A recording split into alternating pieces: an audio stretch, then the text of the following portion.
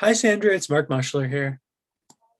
Hi there. Sorry, yeah, I missed your call a little bit earlier. I was just on another call there. I saw that you had a few questions you wanted to talk about. Yep.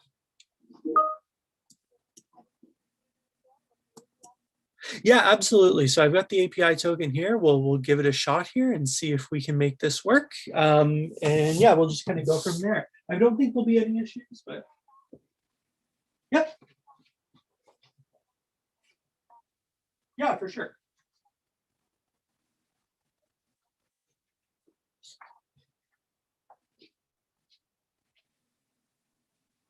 Perfect. Yeah, that sounds good. I've just made it live, so it's just a blank screen right now, but I'll send you over the link. And if you want to send that over to the other interpreters, that would be great. Or sorry, all the other captioners rather, that would be great.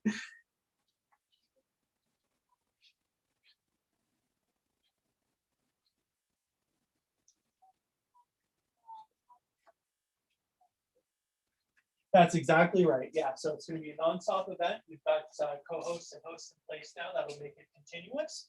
So the API token will not change.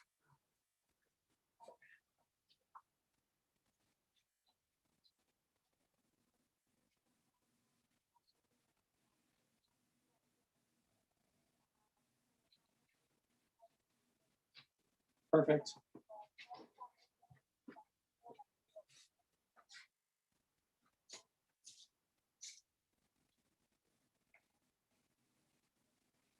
Fingers crossed. We'll hope for the best here.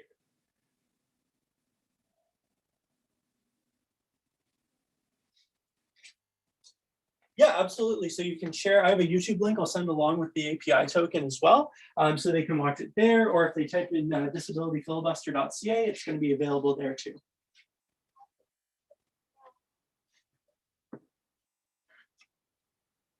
You know what? The YouTube link's probably better. It just makes it a little bit easier for everybody because it's just in more accessible format than the Zoom link.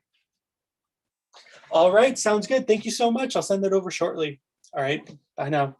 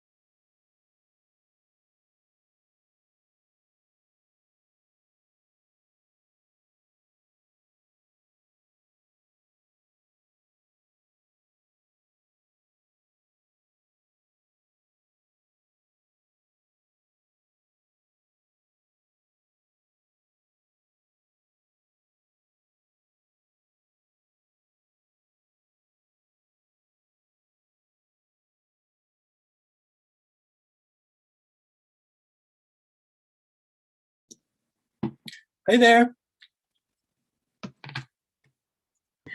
Hello. Sorry. No worries. There. I'm just gonna rename myself. No problem. So I just made you, actually, I'm just going to click this reclaim host button here. So I just tested to make sure that I can make you the host. No problems there. So we should be good to go. So I'm just going to make sure that we get these attendees in. We've got the captioner here. I'll promote these to panelists. Oh, hello.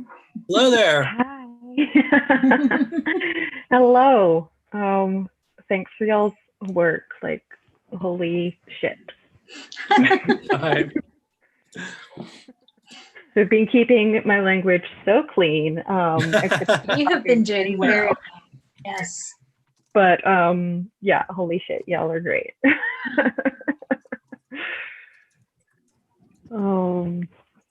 Yeah, I'm here as we set up everything. Like, obviously Tracy will stay on until everything is set up and smooth, but after that she should take a break.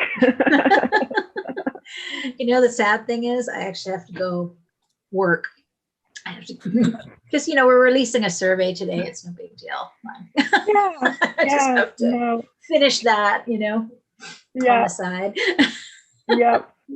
I have like consulting work tomorrow, and I was just reminded of it in my emails, and I was like, oh yes, paid work. Real life goes on. Exactly. Great. Yeah. There's some really good media releases out, though. Not to toot my own horn, but Oh, that's so good, because I keep thinking about it, because that's, when I'm organizing things, that's always on my mind is, right. Yeah. Where is this going? And For sure. I haven't even had time to reach out to any of my media contacts, but I should, because I tweeted at Kathy Brown. That was kind of as much as I got to last night. But yeah. You've been here. You've been on the call. Yeah.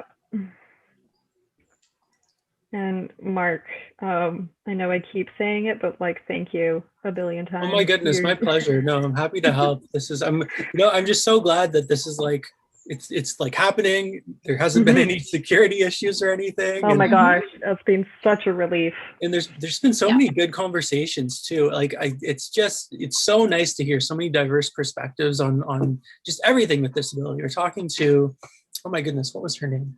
Erin Novakowski, I think she was. Oh yes.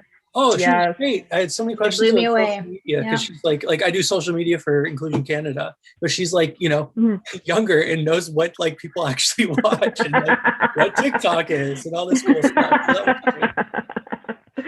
yeah, no, Erin's great. I really love seeing her grow. I've been like, we've been in each other's circles for a few years now on Instagram mostly, but yeah, she's really grown into like an advocacy social media role. It's been amazing. That's awesome. That's great. It's so interesting. It's just great to see people kind of on that journey and kind of see, where they start and where they go. And yeah, it's like her talking about Crip Camp. I still haven't watched it. Like it's been on my list ever and ever. I've heard it's great. Yeah, no, it's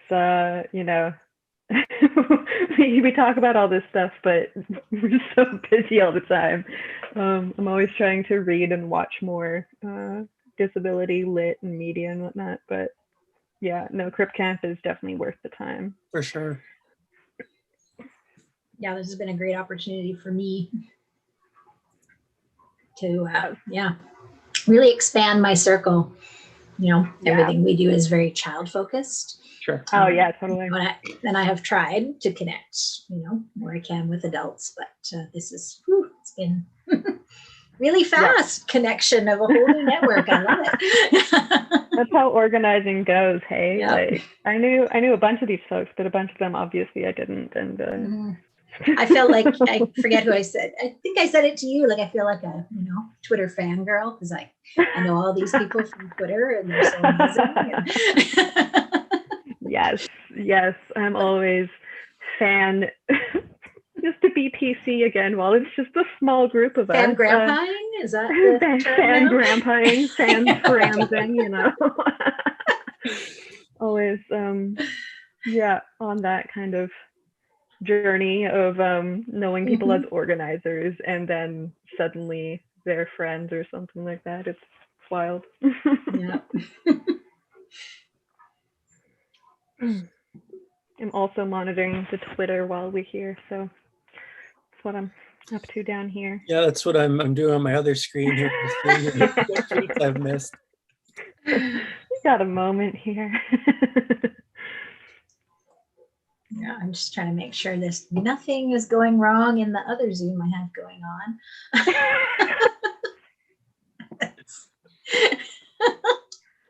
Oh my goodness.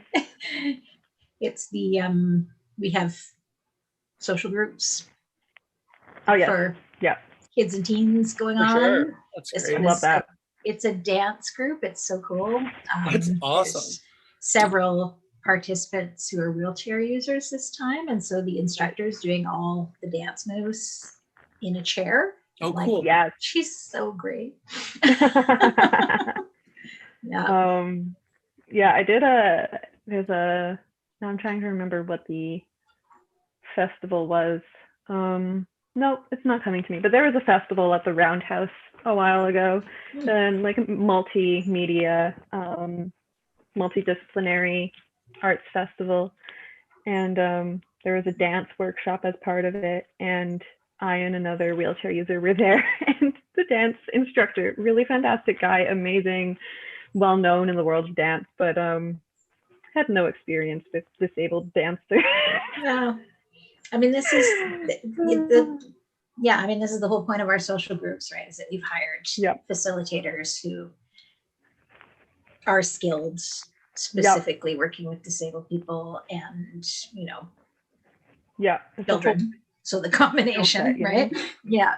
Totally. Yeah, and it's they're hugely popular. It's really great. Yeah. There aren't enough of those programs. Well, a lot of people said to me, "Do you do any for adults?" I'm like, I suppose we could. You can point them if they're interested in the dance to All Bodies now. Yes, exactly. I hadn't heard about All Bodies, and that's a great idea. Yeah. I love it. I was thinking about, I wonder what they're doing during the pandemic. Oh yeah, totally. Yeah, everything is very. Yeah, I moved out to Chilliwack right at the beginning of the pandemic. Yeah. Which was a choice. I'm Jewish and my roommate is Muslim, and so we're just like, we now live in the Bible Belt, which is fine. Yeah. It's just very different. Yes, I deal with the Chilliwack School Board on a regular basis around stuff like that. Oh boy. I have written many letters. I have written so many emails since I moved here. It's been a year, and I'm like, I've never been so, like, I'm always politically active, but never in this way. Like, I'm never emailing people. I'm always like, as I said to Tracy on the phone call, like, I'm used to like street blockades. Like, that's my political activism is doing a street blockade. So this is very, very new skill set. Yeah. Well, there's never ending things to raise with people. But, so this is kind of like, honestly, one issue focus has been. Yeah. Very nice to see. Well, I know it sounds weird, but kind of. Yeah, no, I feel you. Yeah. Yeah, it's wild. It's wild to call, nonstop organizing for a week a nice little break. Just got the presenter who needs the link. We're all webinared now? Yeah, we are good to go. We are a webinar, just making sure.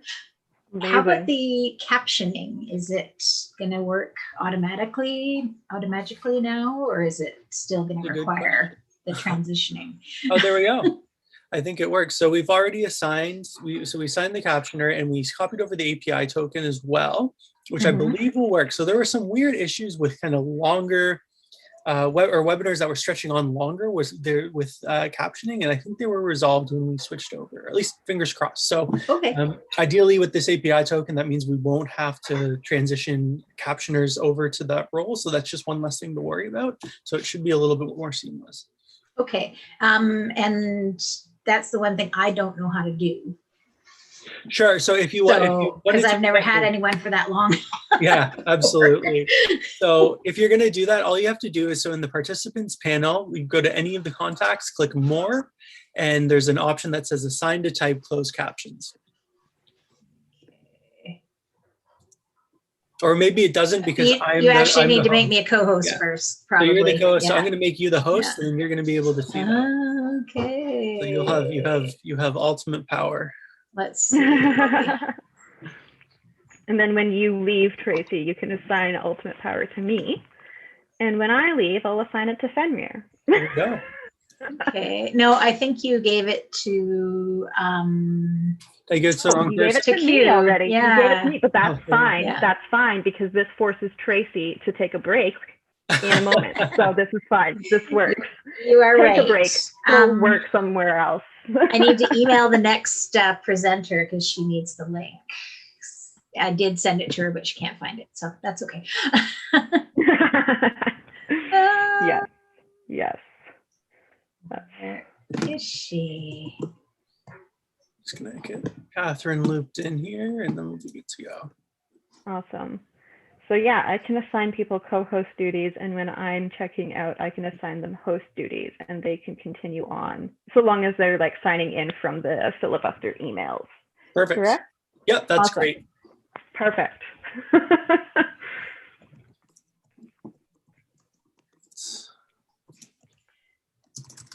Oops.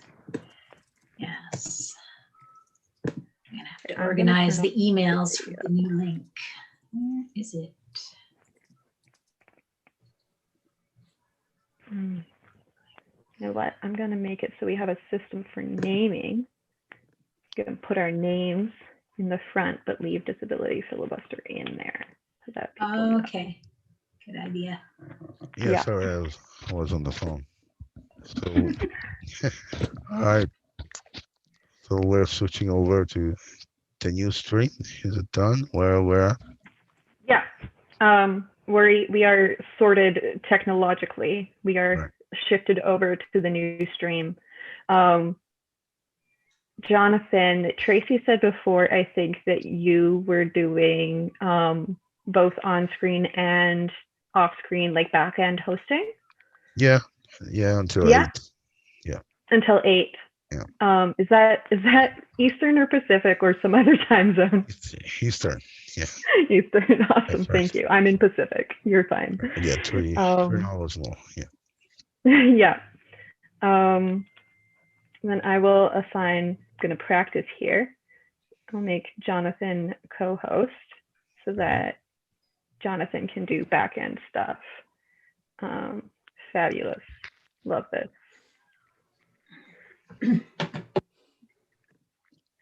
Tracy. Cool. And you are the host, right? Pardon? You are the host. Yeah, I am currently the host. Q. Right. I'm also going to make sure that Mark is co-hosting, because if something goes wrong, you can jump in and help. If you're still there. Go. Yeah. So the stream's working on YouTube, so that's good to go. So we just need to make it live. We are already live, so we are. Oh, it says hello, everyone. I don't think there's anyone in the stream yet, so we've got maybe a couple people. Love this. All right. Turn off my video again. Okay, so I've got a meeting at 5. So if anything comes up, just give me a call. I think we are. The only thing before I let you go is I just want to double check that the link is working. Sure. Yes. From the website. Oh, from the website too. Good idea. So I got Sandra to update that. Oh, attendee has a hand up. Aaron. Ooh, sorry, that's me. And I'm watching an old stream, I guess. So yeah. So that's I'm wondering if the link to the stream is going to be different. Yeah, because the stream is not live. Oh, sorry about that. Yeah, I think it is a different link. So let me just get that link for you here. I'm just going to pop in here. Aaron, are you the next panelist, or is there someone else that we're waiting for? No, it's me. That's you? Okay, I'm going to bring you. But I can't see my. There we go. This looks a little bit more normal. Okay. Oh no, wait, I can't do my. Okay, I see. Someone has to allow me to do video, I think. Oh, interesting. I think you should be able to. No, it says I can't start video. I think it's a panelist versus co-host. I see that. Unless you're co-host.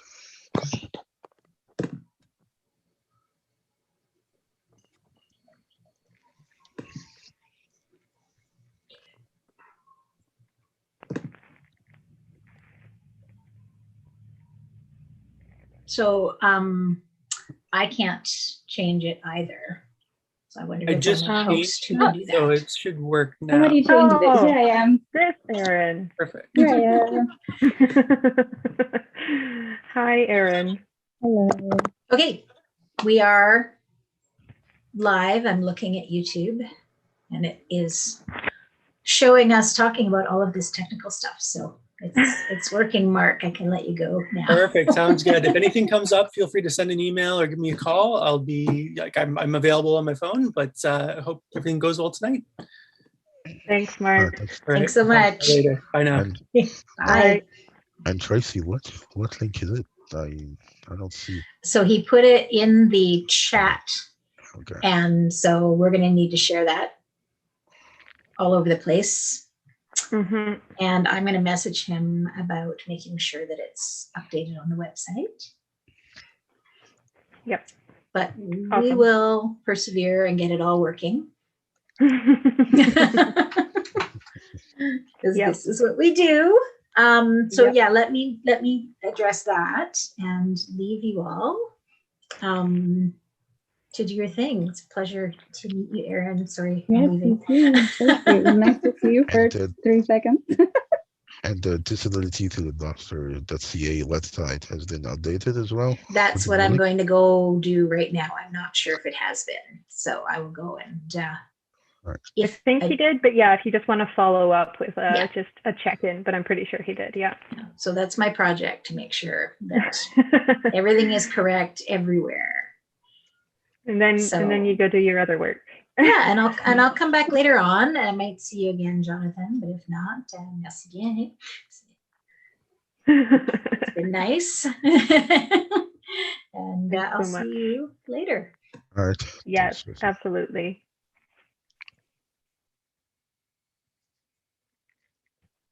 Okay, so passing on to you, Jonathan and Erin. all right. All right. Hi, Erin. How are you? Hi, Jonathan. How are you? Yeah, I'm doing fine. I'm doing fine. So, you wanted to read us to get chapter of a book or something like that? Yeah, I'm going to read my memoir entirely. Really? That's cool. That's great. When I first published it, it came out in September with iCorner Press, and I had this idea for a performance art piece at the time inspired by the marathon and stamina it took for us dealing with lockdowns and the pandemic, and the sense of rationing, but of spirit that I felt so many people were living with. And then when Catherine came up with this just mind-blowingly awesome thing, and they needed time to fill, I'd already had, this idea in mind and thought it's now perfect because it blends so well with the stamina and the resilience and the virtuosity required for all of us who have been involved in resisting this bill and commenting on this bill and following the process, and not just for Bill C7, but like historically the what it takes to fight for rights. And so I am going to spend the next 6 hours reading my memoir. All right, sounds good. And what is it called? Your memoir. It's called If You Really Love Me. I'm going to show you the cover. If you really, it's glossy. If you really love me, throw me off the mountain. Right. Okay. All right, sounds good. And it's available on Amazon or it's available everywhere. My favorite is when it's in libraries. It has been surrendered because it's legally required to the Danish Royal Library, because that's the country it was published in. But you can get it anywhere online. There is a digital version. You can have it ordered into an independent store. Yeah. All right, well, sounds good. So over to you. You can start reading your memoir. I'll be listening. Thanks. Thank you. Prologue. Please let me on the plane. Windhoek, Namibia, January 2019. 20 minutes before boarding, the gate agent informs me that they won't be letting me on the plane. I'm in the tiny local airport terminal in Windhoek, Namibia. The plane is headed to Oranienburg, a diamond mining town in the southern edge of the country. My bags are stowed on the plane. I'm past security. I'm mid-sip of a latte I bought to access Wi-Fi in the cafe, my eye on the plane's gate. Why not? I ask with mild alarm. Is the flight canceled and this is my personal announcement?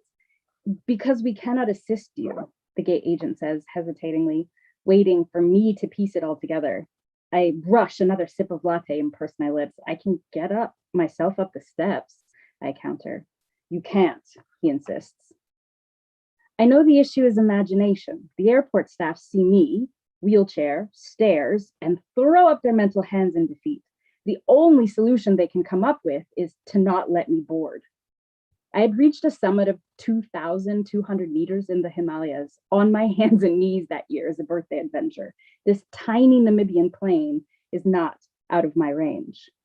The commissioner wants to discuss it with you, the agent says, and indicates that I should follow him back through security. My instinct is to stand my ground, but the agent is caught between us with no power in this situation, me insisting on my autonomy, the commissioner on his authority. As I follow, a familiar fear of a bad outcome squeezes my chest. My phone only works in the cafe. How will I arrange new accommodations in Windhoek or to catch a bus 9 hours through the desert to my destination? My bank card isn't working, so I can't even get enough cash to pay for a taxi out of the airport. How helpful will the commissioner and his staff be? The gate agent holds up his hands to stop me, then disappears into an office where I can hear them discuss me. Could someone talk to me and not about me, please? I call into the office. Hello, my name is Martin. How are you? Says the commissioner. He steps into the hall, towering over me, and invites me into the office. Hello, Martin. I'm Erin. I'm scared, actually. Listen, in situations like this, we don't admit people who can't walk onto the plane, he says gently. Maybe the elderly, people with canes, but if you need assistance, we can't let you board. He explains that not only do they lack the equipment to get me on the plane, but there are also no safety protocols for getting me off the plane in the event of an emergency. He doesn't mention, but I travel frequently, so I know, that the only procedure for getting a person with a disability off the plane is to have more than one flight attendant ask the passenger to wait in the midst of an emergency until all the other passengers have been evacuated and hope someone remembers to rescue them. I have never had the intention of following that procedure. Just a small edge of the commissioner's desk is clear of folders and stacked papers. I reach for it and pull myself upright, all my body weight locked into my shoulders and my elbows. I urge the commissioner to stand, to make his arm a stiff railing, which I grab. I push him forward so I have somewhere to step, showing him how I will pull myself up the steps and to my seat without any assistance. He feels the strength of my grip and the power in my push as I use his more than 6 foot tall frame to move my 4'11" and 95-pound body around his office. He's professional, a calm and thoughtful expression on his face, despite the absurd intimacy of this demonstration. He agrees to let me board the plane, but warns, the pilot will have to decide in the end. Someone will be with you to carry your things, but you must get on without any help. I take a second to register that I've convinced him. The tension that had been crawling through my body is immediately relieved. I was willing to crawl across his office floor to show how I could rescue myself, but I didn't expect to change his mind. My gate agent leads me past the security checkpoint again and out onto the tarmac, into the dry blaze of Namibian sun. I sit on the bottom step of the air steps to pop the wheels off my fixed frame wheelchair, twist around to reach for the guardrails, and pull my body up step by step into the plane. The captain pops his head out of the cockpit to watch. The same muscles that I use as a circus aerialist on the stages of New York get me to my seat. This is not the first pilot, conductor, bus driver, or taxi operator who has refused me, but it's the first time I changed a mind. Part 1, how to be a sex icon. I have a little bit of poetry that I've quoted for each section, and it's from Risk and Accounting, a poem by Brenda Miller and Julie Marie Wade. The risk comes next, little aphid on the pistil, little dust mote in the cosmos, little nucleus caught in the act of dividing. It's the ending that signals results not typical. Side effects may include, warning, little caveat. Chapter 1, Better Things to Do. North Bay, Ontario, Canada, early 80s. Starting when I was a toddler, up until I was 9, 4 times a year, my mom and I took a 6-hour train ride from North Bay to Toronto to visit a collection of medical specialists at a weekend clinic run for kids with disabilities from all over the province. Shout out to HUMAC, which is now Holland Bloorview. We'd stay in a hotel attached to the rehabilitation center. There were elaborate outdoor play villages, entire tiny houses, stocked with clay kitchens and tiny yards. There were swings for wheelchairs. Inside, there were therapy pools, tricycles built for children too big for standard tricycles, and labyrinths made with fabric and imbued with soft light, color, and sound to please and soothe sensitive nervous systems. When I was older, allowed to play out of eyesight, one of the other kids showed me that if you knew the trick, you could make a complete loop around the entire clinic area. Several waiting rooms, hundreds of offices, teaser hallways, not to be fooled by. From then on, my favorite game was exploring the halls with other kids.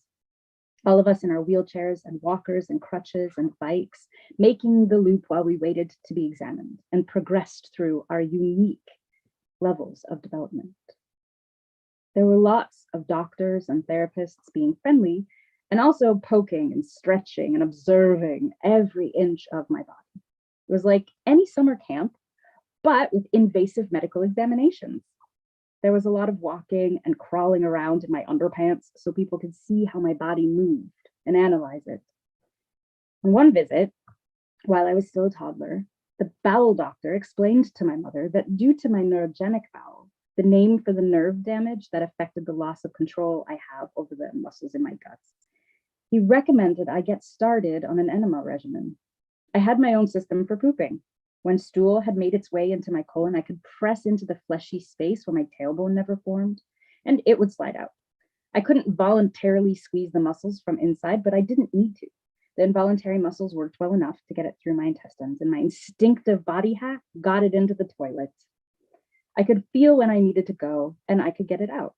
But the doctor's concern was that there was a risk that some stool was being left behind. A risk it could cause an obstruction, an infection, do permanent and serious damage, even cause death. Preventatively, and as a general rule in these cases, enemas were recommended. The doctor supplied my mother with a series of bags and tubes and instructions, which she gathered in her arms and walked, arms full, down the squeaky clinic hallway. She walked until a memory surfaced from a year or so before, when a friend of hers, another mother of a disabled child, had mentioned that once kids start enemas, they never stop them. My mom returned to the doctor's office and asked, when would I stop giving her enemas? Oh, you couldn't, he said. Once she starts, she would be dependent on them. As my mom tells it, the very first and most clear thought that popped into her head was, if I do this, she'll never be able to travel. Not that anyone in our life traveled. It wasn't an option or a dream for anyone we knew. We lived in trailers and government-subsidized housing. My mother's peers had babies as teenagers for the welfare check.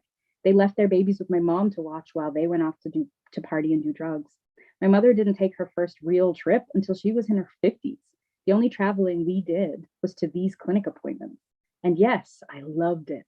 The clickety-clacking train cars and the hotel rooms and unfamiliar streets. But no one was dreaming of a life of travel. Yet, somehow, travel was her first thought. My mom cleared her arms of the tubes and the bags, unloading enema paraphernalia on the doctor's desk, saying, Erin will have to make that decision for herself when she's older. For now, we'll risk a little bit of poop. Did my mother have an uncanny, nearly mythical intuition for who I could be and what I would do? Was she clear and fierce, standing up to imposing authorities on my behalf and otherwise getting out of my way in order to best preserve my potential? Or was she a tired, single mother of a disabled child who was just told she had to add a new responsibility into her routine that I'd be completely dependent on her to perform? I'd ask that question. Which version of my mother should I believe? Over and over again throughout my life. I would swing wildly between feeling like no one supported my freedom more potently than my mother, and like no one had ever let me down more profoundly. There was no stable quotidian there for me in between. For a sense of security, I leaned into my innate independent drive. I pushed her out and shut down in almost direct proportion to how much fear and anxiety something caused me. And then I did that to everyone else. I didn't like vulnerability, but I could never get very far from it. I could pretend to be emotionally invulnerable, but my wheelchair would always give me away. I was human. I had weaknesses. Everyone knew it. Instead of learning how to depend on others, I focused on what I could rely on myself for and discounted anything I needed someone else for. But it didn't answer the question I still felt I needed to know the answer to. Had my mother been protecting my autonomy and self-expression, or did she neglect me? Either way, she had taken a risk, made a bold choice based on her gut and mine, and it had worked out by luck or by fate to my outrageous advantage. This describes most of my life choices, describes me. It can be disorienting and tiring to be exactingly self-determined, but it's also my natural state. It's possible I have to live this way in order to thrive. Because for a girl with a disability to grow up to be herself in this world, there was no way to play it safe. When I was 13, an orthopedic surgeon sliced down the center of my back and across my ribcage. My spine curved in a C shape to the right, hunched forward and twisted to the left at my shoulders. I was rapidly growing in every wrong direction, deformed like a tree trunk by the conflict between the force of gravity and its need to face the sun. My organs were liquefying, my spinal column grinding into a paste. The entirety of my physiology was collapsing. My surgeon's goal was to untwist my spine, to give me more room to breathe, more room for my organs to function. He used a kind of winch to untwist my spine. He carved a new shape out of my body with saws, shaved my bones down with a file, clamped it all in place with bolts and rods and screws. His scalpel is the reason that, if you trace your finger along the scar down my side, I feel the sensation as a strange tickle in my belly button. He succeeded. The surgery took 12 hours and the recovery took months, but I could breathe and I was no longer in pain. I hadn't lost as much range of motion in my hips as they'd anticipated because there wasn't enough solid bone left to fuse to. I could bend forward, I could twist my hips one way and my shoulders in another while sitting down, but the rods meant I couldn't sway. And not swaying meant I couldn't walk. Not really, not with any ease. I started to use my wheelchair full time instead. For the medical team, the surgery was only successful if I walked through my life. They saw my wheelchair as a failure. They encased me in plastic bracing from my chin to my toes, so I couldn't bend forward, which took all my thrust away and made pushing my chair as effortful as walking. They insisted I spend every drop of every kind of energy I had to grant them their triumph. A neighbor in our co-op was listening to my mom complain about my laziness and figured the problem was one of motivation, mostly as a joke. He placed a toonie, which is a $2 coin in Canada, a toonie on the sidewalk a few steps away from me and stepped back a couple paces. I'll keep putting money down if you keep walking to pick it up. I took his money, but I wasn't lazy. I was suffocating. I wore the brace for less than a month before summoning the spirit of my mom returning the enema paraphernalia and tossed it into the back of my closet and refused to wear it again. No matter how much physical therapy I did, walking would never come fluidly or naturally. It would always be a fight to force my body to move this way. Did walking really mean that much to people? Did the measure of the worth of everything they did rest on it happening while on 2 feet? So that if you wheeled there, it didn't count? Or were they making a mistake? When things come to you easily, it's rare that you ask yourself where the value in something truly lies. I was sure, despite their concerns, that walking was not what brought me life meaning or created happiness. It was completely ridiculous to me. It took all my emotional, psychic, mental, and physical energy to make a basic trip to the end of my block. I had nothing left once I got there, so what was the point of being there? I stashed the full torso brace in the back of my closet, peeled off the plastic smothering my legs, and I dropped the whole game. Me against medical authority, me against society's preferences. The expectation that I would adjust to being corseted got shoved in the closet with the back brace. Shortly after, I would stop wearing any leg braces. I would let my whole body, my skin, my mind, my being, I would let myself breathe. I would not spend myself trying to be less disabled, to accomplish someone else's goals, to fit into their literal mold. I had better things to do. Chapter 2. A wheelchair can't be a woman. North Bay and London, Ontario, in Canada, most of the 90s. A wheelchair can't be a woman. A person in a wheelchair is often defined by the chair and therefore isn't a woman either. She's an eternal girl child. Her body can't grow into society's vision of an ideal woman. Forget ideal. She can't even meet the bare minimum societally imposed standards for womanhood. I experience myself primarily through my senses. I'm aroused all the time, frequently by the weather, a breeze on the just right part of my neck, the slow creep of sun up my thigh as it rises through my bedroom window in the morning, fabrics against my skin, color palettes in my home, scent of wet nature. Thoughts and ideas as they move through my body to get to the page. Music, as physical as touch, gives me goosebumps and leaves me limp.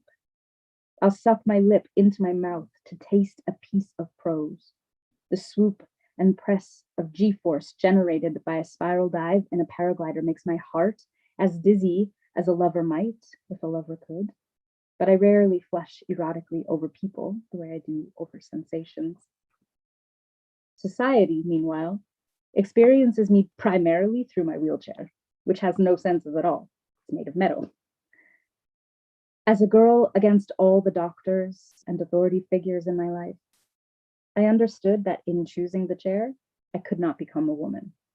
I was devastated for the lover this meant I could never have, but the impossibility of being a woman left me free to ask myself what I wanted to be instead. As a preteen, I decided I would grow up to be a European. Europeans had traditions and culture and made delicious food and passed recipes around and knew how to drink wine and talk about ideas and wear clothes, and things had significance. Europeans were sophisticated. I was trying to find a framework for my sensuality before I knew what sensuality was. And it seemed to me that Europeans knew about sensuality in a way my family and community in Canada did not. My mother started running away from home when she was 14. She doesn't remember the first time, but she remembers her mother was more upset that she hadn't left a note than that she had run away. The second time, she left a note. She wanted to smoke, she wanted to cut classes, she thought getting punished at school was enough, and that her mother was being unreasonable. My mom told me once that she thought our lives were so different because I was born with an intuition I didn't get from her. I could tell things about people and situations that added a bit of luck to my life. But what if I did get it from her? What if the difference between us wasn't that I was intuitive and she was not, but that I had been required to take risks, to make decisions based on what I sensed? It was a muscle I had trained while hers had atrophied. It was normal to want some kind of support, a confirmation of your instincts before taking potentially disruptive action.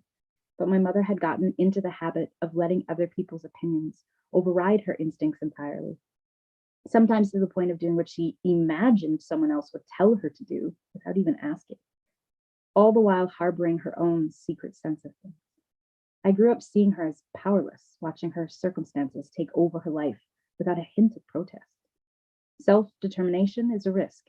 And what if you're wrong? What if you get hurt? What if you hurt someone else?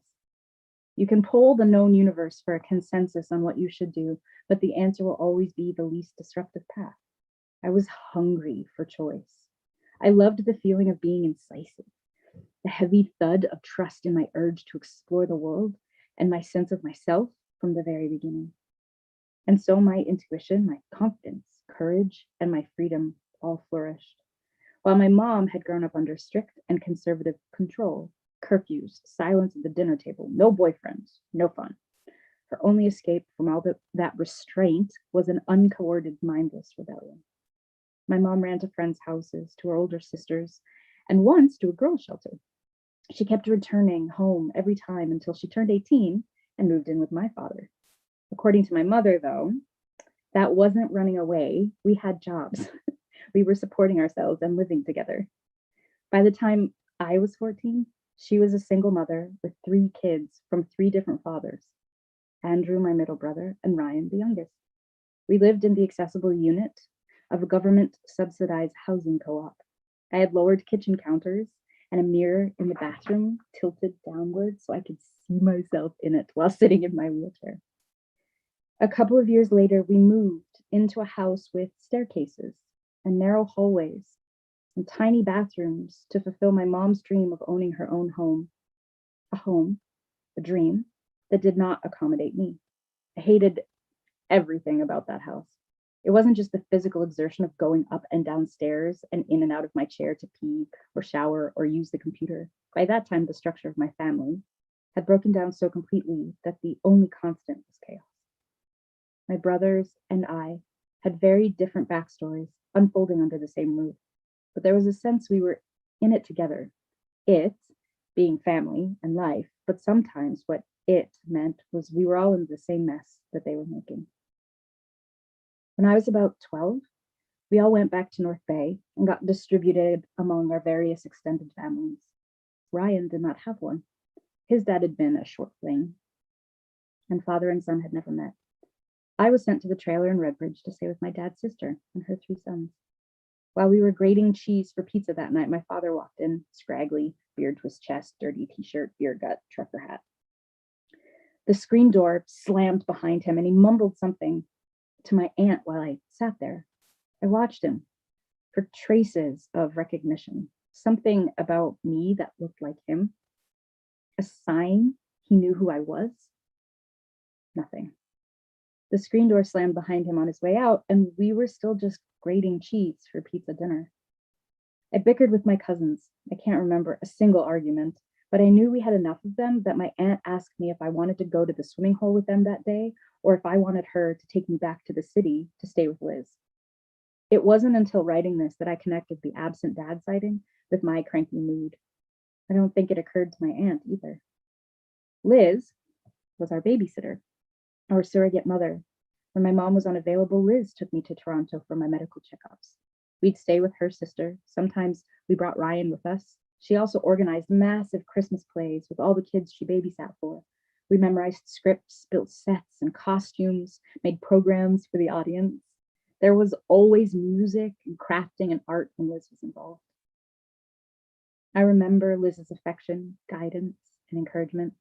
My memory of my mother from the same time is her silhouette in the door, coming home from work as the orange sun set behind her, the thick fabric of her matching skirt suits, the tight curl of her permed hair. There was the excitement of seeing her, backlit by the setting sun, and then the memory fades. Returns to Liz. Liz making sausage surprise for dinner. Liz singing bedtime hymns whenever I'd ask. She sang gratingly off-key, but the sound was so perfect to me. During the visit to North Bay, I thought my aunt was saying I was upsetting everyone. I thought she didn't want me. Now, I think it was an honest question about where I'd be happier, but I was so ashamed that I asked to be dropped off at Liz's, where I could hide how awful I was. I was watching TV in Liz's living room while she was at work when Andrew crashed up the stairs, his little body shaking with shock. He'd been unruly, as he usually was, and his dad's girlfriend couldn't handle it. They'd packed him in the car and dropped him off outside Liz's house, driving away before he had made it through the door. No one had asked where he wanted to be. He stood inside the door, crying loudly. His pain was so unguarded. He was so unprotected from it. He was held in place by the gravitational force of his abandonment. How could he bear it? This was why he destroyed everything. I wanted to destroy everything with him. I vibrated with his torment like a plucked harp string. It was just me and Andrew in Liz's overstuffed apartment, in a harmony of so much pain we could hardly breathe. Did I explain why he was there when Liz got home? Or did he have to find his own words for being unwanted by his father? I don't remember moving from our positions. We shivered by Liz's front door together, but not touching. Liz knew how to handle Andrew, but being handled and comforted are not the same thing. His memories of her aren't fond like mine. He still remembers that one time she made him take a time out by kneeling on a broom handle facing a door for so long he could barely stand up after. Did she comfort me? I wouldn't have admitted I was hurt by my experience. I would not have known. Shame always hits me first, then barricades of silence. And I can't ask her. Liz is dead. There is a lot of death coming in this memoir, most of it suddenly. Andrew always ruined everything. He snuck out one morning to unwrap all the presents before Christmas morning. He knocked over the set of our pageant play during one of our live performances. I vividly remember Liz dragging him by the ear from the swamp at one end of the housing cooperative to our home at the other end. He was completely naked and caked in mud, his clothes lost to the bog. In retaliation for being grounded, he spent that afternoon tossing things from his bedroom window into the neighbor's yard. All these events seem funny to me now. I don't mean the memories, those are loaded with distress. I mean, if one of my friends were to text they had just dragged their naked and muddy child out of a bog across the neighborhood for everyone to see, I'd think we'd both be killing ourselves laughing. But I suspect this is partly a trick of memory. I can recall the most absurd moments, and they end up carrying a daily accumulation of dread and tension I can no longer fathom. Nothing was sacred to Andrew, except for maybe Nintendo and Star Trek. I learned to hide what was precious to me. Not just physical things he could destroy, but also games and reveries his behavior could interrupt or erase. I also hid what hurt me. When Andrew's suffering showed pure and blazing, it was like he was the conduit for all the pain in our family unit. Whatever we could not express or let ourselves feel found its way to ground through him, tearing him apart in the process. We moved to London, Ontario when I was 9. We left Liz, my mom left her job. She expected there to be more support, more services. London was a bigger city, and her family, her mother, was there. I didn't have to travel to Toronto for doctor's appointments because London had a medical center for disabled children. But without Liz, without the respite services provided by local charities in North Bay, there was nothing to support her as Andrew became more violent. Her mother, my grandmother, was generous with useless advice and judgments. My mother received welfare for a while, and my image of her shifts from her coming home from work to her going on strike. In the middle of violence and destruction, she would retreat to her room, close the door, turn off the lights, and leave us to it. I was naturally self-regulating. I would have made a great only child to her hands-off parenting, but Andrew needed structure, and Mom's rules were arbitrary, desperate, easily broken. She didn't have the energy to enforce them. If she was in a good mood, certain things were acceptable. If she was in a bad mood, certain things would be punished. None of us had any clear idea of what was good or bad. I tested the range of what made a good person quietly and socially. Andrew tested it out behaviorally and raucously. I had the energy, the focus, the stability to keep things under control, but I also had no authority and no way to mete out consequences. I attempted reason, I attempted intimidation, and then I eventually did the same thing you do in a bomb shelter. Hunker down, listen to your world end, and prepare yourself to assess and accept the inevitable damage. Ryan, the baby, bore the brunt of Andrew's unsupervised outbursts.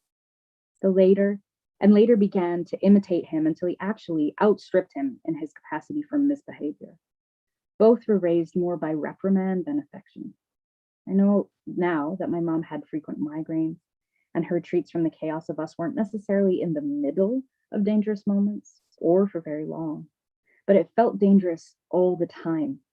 We verged on danger constantly. Danger occurred unpredictably. My mom memorably retreated. My memory linked the two, danger, absence.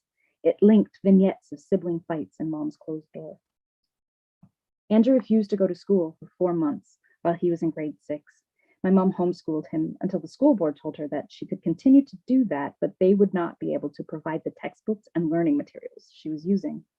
She'd have to officially become his teacher and develop his curriculum. She forced him back to school. The first day back, he took a reading placement test that showed his comprehension at the same level as a professional journalist. Maybe his unspent intellectual energy was the cause of his unrest. He was bumped up to grade 7, but within days, his behavior was so out of control that the special education teacher assigned to him packed him and my mom in the car and drove them to Children's Aid. There, they placed him in a children's psychiatric facility to assess where to place him long term. He never returned home. Ryan spent a year running away every day on his way home from school. He would usually wander home late into the evening, but he was only 9. And legally, the police had to be called every time. We filed 237 missing person reports on him, my mom said. Once, when he was about 12, he didn't come home for an entire weekend. He eventually told the police that they could keep bringing him home and he would keep running away until he got what he wanted. What did he want? To also be placed in Children's Aid. He bounced from family to family and group home to group home. He also did not return home. Everything, even all the normal things that should have been mundane and boring, everything, every day for nearly 15 years, was high alert levels of serious and dangerous. It was even scarier to feel how disconnected from it all I could be. I never cried or felt upset the way you should when someone you love is missing. I was numb. I would imagine the police telling us they had found Ryan's body to see if I could summon feelings. The trouble with that was if it worked, I felt fake. If it didn't work, I felt dead. My feelings had been wrung out and manipulated so consistently for so long. They only worked in fantasy. I could feel things that I imagined. I couldn't connect at all to real life. I was 14 and then 16 when my brothers' lives diverged from mine. They lived in foster care, group homes, a rehabilitation facility, the streets. I lived at home with friends in foreign countries. Those moments when my brothers did not come home and I was relieved each time may have been where I got my ideas of what made a loyal person, and that I wasn't one of them. I would skim the tops of relationships so I could never fail anyone the way we had failed my brothers. They were the moments when my fetish for devotion was formed. I had no family, no bond that hadn't succumbed in some way to dissolution. I didn't have examples of what loyalty and devotion were or how one practiced them, so I crafted from the shadows. I would teach myself the contours of devotion from what I knew for sure it wasn't, from its silhouette. Do you think I would have participated in the family tradition of running away if I physically could have? I asked my mom, trying to imagine me arriving at a shelter for girls or living on the streets as my brother had. I was well aware of how little of the world was accessible to me. I was attending a high school that was accessible only through the use of a janitorial freight elevator. I had already learned that the world was not eager to help me figure it out if I showed up in places I was not expected. And I was not expected anywhere. I was not safe at home, and there was nowhere for me to go. My mom pondered the question. I don't think so. You had your books. Traveling was your ticket out, your final freedom. Before final freedom, when I was 16, I spent every weekend at my friend's house for an entire year, pretending in my mind that I was actually a part of their family. We would watch episodes of South Park with her sister and sneak downstairs to the computer in her dining room and shove pillows around the CPU so the noise of the internet connection wouldn't wake up her parents, and chat on ICQ. Maria's mother would make home-cooked Polish food every dinner. Her father was studying poetry and writing a thesis on The Flowers of Evil by Baudelaire. They had bookshelves full of philosophy and poetry. Maria had a framed print of Picasso's Man of La Mancha above her bed. They had a wild sparrow as a pet. Our friendship ended abruptly when her mother got pregnant. I remember the phone call when she told me how devastated she was that the family, which had such a perfect dynamic with the four of them, would now be ruined by a baby. I didn't entirely understand the problem and shrugged off her tears. I think my coldness pushed her away, but we never talked about it. I moved across town shortly after and we lost touch. Looking back, I think I get why she was upset. Her home was my sanctuary, but it wasn't my reality. She felt her safe and known foundation being threatened, maybe for the first time. The fact that mine was under constant threat didn't make it easier for me to empathize with her grief. It made it harder. Grief was my resting state. I couldn't even identify it, let alone be comforting and sympathetic while my friend expressed it. I think even back then, you didn't want to make things harder on me, my mom said, answering my question about me being a runaway. I did run away, but only an afternoon at a time, to the kitchens and libraries of neighbors and friends. I learned to prepare quiche, tomato soup from scratch, the right texture of risotto. I had family dinners with other people's families who discussed books and world events with each other. When I was 15, a camp counselor had our cabin of disabled girls row our canoes out into the middle of the lake, where she read a story from Women Who Run with the Wolves. I lay down in the bottom of my canoe and I watched the swaying twilight, and I felt myself change. I asked to borrow her book and read it by flashlight inside my sleeping bag all night. I understood nothing of the allegories of the wild soul of a woman, of my own soul, but I desired more knowledge. I asked quirky intellectual adults for lists of more books like that. I had conversations with them that were way out of my league. They admired my mind and I preened. I taught myself to appreciate wine and poetry. I acquired a taste for espresso.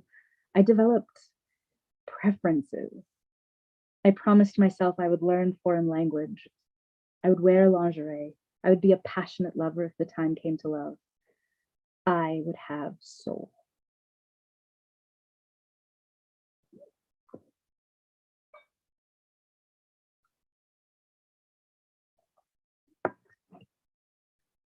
Chapter 3, True Adventures, London, Ontario, Canada, the early 90s. When I was 14, my favorite book was The True Adventures of Charlotte Doyle, a 13-year-old girl, the only passenger and female on board the Seahawk, ends up in the middle of a mutiny. In the end, her father reads the journal in which Charlotte recorded the events of her voyage and accuses her of lying and throws her journal into the fire. She defiantly writes the entire story down again in the margins of the books he forces her to read as punishment. Then, in the wane of night, she slips off the finery of her father's riches, puts her sailor's clothes back on, and rejoins her ship. I wanted that story for my own life. The villainy, the loyalty, the intensity, the bravery, the self-sufficiency, the adventure. Charlotte faced the ways her being was shaped and determined by her upbringing, paternal influences, all those expectations during the 1800s of what an affluent young lady should be. She upheld them sincerely and innocently, then disavowed them when they proved unjust. She determined herself. One of the characters says at one point, "A sailor chooses the wind that takes the ship from safe port, but winds have a mind of their own," which is a thing about self-determination and freedom that is often overlooked. It's only the choice to start that is up to you. The rest unfurls. I would get to live my life by the wind, going where I could and where I wanted, by fight and by fate. There would be less mutiny and murder, but I would have my Charlotte Doyle dream. But before I knew that was possible, because I could not yet bear to admit it was something I desired, I lied about everything. I told people that I had grown up hopping between European countries, living with different sets of grandparents and extended family until I was 9, and came to Canada to live with my mother. I pored over atlases and memorized cities in countries I was drawn to. I borrowed details from things I read or from other people's stories of their lives and experiences in Europe. I don't remember what reason I invented for why my mom had left me or why she was in Canada. I felt estranged from my family, even though they were around me all the time. I felt alone, like an outsider everywhere. The story of a childhood roaming Europe made the inexplicable seem sensible. Of course, I didn't feel strong family bonds. I hadn't grown up with them. And of course, I was an outsider. I wasn't really from here. And it was okay that I felt alone. I was made for adventures. If I hadn't come from this place, I could leave it. I felt so aligned with my stories. The relief from my everyday life they brought me drowned out my anxiety caused by living inside a lie. And I was sure I was pulling it off, that my weaving of my desires, other people's anecdotes, and encyclopedia facts was masterful, subtle, just the right touch. You used to lie so much in high school, I forget I can ask you questions now, a friend said to me when we reconnected years after graduation. We were sitting at a picnic bench in a park in our hometown, the breeze lifting the leaves back and forth to let the light flutter across the wood slats. What do you mean? I asked. If I asked too many questions, it would get awkward. So I just stopped questioning you about things, she said. Her lack of reproach struck me as generous. Why did you bother being my friend? I asked. I liked you, she said. Knowing she didn't have to be careful to avoid catching me in a lie meant she got to be more honest in return. We both could relax. I had stopped fabricating entire lifetimes because the urge to do it had been purged in the process of understanding why I was doing it in the first place. I didn't need to lie if what I was lying about could be true. The lie version of a wild and full life was safer than the desire for the true version. I could experience it all happening right now as I spun the story, and I didn't have to risk disappointment or failure. Society was very clear that a disabled life was worse than death, because devastating disappointment was inevitable. I was lying because I was afraid to want what I really wanted, life itself. When I was 19, the opportunity to go to Kenya as a volunteer came up. The suffocation of my home life was so acute that to me it was an obvious choice. Other people were nervous and skeptical and shocked, but I felt calm and certain. Being alone on the other side of the world was better than where I was. Being alone on the other side of the world taught me that I could make impossible things happen. I could satisfy my deepest desires. Once I knew that, the urge to lie died. I had a new urge, live more of that life. When I dreamed of something, when I felt it in me, my imagination had a job to do. Create the most fantastic visions of life and keep them vivid while I found ways to make them real. It would take me much longer to realize that I had been unconsciously coping as a child and teenager, using the same skills and impulses I now use as a writer. Before I even knew what it was or how to harness it, my art had been with me, protecting and guiding me, showing me how to dream myself into existence. The first time I felt the intimacy I could share through writing, I was in grade 12. I had made a swift connection with a girl named Misha, who carried around a massive dictionary to look up words in books she was reading. She wrote plays with wry dialogue and subtle metaphors, and had shaved her red hair to a tight buzz, which made everyone think she was a lesbian. I had confusing feelings for a friend who was making himself a doctor. Confusing because I felt no sexual urge for him like I thought I should, considering I was otherwise madly infatuated. If I didn't want to have sex with him, didn't that mean I didn't want to date him? So what did it mean that I had extravagant romantic fantasies? What did I want? I wanted to go to Ottawa. He had gone to Ottawa that summer, and it ignited my lust for travel and yearning for adventure. As it turned out, Misha also wanted to go to Ottawa. We looked up train schedules on the library computer, and most astonishingly, considering our age and lack of travel experience, followed through on our spontaneous plan. We booked a shared room at Verbina's B&B, and barely knowing each other, off we went. Each day we wandered around the capital city of Canada in the humid and sparkling heat. We'd walk home holding hands so Misha could jog, pulling me along, and I'd roll effortlessly next to her and enjoy the speed. Lying in our single beds, separated by a nightstand, we wrote about the things we'd seen. The Byward Market, the National Gallery, parks and malls and parliament buildings and monuments, strange buskers with dulcimers, and new moods I'd never been in before. Then, just before going to sleep, we read aloud to each other what we had just written.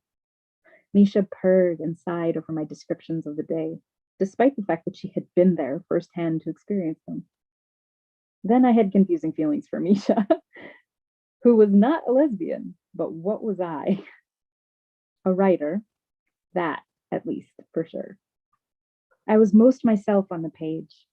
When I was being read, whatever I was doing, seeing, feeling, and how it was shaping me was being witnessed by people I cared about, by people I didn't even know. I existed. I was creating myself and being created as people watched, because they watched. I had been watched my whole life. Leaving my house meant being observed, approached, interrupted, discussed. But that was all through the lens the public had for disabled people. They thought they knew me because they saw my wheelchair.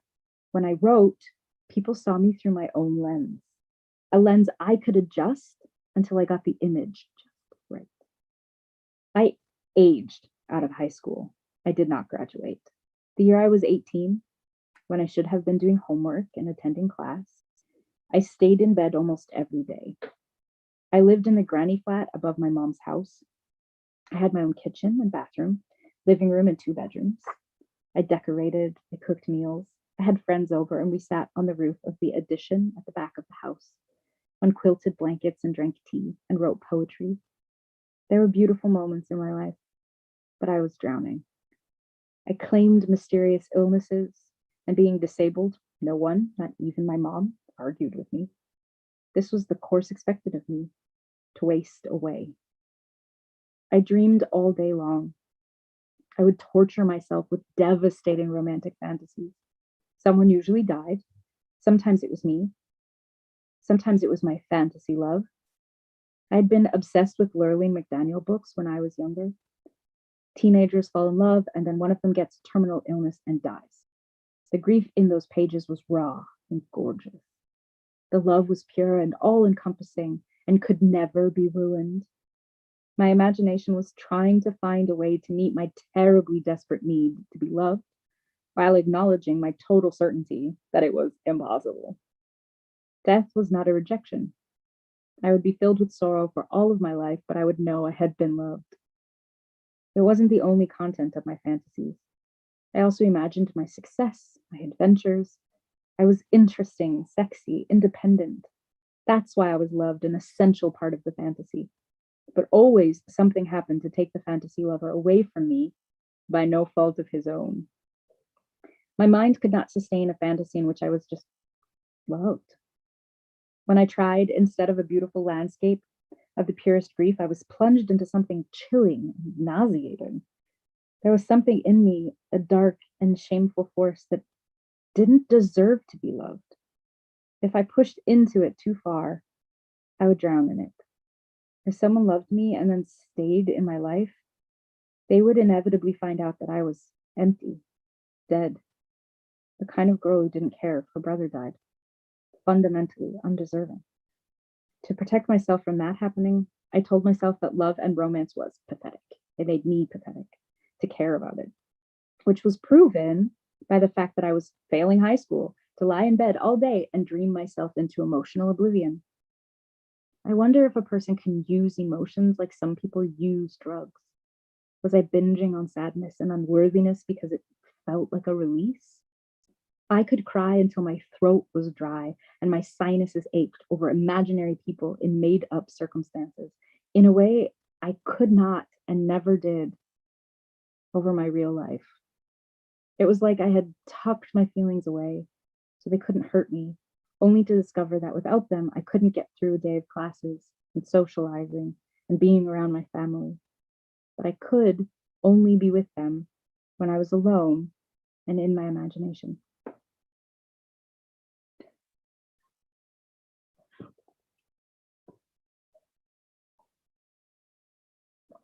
Chapter 4, Father Figure. London, Ontario, Canada, from 1997 to 2008. When I was in grade 4, our class had a pottery lesson.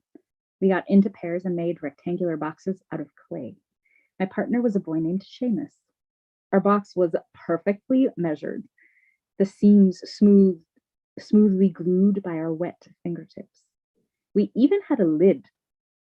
I remember his name because when our box was ready to be sent to the kiln, we sat on the bench outside the classroom under the coat rack nestled in the down-filled jackets and decided what to write on the bottom. Do you want to write Seamus and Aaron? He asked, but with a plus sign. Oh, you mean with a heart? I asked, and he did. He meant with a heart. We could put a heart next to it or put our names inside the heart if you want, he said. I wish I could remember how he looked when he said it. We signed our clay box, Seamus plus Aaron, inside a heart. Seamus wasn't the last boy who would be sweet on me, sweet with me, but he is one of the last ones I would be sweet to in return. Before puberty, a disabled child is a pure, sexless angel of soul perfection. After puberty, society still wants us to be pure, sexless angels of soul perfection, but we are not sexless. Hormones come for us too. Desire changes us too. Desire to be wanted, to be touched, to be loved. While our peers date and crush and freak out and figure their sexual needs and feelings out, disabled people are told perpetually that part of growing up is not for us. Sex with us is a taboo. Romance with us is embarrassing. No one will love us that way. Some people are trying to prepare us. Some are genuinely trying to sympathize. Some are still thinking of us as pure, sexless angel babies who couldn't possibly care about dumb romance one way or the other. None of them realize they are creating the reality for us as they speak. Teenagers, ravaged by hormones, are not the most equipped to deal with the social and emotional complexities involved in dating in general, let alone dating as disabled. It was not like I could calmly talk a cute boy through it. I was also losing my mind with sex fever and hormonally induced identity crisis. But I did know this. If he hadn't figured out that he wasn't supposed to like me that way, someone would point it out to him, and soon. There were still boys who were sweet on me, sweet to me, but I'd gone cold, a bit mean. The next boy who was sweet with me lived in the co-op housing complex next to mine. We were in grade 6 and hung out all the time. He knew what catheters were because his dad was a medical supplier. I tried to hide mine once, and he told me he didn't think it was weird that I used them. One summer, he went on vacation and brought me back a comb. The comb was teal plastic with thick teeth, and it had Aaron printed on it in pink letters. He knocked on my door, his dark eyes and very sweet face, happy to see me, and delivered me a gift. It stung, like 1,000 wasps swarming my sternum. Why did a romantic gesture, a visibly open heart, his total acceptance make me feel pain? The next thing I remember, we were in the playground of his complex. I'd climbed up to the top of the slide or the monkey bars, and he was on the ground, asking if I wanted to play. I mocked him for asking. I was punishing him for wanting to play with me. I taunted him for exposing his feelings so blatantly. I was mad that he clearly felt the wrong way. It was wrong to like me, and he should know. I kept the comb for a long time. We weren't in grade 7 and 8 together. We were in grade 7 and 8 together, but we weren't friends anymore. I was more comfortable being friends with people who were a little mean, people more like me. My mom married when I was 16. Tony used to drive me around London to show me how to spot a crack house. I don't remember anything he said, just the time spent driving around with him while he told me to watch out. These were not things he would tell my mother, who protected her from the harsh world he knew, but he shared it with me. He wanted to pass on his knowledge to me, and the knowledge he had, he learned on the streets dealing and doing drugs and still being alive. Ryan ran away in the middle of a rainstorm one night that year. He was 12, so we had to call the police after a few hours. Ryan walked from one end of the city to the other, calling home from a payphone, while our living room was full of police officers. While a cop kept Ryan on the phone, trying to coax a location out of him, Ryan teased him by refusing to come home or disclose where he was. By now, I felt onto this game. The point of it was to upset us, to cause a disruption, and then to taunt us for being disrupted by it. I was free to concede the fight. I could choose not to care whether he came back or not and refuse to be manipulated. My mom was not so free, nor were the police. And instead of supporting my mom and through this gauntlet of psychological and emotional fatigue, Tony came home drunk and passed out downstairs while my mom gave another police statement trying to explain Ryan's behavior and the hopelessness of the situation. The next day, I sat the family down and told him, Tony, you are now part of this family. You have an obligation to be the best person you can be. That's what you told me you were going to do when you married my mom. And that's not what you did last night. She needed you here, and you were not here for her. He hadn't been there for me either. I don't remember this at all. My mom has to tell me, quoting my words back to me, you let him have it, and it was brilliant. It makes me uncomfortable to hear it as an adult, not proud, but I can't place exactly why I don't mentally fist bump the balls on my teenage self. Tony was apparently quiet while I talked, but later he accused my mom of not standing up for him, that it had been unfair that I was picking on him. I told him you had every right to say what you did, my mom tells me now. I wish I had said it. And it worked. Tony didn't have another drink for several years after that. When I was organizing my trip to Kenya, Tony gave me money to cover the expenses fundraising didn't cover. He showed his affection with gifts and money and opportunities to make money and connections. He once picked up extra scrap metal at whatever demolition site he was working to save up a chunk of money.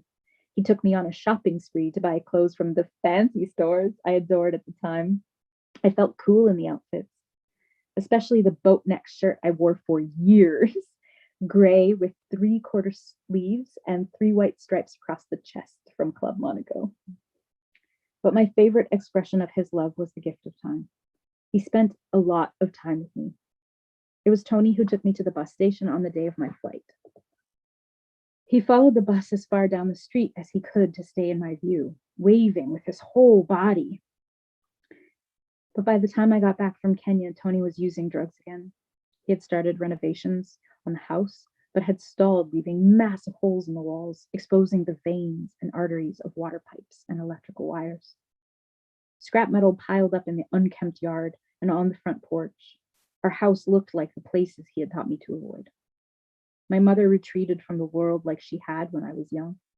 I recognized her signs of depression instinctively, though not consciously. After Kenya, I moved to Ottawa with a friend. When I would leave again after short visits, my mom stood at the door and waved goodbye through the window. I'd look back and have the distinct impression she was waving at me from inside a prison made by Tony's moods. I wanted, desperately, to save her. She never said he hurt her, but there are other kinds of violence than physical, and I could see the evidence of it in the house and her sense of helplessness. I could feel it in the air. I went to Kenya a second time, and I was back in London on a brief visit, soft footing in my family dynamic, while Tony did what he wanted on his schedule, demanding that we all accommodate him and sleeping off his benders on the living room couch. Ryan came over one afternoon. I didn't see what happened, but I did hear Tony shouting, language warning, "Faggot," and watched as he pulled my brother out of the bathroom by his ear and tossed him out the door. I grabbed the corded phone in the front hall and went to the door to watch. Chaos doesn't startle you after a while. Disaster is not something to escape, but rather something you anticipate, prepare to cope with. You let it shape you in order to survive it. And the disaster Tony was wreaking was shaping my mom.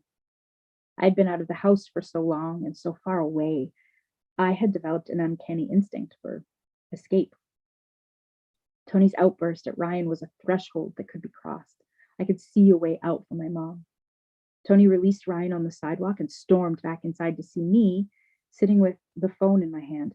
"The fuck were you going to do?" he yelled. "Call the police," I said. He pulled the phone out of the wall, tossed it in my lap, and kicked the frame of my chair to push me back. Then fucking call them, he spat. I went into my room and sat against the door and called my mom at work from my Nokia flip phone. Tony is drunk. He just kicked Ryan out. He just kicked my chair, and now he's stomping around and shouting and banging on the door. If I call the police, they will take him away. Is that what you want, Mom? Do you want him out? She breathed out. Call them. I knew what I was doing. I had learned that when things got out of hand, you called the police to restore order. To protect my brother and my mom, I would have to betray Tony, the only father I knew, who loved me and loved my mom and had protected and cared for us in this way. But that love had been ravaged by addiction, his bigotry against my brother, and their impenetrable dislike for each other. And now he was hurting us in the way only someone you love and who has loved you can hurt you. I called the police. My stepdad is drunk and upset, and he just threw my brother out, and I'm stuck in my room with him smashing around outside my door. Can you get out of the house and go to a neighbor's house? He's in the way between me and the front door. Can you go out a window? I'm in a wheelchair. I wouldn't get very far without it. Sirens blared. The cops pounded on the front door. Tony's rage exploded at me. How the fuck could I have called the pigs on him? I was worthless. I was the lowest of low. The cops shouted back, unlock the door or we'll break it down. I sat behind the door of my bedroom, staring at the yellow and orange floral 1960s wallpaper that I had hated. Every day, we lived in this stupid house with its stairs up to the front door and the non-existent ramp that had been promised but was never actually built for me. I sat, waiting for things to escalate, waiting for this disaster to shape me, waiting to have survived this. Tony shouted at me, come and open the door for your friends. He was conceited. I hadn't expected that. He contained himself in the living room. I opened my bedroom door, crossed the dining room to the entryway, past where he paced, and unlocked the front door. I don't remember how Tony got outside. I don't remember the confrontation between him and the cops. I have this one searing image. Tony is kneeling on the sidewalk outside the house in full view of the neighborhood. He has his hands cuffed. Behind his back, his head is bowed, humiliated. The adrenaline gave me clarity. I knew I was doing the right thing, and I retained the ability to act. It got me through the heat of the moment, but it wouldn't last. I have two very clear memories of my stepfather. The first is him waving me off on my first big adventure, the stretch of his body from his foot on the ground to his fingers spread out above him to make sure I could see him, to assure me that he loved me and would miss me every day. And the second is this, him on his knees, folded in on himself, crumpled, betrayed by me. I never think of one moment without thinking of the other. They charged him with unlawful confinement, resisting arrest. They kept him in jail for long enough that my mom could sell the house that was her dream come true, now derelict. She had to start over, but not from scratch. My cautious, rule-abiding, fiscally anal mother was starting from a deficit of massive debt Tony had amassed. She didn't waste a second. She rented a house, she paid off the debt, she set firm boundaries. Tony could not live with her while he was still drinking. They had date nights instead. His affection and tenderness resurfaced, but not his sobriety. He brought us gifts whenever he could scrounge and collect, and he respected the new conditions. He knew he'd hurt us and that he couldn't promise he wouldn't again. In his gifts to me, I even imagined a kind of forgiveness, that you did what you had to do kind. He knew I'd done it for my mom.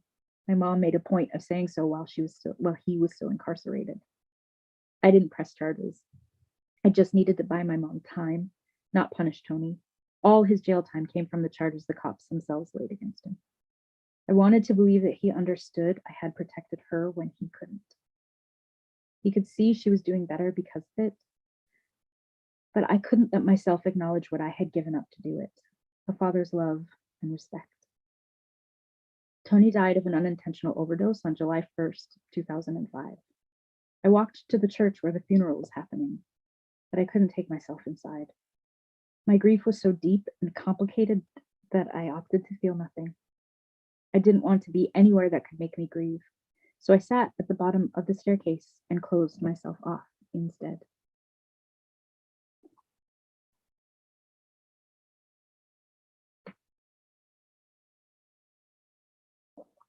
I met Elliot at a meeting for writers. It was the first day of November in 2008, a very cold, dark, and wet month in Ontario. It was night, and the bus I had intended to take to get to the meeting refused to transport me. It was one with a few stairs into it, which was not an issue for me. I pull my chair up the stairs, sit in a seat, and tuck my chair against me. I take up no more room than a person with a stroller, and I'm safer than babies strapped into a wheeled device and unable to remove themselves. But the driver refused, citing insurance policy restrictions. He threatened to call the police if I got on anyway. In the end, I relented. I called my mom to drive me out to the meeting instead. When I told the story to some people I met that night, including my future ex-husband, Elliot, he advocated for the driver. I'm sure he's telling the truth about their insurance not allowing you on the bus. What was he supposed to do, he said, as though he was being reasonable and my hurt and my frustration was misplaced. I held my ground. The unsettling feeling of being denied a bus ride, carrying over to having to stand up for myself. He could get into more legal trouble, leaving me behind in the dark and the cold as much as he could get for letting me on the bus. It also doesn't matter. Even if he's telling the truth, how can an insurance company say that a baby in a stroller is okay, but not someone like me? The risk factor is the same, and the baby can't speak for itself. That driver said no. Others say it's okay. How can I predict when I'll be allowed and when I won't?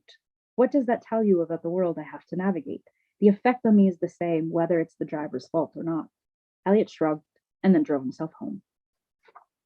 A girl I had also just met accompanied me to the bus stop, understanding in an embodied and intuitive way that I needed someone with me to make going home normal and not a situation to cause anxiety. Once a week, all through November, the little writing group met and talked about characters and plot development. I stopped trying to write fiction after 6 days of describing beautiful scenes and the appearance of a dryad and her not sexually intimate bond with a stag. There wasn't a shred of plot. I wasn't writing anything at all, but I continued to go to the meetings for the company. I started to spend time with Elliot outside of meetings. The first meeting with him had been abrasive and unpleasant, and I had no physical attraction to him, though it was confusing. I liked not being attracted. It made me feel safe. I could still have sex, the mechanics worked, and I didn't feel the terror or shame sexual attraction made me feel. I hadn't made the connections to my childhood, medical procedures, or the desexualizing with which I had been bombarded my whole life.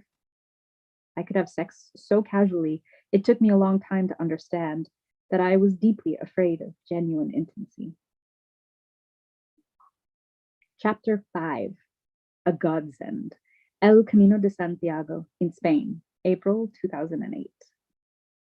The Camino is a 750-kilometer pilgrimage through the northern countryside of Spain. Elliot and I started near the French border at the edge of the Pyrenees and walked 6 to 20 kilometers a day, up and down mountainous, unpaved pathways, not at all designed for wheelchairs. It was arduous, muddy, a lot like my childhood in the bush of northern Ontario, except instead of the damp smell of black spruce, the air had the drier scent of eucalyptus. Every town we passed through or stopped in had a Catholic church. Frequently, they existed because of the Camino, for the benefit of, or to capitalize on, the countless pilgrims that had walked the same path through these towns since the 800s. No matter how small or rural the town, the church altar and the statues were usually gilded. It was beautiful if you didn't think about the conquests that led to the Spanish amassing so much gold that they could afford to paint rural church altars in it. We stopped in every one.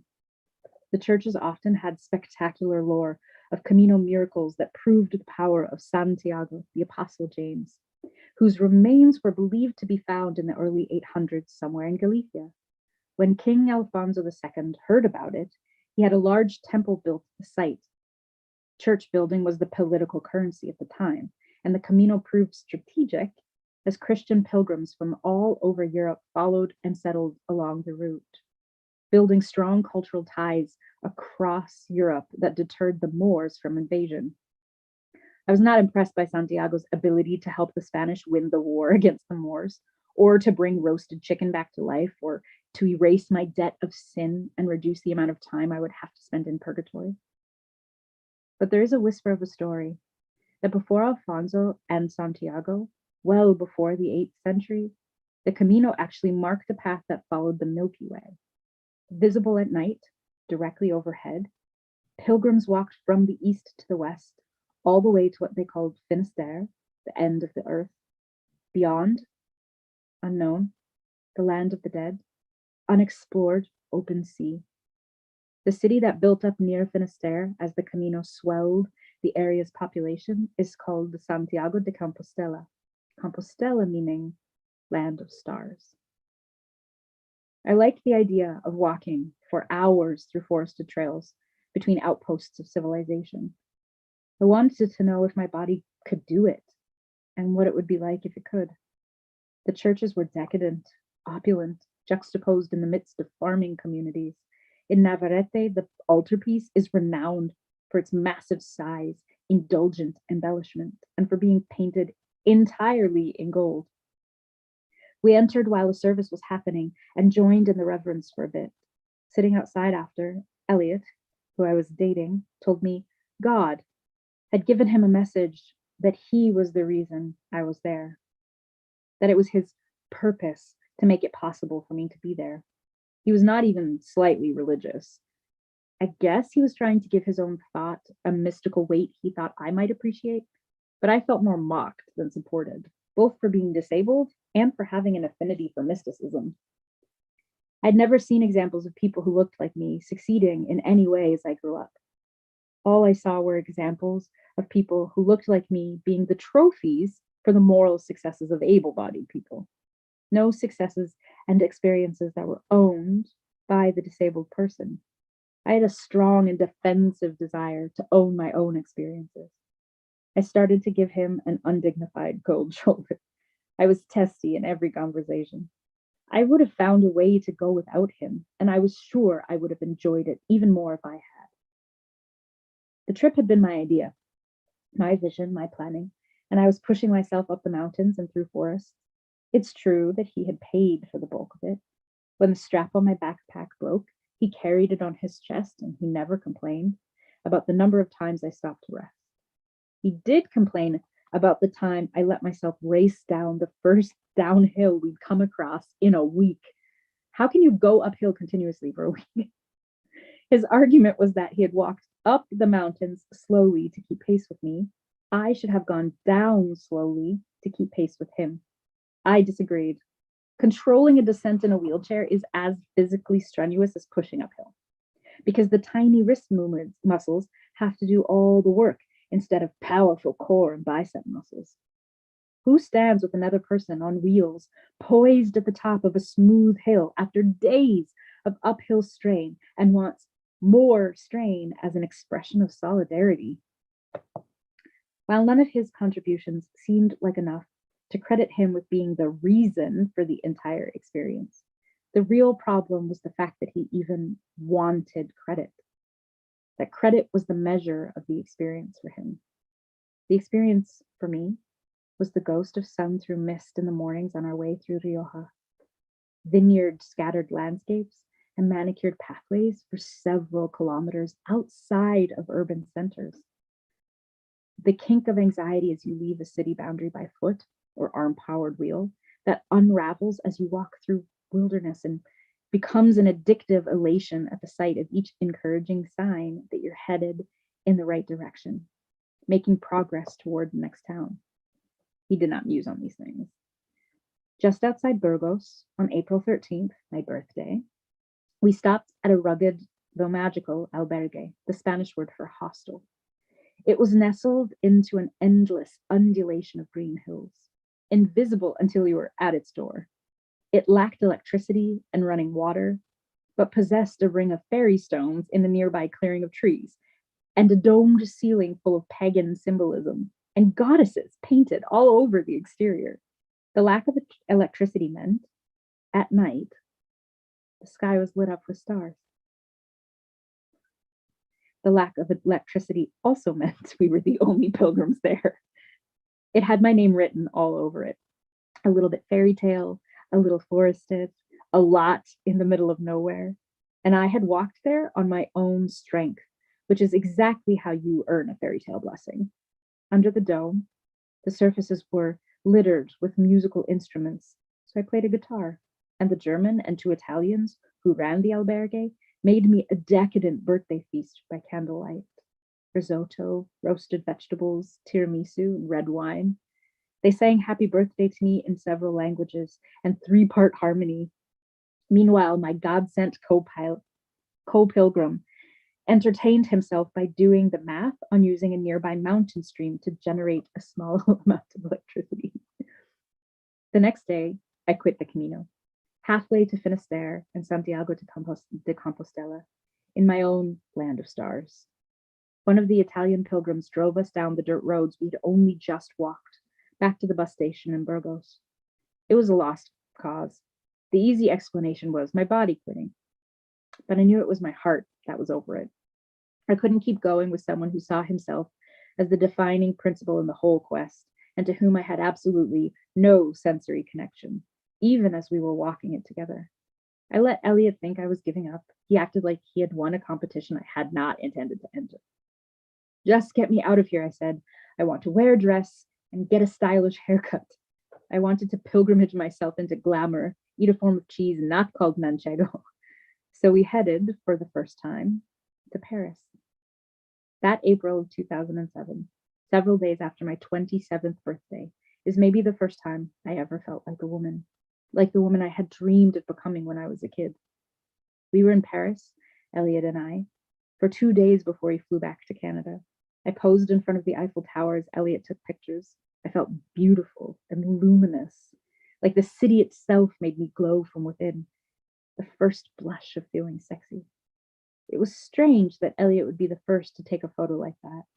I didn't connect the feeling with him. I think he understood it better than I would give him credit for. I was glad he had captured it, but I didn't share it with him.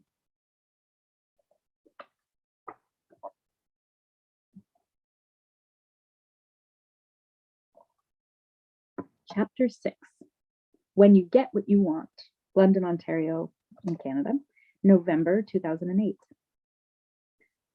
The first time Elliot told me he loved me, he told the back of my head. A month into hanging out, Elliot invited me to his penthouse apartment in Montreal for a weekend visit. Nothing physical had happened between us yet. I could feel the moment was coming when I would have to decide one way or the other if I was going to have sex with him. I knew he wanted it. I figured I'd decide in Montreal. So, do you want to sleep on the couch? Or he trailed off nervously that first night I arrived. I can picture sitting on the IKEA futon, the faux leather covering, under the windows looking out over Montreal from the peak of Vieux-Port. The kitchen pot lights were dimmed, the walls were bare. He was proud of the decorative additions his sister and mother had made to make the apartment feel homier, but I thought it felt uninhabited, without even that impersonal but luxurious and welcoming feel that a well-decorated hotel room can achieve. When my genitals soaked in arousal during fairly routine medical procedures, no one had explained that it was normal for your body to respond to stimulation regardless of your brain or your heart's opinion on the matter. No one had explained stimulation to me at all.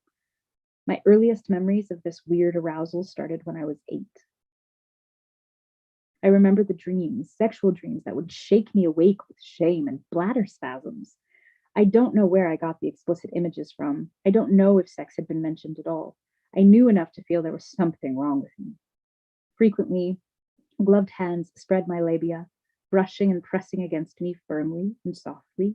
They would lubricate a thin plastic catheter. Sometimes they would get close enough in order to see my urethra that I could feel warm breath on my exposed and now moist flesh.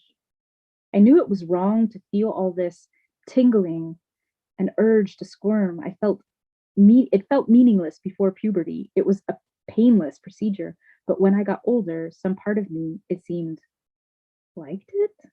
No, I couldn't allow that. but I couldn't hate it either. That would mean admitting it felt good. I wanted to go back to meaningless. I couldn't stop my body from glistening, so I learned to disconnect from it. I put my heart away, no feelings, just body. Just a surge of meaningless heat from my genitals to the pulse in my neck. And then I forgot how to make my heart and brain and arousal mesh again. I agreed to join Elliot in his bed. He was shy, physically awkward mixed with respect. So I initiated and directed the sex we had that night. He had stamina and I had no inhibitions. I didn't have to feel attraction for my body to respond with arousal. I'd had enough confusing medical exams to know that. We fucked in every position I could physically get into while in bed, and then we tried several more in the bathtub. I want to quit my job and just have sex with you every day, he said to me, his face sopping and resting momentarily on the inside of my thigh. I loved that. I had sexually satisfied and exhausted a man. The next morning, Elliot rolled over to spoon me and said, I have something to tell you. I froze, expecting the worst. He prepared himself, and in a voice muted with thick saliva, he said, I'm completely in love with you.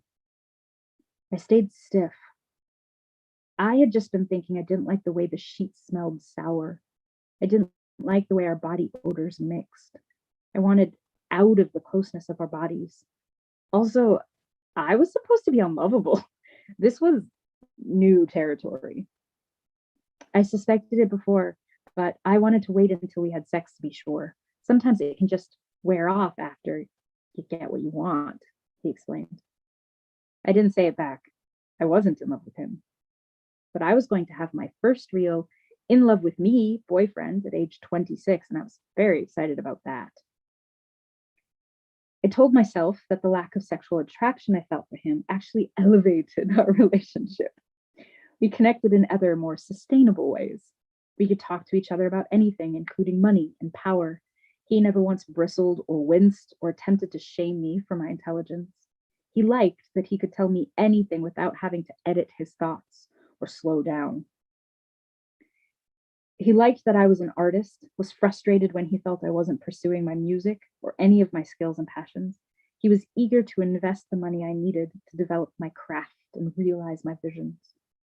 It was clear from our first interaction that my experience, my disability, was irrelevant to him. On the one hand, he treated me like a person. On the other hand, he did not take the effect my disability had on me into consideration, even when it was his attitude about disability affecting me. With him, I had unprecedented levels of financial security, which allowed me to explore my art and go on wild adventures. It also allowed me to picture a future I could reasonably count on. I could spread out across time. If you are fixed in the present by some kind of pain, and it lasts long enough, the future becomes uncertain and you contract around what you know, what is immediate. For a while, the future felt like it could be as secure as the present. It felt spacious. During our relationship, Elliot paid to upgrade the metal of my new wheelchair to lighter, state-of-the-art titanium alloy, but then refused to have hand controls installed in his car so I could learn to drive.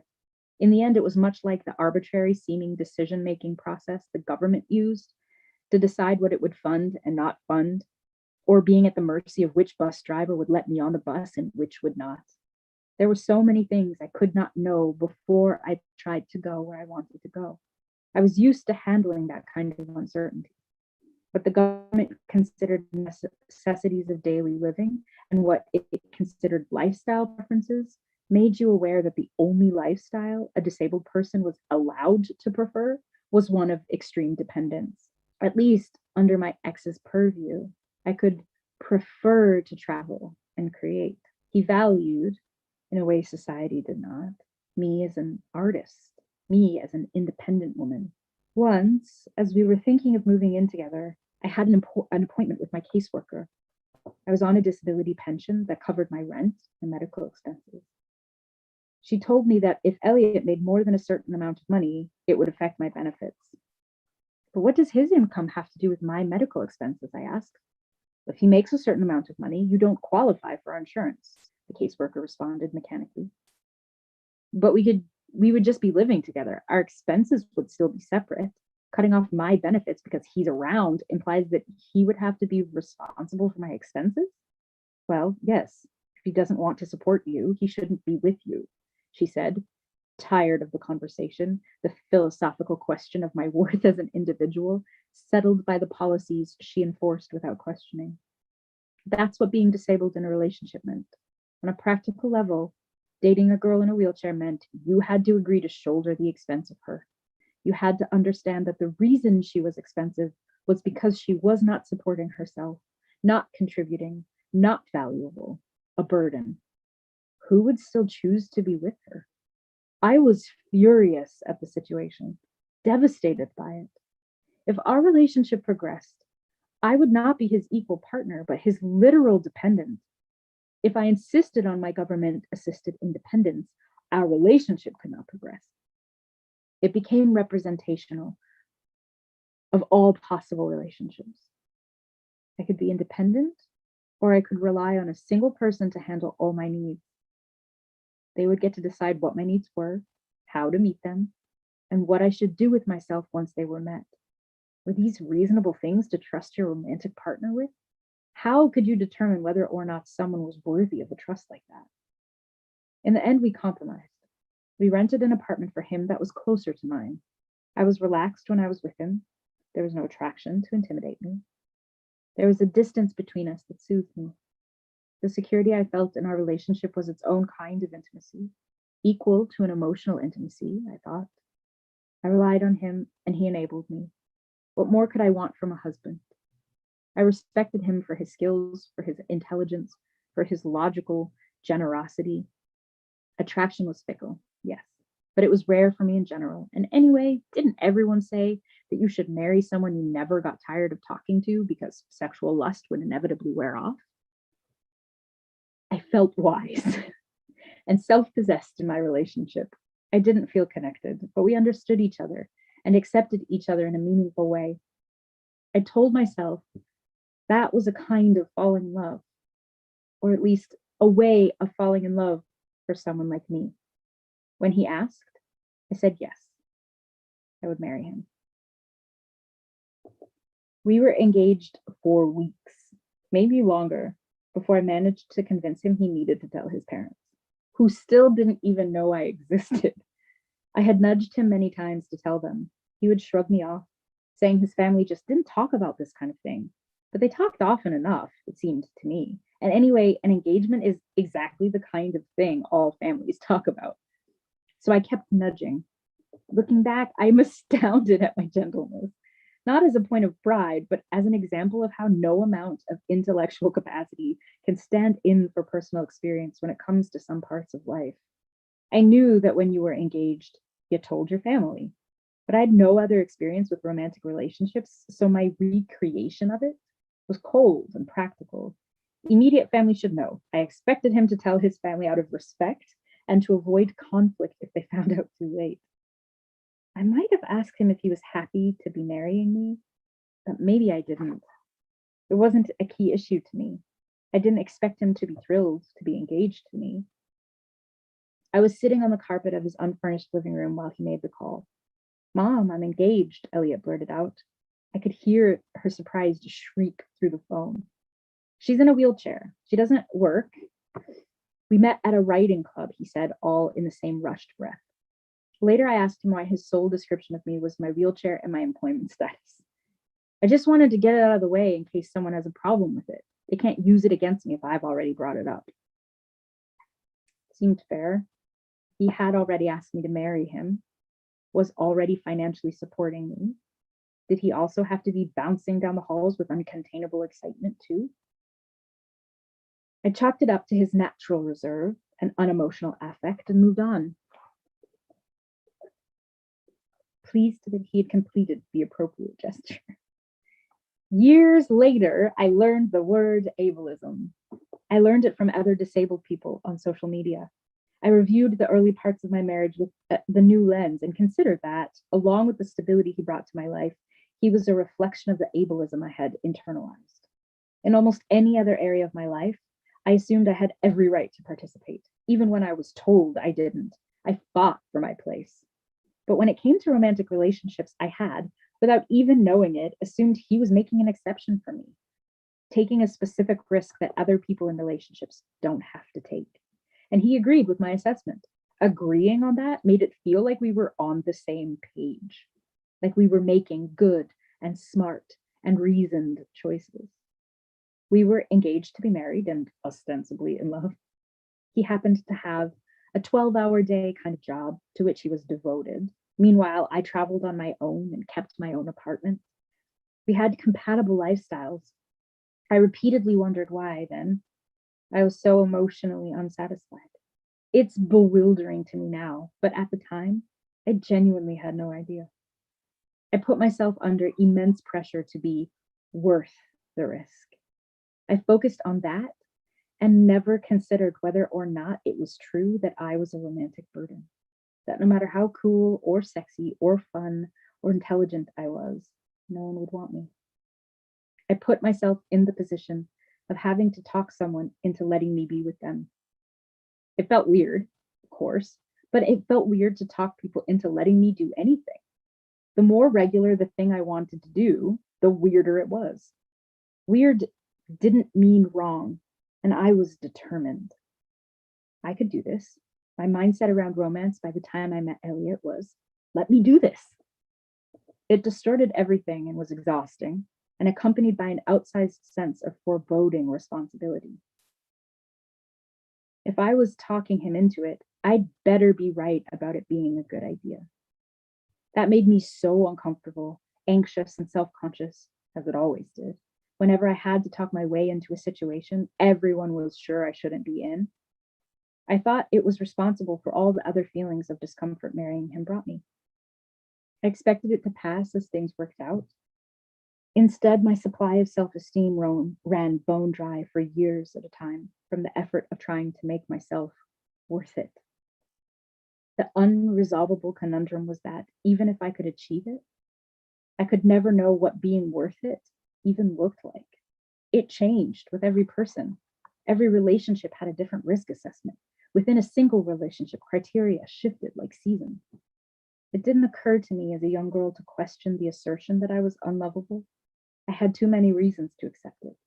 The question I was asking was, how do I live in a world where this is true and still enjoy it? What do I do with all this passion and sexuality and love burgeoning in me? Watch porn and read romance novels forever? Big questions for a young girl who hadn't even had a first date yet. I didn't have any sex at all until my late 20s, after which I was immediately torn between how much I liked it and how confusing and lonely it felt. And then I married the man who liked it when people congratulated him on how generous, nice, and brave he was to be with me. The man who told me he didn't see my disability. It was like I wasn't disabled at all. I agreed with him. I believed that I couldn't have needs if I wanted to be loved. And what was a disability but an unrelenting neediness? So I couldn't be disabled. That was what it would take to be loved. All love was a risk. I could see that was true for everyone. But was it true that loving me required a heroic degree of risk? Was it true that love was too much for me to really handle?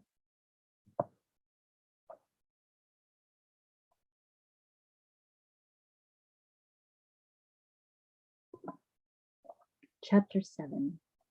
To Marry a Forest, Middlesex County, Ontario, Canada, May 2009.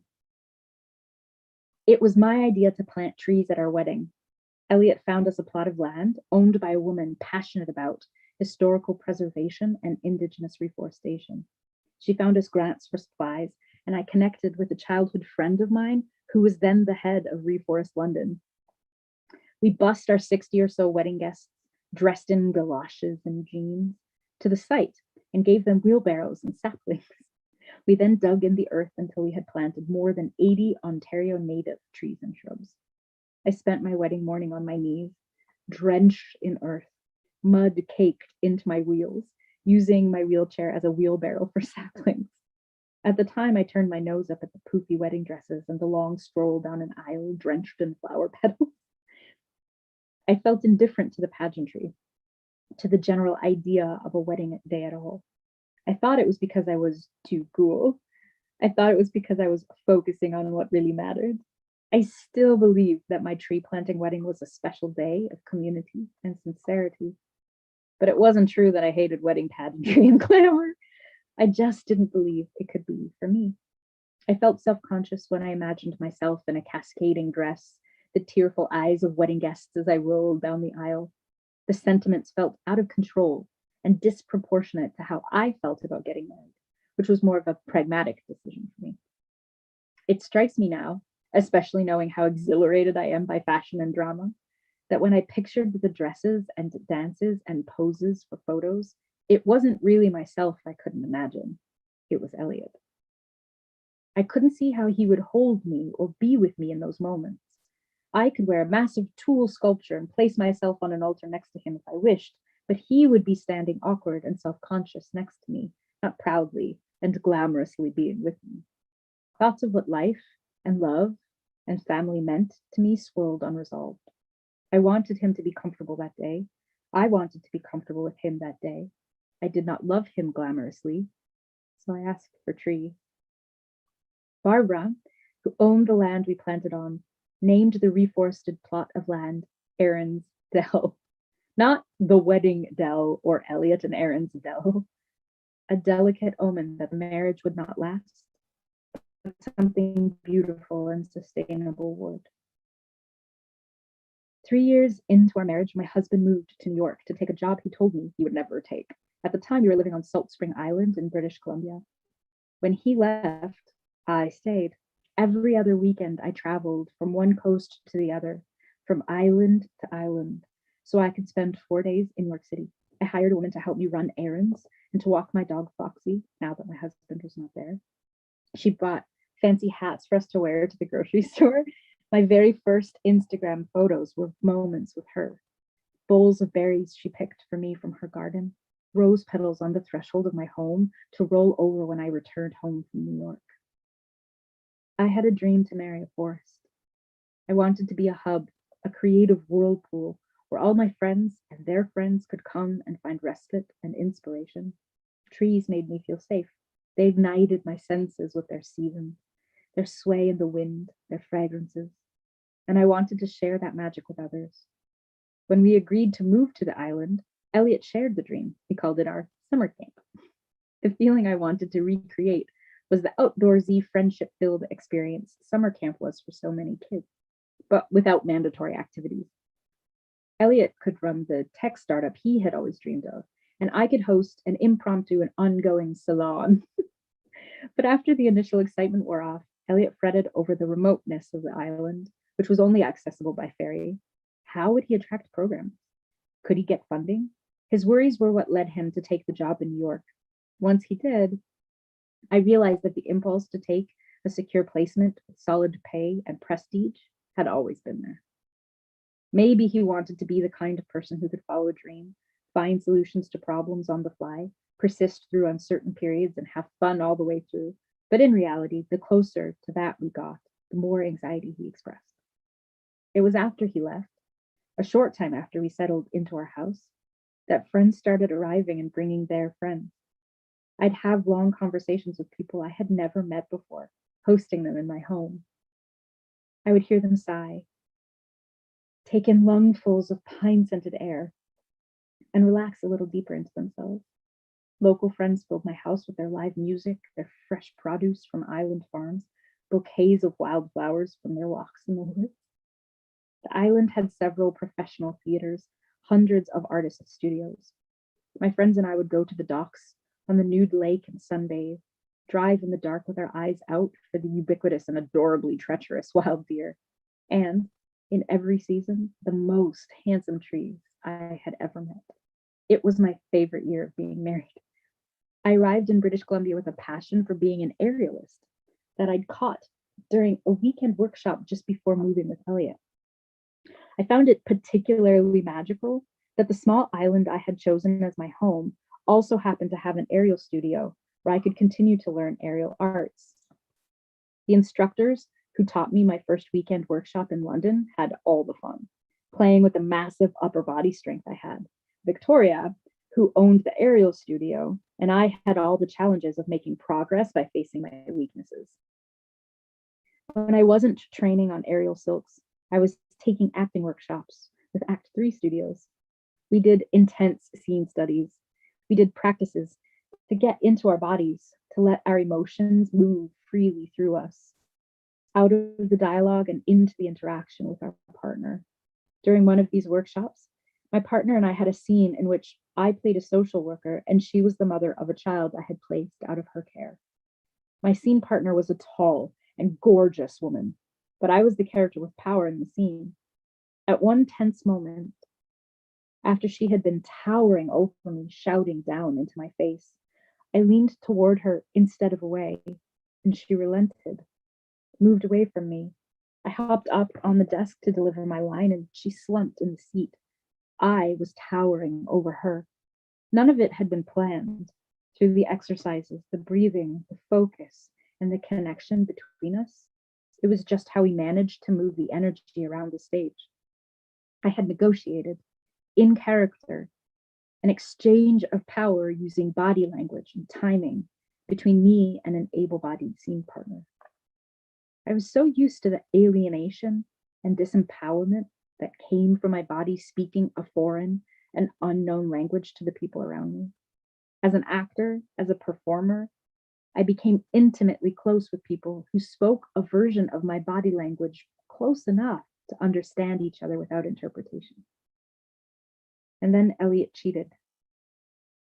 About a year into our bi-coastal living, he had an affair. He had met the other woman at work. He emailed me from New York to ask me if I was comfortable with them going on a personal trip to Quebec City together. I wasn't, but I said I was. As their relationship developed, Elliot shared the details of their conversations. An instinct that something was up nagged at me. The frustrating part of intuition is how it doesn't allow you to show your work. You know the answer, but you can't prove how you got to it. When it comes to the things people think or feel or do when you're not around, you can't prove it. So who do you trust? What your gut tells you or what your husband does? I was sure she was trying to have an affair with him. She once asked him if she could tell him something that he wouldn't share with me. He told me that he'd told her that it was okay. She was allowed privacy. I told him that I didn't think she had a secret. It was like a test. To whom would he be loyal? And he had given her the answer she wanted. We fought about that. He felt that I was being jealous and suspicious and competitive, that it didn't matter if she wanted to have an affair or not if I trusted him. He was just being a good friend and she had no one else she could talk to.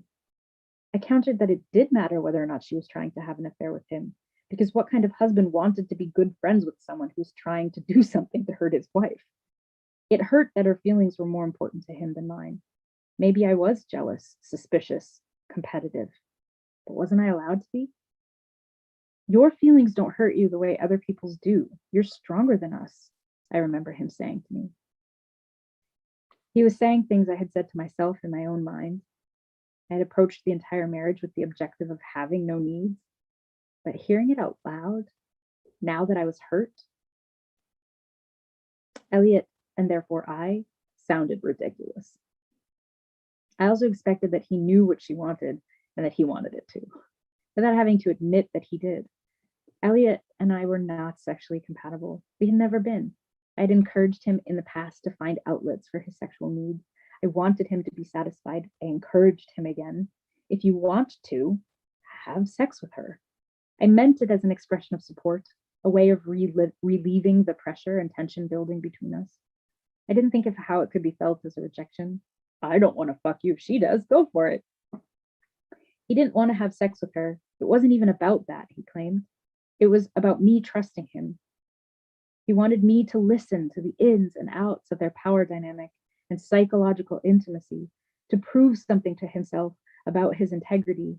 Maybe he just wanted me to be jealous, but I felt too guilty about not being attracted to him to worry about jealousy. I also had no interest in her. If she had gained my admiration in some way, maybe I would feel jealous. But she was predictable and plain, and I was being manipulated from both sides. My deeply ingrained default when I feel manipulated is to concede, withdraw, goodbye.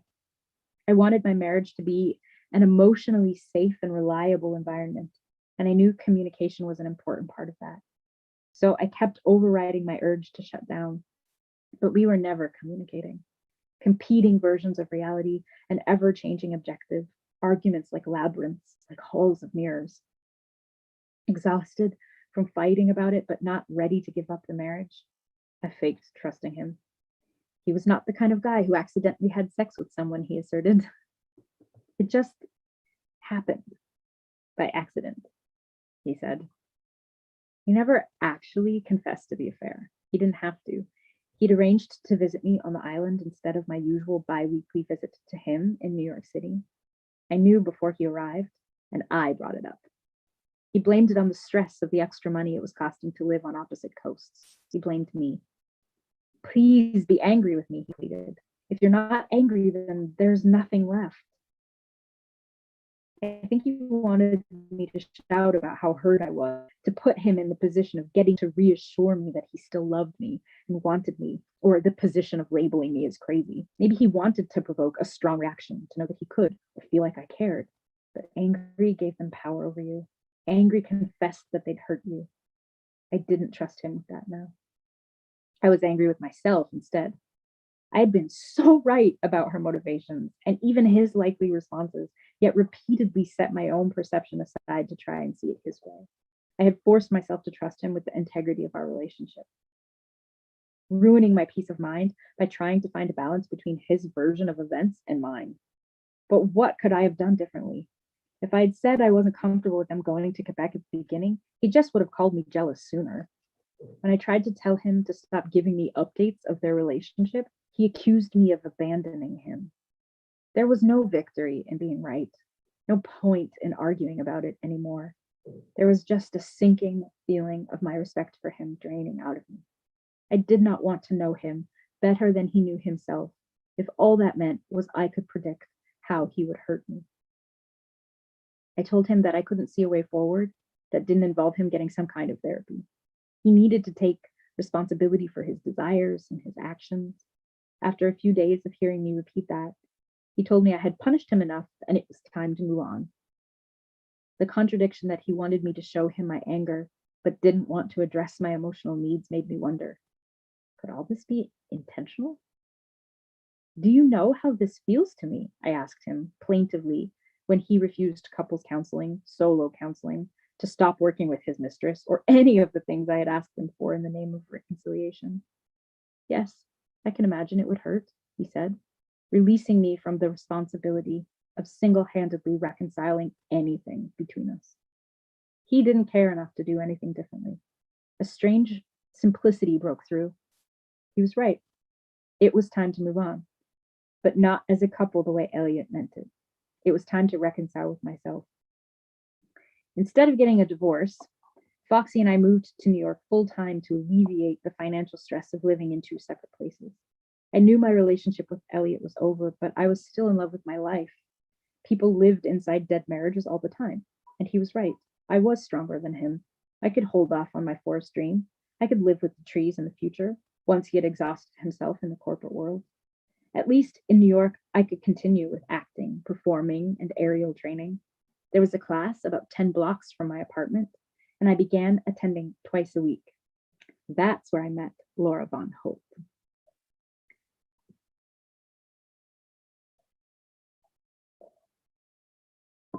Laura is a cheerful blonde actress, writer, and businesswoman with an independent and tenacious streak as intense as my own. We clicked instantly. During class, Laura and I fell into an ongoing banter, parrying little jokes we'd stretch out into mini scenes. We were entertaining ourselves, and then it was entertaining to others. Organically, our banter turned us into character versions of ourselves. Her character was sweet, bubbly, and affable. Mine was severe and sexy. Our friendship was its own character in our bits. Early on, we were asked to host one of the monthly circus cabaret shows in the city. The circus schools offered opportunities for the local talent and its students to perform as part of a variety and talent show once a month. Generally, hosts took a couple notes of the acts they were introducing, told some jokes, and got on with it. The first time Laura and I hosted, we wrote whole skits and wove them into our introductions of each act. One month, we commandeered the entire thing, recruited a couple of circus performers from our community, and staged a competition to find our number one fan. After that show, it occurred to Laura and me that we could do circus acts and write skits. We should just introduce ourselves and star in the whole show. Most professional aerialists support themselves by working corporate gigs and galas. However, in my experience, companies would not hire a disabled performer unless they were hiring her to specifically give an inspirational performance. I couldn't just be talented. I had to account for my wheelchair and how it would make people in the audience feel. This was true for a lot of my career options, which either were inaccessible or the hiring process was impeded by outright discrimination. The artists I knew supported themselves as waitresses, working at Starbucks, in retail, jobs I could not do. I could see myself on stage, but I couldn't see the practical steps toward supporting myself as an artist. My strategy was to find ways to put myself in the oncoming traffic of art and hope something stuck. My skill became creating opportunities out of what looked like just having fun. It also turned out to be Laura's skill, and we became an aerial comedy duo.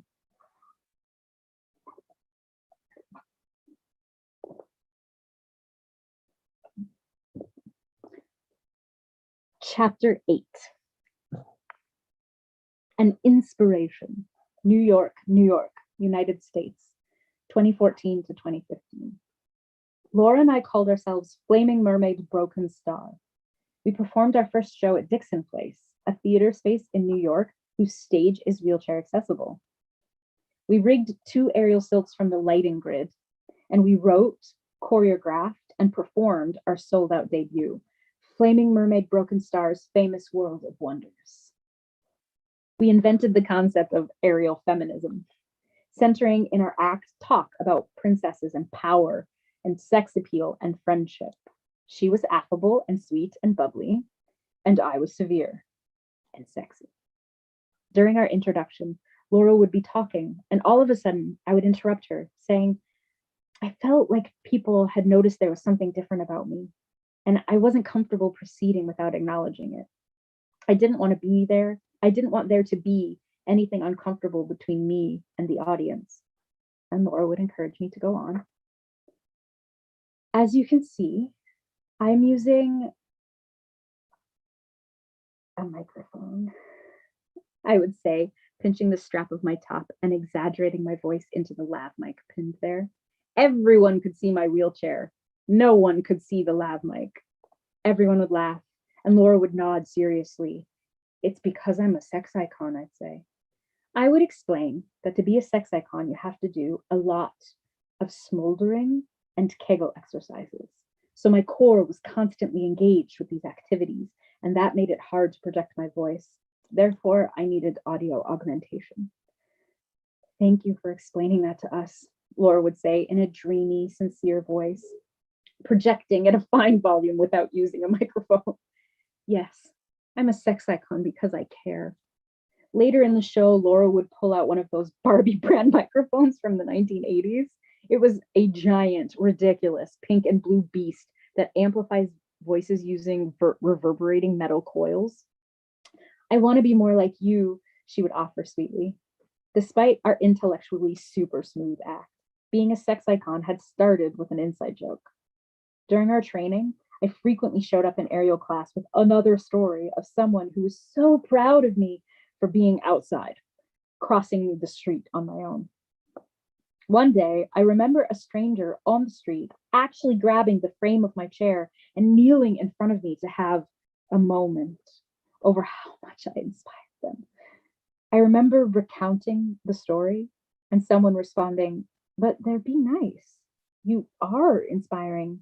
And me replying, somewhat indignantly, if someone you didn't know grabbed you and forced you to talk to them, would you care what they wanted to tell you?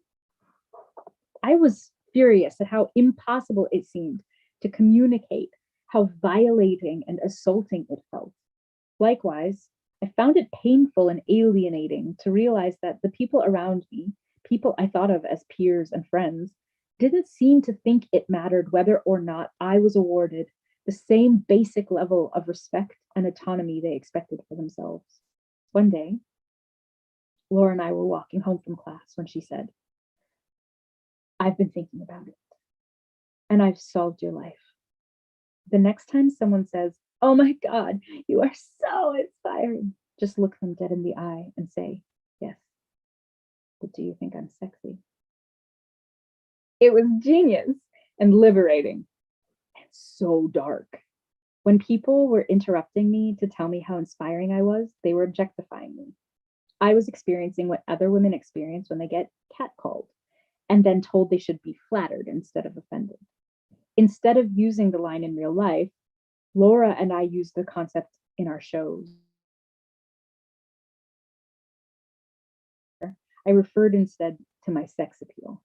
I was making the point, through the character of a sex icon, that my wheelchair is as superficial a defining quality of me as sex appeal is for any woman. It was also powerful to superimpose a wheelchair and sex appeal. A wheelchair is considered the universal symbol of powerlessness and confinement. Sex appeal is considered a form of power. To make them interchangeable opened up the realm of narrative possibilities.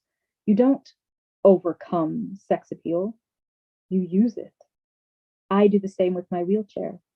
I would do the same as an artist with my disability. Over time, sex icon became more of a metaphor than a character, and the people reading along on Instagram and commenting on my adventures started to use it to refer to moments of pleasure, moments of confidence and well-being, moments of solitude and self-awareness. It morphed into something rich and complex through the relationship and intimacy with my audience. Being in control of my own narrative wasn't about a rigidity or resistance as much as it was about authenticity and relationship. To be changed and to influence change.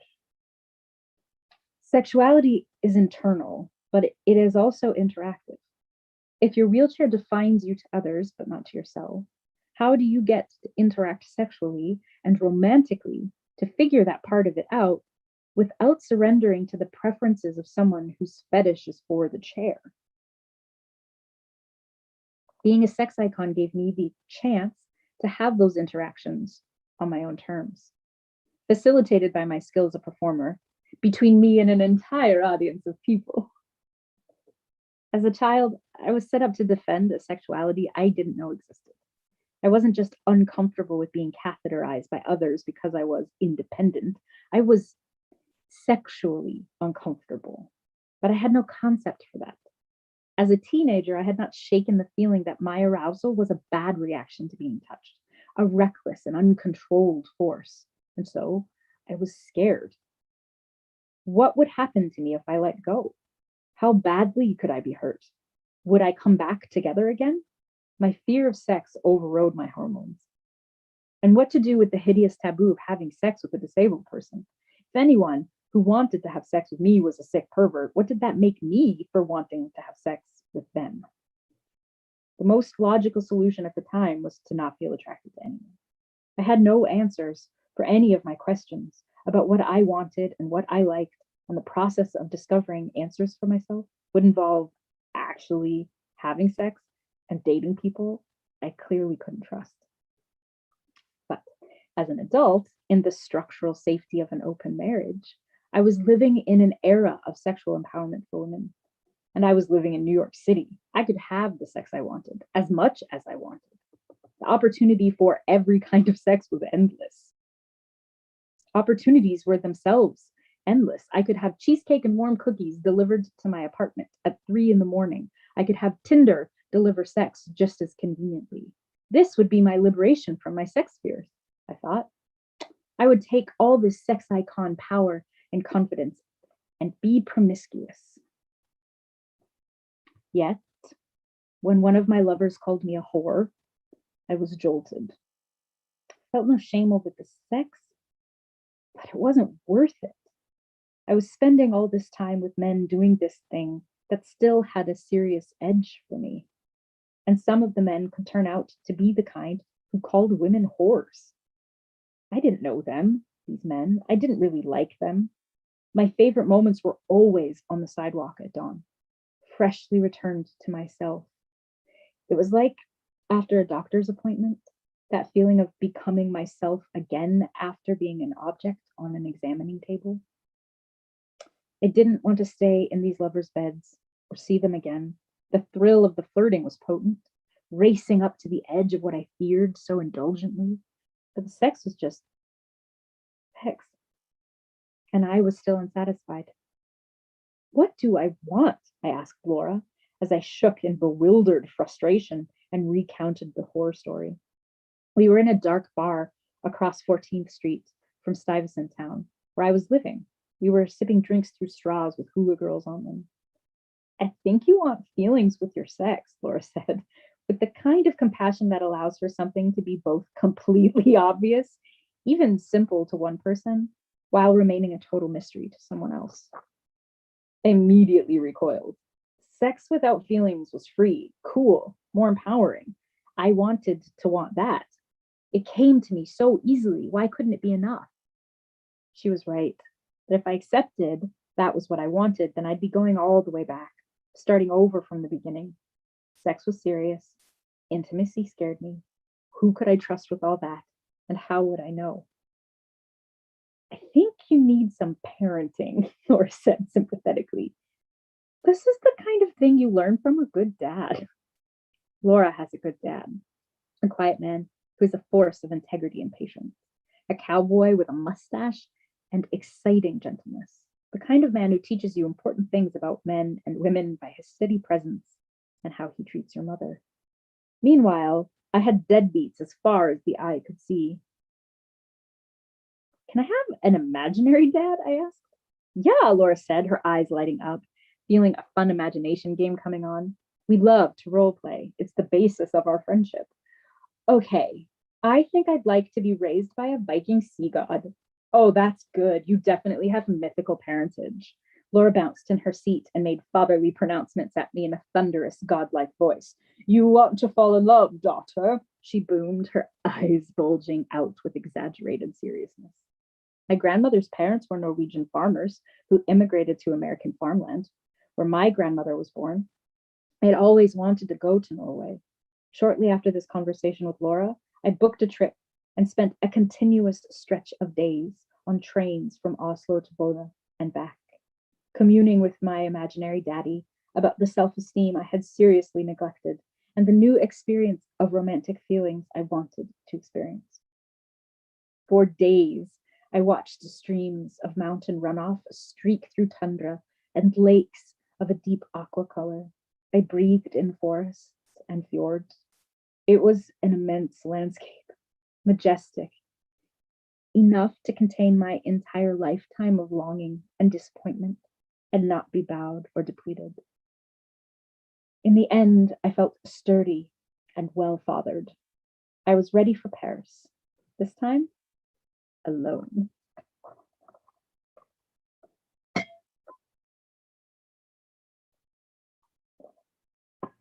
Chapter 9, The Lovers, Paris, France, July 2015.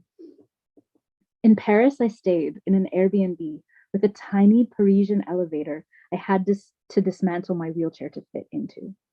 The wheel shaft pressed into my thigh while I popped off the wheels and balanced myself around the separated parts for the ride. Tiny circular bruises dotted my leg from my knee to my hip by the time my visit was over. One of my roommates told me that her favorite park in the city was Palais Royal. I was sitting there, eating sushi under a wall of pink roses, when the lovers joined me. They sat across from me and pulled plastic containers of food brought from home out of a canvas grocery bag. He had a long dark beard and hair that you could tell was thick, even though it was buzzed. He was broad in his white t-shirt and loose shorts, and his forearms and calves were tattooed. Her light brown hair was pulled into a messy top knot, similar to the one I had pulled mine into when I chose the bench facing the sun. She tucked her container back into their bag and put her head down in his lap as he finished his sandwich. It took some wiggling for them to get comfortable. She loosened the ties of her purple paisley halter top, and he slipped his hand under the light fabric and cupped her whole breast with his hand, resting his forearm across her torso and leaning sideways toward her. She murmured up at him, and he cradled her head with his other hand, and she closed her eyes for a nap. I lay back, propping my head up against the seat of my cushion. The sun prickled the skin on my shins, the folds of my bare stomach along my cheekbones. The heat pulled my skin tight with a slight sting, and it made it slick with sweat. I undid the ties of my butterfly halter top and folded the top edge lower on my chest so the skin could slip his hand closer to my breast. My hidden skin flushed. I was doused with longing and the scent of rose petals and the humidity, a musky garden and lust smell. I closed my eyes for a nap. The sun was coming from a tilt when I roused from my nap. It had been directly overhead when I first arrived. That's how long I had been there.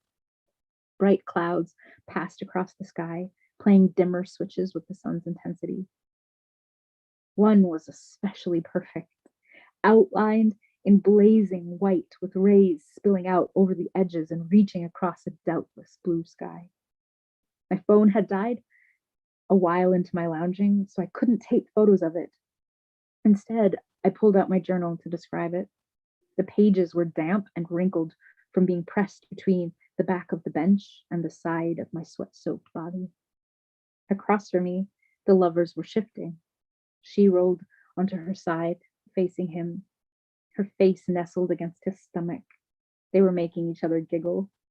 Pigeons cooed under my bench, which was very low to the ground and rounded instead of L-shaped.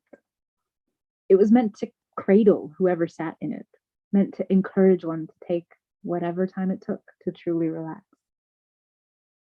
I sat up to write and pressed my top to my chest by leaning forward against my knee. One thin strap fell loose down my back, and the other trailed along my shoulder, slipping forward and pooling at the crest of my breast against my thigh. The clouds were still toying with the sun's mood. One moment it was pressing into me with urgent lust, and then, just as suddenly, falling back into a calmer affection. The lovers broke apart. He lit a cigarette, and she ate from a container of fruit. I was thirsty and heat-tired too, and there was only me to get water, to smooth the stray hairs back from my cheeks and forehead where they had stuck from sweat. The lovers gazed at each other, eyes soft-focused and quiet. She leaned forward. He puckered his lips and shot a stream of water at her chest from between his teeth. She tilted away, startled and laughing. He smirked, took another sip, and sprayed her again. This time she welcomed it, lifting her chin to let the water hit her chest and throat.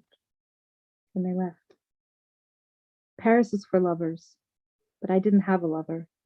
My husband had never been my lover. He'd been my sex partner. The men I was sleeping with in New York were sex partners. I'd never had a lover. Elliot told me once that it was unreasonable for me to want sex to mean something, to be more than just a physical activity, to achieve an emotional act of connection. And I believed him. I was having orgasms, wasn't I? That was enough. I was unsatisfied but resigned. Then, in a park in Paris, a pair of lovers in their unself-conscious intimacy startled a moment of self-honesty. I was hungry to touch and be touched like that. For an everyday passion with someone, perhaps precisely because of the years of sex without connection, I understood something more subtle about the intimacy I was seeing, like a symphony made powerful because of the silences between sound. My marriage was a silent, and their affection was a warm sound that resonated through it. Goosebumps on flesh, knowing without words. I could understand the language of their bodies. I irrevocably understood that I could not speak to Elliot that way. And he couldn't speak this way to me. Instead of painful envy, though, I had clarity. It wasn't a hopeless fantasy. It wasn't at all unreasonable. Watching the lovers made me realize that while I had never let anyone tell me I couldn't play on monkey bars or travel the world or speak my mind, I had let anyone who had ever had the slightest inclination tell me that I could not love and be loved as fully and deeply as I desired. I was so scared of the pain love could cause that taking my unlovability as truth was a relief. I accepted a life without deep intimacy and made my choices accordingly. And I had made one very massive mistake as a result. I was hiding from myself in a marriage to a man I did not truly love. It wasn't Elliot that was hurting or disappointing me. It was being so disconnected from myself. If I wanted to fill the gnawing loneliness, if there was going to be any chance of true love, it wasn't a better love affair that I needed. It was a more truthful relationship with myself. I would have to risk everything, throw myself into total uncertainty, face the final fear. The scene of the lover's affection was a touchstone, a hope, and a motivation. I kept it vivid in my mind. I got back from Paris with a broken wheel. The bearing shattered, and the wheel tilted inside the fork. It was like pushing a grocery cart, if the grocery cart was also my body. I expected to be able to order new parts and fix it, but in the meantime, I was aware of the metaphor in my struggle to get anywhere, in the damage to my body. In Paris, I had flowed, and the flow made the idea of desire and a new beginning beautiful and empowering. And likewise, it made the necessity of a divorce a straightforward next step. All these things had seemed simple, natural, and effortless. Back in New York, however, precisely the first moment I was back in my chair, I was halted, resisted, damned. Looking back, the contrast between the two places, between the two states of being, was a gift. I needed the Parisian dream to make me want a new life passionately enough to drive me forward. I needed to understand the force it would take to persist against my natural resistance. My wheelchair was literally rubbing the skin off my arms with the effort it took to push it. And I kept pushing it. The omen was unequivocal. Keep going. I had lived in Kenya at the top of a steep, rain-rutted dirt road up the Menengai crater. I rolled half of the Camino de Santiago in Spain, kilometers and kilometers a day. I'd rolled all over Europe, caressed cobblestone, gravel, grass, squelched in mud. Then, while transferring from my chair to the couch, the 100-pound weight of my body and 10 years of adventure pressed into the frame, and it broke. The entire casing for the front wheel snapped off from the frame of my wheelchair. There was a 3-inch gap between the frame and the ground. When I shifted my weight forward to move to the couch, my chair plunged downward and catapulted me out. I had lived my life so hard, the force of me tore metal to shreds. The same day that my chair broke, I ended up in the ICU with sepsis.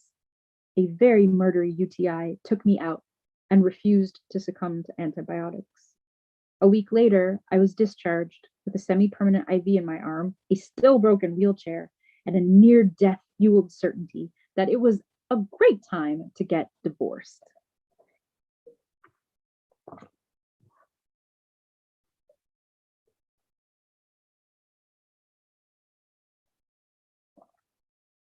Chapter 10. Glitter helps. New York, New York, United States, August 2015.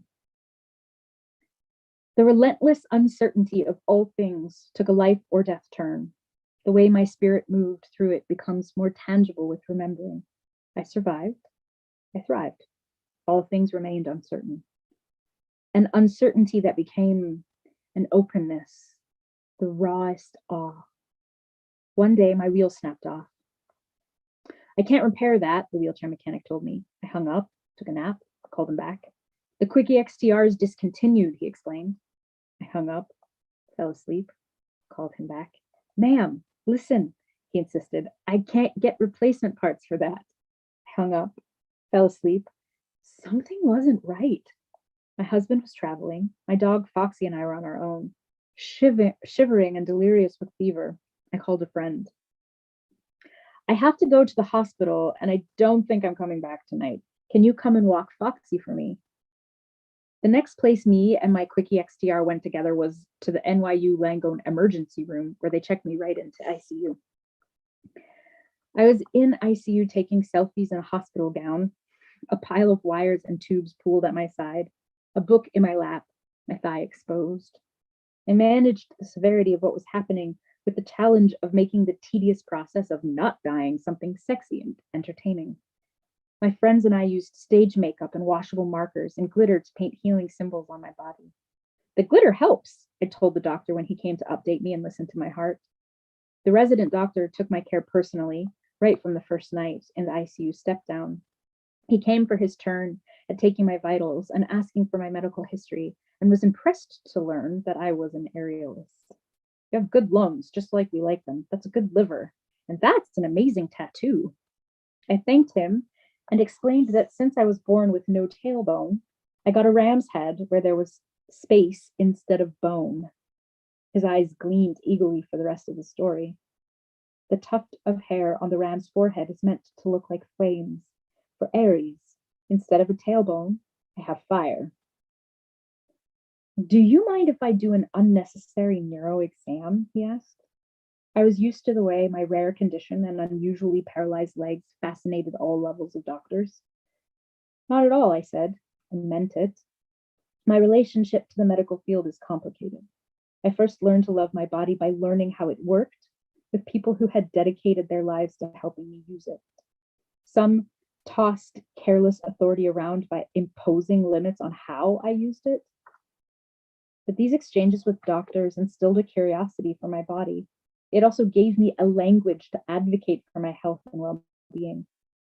When other girls were learning to judge themselves and forcing their bodies to fit in, I was learning to appreciate my body the way it was.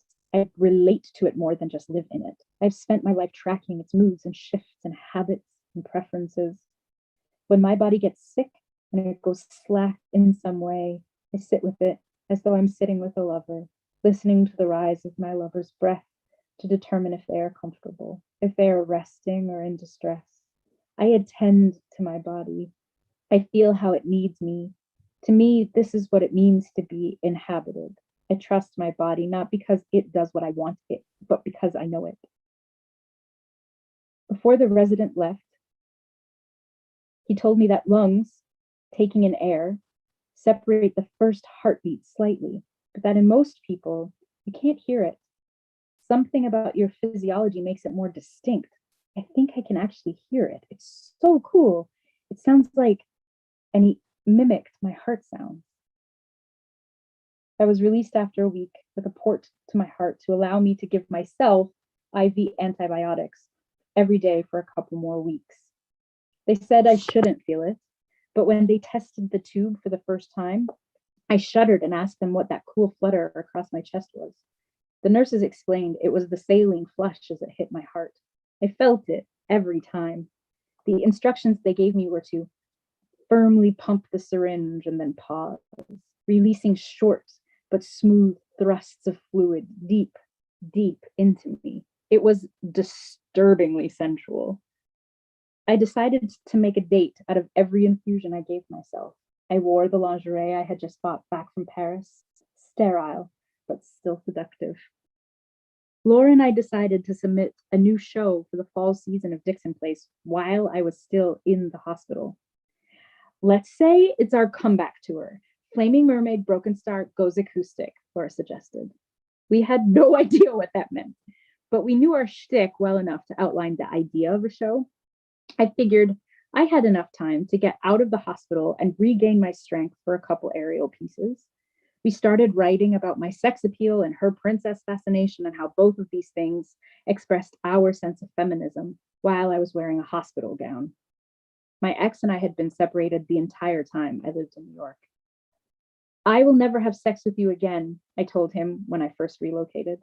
He was still working with the girl with whom he'd had his affair, casually socializing with her and dragging his feet on his plan to switch to another team.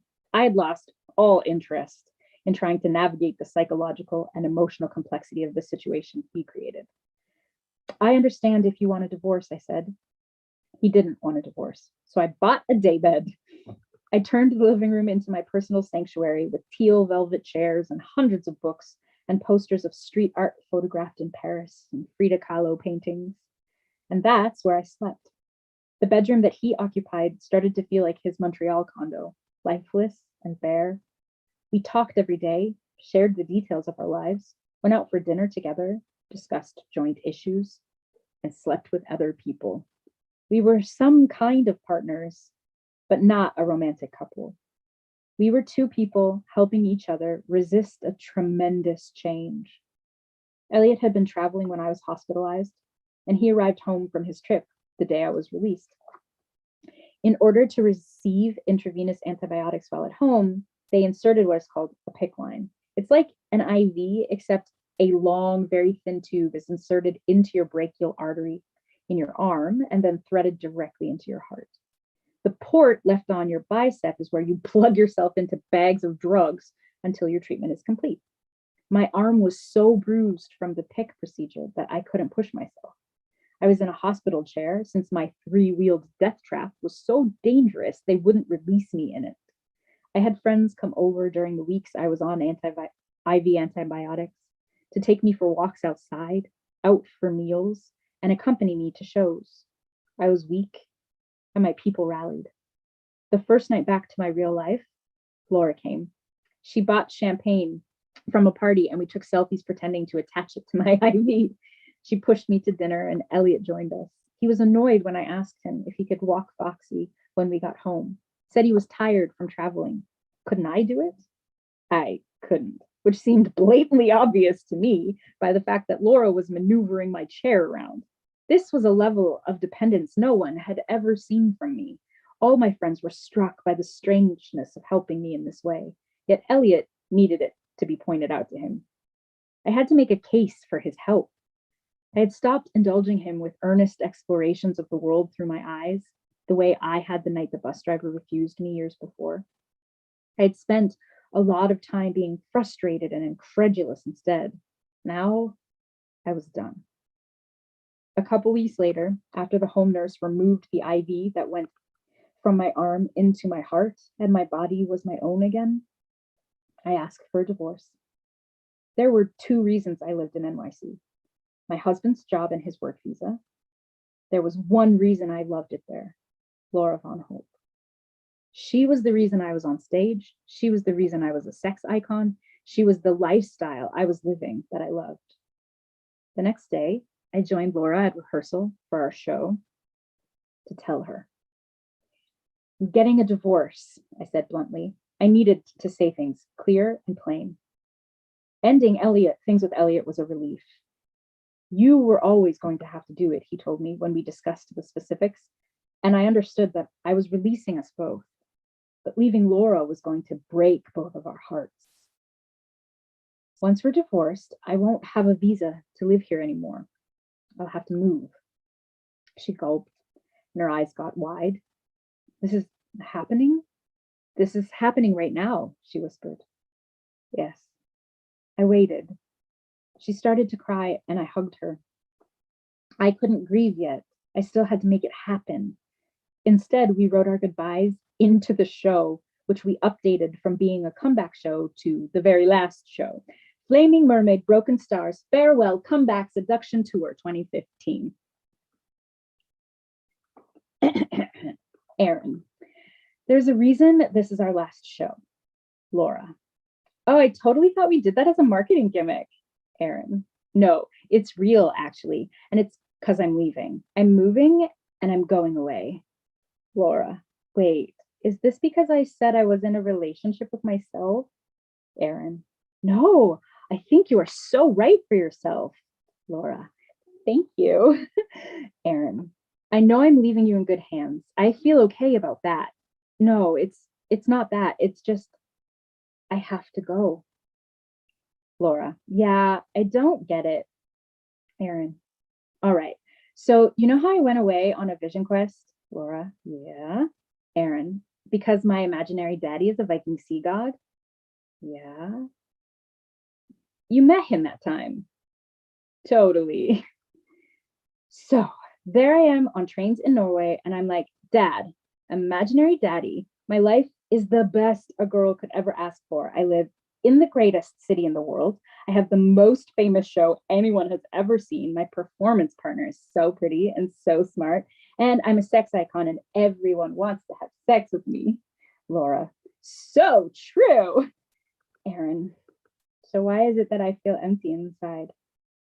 Laura, I don't know. Aaron, he was like, it's because you have a dream to be a European and you are not living it. Laura, oh my God. Aaron, I know, he's so wise and fireproof.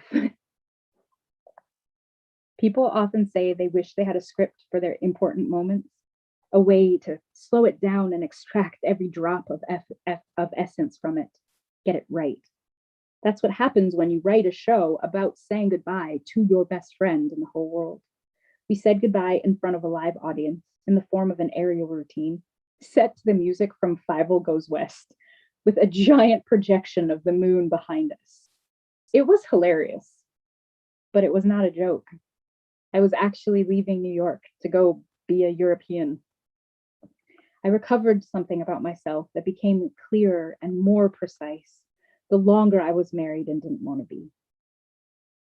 It was that long ago desire to be a European when I grew up, the sensuality, the significance, the lover. After Paris, I believed in that dream again. The courage to pursue it, which Laura and I wrote into that scene, hadn't come yet. We performed our goodbyes less than a month before I left. By that point, I made Laura rehearse it 100 times, and she cried every single time. It was a little sadistic of me, frankly, but every time we fell into the rhythm of the scene, my love for her washed through me like streams through dry riverbeds. The first trickle of moisture, the first perk of life coming through. I was leaving the love of my life, not my husband, her. So we said goodbye over and over and over with the lines of our own script.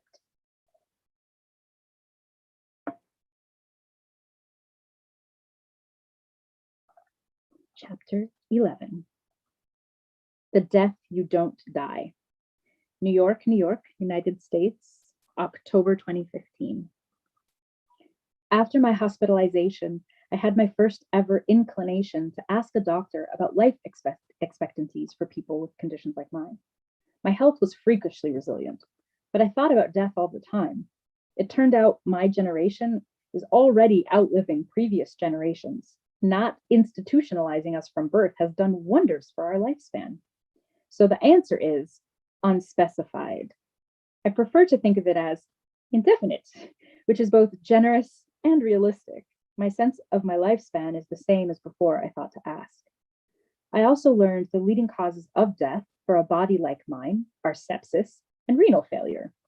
That's a juicy detail. I had just had a septic UTI that distressed my kidneys. Why, there I'd been, almost dying, with no idea I was being statistically relevant. I still look at the tiny crescent moon scar on my left bicep from the PICC line they put in to soak my heart in antibiotics, to murder the infection trying to murder me. It's barely any evidence of the fight. If I wear a long-sleeved shirt, the grain of the material pressed into my skin obscures it completely, but I still look for it. The better evidence is the way I feel there is an end. In a penetrating way I didn't before I got sepsis. Different even from the immutability of endedness, I felt seeing the casketed body of my little brother at his funeral. Jesse was my father's son, but we had different mothers. We met when he was 5 years old and I was 21. I went to North Bay for a visit where his mother told me that if I wanted, I could be the one to tell him. It was a precious gift. I had always known who my dad was, but he had ignored his paternity. I had aunts and uncles and grandparents, because of my relationship to this man, but I still had no dad. I cannot explain how that happened. I don't remember how I even knew who he was. I never knew why his family would have me around and raise me among them while he insisted I couldn't be his. Why did they never actively hold him accountable, call him out for lying, shame him for being absent, or believe him and shun me? Instead, I was gossiped about, which maybe explains why, actually. It was a good story burning through a rural town, and I was an easy child to have around, to use as a prop for attention, by way of being an unclaimed bastard or adorably disabled. My father had other kids who did not know who I was, but I could tell Jesse. I could acknowledge myself as his sister. He lived in the house next to my dad's sisters, with whom I was staying, tucked into some northern Ontario bush off the highway between North Bay and Temiskaming. It was dark in the forest, but the houses gave enough light between them to light our footing. We trudged over the grass, and I told him, Jesse, do you know that I'm your sister?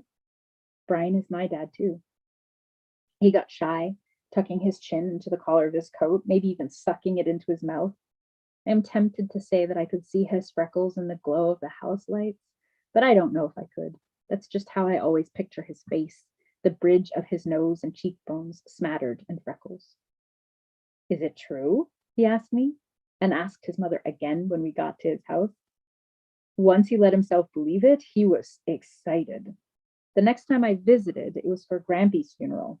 During the reception in the basement of the church I had grown up going to, Jesse bounced around singing, my sister Erin, my sister Erin. Another daughter of Brian's was sitting across the table from me. She narrowed her 16-year-old eyes. 16 was too old to be learning about a half-sister, and it was too terrible to find out indirectly at our shared grandfather's funeral. Both of our lives were filled with this kind of tragic absurdity. If we had anything else in common, it was the unflinching look in her eyes and the lack of emotion in her voice. Jesse's mom doesn't have a daughter, does she? She asked me, knowing the answer. I shook my head, holding eye contact. You're Brian's. She glanced to her mother, who was sitting at the end of the same table, who nodded. Her mother didn't deny it, but wasn't eager to explain it either. The next funeral I attended was Jesse's. He died when he was 16 years old in a snowmobiling accident while I was in New York waiting to hear news of our ailing father, who instead of dying himself, was released from the hospital in time to attend the funeral of his son. Corinne told me about you, with your dad and stuff, a friend of Jesse's mom said to me in the sitting room of the funeral parlor at Jesse's wake. How are you not bitter? She asked, with a touch of admiration. In that moment, my lack of anger seemed like a red flag to me, not a virtue. I had no answer for her. During the funeral, I headed outside to sip fresh air and ended up on the sidewalk with Brian. He leaned against his cane with a frailty caused by layers of heartbreak, grief, and literal heart failure. Sorry, I forgot to put your name with the siblings in Jesse's obituary. It was the closest he had ever come to acknowledging his paternity. And now, after my brush with sepsis, I have felt the threshold of death with my own heartbeats. When my bladder reeks a spasm or have a freak overnight fever, I automatically plan to have very little time left. Not a sentimental thing, just a calm scroll through what I'd need to do in the event it was happening again. Brushes with death are uncanny. The death you don't die is not like actually dying. I am unequivocally alive. Jesse is very dead, an astonishing difference between people. And yet, my undied death seems reluctant to move on. It's on my mind a lot. I think it wants to be friends. I'm okay with that. Mortality isn't as dreadful company as we're led to believe. I'm not friends with Jesse's death, though. That death is a sociopath and a thief. One of the most powerful conversations I've ever had was on a restaurant patio in Toronto with the same friend who inspired me to visit Ottawa. He became a doctor, specifically an infectious disease specialist and an ICU doctor. He essentially manages people's deaths for a living. We were having lunch on a sunny afternoon, months after my health was well in the clear again. They gave me a form to fill out. You know, who gets to make medical decisions when I stop being able to give consent to stuff? I just put it in a drawer without filling it out, I babbled. I affected a casual, unconcerned air, but couldn't hold that act for long. I may have just whispered the next part. If it ever happens again, could I put your name? I went nowhere near eye contact. Yes, he said, immediately shouldering the weight of my request. How would you want me to handle it? He asked, adjusting his cutlery out of, then back into symmetry. Fight until it wasn't worth winning, I said firmly, stroking the stem of my wine glass. That's what I figured you'd want. And that was it.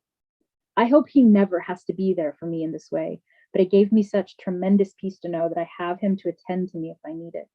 As an expert in infections that intend to kill me and the whole intensive care circumstances in which I'd likely die, it's like he spent a bajillion years training himself to know how to fight precisely for me, just in case.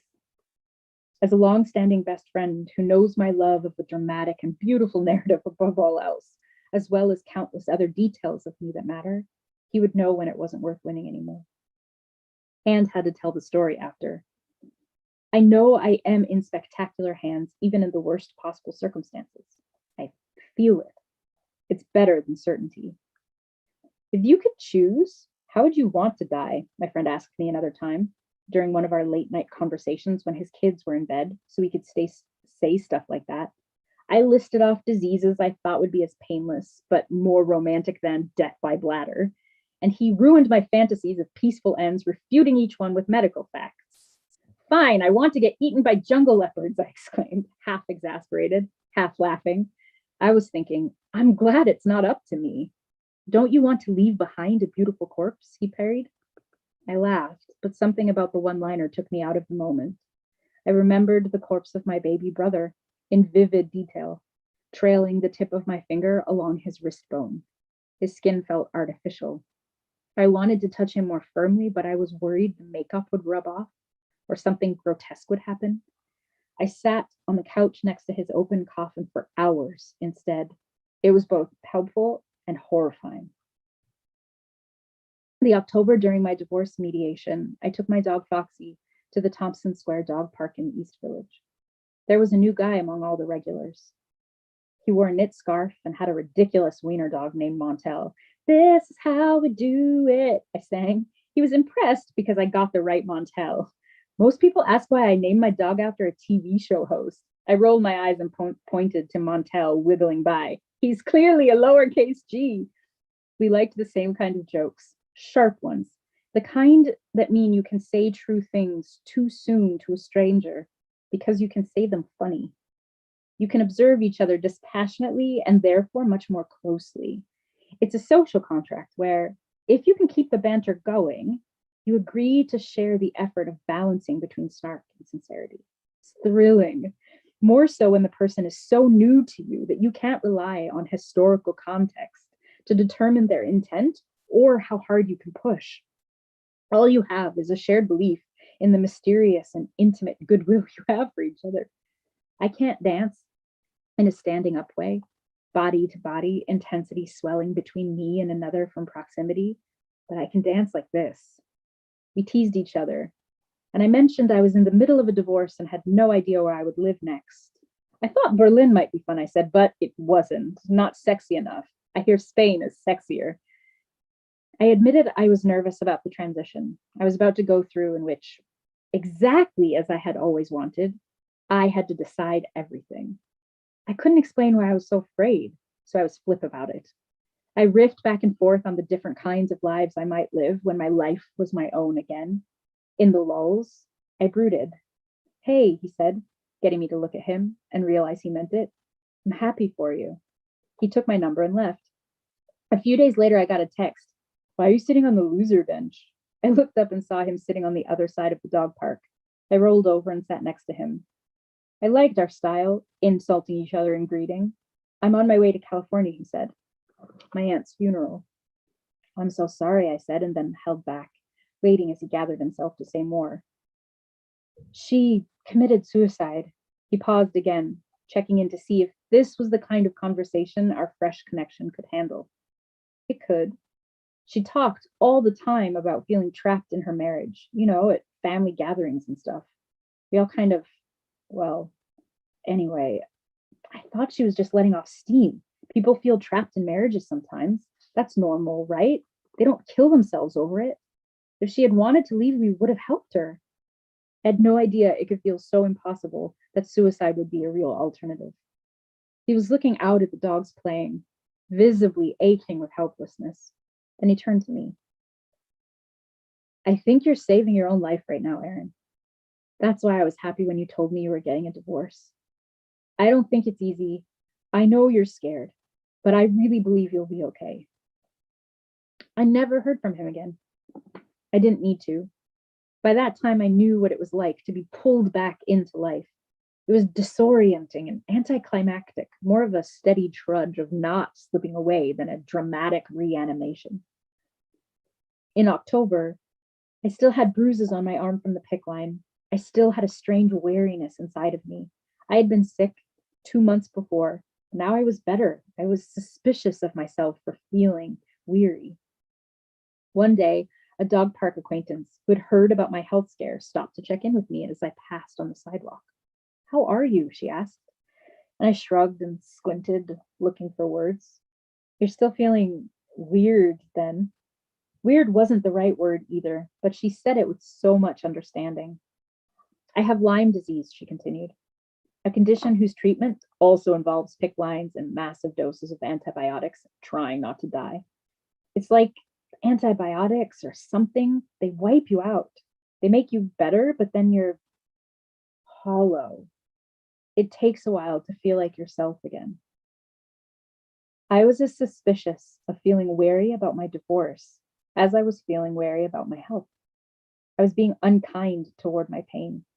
I assumed if something had happened, was handled, and everything was fine, I should be neutral and grateful. I hadn't connected the dying of my body.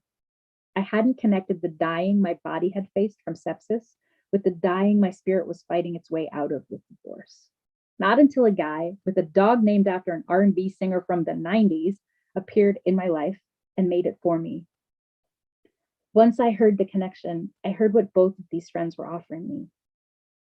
Everything in my life edged up against death, and near deaths leave marks. Divorce, sepsis, wheelchairs that don't work and take 6 months to replace. If all I could do now was wait for things to stop feeling scary and hollow, I might as well assume whatever time it took. The lack of rush into and out of this all-encompassing transformation was itself a kindness. As a Canadian living in New York on a dependence visa, a divorce meant being catapulted from my home. My body was wrecked. My chair was wrecked. My life was wrecked. Everything had plunged downward and catapulted me out. I was reeling and lost and wounded everywhere. My divorce was impeccably amicable. We had 4 meetings with a mediation lawyer, 1 month in total. I wanted to feel safe, mainly financially. He wanted to feel smart, also mainly financially. We checked in often. We made sure we each were getting what we needed from the process. We took each other out for snacks and treats after meetings. We were never right for each other in the way I needed and wanted to be with someone, but we were right for each other when it came time to end it. And I was still wiped out by panic and disoriented. The divorce papers were signed. I was on a train back to Canada. There were mere days between events. One day the world was known. The next day I was hollow. I couldn't eat. I slept and cried. My brain made no sense, and I huddled in the spare rooms and couches of friends all over the world. Friends who didn't make me account for myself, who had no doubt I would be fine, but didn't rush me to be sure of that before my grief was complete. Friends who knew I was grieving in the first place, when I thought I was just trying to plan a regular life and couldn't figure out why. I couldn't figure anything out. They knew it was grief. I wanted to live in Europe, I didn't know what country or what I would do there. I had the vague idea I was still an aerialist. That part of me was intact. So I looked for places where I could train. A friend had acquired an artist visa to live in Berlin. There were circus spaces there. But I had visited Berlin while the divorce was unfolding and it didn't click. Instead, I had a series of other places to visit and no plan. I stayed with a circus friend in Edinburgh. I took a workshop with an aerial rope coach at the circus in Barcelona. But first, I spent Christmas in Hawaii with Laura's family. We split time between a ranch house in the mountains with a green so vivid and endless, and a beach house with lava rocks instead of beach sand, and guest muumuus to wear for lounging. It was breeding season for humpback whales, and at night, I could hear them exhale seawater breaths. I rested. I was around people who were together and rooted, and that was how I remembered to be together and rooted. I healed. Laura drove me through tropical rain to a volcano hissing in the downpour. I poured gin in offering to the most fiery goddess who had just gushed lava straight through a small town, completely destroying it, and yet leaving the freshest earth on the planet. I thought about how violent creating life is. When a volcano spits out molten lava, it doesn't just flow over land, it devours it. Entire towns, neighborhoods, distinct geographical features all succumb entirely to the onslaught of Earth in its molten form. I had seen images of volcanic eruptions, the gash in the earth exposing its blood, its life force, the rivers of lava sputtering and churning. I was expecting adrenaline and drama. Laura and I drove to a viewing site that had been coordinated by volunteers for the local children, whose entire town had been split in half by a river of liquid fire. Where the lava flows, it stays. The topography of their lives irrevocably altered. The town felt that being able to see the lava for themselves would help the children grieve, give context to the sudden and massive change, perhaps even appreciate the nature of the power of their home. So they set up a viewing station where children could bus in, talk with volunteers, learn about lava, see the edges of new earth where the lava had finally cooled and gone still. Flowers had been tossed or placed over the orange safety fence at the edge of the smooth black rock where it overlapped on the gray man-made tarmac. In this way, the big island of Hawaii is literally growing. But the fresh earth, the new lava, will take decades or more before it turns to soil. When it's fresh, it's useless. My life had erupted like a volcano. From an actual volcano, I learned that it takes time to be fertile. And I was with Laura when I learned it. In January of 2015, I got my new chair, a Ty-Lite Aero Z titanium frame with the exact same measurements as my previous chair. I moved all of my stuff and a broken chair from my ex's apartment into my mom's basement, got a 1-year residency visa, and then I moved to Spain.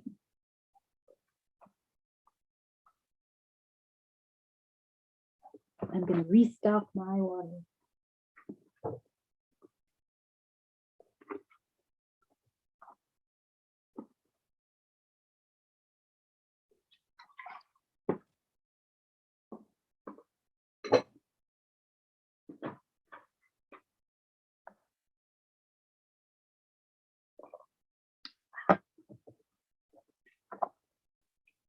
Part 2. As I said when I read the opening to part 1, I've included little snippets of a poem. Thank you, Q. I've seen your message. So this is part 2, Impossible Things. And the poem is called Risk and Accounting, and it's by Brenda Miller and Julie Marie Wade. It's impossible to tell what the risk will yield. Little coin toss, is it a loss or a win? Little eye unblinking, little mole on the skin, could be malignant, could be benign. Little navel, little nostril, little knot in the wood of longing. Chapter 12, the unknown factor. Zermatt, Switzerland, June 2016. The best part of moving to Spain was how close it was to the rest of Europe. Several times a month, whenever the whim struck me, I traveled. First, I sailed the fjords from Bergen to Kirkenes, deep into the Arctic Circle in the middle of winter to hunt northern lights. I wrote so much about that trip that I turned it into a magazine for my friends and family to purchase. Then I went to Paris for the third time. It was early spring, and I was full of ease and joy. I knew my way around so well. I had friends to visit. I was at home in Paris, as I had always dreamed. Then, one of the friends I had made at sea in Norway and I decided to do a 2-week road trip together in the Alps. He could drive, and loved to. I could not drive, but wanted to go to the kind of places you could only access by car.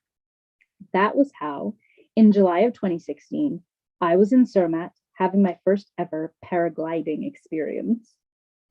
But first, I have to tell you about the Valais sheep. The thing I most wanted from my road trip in the Alps was to make friends.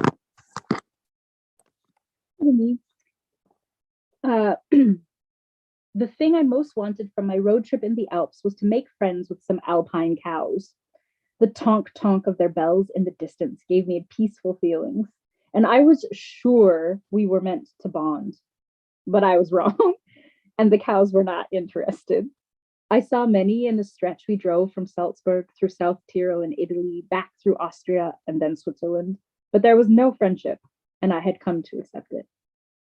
On the way, we stayed in Zermatt, a fancy and populated break from our usual isolated choices, because friends of ours, a Swiss couple we met on the same Norwegian cruise, would be there. Zermatt is a car-free mountain resort nestled in the Swiss Alps, accessible only by train, known most famously for the iconic Matterhorn that presides over the town. While there, I learned there was a special herd of traditional sheep up in the mountains with curly black fur on their noses and knees, and tourists could go visit them. After an intrepid Swiss mountain hike, of course.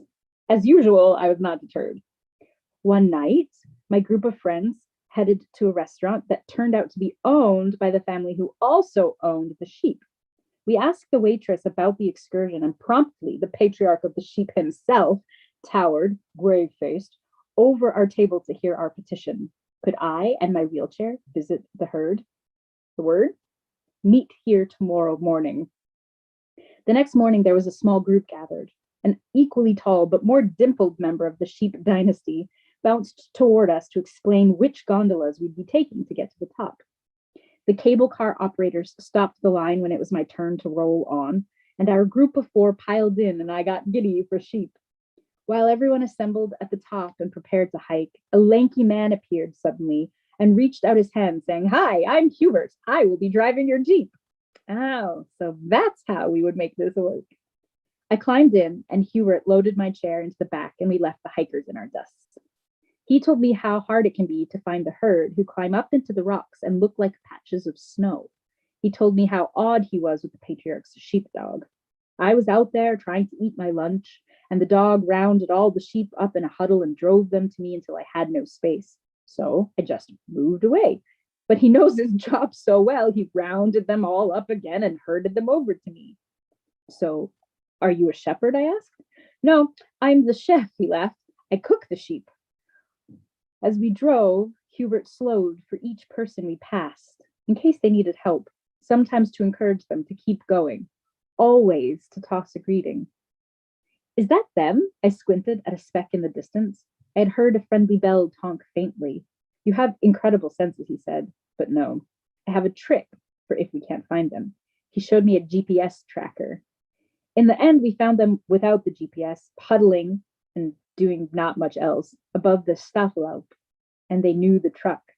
"Are you frightened?" Hubert asked as they began to gather. "They're very gentle, but they will come to us now. All together, they know we have food." I didn't answer. I was already out the door and sitting on the ledge of the Jeep waiting for my chair as the herd ambled toward us. "They like shade," Hubert explained. As I hopped into my chair, immediately I could go nowhere as I was entirely surrounded. Heads, bowed toward the one small square of shade cast under my seat. They can be a little skittish if you touch them, Hubert warned, so I reached tentatively to one that was licking the fabric of my seat cushion. She didn't flinch, so I wrapped my hand around her horn and pushed. She pushed back and licked me, and then went back to licking my seat. I pushed my hand into the tufts of springy hair on the nearest heads, nudging those who nudged me. The ones who got to me first started to press their woolly bodies into my metal frame, and the rest of the herd pressed into them, and more into that layer, 5 or 6 rows deep. I can feel them breathing, I gasped. The herd breathed as a collective. Their inhaling and exhaling rocked me smoothly, a motion I could feel exquisitely, particularly through my unbraked wheels. I'm inside the herd, I said. Hubert had been busy preparing snacks and wine for the rest of the group, getting feed ready for the sheep. He looked at me with the calm of totally getting it.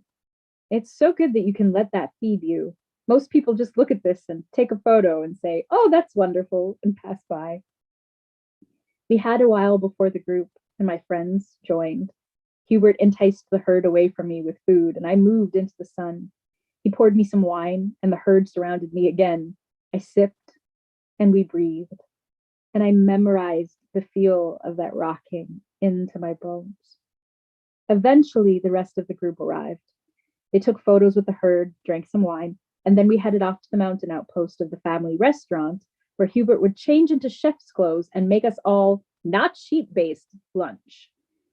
As we drove, Hubert pointed to a tiny spot of color floating in the sky, a parachute with a person attached. He asked, do you plan on doing that while you're here? What is that? I asked.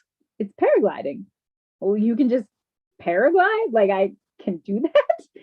It had never occurred to me to be interested in paragliding. I assumed it took a lot of specialized, expensive, hard to access training and practice to get to the point where you could turn yourself into a tiny speck of color in a vast sky. Also, I happen to be afraid of heights. I don't know what made Hubie suggest it. Maybe he was teasing me. Maybe he sensed something. But if you could simply want to and then do it, I wanted to.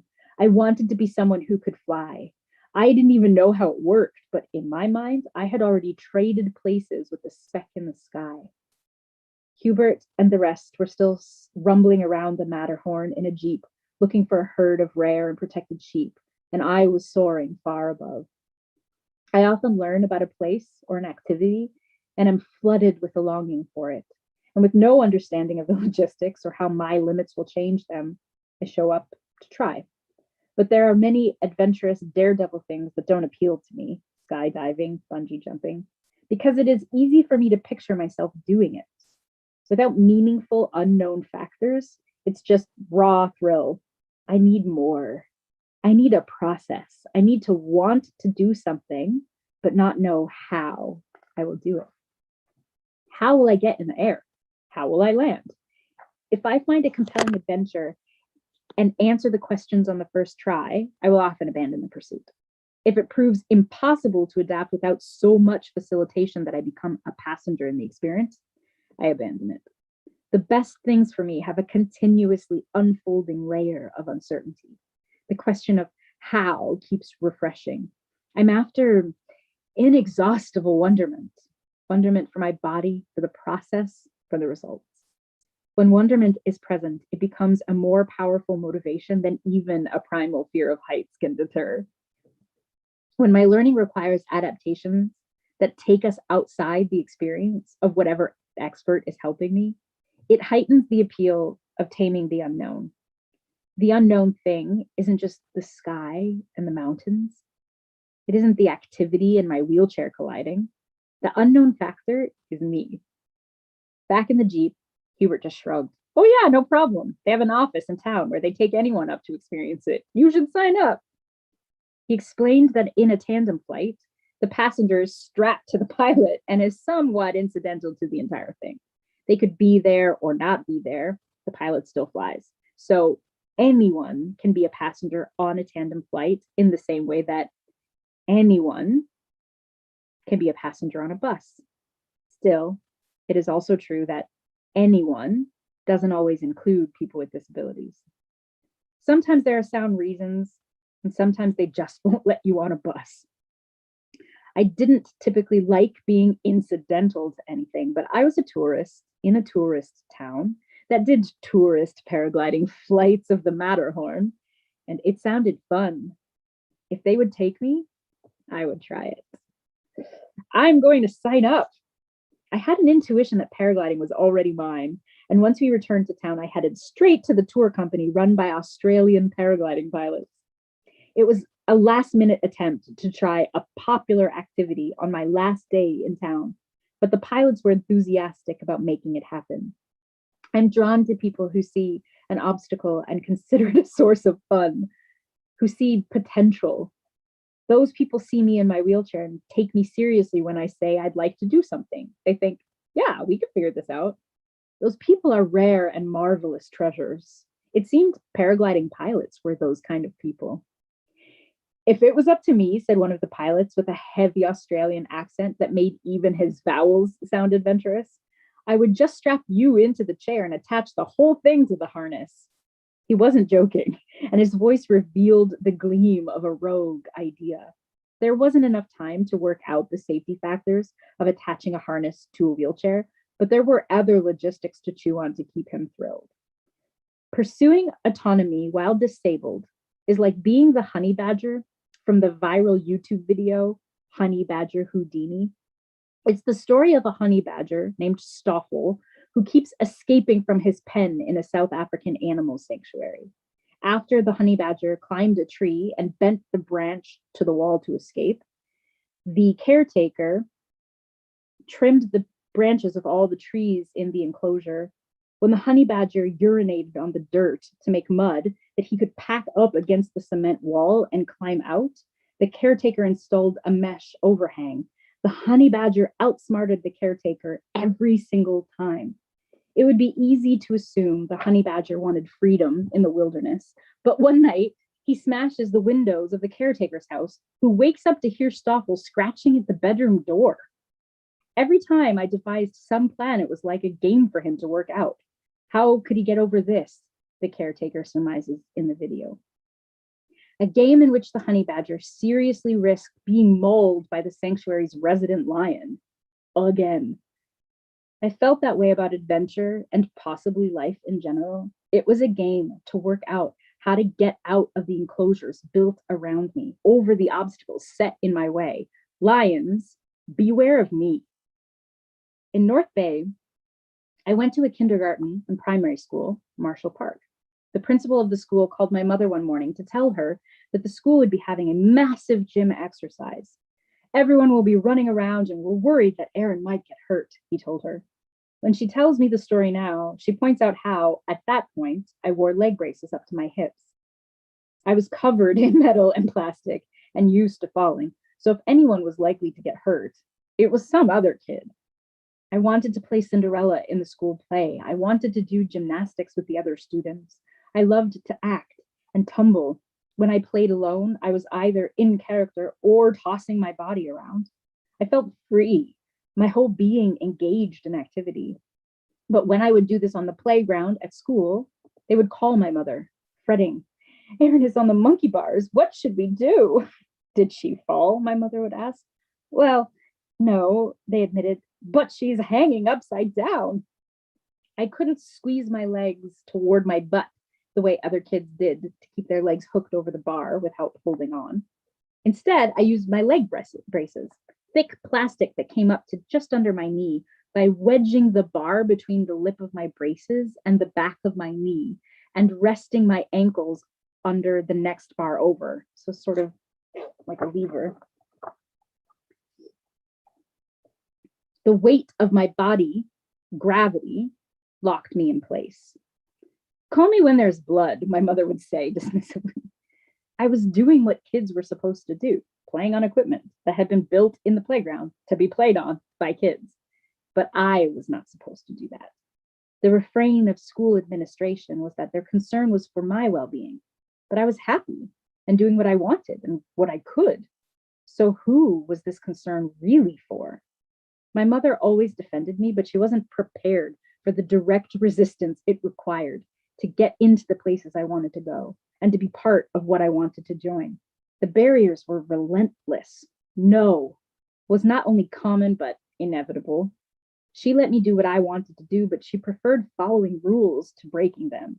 I got to do the fighting, the confronting, the part where I showed up anyway, over and over, put myself on the line, took the hit. I had the desire and the stamina for it. It was like a game to me, but it was an exhausting game. And I rested from the effort in the company of trees. I loved it when it was just the woods and me and how trees smell and the way the light filters through needles, leaves, and branches. But I settle deeply into myself when I'm with trees. North Bay, the town in which I was born, where my kindergarten was, is settled on the Canadian Shield. It's a terrain shaped like a U in which the geological core of the North American continent is exposed. The first piece of land pushed up above the sea. My favorite game as a kid was to play house, which for me meant crawling across the 3 billion-year-old rocks that had once been the tallest mountains on the planet, but which were now gentle hills covered in moss and lichen. When I was hidden by spruce trees and felt very far away and very alone, I would make tea from leaves and talk to my own mind out loud. When we moved from North Bay to London, Ontario, I exchanged the rocks for the ravine that bordered our housing complex. It seemed massive when I was 9, but the next road over was visible through the trees in most parts. I would scramble down, cross the tiny stream, and try to feel alone. I was allowed to be whatever and whoever I was with no resistance, but only when I was alone.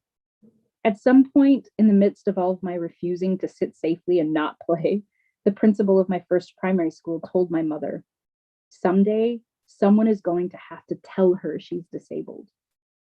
"I have spent her whole life telling her she isn't," my mother replied. He didn't have to worry. Someone would. Everyone would. I would be reminded of my proper place over and over again, sent back to whatever pen the disabled people were kept safe in, and I would break out again and again. I was breaking out when I was in Zermatt, asking if I could paraglide.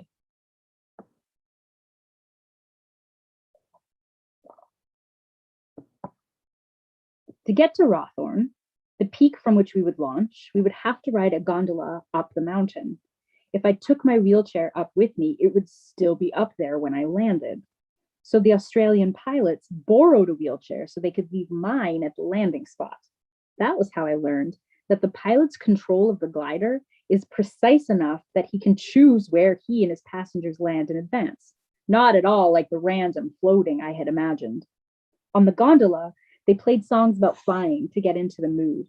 At the station, they rolled me out in the borrowed wheelchair and showed me the grassy slope we still had to get down to get to the launch site. It was too steep to safely wheel down, so we waited a moment, considering whether it was better for me to scramble on my hands and knees or strap into the harness I would fly in and let a couple of pilots carry it between them. I preferred to get there on my own if I could, so we did both. I scrambled until I got tired, and then they strapped me into the harness and hauled me to the edge. We had to wait for a flyable wind. So, for a while, we just sat there. The guys scanned for rare and protected edelweiss. When they found some, they carefully placed stones around it so people would be more likely to see it and not trample the delicate flower. I was terrified as we waited for a good breeze. I had no idea how to identify a good breeze for flying. And where we waited, there was nothing but edge. Nothing was tethering me to the ground. There was no plan B. There was just run, edge, open sky. My heart thrummed in my throat while the pilots sang and waited with ease. And then there was some imperceptible shift in the wind, and they were suddenly ready. I had been sitting in the harness, and now they connected me to the glider, carabiners clipped against metal hooks, pilots' hands squeezed and tugged at all the straps and clamps, testing that everything was secure. My pilot's name was Phil. and he stood close behind me, connected to the same glider. 2 other pilots, not attached to anything, grabbed the harness I was in and lifted, just like they had done to haul me down to the slope. Phil pulled the lines attached to the wing, and it rose above us. The harness pulled tight near my face, pressing into my shoulder, my body jostled by his legs from behind and the jerking of the pilots on either side as the group ran toward the edge. I got it. Thanks, guys, Phil called, and the hands released us, the pilots on the ground stumbling to slow down. The second I was airborne, the harness under me was pulled taut by the glider above. I was cradled in the tension between harness and glider. I expected to feel a sudden ungrounding, like in a dream about falling, maybe slower, but just as full of the sickening sense of unending void. But my weight in the harness was solid. Buddhist Chogyam Trungpa has said about consciousness and meditation, the bad news is you're falling through the air, nothing to hang on to, no parachute. The good news is there is no ground. Facing a risk triggers fear, and in reaction, we are often afraid of the right thing, but for the wrong reason. I imagine the Venerable Chogyam meant that we have the exact opposite reaction to our fear than the one that will liberate us. We cement our fears in place and cling to them like ledges, tell ourselves it's security as we grasp and tense at life and time as it passes the way clouds move through the sky. In formations, bringing weather impermanently. We flinch at the shadows life casts on us without realizing that what we are doing is worse than the impact we fear. Courage isn't having no fear. It is knowing the true nature of what you fear. You can only learn this by looking right at it. I've always thought that surrender was more about letting yourself really look at fear, at pain, at yourself, than it was about passively letting anything happen to you or not caring about it. The first step to taking a risk is to simply open your eyes and look. Take the brakes, Phil said. A paraglider is controlled by applying various amounts of pressure to a set of lines called the brake lines. A nylon cord with a handle leads to a branching of several more nylon cords that are attached equidistantly across different points of the glider. When pulled evenly, it uniformly changes the shape of the glider, which slows it down and acts as steering. Phil helped me loop my hands into the controls. Press one of your hands down, he instructed. I pressed tenderly, too gently. He pushed his hand on top of mine to show how much pressure I needed and released his hand. A bit more, he encouraged. And I applied more force. The glider turned in the direction of my pressing hand. It responded. I could feel through the tension on the lines between my hands and the fabric of the glider, the very shape and movement of the air. You can control it, I squealed. Euphoria coursed through me, indistinguishable from terror, which I also felt. Once I could breathe normally, I was grilling Phil. Could I learn this? Like, not just fly with someone else like this, but like actually on my own? How would I get myself off the mountain? How do people learn it? Where would I teach? Where would I do it? Oh, there are schools that teach it, he answered, as nonchalantly as if I was inquiring where to learn to read. There are schools in Spain, for sure. You'll probably need help getting in the air, but you could totally fly on your own. You need to get into paragliding. We swooped around the Matterhorn for another 20 minutes. Phil told me about the theory that birds can see temperature changes in the air, and he pointed out the spot he had had a mid-mountain breakfast with another pilot that morning. We were having a friendly conversation more than 3,000 meters above the ground. We landed at the exact spot where my chair was waiting for me. I tucked my legs into the harness and we landed. More like sat, very gently, on our butts. I was giggling and speechless, but I didn't need words. Phil and the pilots on the ground knew exactly how it felt. My body was still swooping, still above the Alps. I beamed wordlessly at anyone who asked if I had enjoyed it. I flopped back against Phil, trying to hold myself up. He wrapped his arms around me in celebration and kissed the top of my helmet. Paragliding was not just flight. It was love.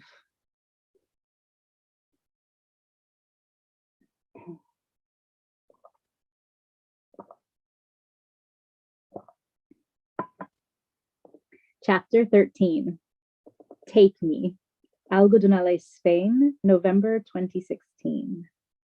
The first thing I did when I got back to Spain from Switzerland was look up paragliding schools. Goal, autonomous solo flight. But I didn't say that when I emailed Jose at Zero Gravity. Instead, I asked if it was possible to get some training and more flight experience. I can get around pretty good in mountains, I promised. I was hedging, courting this opportunity, but I was also preparing for him to turn me down. But Jose didn't turn me down. He said, sure, no problem. Found me the only accessible room in Algodonales, tracked down an adapted harness, and trained himself in it for a few days before I arrived. My first course with Zero Gravity Paragliding School in Andalusia was in November of 2016. The first time I met the other pilots on my course was in a gas-leaking, dust-encrusted, oversized van filled with paragliding students and our instructors as it bounced up the side of a mountain. I was wearing huge, dark sunglasses. I wore them whenever I wanted to feel protected in a crowd, as a woman in a wheelchair. Sunglasses couldn't cover the conspicuous vulnerability of a wheelchair, but they did give me an unapproachable quality, and that bought me time to observe the men who would be in my company for the next week. I was a brand new student. Another pilot, a cute guy from Costa Rica named Mao, had 3 previous weeks of paragliding instruction from Jose. Mao and Jose were sitting behind me, falling into a familiar rapport that relied heavily on exchanging jokes. I was learning Spanish and liked practicing, so I leaned over the back of my seat and listened in, translating Jose's joke to myself. A soldier, new to a base on the desert, asks what the guys do when they want to have sex. Oh, we just take a camel, his commanding officer tells him. After much resisting, the soldier eventually and very desperately gives in and tries to have sex with one of the camels. He gets pretty beat up by camel hooves in the process. He drags his battered body back to base, his face bruised and bloody. Oh my God, what happened? His commanding officer asks. I tried to fuck one of the camels. What? Why? You said that's what you do for sex around here. No, I said we take the camels into town where the brothel is. The joke is how I learned that coger, to take, has entirely different connotations in Latin America than it does in Spain. Every time they ask me to take my glider or yell for someone to take the van, it cracks me up, Mao said, chuckling. I laughed too, and I took off my huge, dark sunglasses. Jose had done some research and found a pilot in another region of Spain who was also paralyzed. He had devised a harness for himself and rented it to Jose for the week that I was learning. Before I arrived, Jose took test flights in it so he would know what it was like for me, how it would be different than with his other students. The harness was a styrofoam rectangle box covered in hot pink and blue canvas. The shoulder straps of a regular harness were sewn right into the canvas, and the styrofoam walls came up under my armpits. The canvas zipped up to my chest. It had tiny wheels at the back for towing. It looked like a race car and felt like a coffin. It worked in that I needed something to keep my legs protected while taking off and landing, but my torso was completely encased, restricting my range of movement. Whenever someone wandered over to comment on how amazing it was, the harness and the disabled student flying in it, Jose would deflect them, saying, "This is nothing new." The guy Jose rented the gear from was paralyzed, and he had made it for himself so he could fly solo. But it was new to us. Jose had never had a disabled student before, and I had all of 20 minutes of previous flight experience. I'm doing nothing different, Jose would say to me about what I was learning and how I was doing. And I could see for myself that that was true. I am very strict with myself about earning a sense of accomplishment. I didn't just want to fly, which I could do in tandem. I wanted to learn how to control my wing, to know what I was doing, to feel a command of my choices and a connection to their consequences. I wanted clarity and autonomy. And I was trying to build a sense of myself as a pilot out of an honest assessment. But I had so many instructors involved in my takeoff, I was having a very hard time gauging how much my own skill was contributing. So Jose started to point out how it was similar between me and other pilots, which allowed me to consider how it was different and what I could improve. Watching other new pilots take off, one instructor would stand near the pilot and another would stand in the flight path, facing the pilot to see how straight their wing was, instructing them on their arm placement moment by moment. Now and then the instructors would tug the lines on a student's glider to correct the wing, or pull and push the pilot into a better position mid-launch.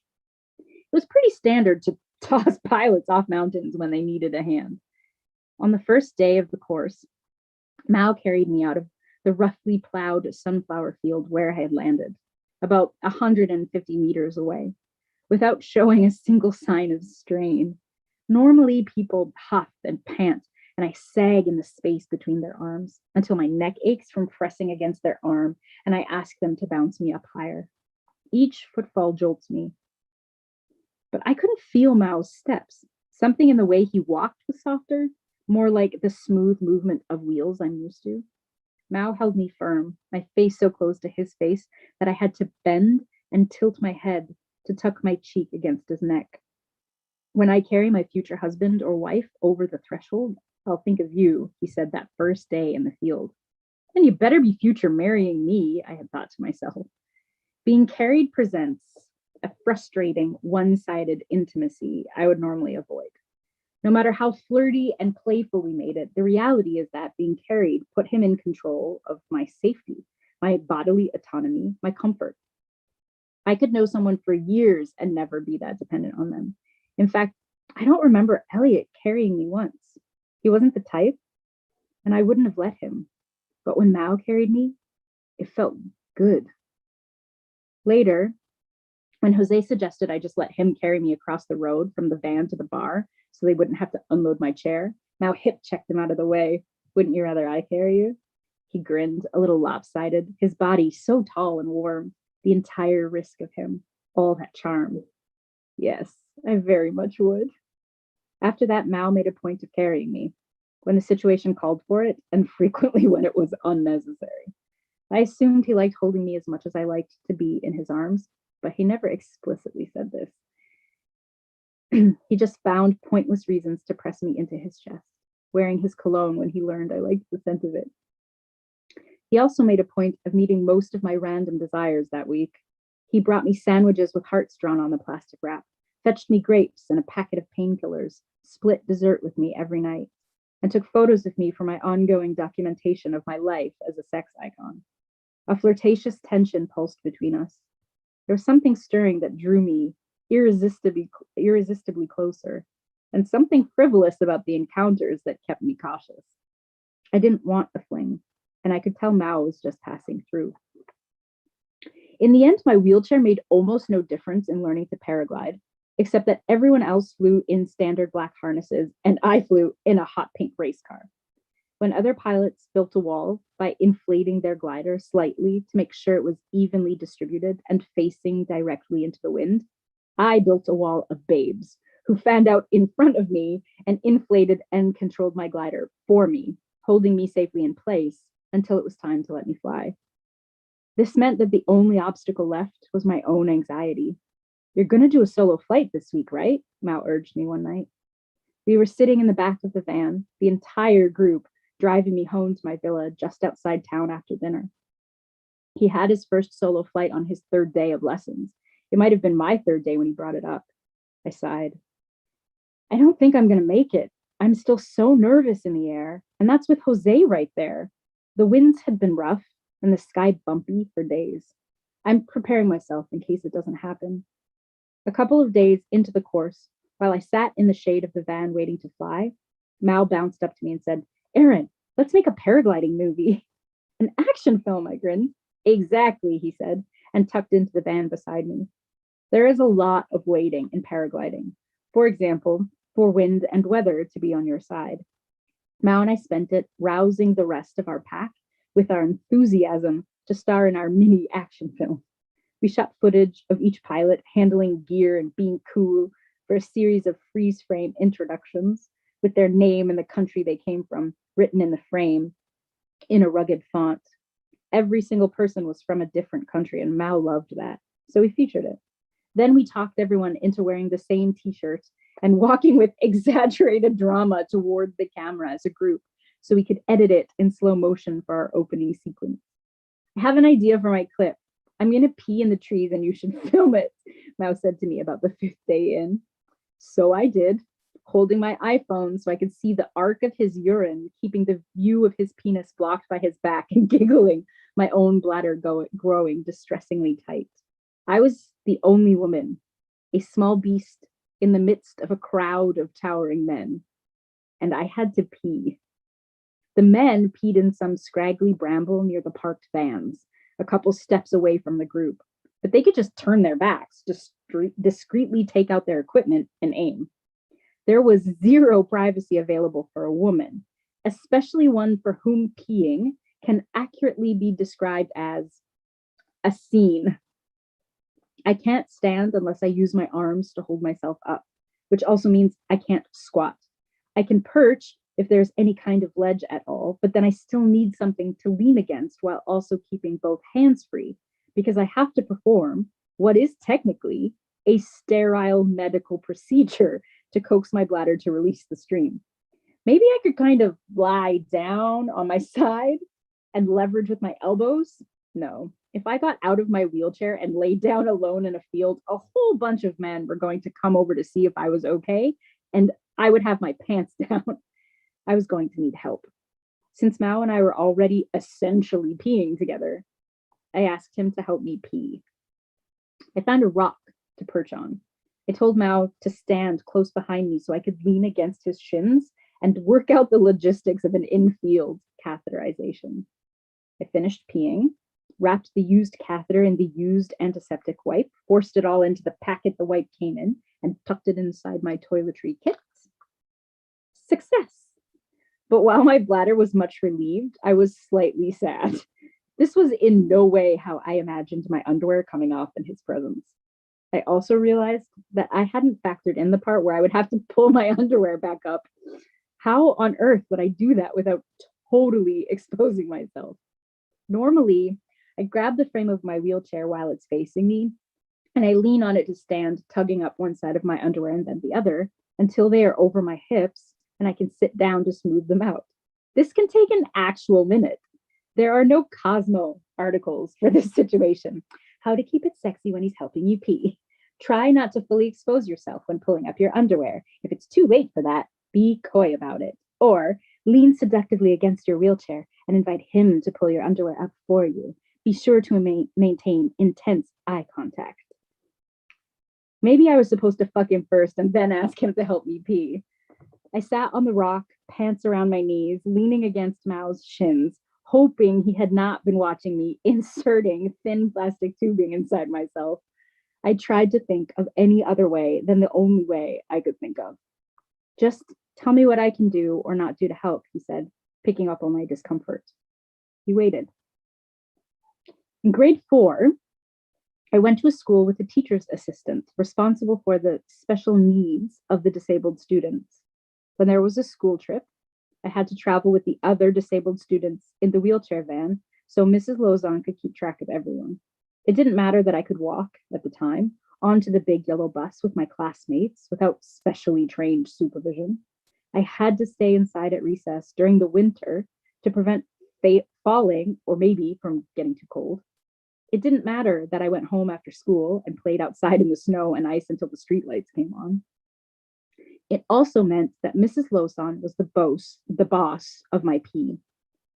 It is not uncommon for people who catheterize to set a schedule, generally because they don't have the sensation required to go as needed. But I can feel when I need to go, so I can go when I feel like it. I had been catheterizing myself since I was in preschool, when I took the catheter from the teacher and did it myself. The preschool called my mom to make sure it was okay to let me keep going.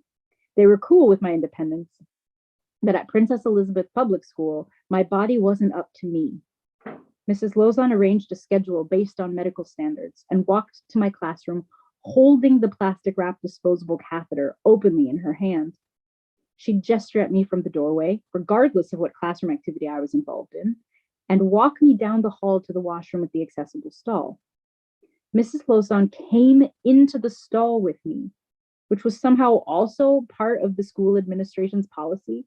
She watched me wash my hands. She watched me pull down my pants.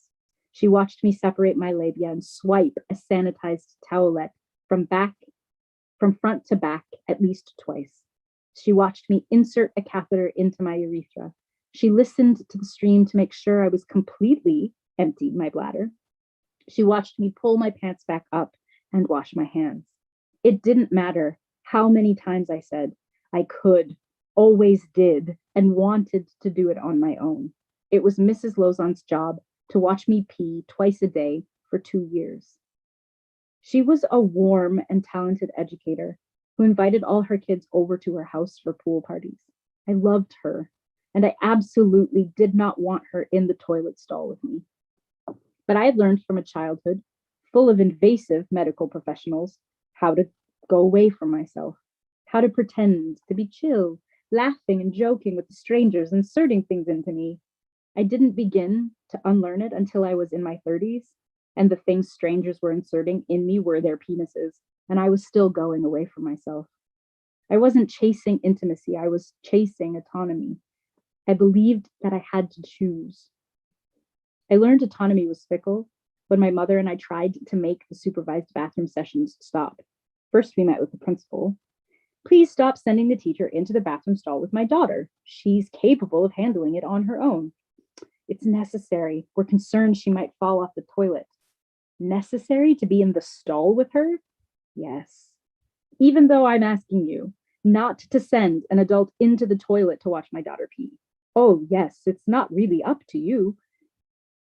10-year-old me wrote a letter to the Board of Education explaining that while it was important that the board provided assistance for the students who couldn't attend to their own needs, it was a problem that help was being forced on me against my will. Help that involved regularly exposing my genitals to a teacher. Why weren't my mother and I the ones making the decision about what support I needed? The school board sent the letter to my school, who gave the letter to the nurse, who called me into her office to shame me for being ungrateful and for not understanding my place. I had to move to a new school district to attend a school without a special needs assistant, so I could pee whenever I felt like it, all by myself. I learned my lesson.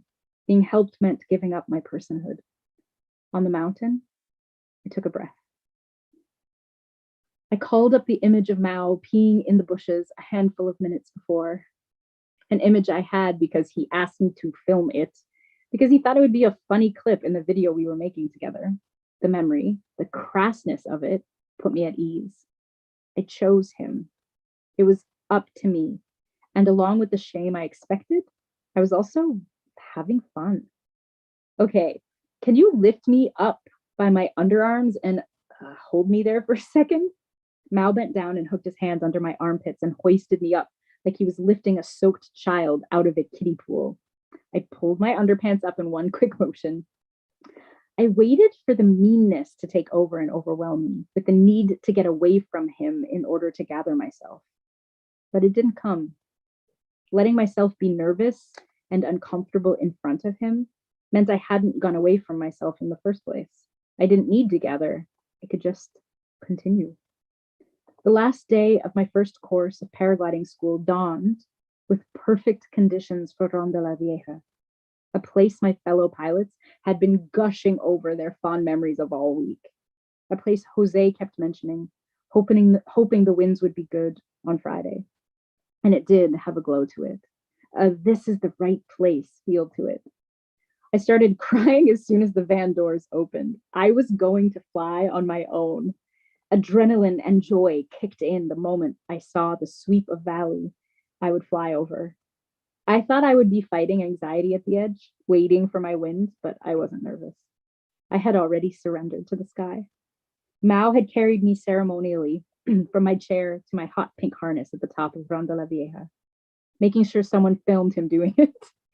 Then he flew down ahead of me to film my whole flight, to be there when I landed. His arms were the opening and closing brackets of my first solo flight. The takeoff came easy. 1 minute I was being hauled by 3 guys. The next I was on the wing. It was startling and I giggled, but then I settled into deep focus. I had a flood of physical anxiety to manage, which I did by listening to Jose's voice on the radio. He'd been flying with me in the tandem the whole week and he knew what scared me. He assured me when he saw the dips and bumps my glider made that the movements were normal. That's normal. That's normal. He gave me directions. I didn't have to think or feel confident. I could be scared. I could trust. I was flying. When I was close enough to the ground to hear his voice without the radio, I started to cry. Out of pride and complete amazement, Jose was walking toward me as I approached. I flared on his command. I landed gently and exactly. Jose grabbed the lines and tugged to bring the glider down. He straddled the styrofoam around my legs and hugged me, wiped the tears away from my face and hugged me again, all while Mao kept filming. That landing was impeccable, Mao said. Let's see if any of these guys can land like that, Jose said, pointing at the pilots still up at the takeoff. When I got home from Algodones, I pieced together footage from my first flight that came from 5 different cameras, including a GoPro, that captured the stony expression on my face and how it crumpled into tears as I came into land.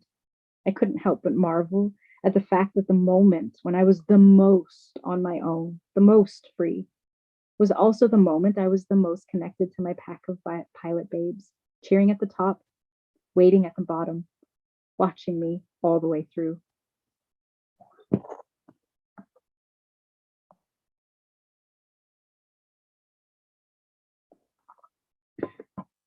Chapter 14, Missing Pieces. Vilaseca, Spain, December 2016. Folsom, Brian, March 21st, 1960 to December 23rd, 2016. Loving father to Aaron Clark. Let's call that a stretch. He wasn't loving. On the 23rd of December, 2016, I got a Facebook message from my dad's sister, 5 a.m. her time. Hello, my dear, can you call me? I glanced at the message while rolling to Expressate, the cafe I went to every day. My aunt and I didn't speak to each other very often, usually when someone died. I passed the stone walls of the old town, painted in a harmony of oranges and rust, echoing the hues of the Mediterranean sunsets. My wheels glided across the smooth tiles, a recent update to the city when they took out the cobblestones and narrow sidewalks in anticipation of an aging population. Roman-built buildings blended with contemporary urban design. The ease of movement to any point between my apartment and the sea felt more like belonging than anywhere else I had ever been. The screen of my phone blinked. My mom calling, also 5 a.m. her time.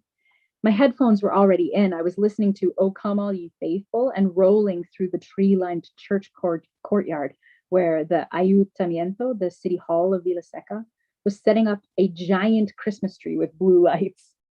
First my aunt, then my mom. Hi, Mom, I just saw Aunt Eva's message. It's Brian. I went quiet for a while. Are you okay? She asked. My breath caught, like I was about to cry. So I pulled on a wheel and pivoted toward a bench to take a minute, in case I needed to go back home. Yes, I exhaled. I'm just surprised I care. It's sad. I'm sad too.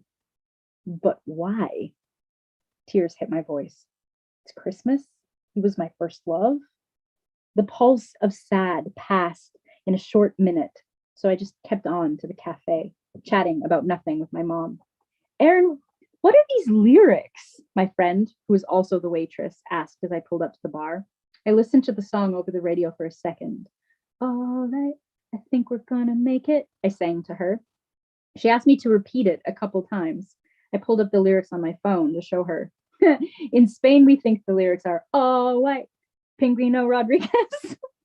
Everyone working behind the bar started singing and laughing and practicing pronouncing gonna. Say hi to them for me, my mom said, hearing the cafe ruckus. They had all met when my mom visited in October. Karina, the owner, had assured her I could always count on them for anything I needed. My mom says hi, I told them. The cafe said hi back in a chorus of blown kisses. Call me if you need me. We hung up. I didn't mention anything to my cafe family. I wasn't sure what it meant to me yet. My dad died, had a heft to it I didn't want to throw around. But I felt soothed just being there, surrounded by the friendly sounds of the espresso machine, the radio playing English music, the quotidian conversations in Spanish that I was more and more able to pick up and join in with. I was made after my mom and dad broke up. He'd sneak back to her now and then. And in that gray area of not together, but still fucking, I was conceived. They each had half a rare gene that when fused together in my DNA, halted the growth of my spine. I was born with pieces missing. This is both a metaphor and a reality. When my mom told my dad she was pregnant, he got angry, denied me. It was said he believed he was impotent. It was said that my mom had broken his heart and he was jealous and spiteful. It was said he was just an asshole. No one believed he wasn't my father, and his family carried on raising me in their midst. He carried on stubbornly indifferent to me. I carried on in a lifelong state of shock. Many awkward, unsettling moments later, he died, not having loved me at all. I had spent most of my life ashamed of how it had shaped me, with pieces missing. I went looking for his obituary, loving father to Aaron Clark. Respecting his wish, there would be no funeral. Ignoring his assertion, I had been counted. We drove to La Pineda, Selima, Christian, their 3-year-old daughter Isabella, and I. Isabella explained it was too far for me to go in my own carrito, what she called my wheelchair, but we would put it in the back of the truck and all of us would go in the car together. At the beach, we played in the sand. Isabella and I waved with delight at a remote-controlled sailboat, making loops in a fountain just for us. There were sand sculptures depicting recreations of the nativity in the Catalan tradition. Yet they featured interesting artistic license. The 3 wise men as musicians in Hawaiian shirts and Santa beards, a lady playing a piano and pooping, a family of camels. Not just camels standing around being camel-like in the usual nativity way, a mom, a dad, and a baby blissfully nuzzling, tangled in each other. It reminded me of my pilot pack, the camel jokes. Mao, my favorite animal, family. Shit, I was stung with sudden tenderness. I texted a photo of the camels to Mao, who had written me a sweet and sincere Christmas wish the day before. Not wanting to feel my appreciation for him too intently, I'd been flip in my response. The sand camels broke down my defense and I texted him. My dad died. It felt like a confession. Fill your heart with empathy, he texted back, along with all his love. Empathy? That's an unusual condolence. So I heard it, like a crack. I walked ahead of my friends back to the car. I knew a blessing that helped me get started when empathy was reluctant. May your good fortune increase. May you be happy. May you be free of all shame and suffering. May you be free of all attachment and aversion. My heart said, okay, let's do this for your dad. As the literal waves and my emotional waves crashed. Bold move, heart, I thought, and followed it. The wind brushed my tears away as my friends caught up with me. Isabella ran to grab the back of my chair so she could push me. At 3 years old, her head barely reached above the top of my backrest. I don't know how she managed to see where we were going, but I just leaned into my seat and lifted my arms from my wheels as she steered me slow and true. I spent the next couple of days in bed, so tired I couldn't get all the way through chopping vegetables for an omelet before I got distracted. Forgot what I was doing and ended up back in bed. A childhood's worth of distant grief made its heavy way through me. I stayed still, not flinching at the bad memories. I made a list of things that soothe me when I'm in pain. Long, quiet drives, scrambling around in nature, long hugs, dancing, sex, singing. Christian had loaned me his shitty acoustic guitar that lost to tuning while tuning it. He had packed it in the back of the truck that same Mediterranean day, remembering me wanting one to play from months ago. I sang my heart out, off key, fuck it. I queued up, I feel better when I'm dancing on my iPhone, headphones in so as not to annoy my neighbors, and I played it on repeat and danced until I was panting and my blood pulsed in tingles under my skin. I had been celibate since my divorce and had promised myself I would wait until I was emotionally connected before I had sex again. So dancing was going to count for sex. Hugs, long drives, nature. A few nights later, at a dinner party with friends, I couldn't hold it together anymore. I had my head down on the table by the time dessert lingered. My chest was throbbing. Do you want me to take you home now? Christian asked. Yes. Yes, please. Are you only tired? He asked in the darkness of the car. He knew my dad had died, but I had mentioned it in passing, brushing it off as neutral news. Orion was winking at me out the window of the car. Christian and Selima had been strangers when I first visited Villa Seca. Owners of the circus studio, an online acquaintance had suggested I check out while I was visiting Barcelona. I took the train, saw the gleaming tiles of the castle turret, the dry scent of the maritime pines wafting sweetly in the air, spent an unhurried afternoon tooling around on various aerial apparatus, and decided this small town would be home. Selima and Christian helped me find an apartment, open a bank account, and treated me like family. If I wasn't traveling, I was with them nearly every day. In the darkness of the truck, I held my breath. I would tell Christian how I really felt, but I had to wait for the potent impulse to just say, yeah, I'm fine, to pass. No, I sobbed. The truck hummed. I sucked snot back into my nose. Christian handed me a wad of paper towel.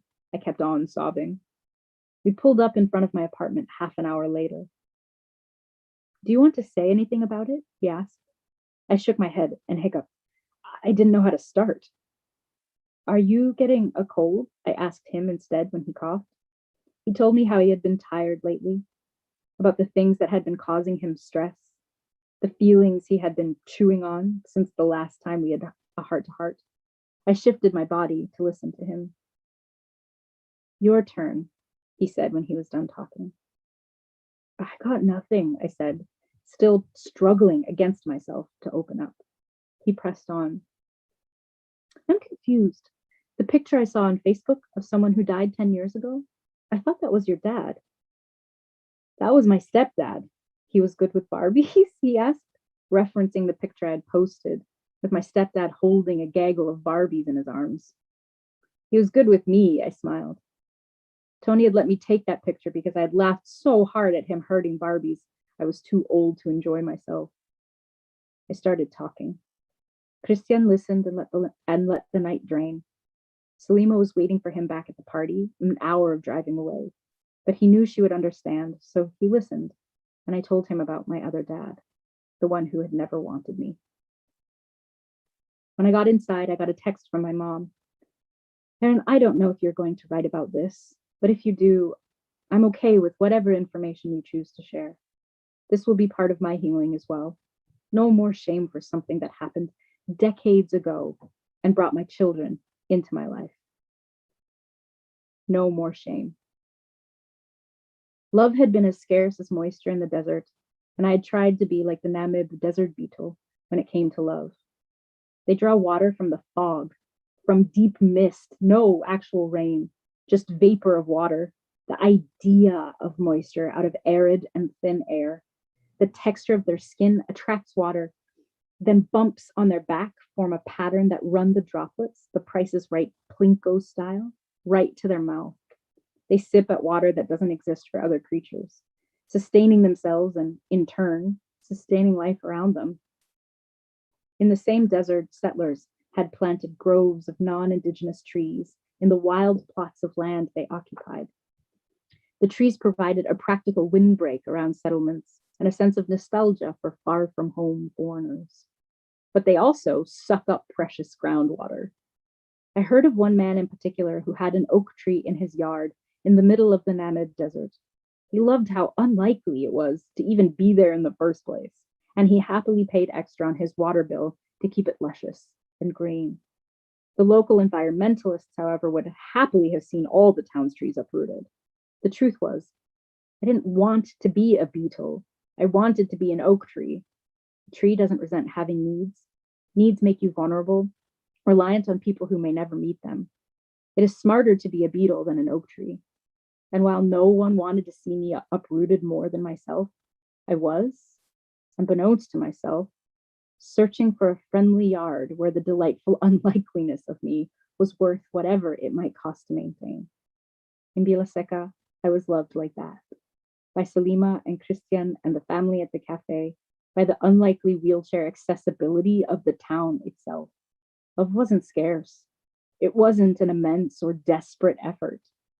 It was unlikely for me to be there, 123 kilometers from Barcelona, in a town with no attractions, one of the very few foreigners around. And maybe exactly for that reason, they watered me.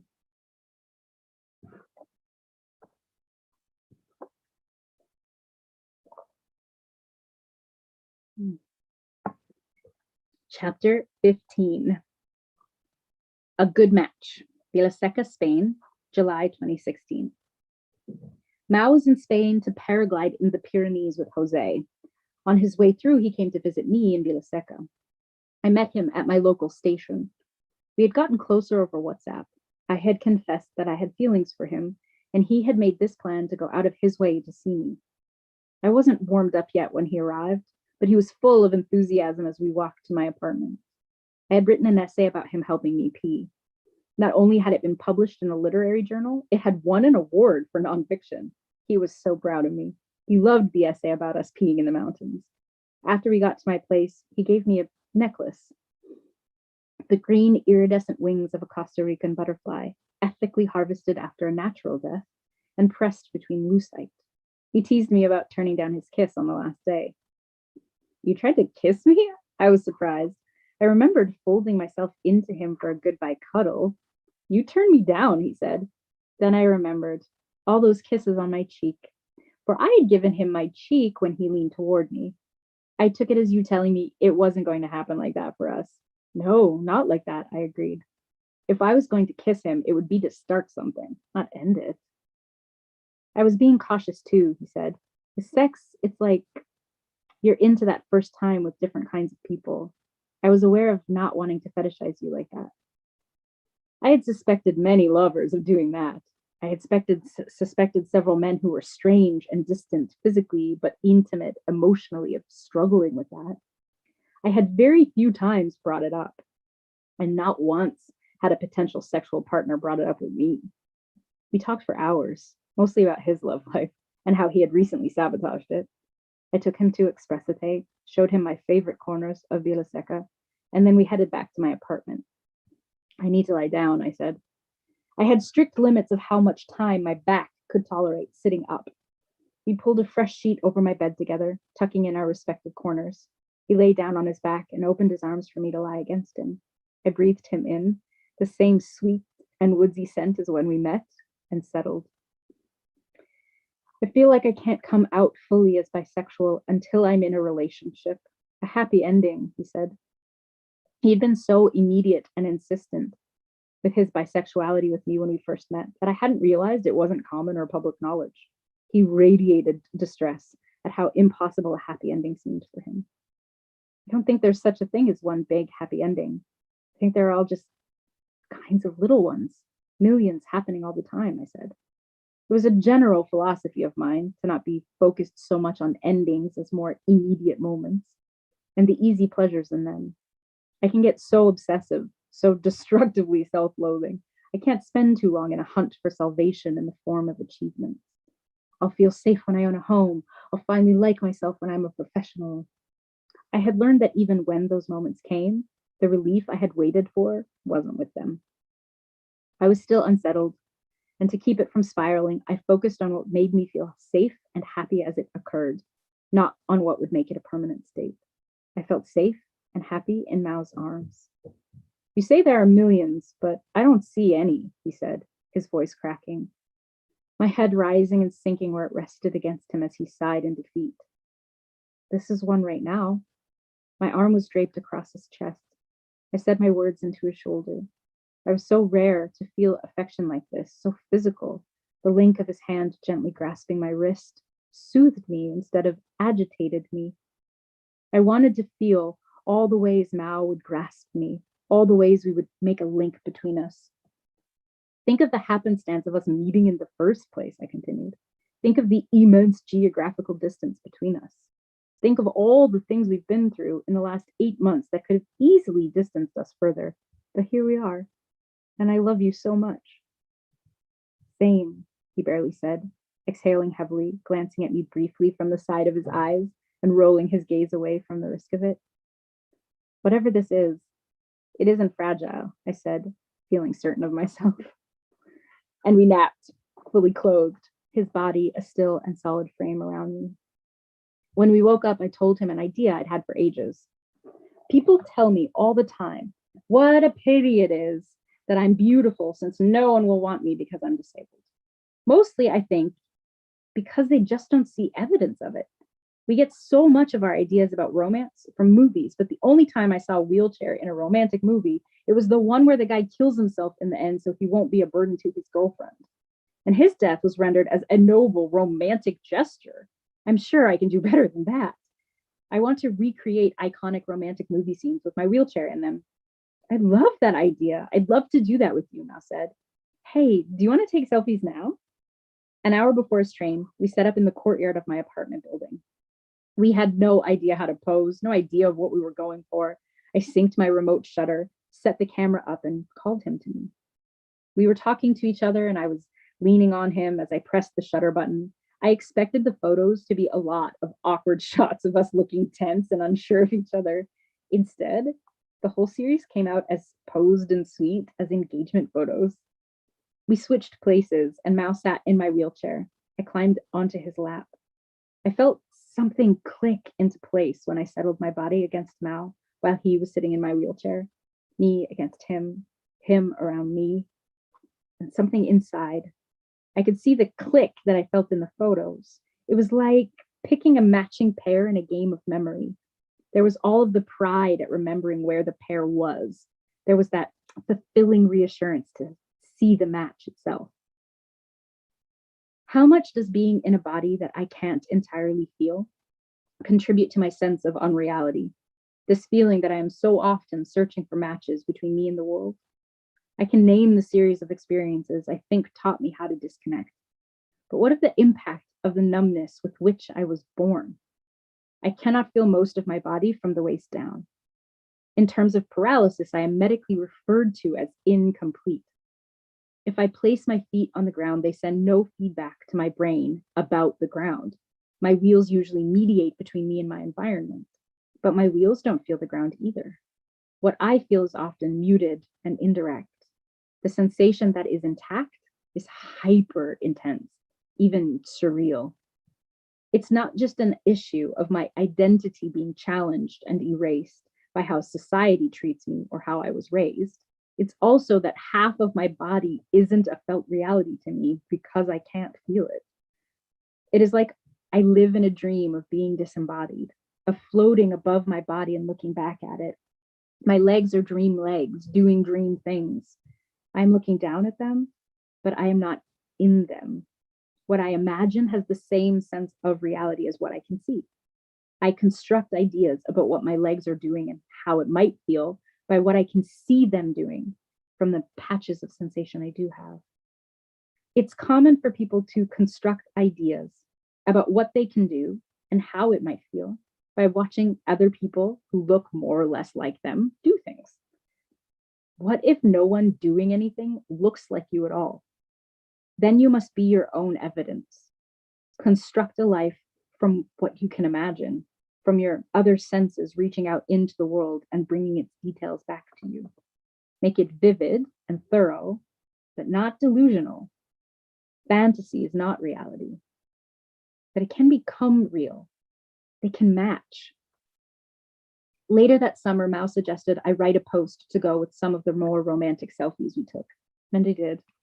I wrote about how nice it was to feel shy with someone, to feel so tender and full of hope that it made me feel shy, which meant I didn't feel defensive.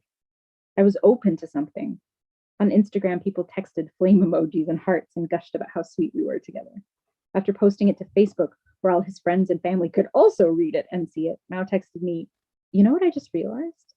The fact that you posted my comment about future husband or wife is the first time that my bisexuality is publicly printed somewhere." Yeah. You want me to take it out? I texted back. "Nope. I actually love it," he replied. "I love it too. It was exactly the way you first told me you were bi. Wouldn't be right without it." "How does it feel?" I asked. "Feels pretty whatever, which is fucking awesome," he replied. I took screen grabs of the comments people were leaving on Instagram and sent them to him. "Am I misunderstanding something, or do people think we're together?" he asked. "Yes, they think we're together. Are you surprised by that?" "I'll take it down if you want. I feel bad," I typed. "Why do you feel bad?" he asked. "No good reason," I texted. I couldn't explain it to myself. Why would I feel bad? But there it was, a constricting in my throat, a little squeeze in my gut, a nervous flush on my skin.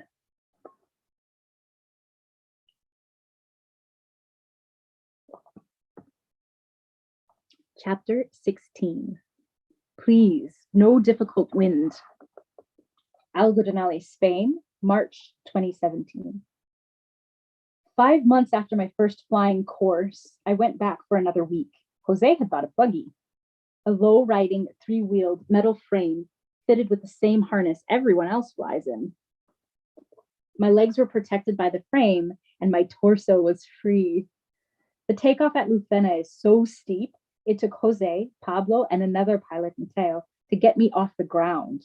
When I saw the incline, the idea of my wheels being nose down while we waited for a solid wind made my throat lurch. "Aaron, I leave it up to you," Jose said. My options were to fly it or drive back down to the landing site and hope for enough wind to practice ground handling.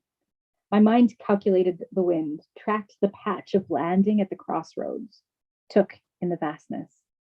My heart begged me to rethink my life with its pounding. Or maybe it was begging me to fling myself into it. Sometimes it can be hard to tell. One leap into the unknown, a divorce, for example, leads to other precipices, and you have to keep choosing to fly or drive back down to the safety of the landing field. I chose to fly. I slid down the slope on my butt to the edge. Mateo stood in front of the buggy, holding it in place by resting the frame on his thigh. It was so steep, Pablo had to press my shoulder back against the harness so I could buckle it up across my chest. And then the wind died. Low wind involves running until the wing is aloft. Without running, I have less time to make corrections, and those corrections need to be flawless. "Please, no difficult wind," I pleaded. "If you don't have control, we don't let you go," Jose said.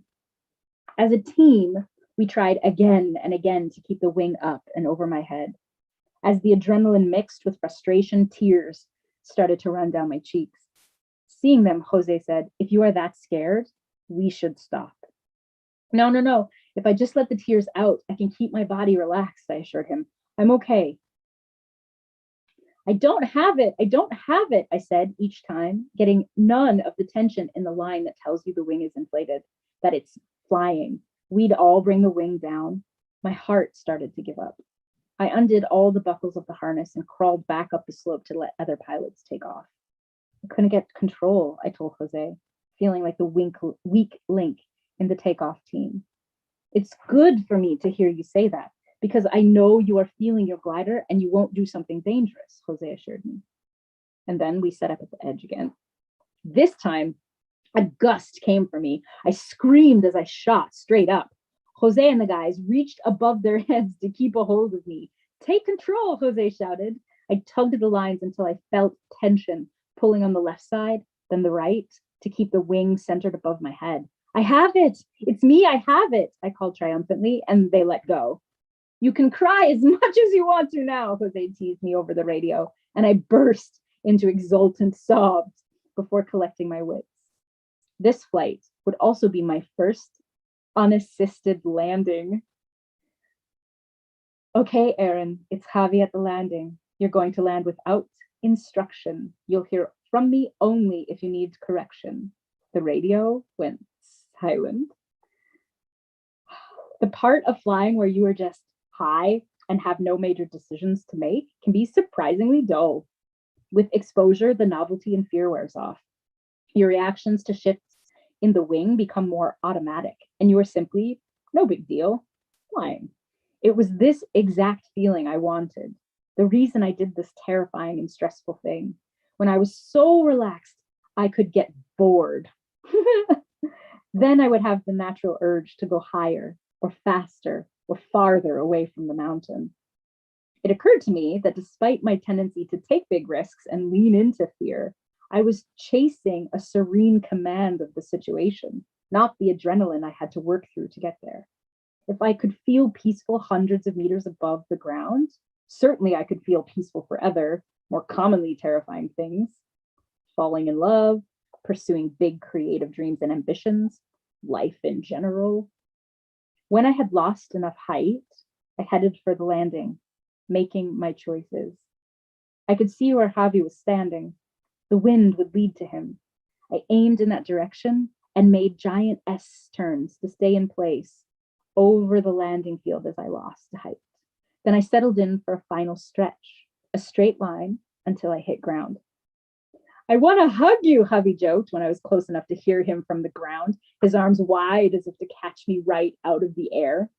I had been the first to land all week, so there had been no one to video me. I really want to see it, Javi, I rued each time after taking my praise for my smooth and controlled landings. This time, as I came in for the final, Javi called to the other students at all corners of the landing area. Everybody, get out your phones. All the pilots in the field pulled their phones out and took video of me from every angle. Javi did actual somersaults on his way over to me after I came to a flawless stop in the flat, grassy field. Later that night, Jose told me how brave he thought I was. He actually stopped the van to make sure I understood. He didn't mean because of my wheelchair. He thought I was brave because of the learning curve of the buggy. I think we are all learning very fast. And by we, I mean all of us together. Every day we learn something new, but you're the one who has to actually fly. Today was our most difficult place we take off. I felt brave, I said. I complained a lot about the restrictions I felt. The buggy had solved the need to be carried and was more comfortable than the feeling of being zippered into a coffin, the race car I had learned in. But now that I was comfortable, I wanted more of the action for myself. Whenever I would take off, 3 instructors were involved, 1 to push and 2 to lift and control my glider. This also meant that I rarely did ground handling. I was 3 weeks into pilot training and had never lifted my own glider, so I was never sure what I was doing right or wrong. I need to lift my own glider, I would insist, but someone would always discourage me, saying, it's too heavy, we're helping to control it, we do this for other pilots too. But then I would watch a field full of brand new pilots 1 or 2 days into their training, running back and forth in the fields with their inflated gliders, left to work it out for themselves. I know you want to do this on your own, Javi said to me on the first ground handling day. His eyes glittered with my favorite empathy, the kind that understands the glory of figuring something out for oneself. The idea that I'm not strong enough to lift the glider is dumb, I said to him. I agree. I know you're strong. You just need someone to give you a push, and I have an idea. We set up at the edge of the practice field, where there was a slight downward slope, a couple meters away from the young sunflower crop that would act as a natural bumper if I got any speed. Javi spread my wing out behind me and showed me again how to clip into my harness. Usually this is a task students learn and are responsible for on their first day, but it was so often done for me that I kept forgetting how to do it correctly by myself. The wind was light and calm, and I was eager. The buggy was so low to the ground that the only way Javi could really get a grip was by crouching down and grabbing the front wheel. When a breeze came, he took a backward lunge and tugged me with his body weight while I pulled on the lines.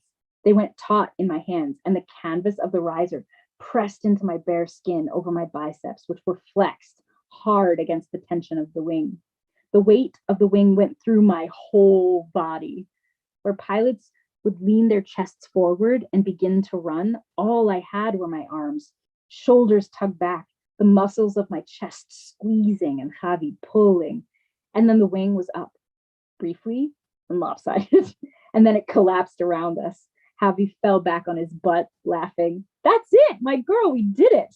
He shouted and unclipped me to reset the glider so we could try again. Again and again, Javi pulled me and I lifted the glider, feeling how my body set itself against the force of it, slowly learning the subtleties of lifting it and controlling it. After an hour, we could get it overhead. Javi jogging slowly toward the sunflower field while I flew it like a kite. Javi tumbled over and again into the plants to stop my buggy. We were giddy.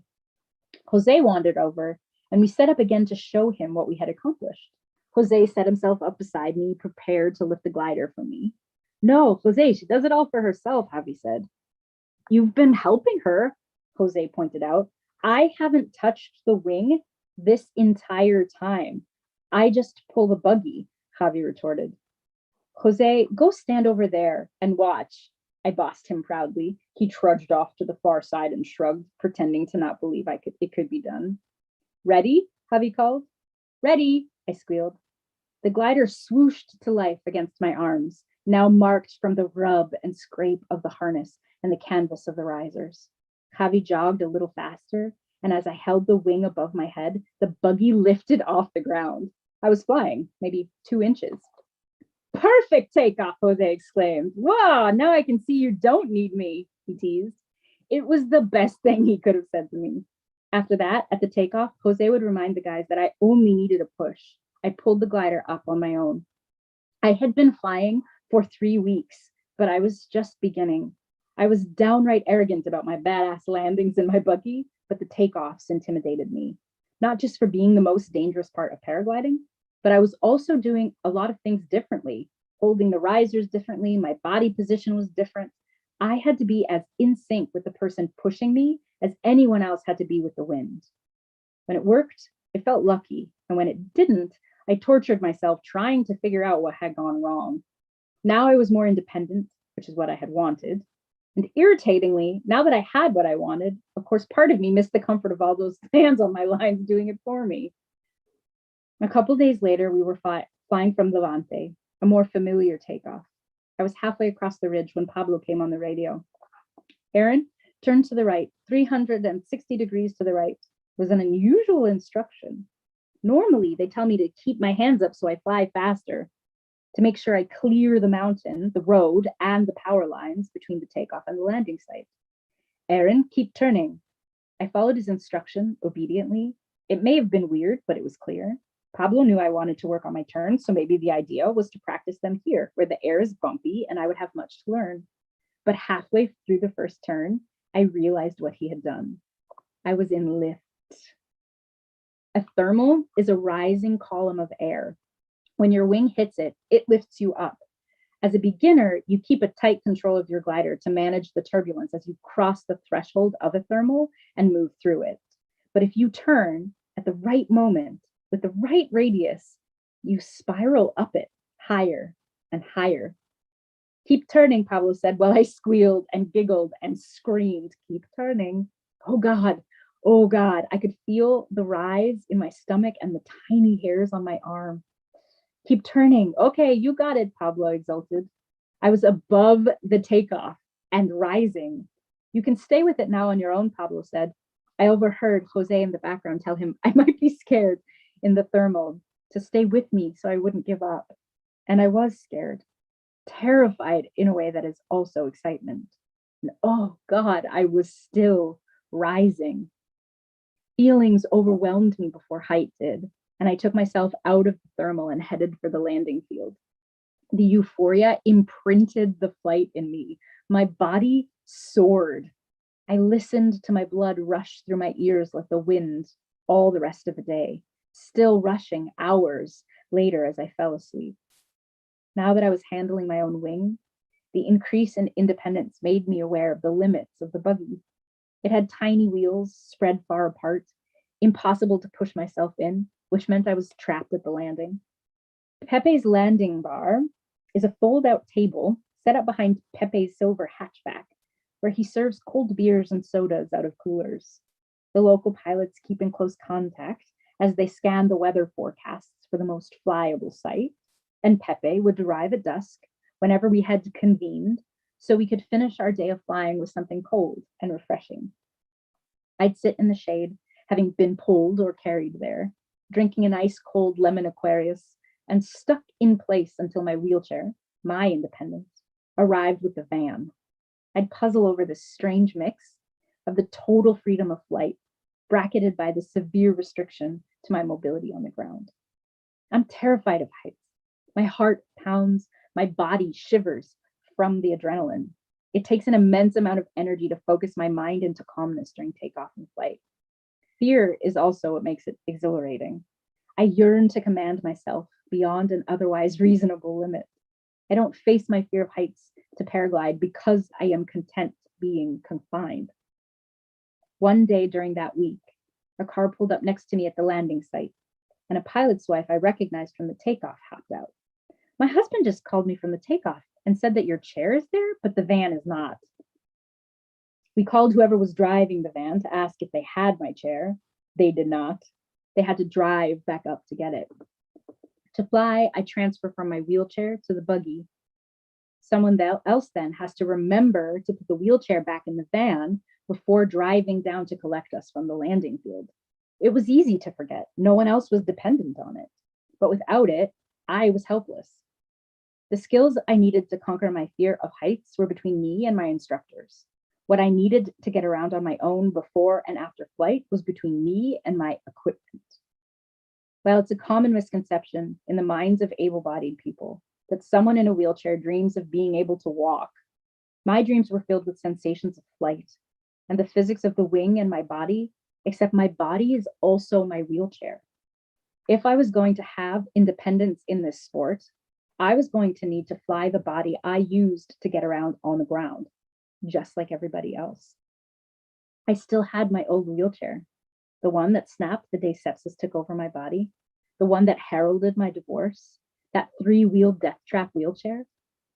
I asked Luisma, one of the instructors, if I brought that to Spain, would he retrofit it into something I could fly? I hadn't seen many of the adaptations other disabled pilots used, but I knew what we had been trying and what we were learning from it. My instructors were skeptical about the practicality of flying a wheelchair based on the way they struggled when they would play in my chair on the ground, trying to do wheelies and falling backwards and sideways. But what they didn't realize is that they struggled because they had no wheelchair skills. I was sure I would be able to move my wheelchair with the same ease and agility as other pilots had when they hopped and twisted around under their wings. A flying wheelchair seemed like a reasonable request to me.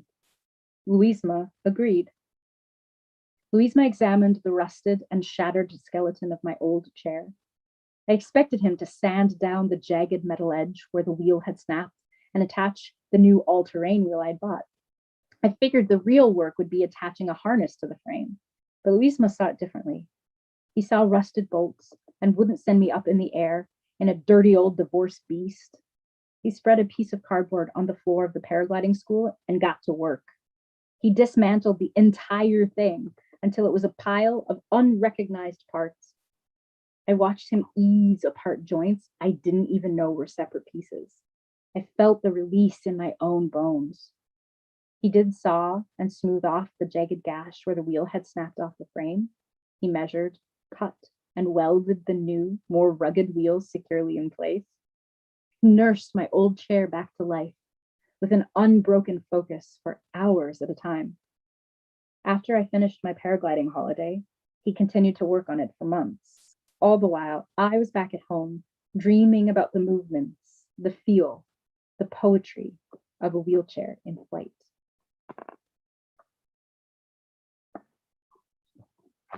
refreshing water time.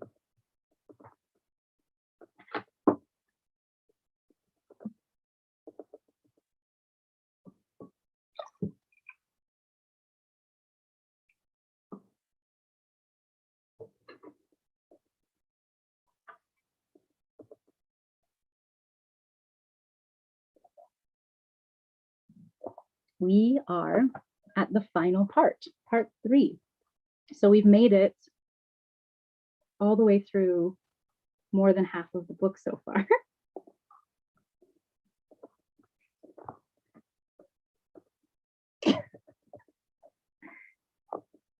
And all I can see on my screen is actually the ASL interpreter. So hi. And as I said, when I read part 1 and part 2, I included segments of a poem called Risk and Accounting. And the poem is by Brenda Miller and Julie Marie Wade. And this is the final segment. The entry is always easier than we think, not knowing what we're getting ourselves into. It's the exit that requires a risk. Little, tell me everything. Little, not in a million years. How much pleasanter to recount the rosy and not the all fall down. Chapter 17, Love All the Way, Bogota, Colombia, November 2017. When I was a kid, I was part of a United Pentecostal congregation. My grandparents and my beloved babysitter, Liz, would get the Holy Spirit on Wednesday nights and Sunday mornings. It would possess them so completely, their bodies would shake, and they would dance around the pews and speak in tongues. I would not. I wanted to be consumed so desperately. I would think about how I could imitate their actions, but then I would know I was faking it, and that couldn't be the Holy Spirit. God's love should overtake you, but no matter how much I prayed that the Holy Spirit would come into me, I never felt it. I was unworthy, never ecstatic. Days before my dad died, my witchy friend Camellia received the tattooed skull of a goat as a gift and posted it to Facebook that her and her magic goat skull were available to perform rituals for release from bad love. My desire for love felt like praying for the Holy Spirit. I was calling for an immense force of romantic determination to rip me open and make me take it. What I carried was a primal fear. God had abandoned me. Both of my fathers had abandoned me. In my marriage, I had abandoned me. What would it take to feel a sense of security deep enough that when the opportunity came, I could really let go? When I really considered it, what seemed to be missing was commitment. I didn't feel loved, my logic went, because none of the love I had went all the way. Hey, Camellia, I know that the skull is supposed to help with love that has gone wrong, but what about love that doesn't go all the way? Can it help with that? I messaged her. I love this, she wrote. I will ask. When Camellia said she would ask, she meant a deck of tarot cards would speak, in imagery, on behalf of the skull. When she asked the goat skull if it could help me find love that goes all the way, it said the Chariot, the Pope, the Empress.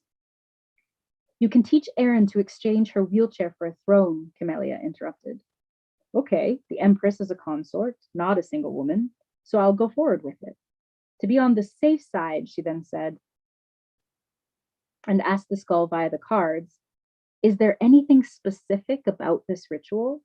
The skull gave her the Emperor.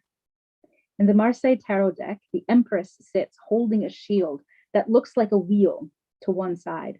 Her expression is fierce. Her posture commands, drawing all she requires and desires to her. The Emperor stands, his arm at rest on his belt, his leg kicked back with a very imperial ease, his heel resting on a shield that also looks like a wheel. When the cards are back to back, the Empress has wheels on each side. When the Empress stands with her, her throne is a wheelchair. A true power couple, a good omen for my love all the way ritual. In November of 2017, when the alimony period ran out, I went to New York to close the joint bank account Elliot and I had shared. I asked Mao if we could meet in New York while I was there, as he was often in the city for work. Instead, he invited me to visit him in Bogota. At the last minute, he asked if I wanted to do the romantic movie shoot with him, the one I had told him about when he visited me. I was nervous. This felt serious. I was invited to a foreign country to stay with a man I had feelings for, and we would recreate romantic movie scenes with me as the romantic and desirable heroine and with my wheelchair visible because I had told him how much that kind of imagery would have meant to my self-esteem growing up. During the day, Mal worked and I toured Bogota. In the evenings, we dressed up as classic movie stars and pretended to be passionately in love. Only it wasn't entirely pretend. After the photographer cleared out his gear and left us, Mao would take off my costume and we'd make love, falling asleep with our bodies entwined. Mao's hands grasping my legs, stroking my shoulders, smoothing my hair, interlacing his fingers with my fingers, and holding me the length of an entire night, every night. I was basking in an incredible sense of connection. The morning of my last day in Colombia, I was feeling like we had something good, something worth pursuing. I had let go in a way I had never been able to before, and it felt euphoric. We were eating breakfast in the hotel dining room, what we had turned into the set of one of our photo shoots a few nights before.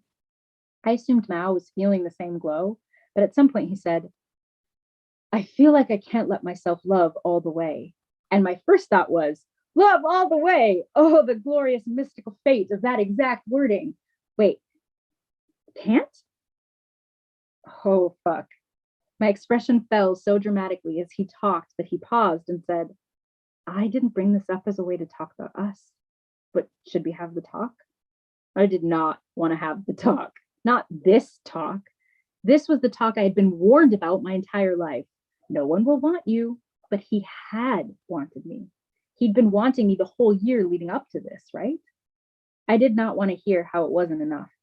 I wanted him to reach for me across the table, flick his finger against my wrist as he spoke the way he sometimes did. Couldn't he just say, on that morning of all mornings, fresh off making love, something affectionate? I would have been happy with a simple, "How are you?" acknowledging that he knew something important had happened to me. I realize now that those were all things I could have, should have said on my own behalf at the time, but I didn't. I said, "Yes, maybe we should have the talk." We left the dining room in a somber march and headed back to his room. "You start the conversation," he said. We took up opposite sides of his king-size bed. He sat cross-legged and I lay on my back. Where were we? What he had actually said that morning was, "I feel like I can't let myself love all the way. I like the love stories where they don't end up together, like Casablanca." That was one of the movies we had recreated, where they love each other, but they can't be together. I feel pretty cynical about love, actually. I had spent my entire graduating year of high school obsessively fantasizing about lovers who loved each other but couldn't be together. If I wanted to strong arm an oversimplified connection, I could say that being cynical about love was the reason I didn't graduate. It was the reason I married Elliot. But even without those links, I hated cynicism. It made my fear feel smart, but it made my heart feel dead.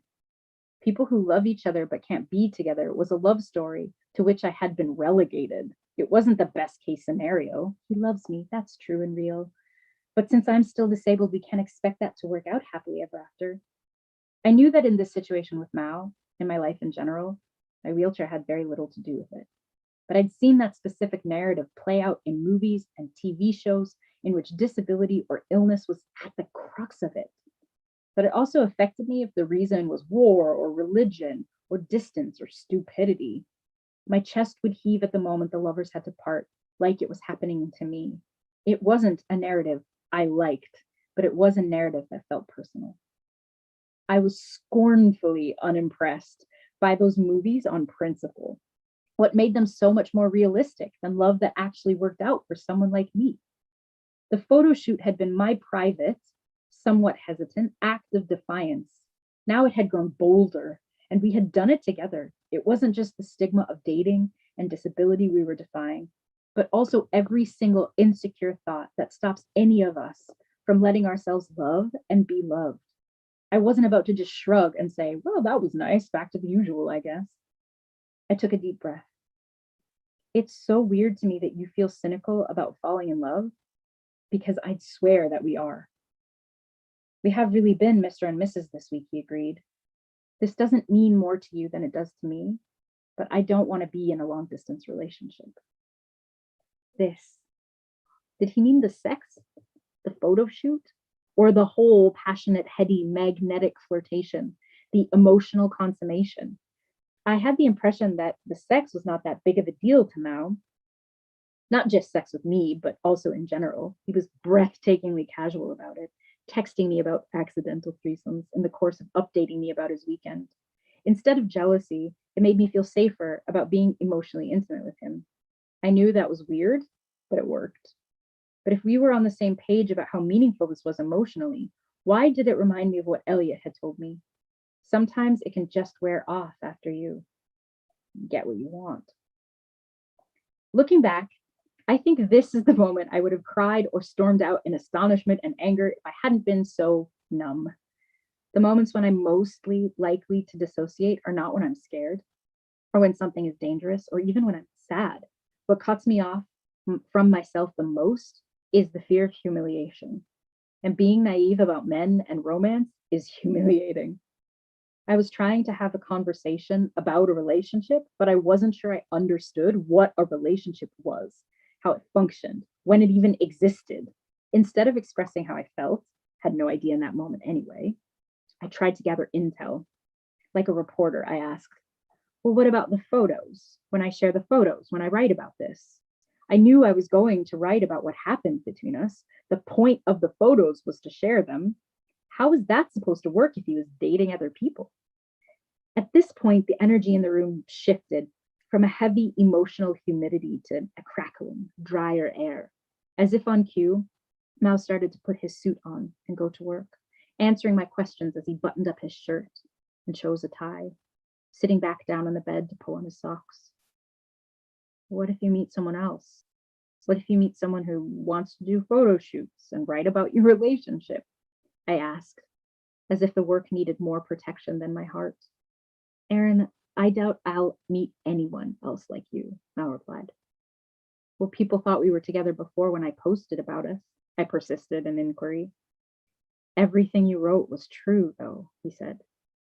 Mao and I needed a script, like Laura and I had written for ourselves to say goodbye. We needed to be able to stop time and figure this out carefully. Instead, we were careening full speed ahead. The conversation was incomprehensible. Were we breaking up? Was he acknowledging that we had been together? I tried to discern a pattern to link what we were saying to how everything felt, but it was all just live wires and nonsense.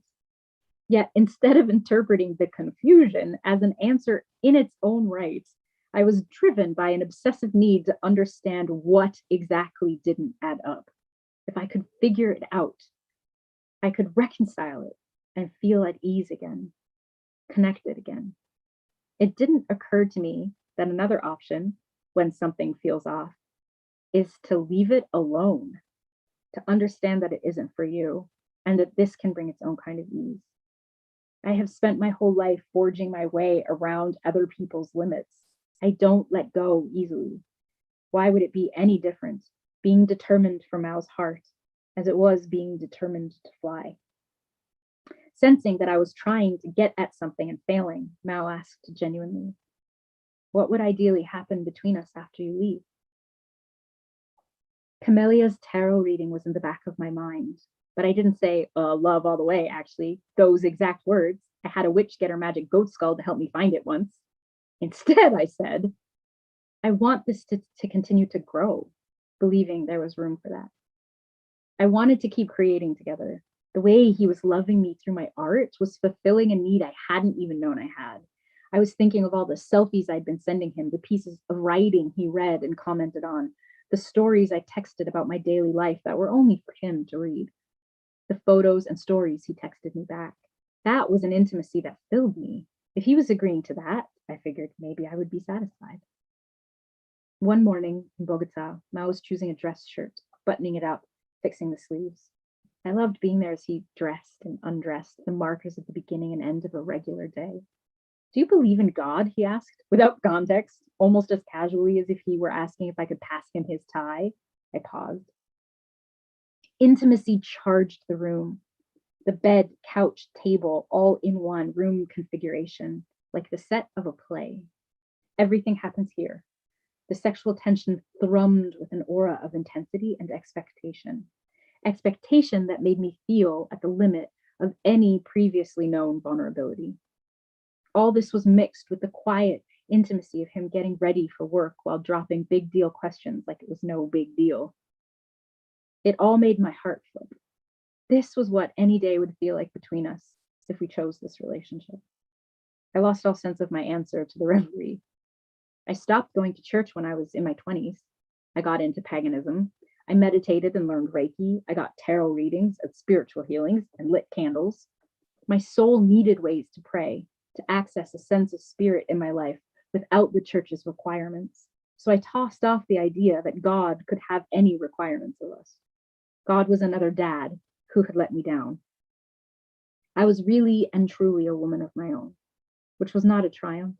It was lonely, until I felt, a sliver at a time, that the bliss of surrender to the mystery, the joyful oneness I thought my family and friends were experiencing as they shouted praise and stomped their feet, was a feeling to which I had access. Perhaps my version was quieter, more internal, more nature-induced, but it was not withheld. Maybe love was just as available, but I'd been looking for the wrong signs. The photos we took recreating the poster for Mr. and Mrs. Smith arrived a month or so after I left Bogota. We'd posed separately and left it to the photographer to put us together.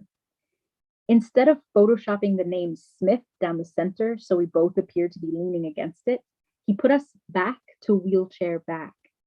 In the photo, Mao is standing with his leg kicked back, heel resting on my wheel, hand in his pocket, with a mix of ease and command an emperor might possess. I am sitting, my expression fierce, with the air of someone who expects the things she desires and requires to come to her, the expectation of an empress. My wheelchair was a throne. It was a sign. The pattern of our relationship restored. It fueled me with optimism.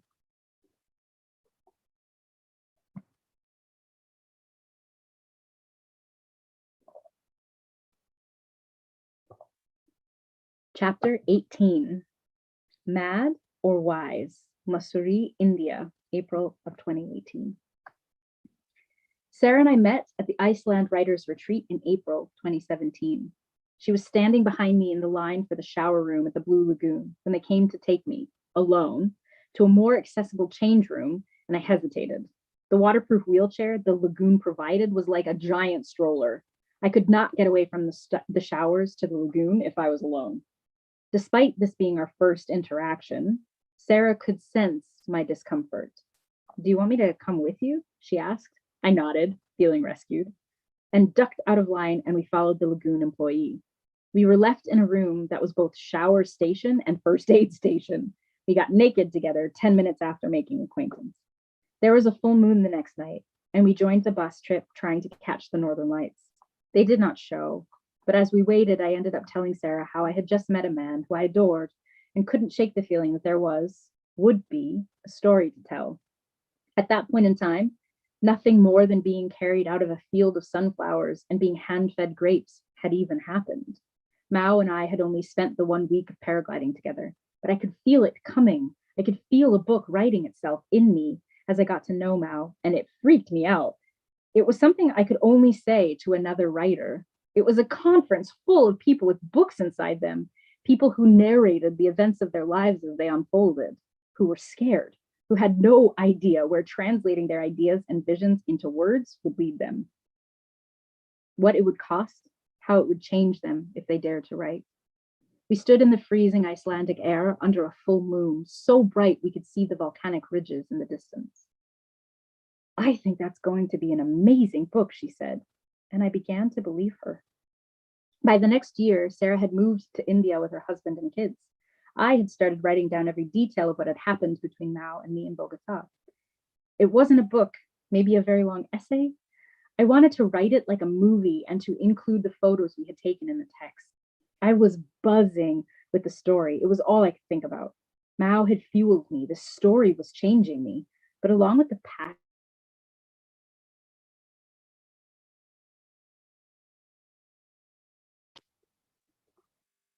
that November, after I returned home to Spain, panic attacks kept me up at night.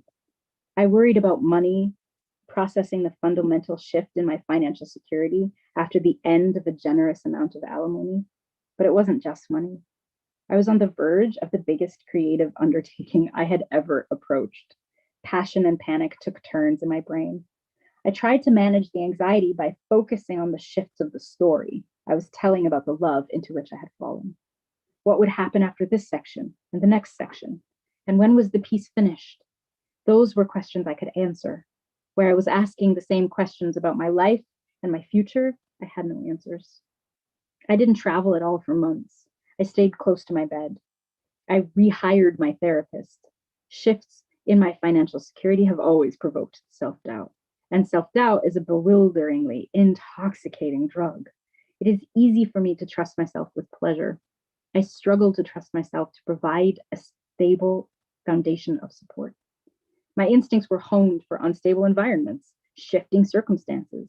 They are finely tuned to the immediate. Long-term, life-supporting plans feel like white-out conditions. Cancel school, close the roads, go back under a pile of warm blankets and hide from the whole world indefinitely. I could feel the seduction of helplessness. I could hear it when I talked to my therapist. I already knew how to break the spell. To build a new trust took the same old skills. Take action, a small risk, move. I asked Sarah if I could come and visit her in India for my birthday that April. After we decided to visit the Himalayas, she sent me a list of possible activities. I picked a hike. What is my role here if they try and stop you? I want to advocate for you, but I don't want to speak for you, Sarah said over breakfast at the Marriott we were staying in Mussoorie. Our mountain guides were on their way to pick us up. We have to wait and see. It's possible I can't actually do it, I shrugged, but they won't know that, and I can't say for sure until I see it and try.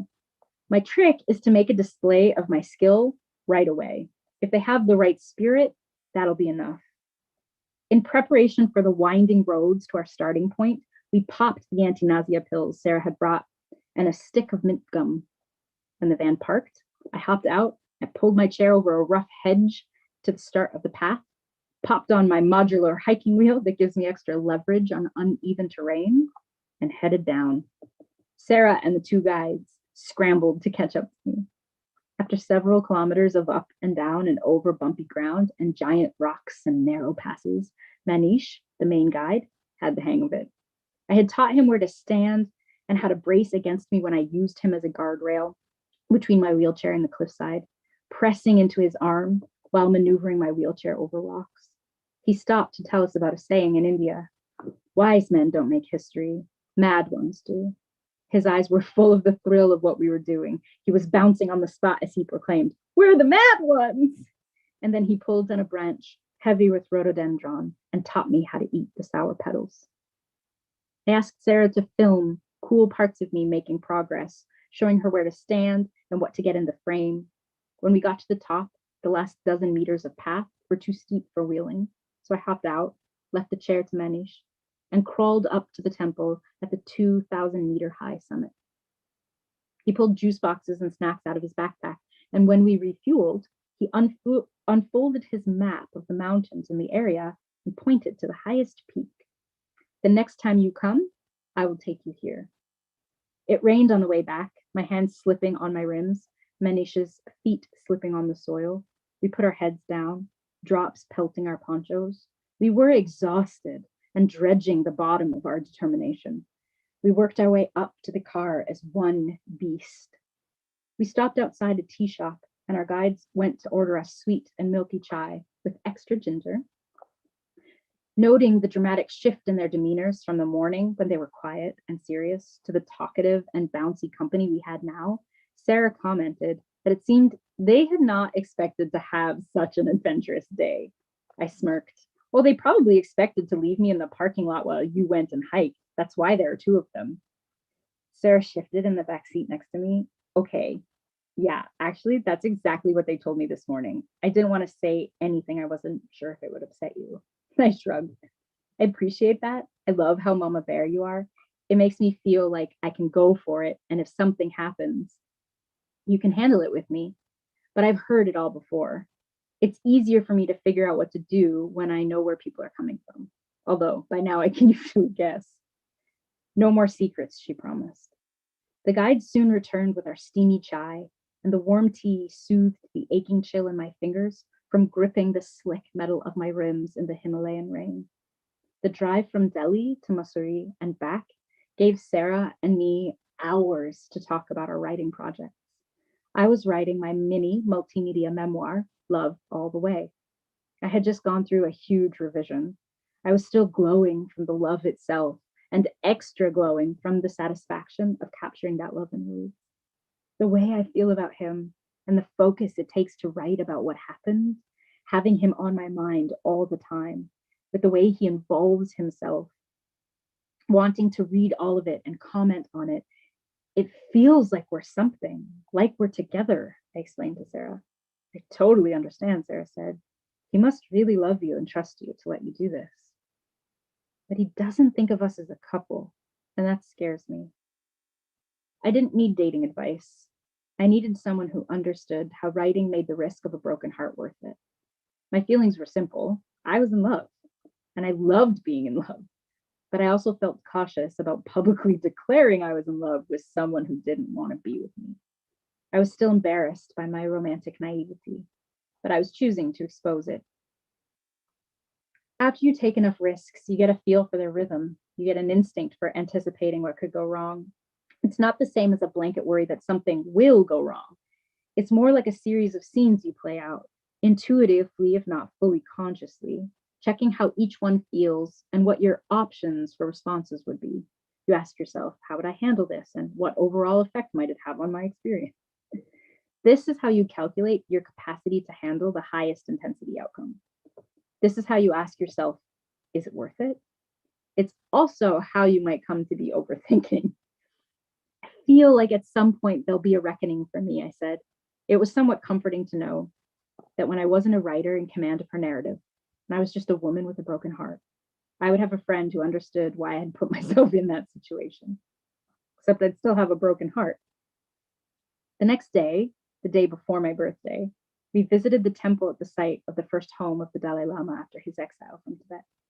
There was a gold Buddha statue at the top of the hike, but this one had a railing. I left my wheelchair in the company of a couple ladies and pulled myself up the path, arm over arm. A man outside the temple asked if I knew meditation.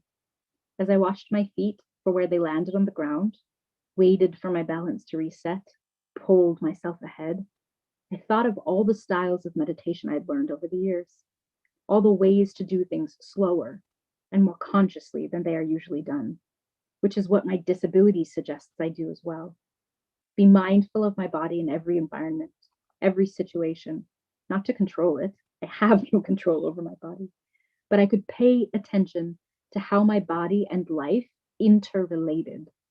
In Buddhist traditions of meditation, there's a practice of dedicating the merit, the goodness of the session to all beings.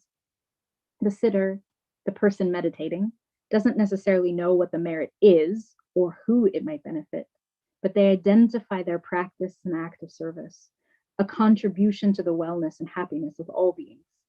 Whatever merit there was in my slow ascent to the shrine, my slow ascent in love, I dedicated it to all beings. I could feel my steps in the burn of my forearms. I listened to the prayer flags flick in the wind. All my focus was on the path up, the path down. My nose was running and I sniffed hard. My snot tastes like feelings, I said to Sarah, who was slow walking with me, appreciating the shift in her natural pace and the view. It's like the sea. I am so grateful. This is actually happening. I'm here. Happy birthday to me.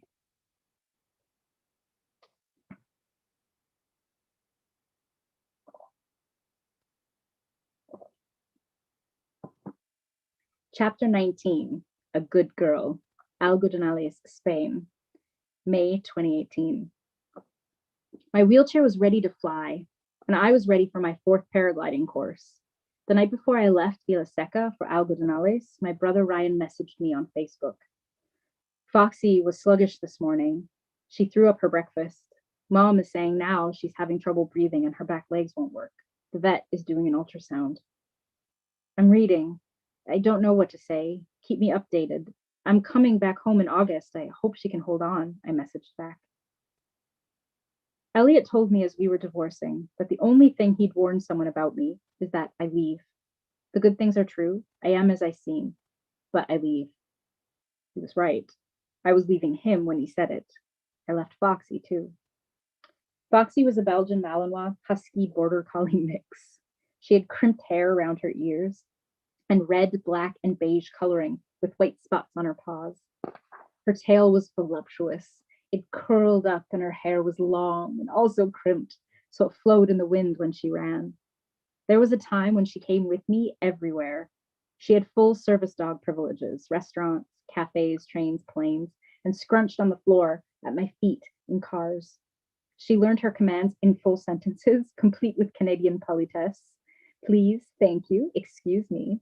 But mostly we communicated in glances, expressions, and body language.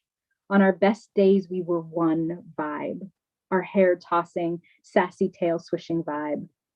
We'd flirt with all the cute boys and girls everywhere we went.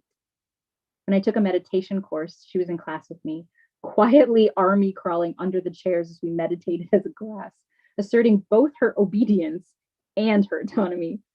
Even when she was freaking out on escalators or boats, she trusted me. She waited out her panic, eyes on me the whole time.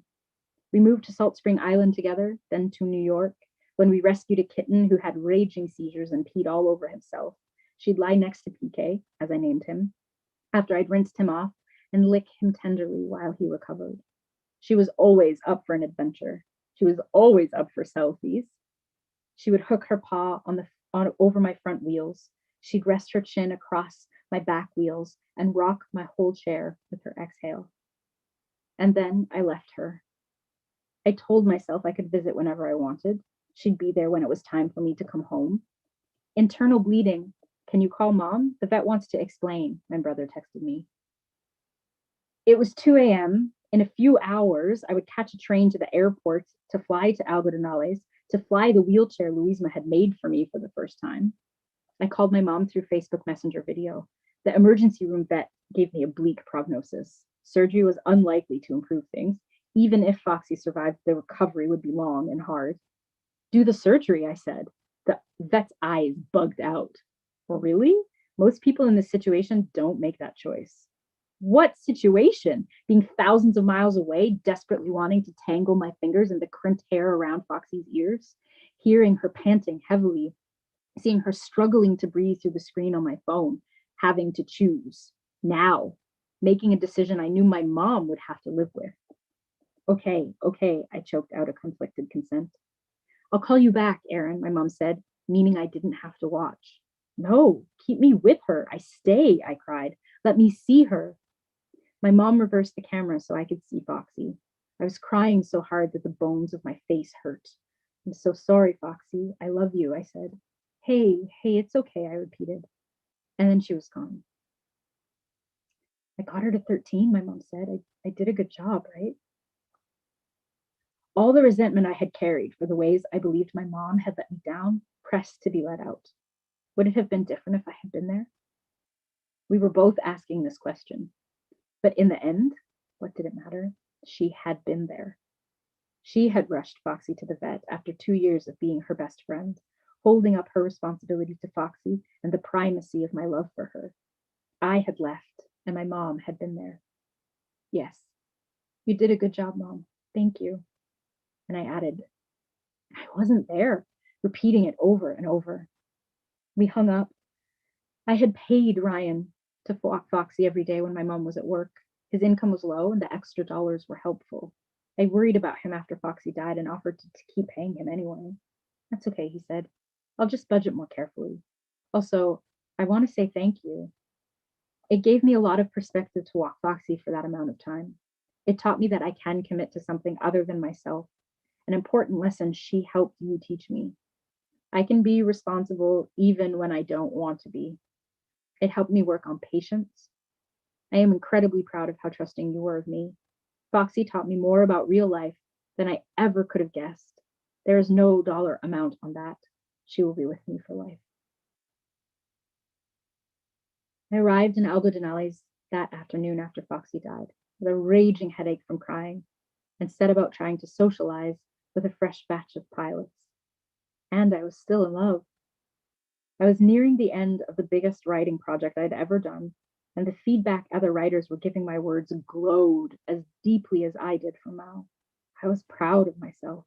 My heart ached for Foxy, and I felt the distance between me and every person I loved acutely. I was restless to know when I would see Mal again. Every possibility he had tossed out had come and gone with no plan to see each other. I was also as high on altitude and happiness as a paraglider could be. The para in paraglide has nothing to do with being disabled, unless you consider that all paragliding pilots are disabled birds. We scan the skies for vultures who have the mysterious and natural ability to detect thermals. When we see them flying in upward spirals, we know where the thermal air is. Paragliding is a controlled fall from the sky, and a thermal is a column of warm and rising air that will lift you so you can fly higher and therefore for longer. Important for pilots who lack the ability to flap like vultures. No matter how much experience a pilot has, they are forever reliant on their harness and glider and technology to adapt flight to their limited earthbound bodies. It's so emotional for me to see you fly, a pilot said to me once. I have this sense of awe seeing you. His voice trailed off. I have this idea, I think we all do, that, well, you're in a wheelchair, so you wouldn't be here flying. I understood his sense of awe, but I didn't agree that it was because of me. My takeoff isn't fundamentally more meaningful than your own, I said. People see my wheelchair and invent limits that they project onto me, and then they are impressed by my ability to overcome limits that never existed in the first place. Flying is really awe-inspiring for all of us. Jose told me about the very first years of paragliding in this area, more than 20 years ago, when they flew with flimsy airfoils and took off from tiny patches full of rocks. Over time, the launching sites got widened, cleared out. They found smoother and bigger landing zones. The technology of the wings improved and became more reliable and safer. But it started with passionate guys recklessly hurling themselves into the wind and learning on the way down. Their pioneering and perseverance was intrepid. To some, my wheelchair seems so innately tragic that my efforts are not intrepid, but futile. It's inspiring that I persevere against futility. I will still be disabled when I land, but all pilots will be wingless forever, no matter how advanced paragliding technology becomes. Feathered appendages will never spontaneously grow from shoulder blades. Why is one adaptation adventurous and one sad? I think they are both a mix of each. There is something forlorn and unsatiated about all adventure. What is inspiration for? I get called an inspiration like it's something I can be, an in-breath, a reflex, a seizing of air. Being called an inspiration feels like being held at a great distance while people tell me how close they feel to me. Like they are trying to stroke a sunbeam, and I am the beam, and so can't really be stroked. It feels like being as invisible as air, which you can only see when it moves something other than itself. The force of spirit can inhabit any of us, use us to move others, but then it stills. It goes elsewhere, and we are just humans.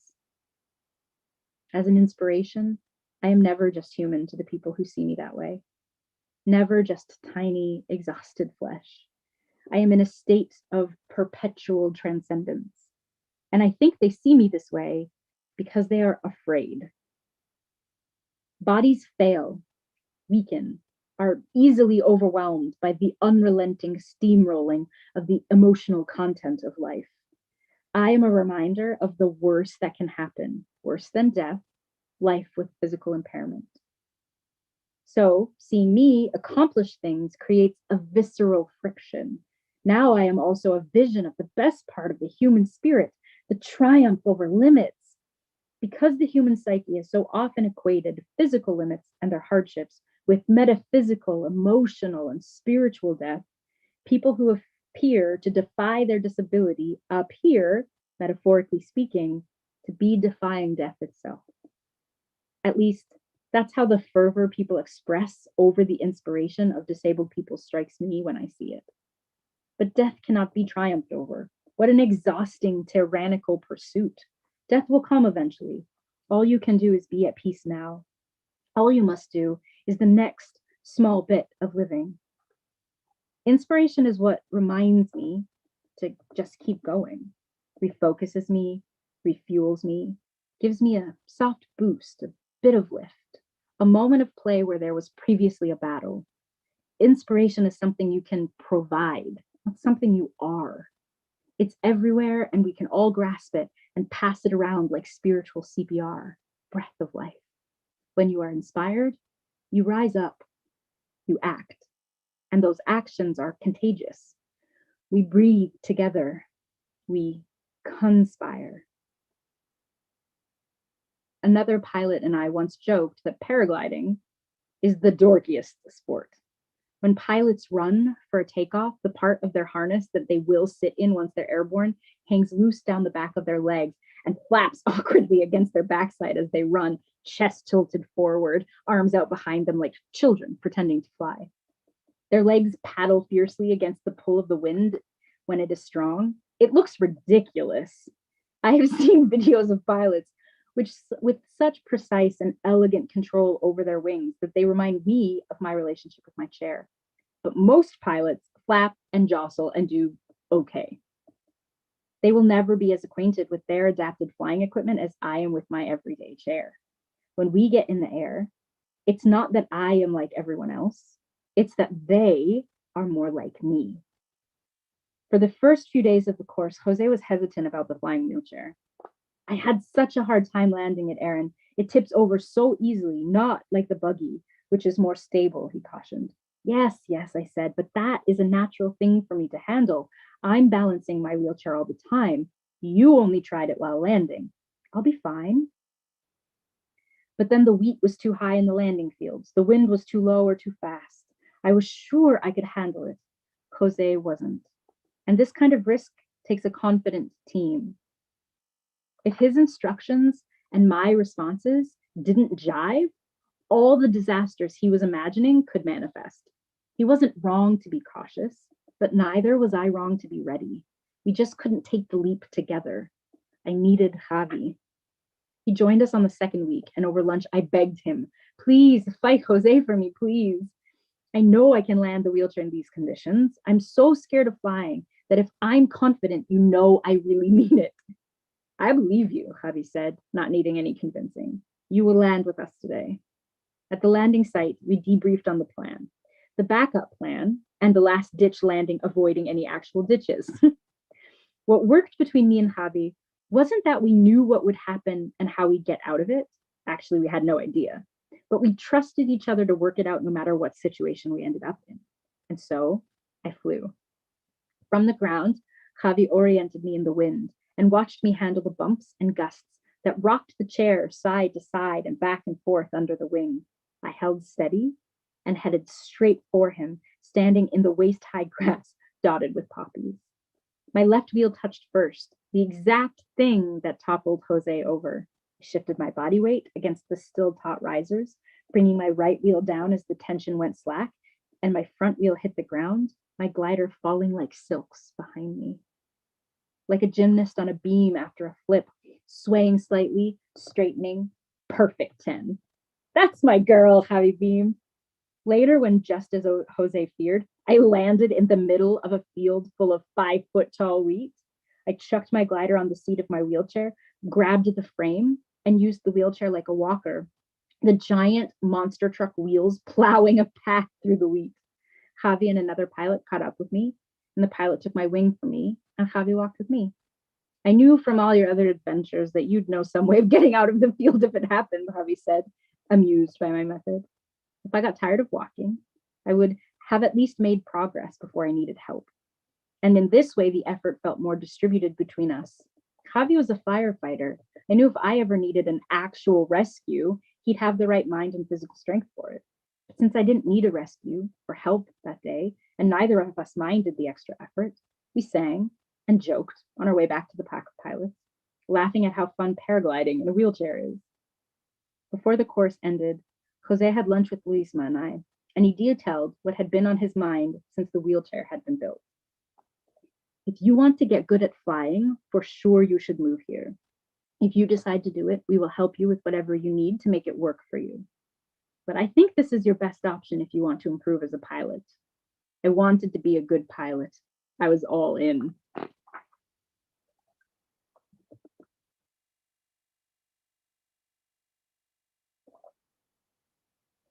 Chapter 20.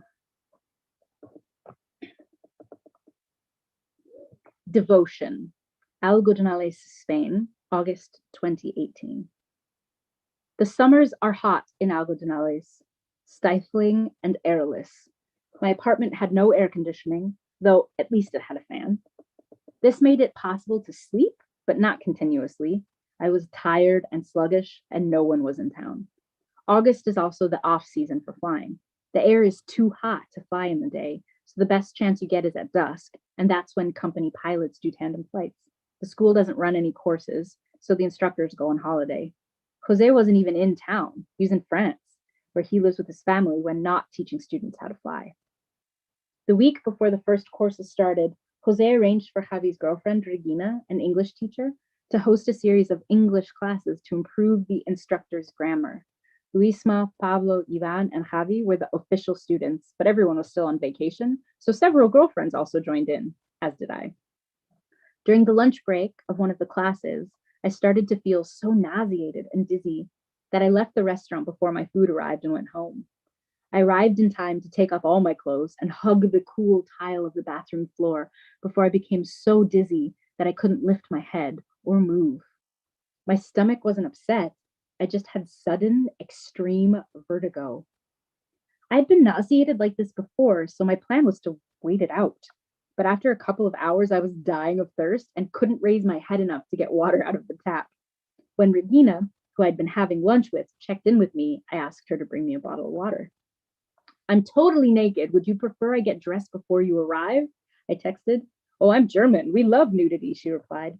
She showed up, and a few minutes later, with a huge jug of water, took one look at me and quickly became profoundly concerned. Erin, this looks bad. Are you sure you don't want to go to the hospital? We worked together to get clothes onto me, thinking we'd see if she could wheel me to the clinic. But 2 seconds of motion in the chair, and I dove for the floor in an agony of spinning and panting and puking. Jose found out that I was sick through a text grapevine and was coordinating with Regina about getting me to the hospital. Her own worry for me was swiftly rising after our failed attempt to get there ourselves. Jose called the hospital from France. First, he sent an ambulance, but the driver didn't seem to understand the situation. I didn't lift my head when he arrived, but I was vaguely paying attention to the conversation. How did an ambulance driver not understand how to assess the situation? Was he only responsible for transport? That didn't make any sense. I must have the Spanish wrong. I tried to lift my head up to see where I was at and heaved a tiny pile of lettuce. What a beautiful pile of vomit, Regina cooed. We both hoped it would alleviate the vertigo, but the relief was brief, and I was back to pressing my cheek against the tiles for relief from the press of heat. Regina updated Jose, who called the clinic again and had someone send the doctor to my house. My bathroom was accessible from the kitchen at the back of my house, and it was filling up with the guys as they got back to town after an afternoon of flying. They had been kept up to date through the WhatsApp group and came to see how I was doing. By the time the doctor arrived with a nurse, my kitchen was full. Luisma, Pablo, Ivan, Javi, Regina, the ambulance driver, a doctor, and a nurse. I was still lying on the floor, the world spinning so violently I couldn't risk taking a deep breath. I shallowly whispered answers to questions for Javi to translate without lifting my head. As I mentioned before, Javi's not just a paragliding instructor and my landing cheerleader. He's also an active firefighter, teaching people to paraglide on his weeks off from saving people. He had the focused calm of someone used to emergencies. I am also used to emergencies. Communicating with Javi about my symptoms was efficient and soothing. However, it made more apparent the rudeness of the doctor. Perhaps she's dizzy because she hasn't eaten anything, the doctor offered dismissively while watching me panting and writhing weakly on the floor. I didn't pass out. I got vertigo, I clarified. Yes, but has she eaten anything? The doctor insisted. She can't eat. A chorus rose from everyone else in the room. The nurse checked my blood sugar. Normal. The doctor requested that no matter how bad it got, I should not bother her at the clinic in the middle of the night. I'm looking forward to a quiet night, she instructed the nurse on the treatment while all my friends stood around. I think this is an unusual presentation of gastrointestinal virus. We'll give her a shot in the ass to treat the vertigo. She actually used the Spanish word for ass. The nurse spoke to me as I knew she was behind me. Javi took my hand when I told him needles made me nervous. When I started to breathe too heavily, he talked me through a slower breath. And the nurse gave me a needle in the part of my ass I couldn't even feel. Oh, it's fine. I can't even feel it, I sighed, releasing my tension. The mean doctor, the sweet nurse, and the useless ambulance driver left. One by one, the guys left. Pablo and Ivan, then Luisma, who had wedged himself in the corner, sitting on the floor. Javi stayed to watch how the drugs took effect. He and Regina made plans to take turns, staying with me so they could each bathe, eat, bring me food. Specifically, the noodle soup with breadcrumbs and garlic. Javi packed the fireman's overnight bag and spent the night in my guest room in case I needed anything. The next afternoon, I woke up to my cat, PK, growling. He was curled up against my side, his paw possessively laid across my chest. Just then I heard footsteps approaching my open door, and Javi appeared. Again, PK growled, which was not something this loving, easygoing cat usually did. Javi chuckled from the doorway. I understand, PK. You have been taking very good care of her too. Javi told me PK had been sleeping with me every time he had come to check on me. You were here before? Asked Javi, surprised. Partly because I hadn't heard anything, partly because it was a thorough act of care. Yes, Regina and I came several times today, he confirmed, like it was no big deal. Of course they had checked and were so glad I was feeling better. It was a rather dramatic welcome party and a jolting start to the flying season, but it was inimitable in its sincerity. They would take care of me. They had promised that if I took the risk and made the effort to move to Algodonales, they would take care of me, whatever I needed.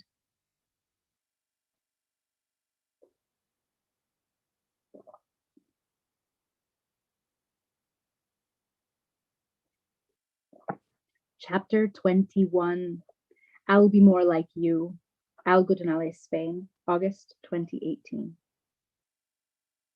Practicing wing control without flying is called kiting. Kiting lets you practice your sense of input. You learn how much pressure to apply to the controls in response to the constantly changing wind. Too much brake pressure and the wing won't fly. Too little and you have no control. The wind pushes your wing all over, and your job is to keep it exactly overhead. Other pilots hop around to adjust left and right. I have to correct the wing before it goes too far to the left or right to need to hop. In kiting exercises, you see pilots skipping and running all over the place to keep their wing balanced over their head. I stay perfectly still and learn to anticipate. But first, the wing must inflate. And that means running. Since I'm using my hands to inflate the glider, I can't use them to push my wheels. So for me, running means Luisma pushes me. That meant that before he installed push handles, he was bent in half over the back of my chair, grabbing the backrest with enough force to give me thrust, but making sure not to push down, which would make my chair crash backward to the ground. All while skipping over rocks and ruts and avoiding mud patches. I spent every last drop of energy Luisma had practicing takeoffs. He barely complained. He wouldn't quit before I did. I loved my instructors and my fellow pilots, but I wanted to hang out with them, not depend on them. It frustrated me that I needed Louisma to ruin his back and twist his ankles and strain his shoulders just so I could practice. And by frustrated, what I mean is that I also worried it was too much energy to ask of one person to pour into me so that I could do something for which I would very much like to take all the credit. When independence is expected of you, there is the illusion that your activities are a relatively simple matter of either doing or not doing something.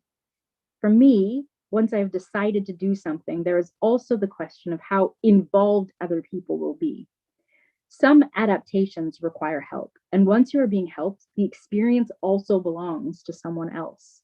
When disabled people are facilitated, almost all of their experience belongs to the people who help them have it.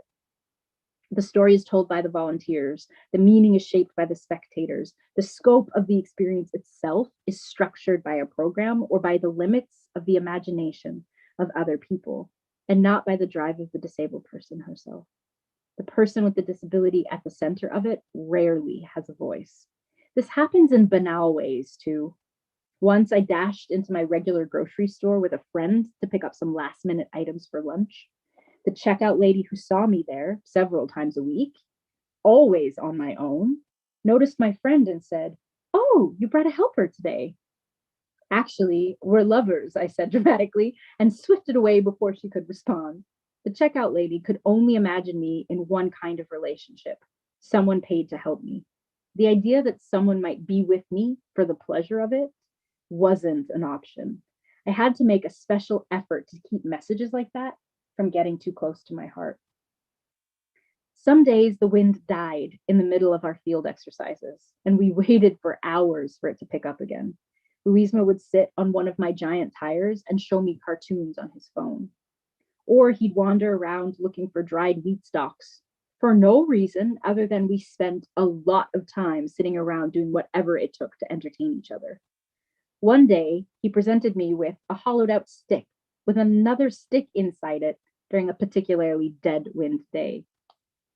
He demonstrated how the stick slid inside the other one. It was a strange offering, much like a cat bringing a dead mouse, which could be a gesture of affection or a meal. The cat knew what it meant, but it was bemusing to me. What was I supposed to do with a stick inside of another stick? I gave him a quizzical look. "Thanks. Do you see any sticks inside other sticks in this field full of sticks?" he asked me. I looked around. "No." "There you go. It's special," he said as he handed it to me. It's a popular spectator sport at Levante, our home mountain, to watch pilots make early errors, jumping into their harness too soon, pulling too much on the controls or not enough, or correcting their direction in a crosswind too harshly with the ground so close. The game is to accurately call who will recover and who will be retrieved from the trees. Walking pilots can abort on a wonky takeoff. If they don't feel good about it, they can plant their feet or let their body weight in their harness anchor them to the ground and thereby kill their glider. They might be in the trees, but they are down. On wheels, though, takeoff is all or nothing. Even if I kill the glider, if I'm on a slope, I will keep rolling, picking up speed, but not necessarily flying. Other pilots have to relax their minds and trust themselves in their glider despite the heart-pounding adrenaline induced by every takeoff. I have to trust all that and Louisma. I have to trust that while he's running downhill toward the edge of a 600-meter high mountaintop, that we're on the same page about whether or not he should let go. We set up in the takeoff spot and watched the windsock for the right moment, the wind in the right direction, blowing directly into our faces. My glider wrestled in readiness. I pulled on the risers in my hand and it whooshed to life, rising up behind me, pulling my arms back with the force of it. The muscles of my chest and shoulders stretched and contracting to pull it up above my head, where it would settle into the sky and rise, lifting me up. Louisma braced my chair in place so I had something to press against. We had a light wind, and a light wind means you have to run more to get enough wind pressure under your wing. A light wind means you have to fight for the flight. Drawing on all those afternoons spent running around Andalusian fields full of sticks, Louisma ran. The wing was still slightly behind my head when we reached our point of no return, before the slow gradient dotted with thistle bushes. The wing needs to be directly above my head to fly. The lines need to be tight enough to cut through a couple layers of skin. But we didn't have that kind of tension. So Louisma started to pull back on my chair to kill the speed from our run and from the slope onto which we had just tipped. I started to pull in the brake lines to kill the glider, and like this, we rolled and skidded until my front wheel hit a snake and spent the last of its forward momentum by flipping over itself and landing face down. My body hovered just above the ground, protected from impact by the frame of my wheelchair. I was still strapped to the chair by the harness, my limbs dangling, wheels spinning, pilots running to my rescue. Everyone wanted to haul the chair backwards to set it back on its wheels, but the pressure on my shoulders and thighs where the harness held me was too great. No, don't pull. Unclip me, I shouted, and hands reached for the clasps around my waist, each of my legs, and across my chest. I reached for the ground to catch myself, crumpling to my knees. Unscathed, I grabbed the frame of my upside-down wheelchair and spun around to see that Louisma's hand was still on the backrest of the chair. He had not let go, not for a second, the entire time. And he was panting, but it wasn't his usual out-of-breath pant. Are you okay? Everyone asked me. Are you okay? I asked Louisma. He shook his head and looked down. The back of his calf was bright red with blood. While I had been rolling and flipping, he had been dragged through the same thistles with no metal to protect him. The first layer of skin had been completely scraped off his leg, but he hadn't let go. I crawled back up the mountain slope. Louisma pushed my chair back up at a slow pace. We sat on the ground next to each other to catch our breath. Let's try again, he said bravely. I shook my head. I was still processing what had happened to his leg. Not trying again, not flying, meant we had to drive down the mountain, Louisma and me alone in the massive van meant for a pack of pilots and their massive gear. The road winds for about a half an hour. My eyes stung with road dust and tears. I squeezed my eyes closed and kept quiet, hoping Louisma wouldn't notice. He noticed. Aaron, don't worry. The wind was very light. You did very good. We'll try again tomorrow. He was thinking that I was upset about not getting the takeoff, which was a fair assumption. When I take off, all eyes are on me and all cell phones. I'm representing the entire contingent of disabled people all over the world whose capacity to do anything is constantly underestimated and sentimentalized. This pressure to perform, to be actually and undeniably good, is so deeply internalized that I don't hear it as literal thoughts. It's a buzz under my skin that tickles or burns, depending on whether or not I have appeased it. The biggest job my coaches, teachers, and instructors generally have is calming me down when I'm so tense with disappointment in myself that it burns. But that's not why I was crying. The buzz was numb that afternoon. When other pilots take off, the only person whose life they're risking is their own. But when I take off, I'm risking yours too, I hiccuped. You're crying for me? Louisma said, surprised. He pulled the van over on the narrow road so he could hug me. I cried harder into his shoulder. Once I had pulled myself together, Louisma put the van in drive and shrugged. Don't worry, Aaron. I can just buy a new leg, he declared triumphantly, picking up the tone of our usual banter. Problem solved. We joked on the way down about how we were a team, and anyway, how many working legs did we really need between us in order to fly? One is enough, he said. It occurred to me that Louisma had offered more than a joke to relax me into taking his risk in stride. More than just saying it was worth it, he was saying, worst case, Aaron, I'd just be more like you, and that wouldn't be so bad. I didn't digest Louisa's nonchalance or the danger of what we were doing easily. I spent days telling the story to pilots in town. I was incredulous. Why would Louisma be so cavalier? It was obvious from his reaction to me that it wasn't a revelation to him that he was risking his life for this. But why? After offering generic comments about male pride and duty and the fulfilling heroics involved, a friend shrugged and said, Aaron, you just have to let him take his risk. Maybe it's about you, maybe it isn't, but it's his risk. Weeks later, Louisa's parents visited Alba Denales to watch him work. His mother fretted over everything. He should take medication for that cough. He should put his jacket on. Couldn't he just go back to being a graphic designer like he studied to be and leave all this paragliding nonsense alone? Wasn't he cold wearing shorts? Looking worriedly at his bare legs, she noticed the red skin of his healing wound. Louisa, what happened to your leg? That's my fault. I did that, I told her, while Louisa downplayed our dramatic story to his mother in Spanish. I was truly proud, though. His scarred leg was a sign of how much we trusted each other. And it reminded me of something we shared, something I valued in myself and respected in him, our risk-taking sensibility. His scar was also a sign that he should probably listen to his mother and wear pants when he flew.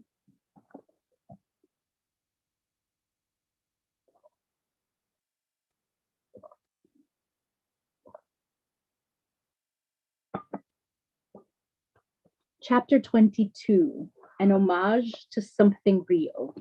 Algodonales, Spain, September 2018. Jose joined us in Algodonales after I had already been there almost a month. I had completed and self-published Love All the Way and was exhilarated from reaching what felt like a new level as a writer, while I was still getting used to my new limits in the city. As if he was breaking me out of confinement, Jose and I took a road trip to the big town nearby with the box stores. He needed to buy a new laptop. I needed to buy a long sleeve shirt, as my stuff from Villa Seca hadn't arrived yet, and the mornings could be chilly. We went for Chinese buffet. When I had been in Bogota with Mao, he had arranged a special erotic photo shoot, separate from the movie scenes we recreated. The pictures were meant for us, but because the photographer was a professional artist, the idea of them being published and displayed was discussed. In the middle of me eating greasy spring rolls with Jose, the erotic photographer texted to ask if it was okay if he posted some of the photos. It's okay with me, but you have to ask Mao, I texted. Oh, I already did, he replied with a smiley face. And he said it was okay? I was dubious. Mao hadn't responded to me when I had texted him about it. He was at Disney World with his brothers and their wives and children and various other extended family, and wasn't reading my texts. Without hearing from Mao, it wasn't okay with me if he posted them. I asked the erotic photographer which photos he was thinking of using and how he was planning to present them. The photos had not been his idea or created with his portfolio in mind. Technically, they had been Mao's idea, and he'd commissioned them. But if Mao consented, I could see it being interesting to have them out in the world.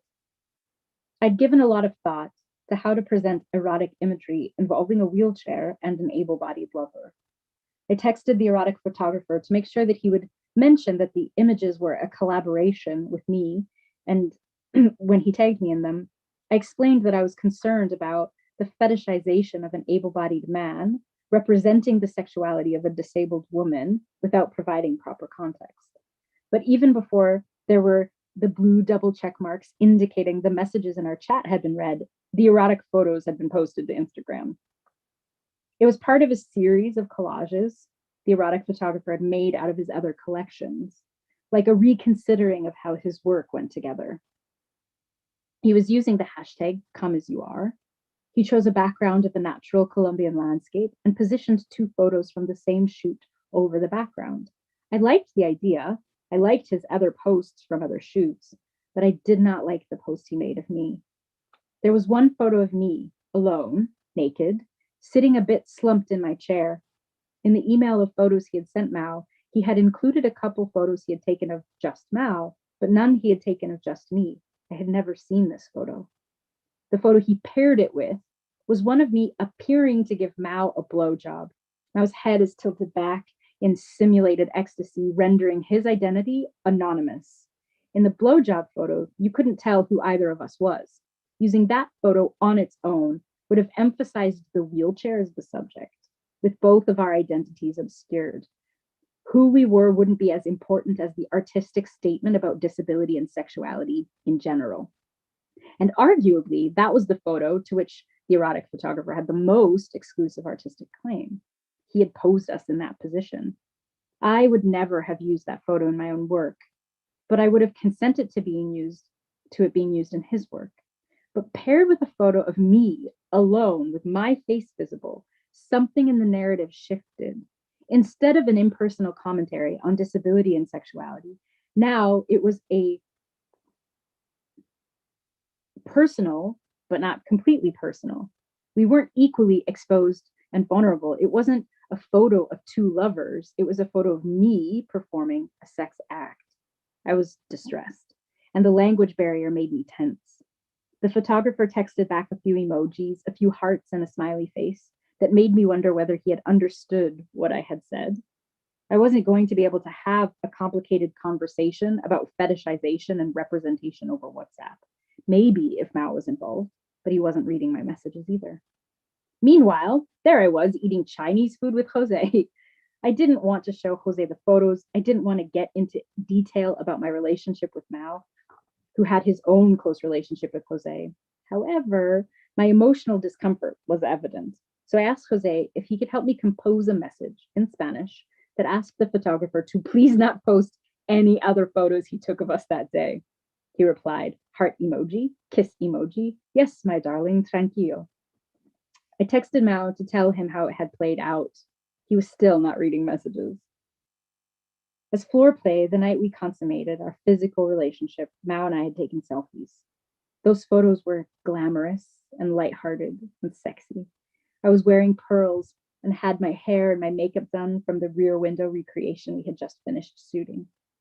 I was wearing a shirt of Mao's, and I first started snapping photos as he started undoing the buttons.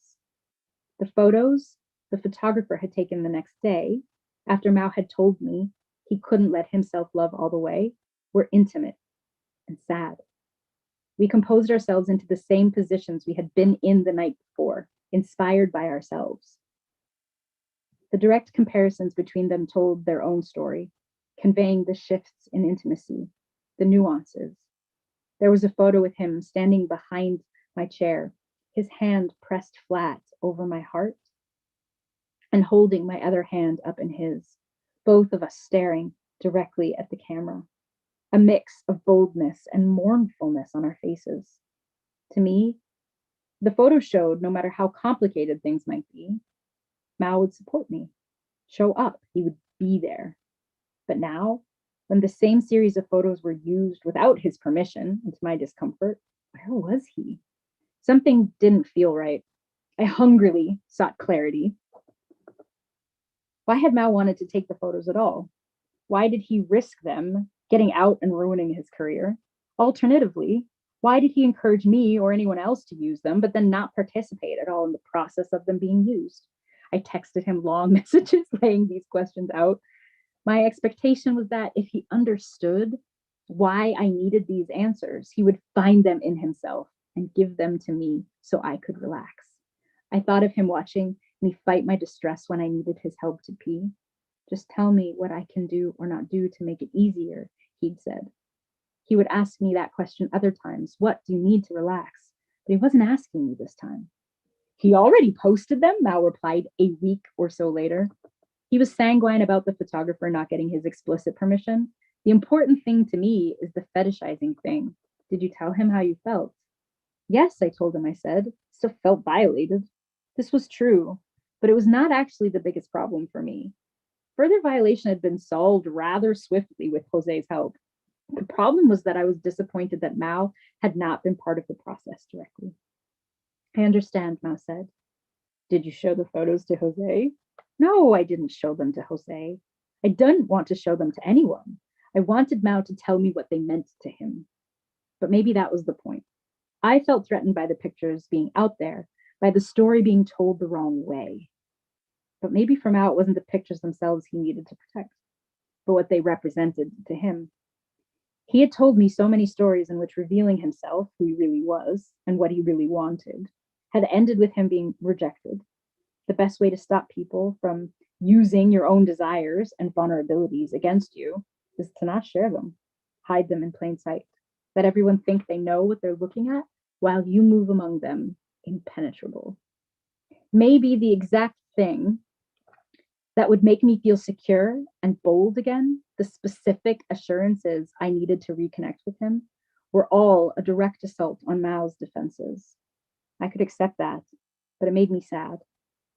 I felt like there was no way back to the closeness I had felt with him. Sanyu was my Instagram friend. I liked her posts on the origins of words and the Tao. Another writer, we could nerd out on words together and started having long personal conversations in our DMs and then on WhatsApp. I'd been keeping her updated on my romantic life, so when the photos got posted, I knew Sanyu understood the intricate way my artistic sensibilities and personal feelings were intermixed. A couple of days later, she sent me an email with the etymology from Etym Online for the word fetish and a musing of her own. Fetish, a material object regarded with awe as having mysterious powers or being the representative of a deity that may be worshipped through it. 1610s, fatiço from Portuguese, feticho, charm, sorcery, allurement. Noun, use of an adjective meaning artificial. The Portuguese adjective is from the Latin factitious, made by art, artificial, from facere, to make, do, produce. Sanyu said, something artificial and in homage of something more real. Inspiration is what gets the ball rolling on this meaning. To produce, do, or make something because of being allured, because of art, and because of being in awe of something. Thus you set or put some production, some making, something you did forward. To externalize what for you is internal, and a fetish is always a reflection of the internal. Naturally, some fetishes are created better than others, more true to the thing or person or place they are honoring, more representative of what one claims to be representing, more transparent, of more integrity, more encompassing, more genuine. An homage to something real. That's what those photos had been for me. What was real in our selfies was our pleasure and happiness at being together and being naked. What was real in the photographer's photos was our pain, our vulnerability, still naked. We'd reclaimed the experience of being fetishized, objectified, flattened in meaning, and revived it with superstition, with a sense of awe. In the photos the photographer had not chosen, the ones where you can see Mao's face, the look of devotion as he cradles my leg in his hand and brushes his lips tenderly against the inside of my knee are the perfect representation of something irrationally revered. One photo in particular, Mao holding me against his torso, my head tilted back in an unreadable expression of surrender or agony, reminded me of the Pietà. It was the picture of devotion. But what about its substance? After the heat of the summer passed, paragliding courses started up again, and I joined a group of new pilots for dinner, where I was joking about my mom reading my freshly published opus, Love All the Way. It has sex bits in it, Mom, I had warned her over Messenger when I sent her the link. Okay, I'll close my eyes when I read those parts, she replied. Relating the story at dinner enticed the table of new friends to ask about my piece. I filled them in on the story I had written, and they started referring to Mao as my boyfriend. Well, he's not my boyfriend, I firmly corrected them. Please tell me he knows about the essay, one of them teased. Of course he knows, I sputtered. He helped me write it, actually. He helped you write a graphic story about your relationship and that let you publish it? Sweetie, he's your boyfriend, the pilot concluded. That week, the inside joke was how none of them stood a chance with me against my movie star handsome boyfriend who rode around in helicopters for his job and could also paraglide. I loved it, the way they saw me as a girlfriend. Wasn't that the whole driving force behind the photo shoot project in the first place? To recast a woman with a disability as the romantic heroine everyone envied or wanted to be with? Wasn't this the real life proof we had accomplished our goal? It was, but I had also learned something about the emptiness of achieving the superficialities of love. One of the rare times I remember being teased, especially as part of an ongoing campaign, was when I was in grade 7, and it wasn't even directed at me. Instead, I was the weapon. Classmates would start up a playful rivalry, hurling insults at each other until they'd reached a climax, and whoever was next would say, "You like Aaron." Anyone listening would groan, "Ew," and they'd all titter at each other. End of contest. I never reacted. I pretended not to even hear it. I actually don't remember how it felt or what I thought, but I have always been reluctant to believe the teasing actually hurt or bothered me, being so nonsensical in retrospect. But now that I am a memoirist with the explicit job of making connections out of the fragments of my life, it seems meaningful enough that I remember it. I held on to that particular memory, even if I had done what I could to let go of the humiliation it caused, or more accurately, to not let myself feel anything in the first place. Still, the memory would surface now and then. I would notice it the way I would a twig sticking up out of the mud. I remembered 26 years later while sitting at a table full of pilots doing the exact opposite thing. They too were teasing each other and using me as the weapon, but now I was too good and they didn't stand a chance. And of course, Mao was movie star handsome and adventurous and cool. He'd have to be with me. It was a point of obvious pride to have a crush on me. The first time I posted about us with a series of romantic selfies we had taken. When Mao visited, he asked me if people thought we were together. My first instinct was to apologize. "Why do you feel bad?" he asked. "No good reason," I said. But I did have a reason. I just hadn't connected it yet. Because 12-year-old Erin, frozen in time, somewhere in my psyche, remembers that it is shameful to be romantically associated with me, and she does not want to hurt you. What my 12-year-old self didn't know was that time would not just mature her, it would mature her age mates too. She didn't know that the scene was playing out in countless classrooms with a staggering diversity of children as the weapon, most of whom were not disabled. As cruel as it was never personal. When my 12-year-old self was grappling, what my 12-year-old self was grappling with wasn't mean classmates, but the concept of self-esteem. Self-esteem is based on an evaluation you make of yourself, but you gather the evidence with which you determine your worth based on evaluations others have made of you. One feeds into the other. A common theme in advice on building self-esteem focuses on achievement, on assessing your accomplishments, your strengths, your weaknesses. But how do you determine which achievements reflect your worth? What if all your weaknesses are visible and representational, symbolic of fundamental human weakness? I represented a portion of society very low on being esteemed. Disability brought and caused shame. The highest esteem a disabled person could receive was pity. It was never enough for me. I was born with innate self-esteem. I had confidence right out of the womb. I liked myself very naturally. I liked life, I liked living it, and I liked being me. But that was not reflected in people's responses to me. Strangers routinely offered me and my mother condolences on my existence. Maybe I don't remember feeling rejected or hurt by my classmates' game because the pain was more existential. My heart was already broken. We were all grappling with our sense of worth, value, and belonging. We were preteens. That was our job. But I was forging the belief that I would have to spend a lot of my energy trying to exchange a mountainous pile of unearned shame for an equally unearned pride if I stood any chance at being happy. I texted the story of the jealous pilots to Mao. He texted an elongated, "Aw," followed by some smiley and laughy faces. He was charmed by it. This clarified nothing for me. He made a comment about it being cool and then disappeared again.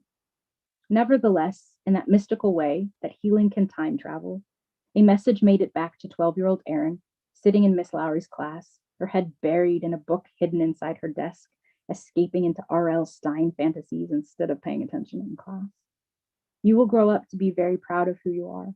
One day, it will be a mark of good taste to have a crush on you. and you will care more about the integrity of the relationship. Now that 12-year-old me knew that and could get through the next 20 plus years, I could get started in my late 30s, in love and frustrated, on understanding that it wasn't pride that replaced shame. It was connection.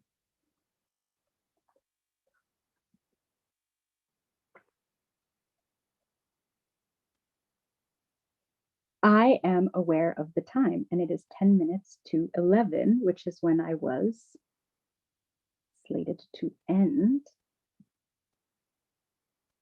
So I want to check in who's with me.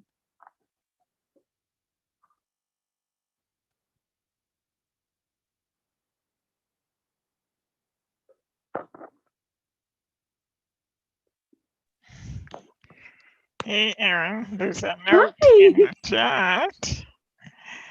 I've been here for every minute. Really? Yeah, what an awesome performance. Well, are you exhausted? No, no. The irony in your self-performance is that it makes you kind of high. Tomorrow, yeah, I'll be a non-entity. So I'm reading in the chat window a note for you that says we are planning to keep you reading till midnight. Were you finished reading? Great. So it says if you end early, which may or may not happen, some improv-y, charismatic quick hosting or chatting or whatever you like would be fantastic. Next performer comes at midnight. Okay. Would you mind taking the mic while I have a bathroom break? Absolutely. I've been amazed at all the water you've been drinking.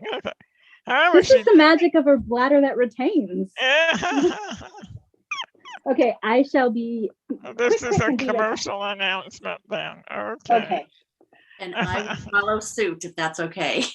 Yes, everybody go have a bathroom break.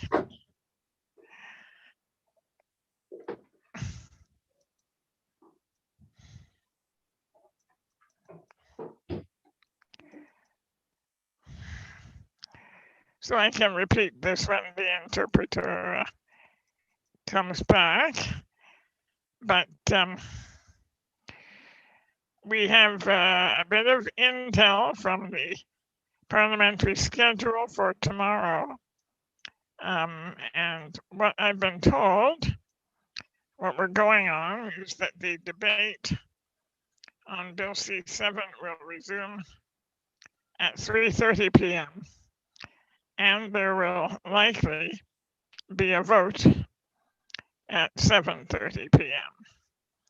So watch this space for updates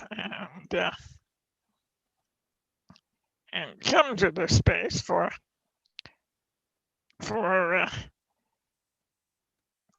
your people if and when the vote proceeds.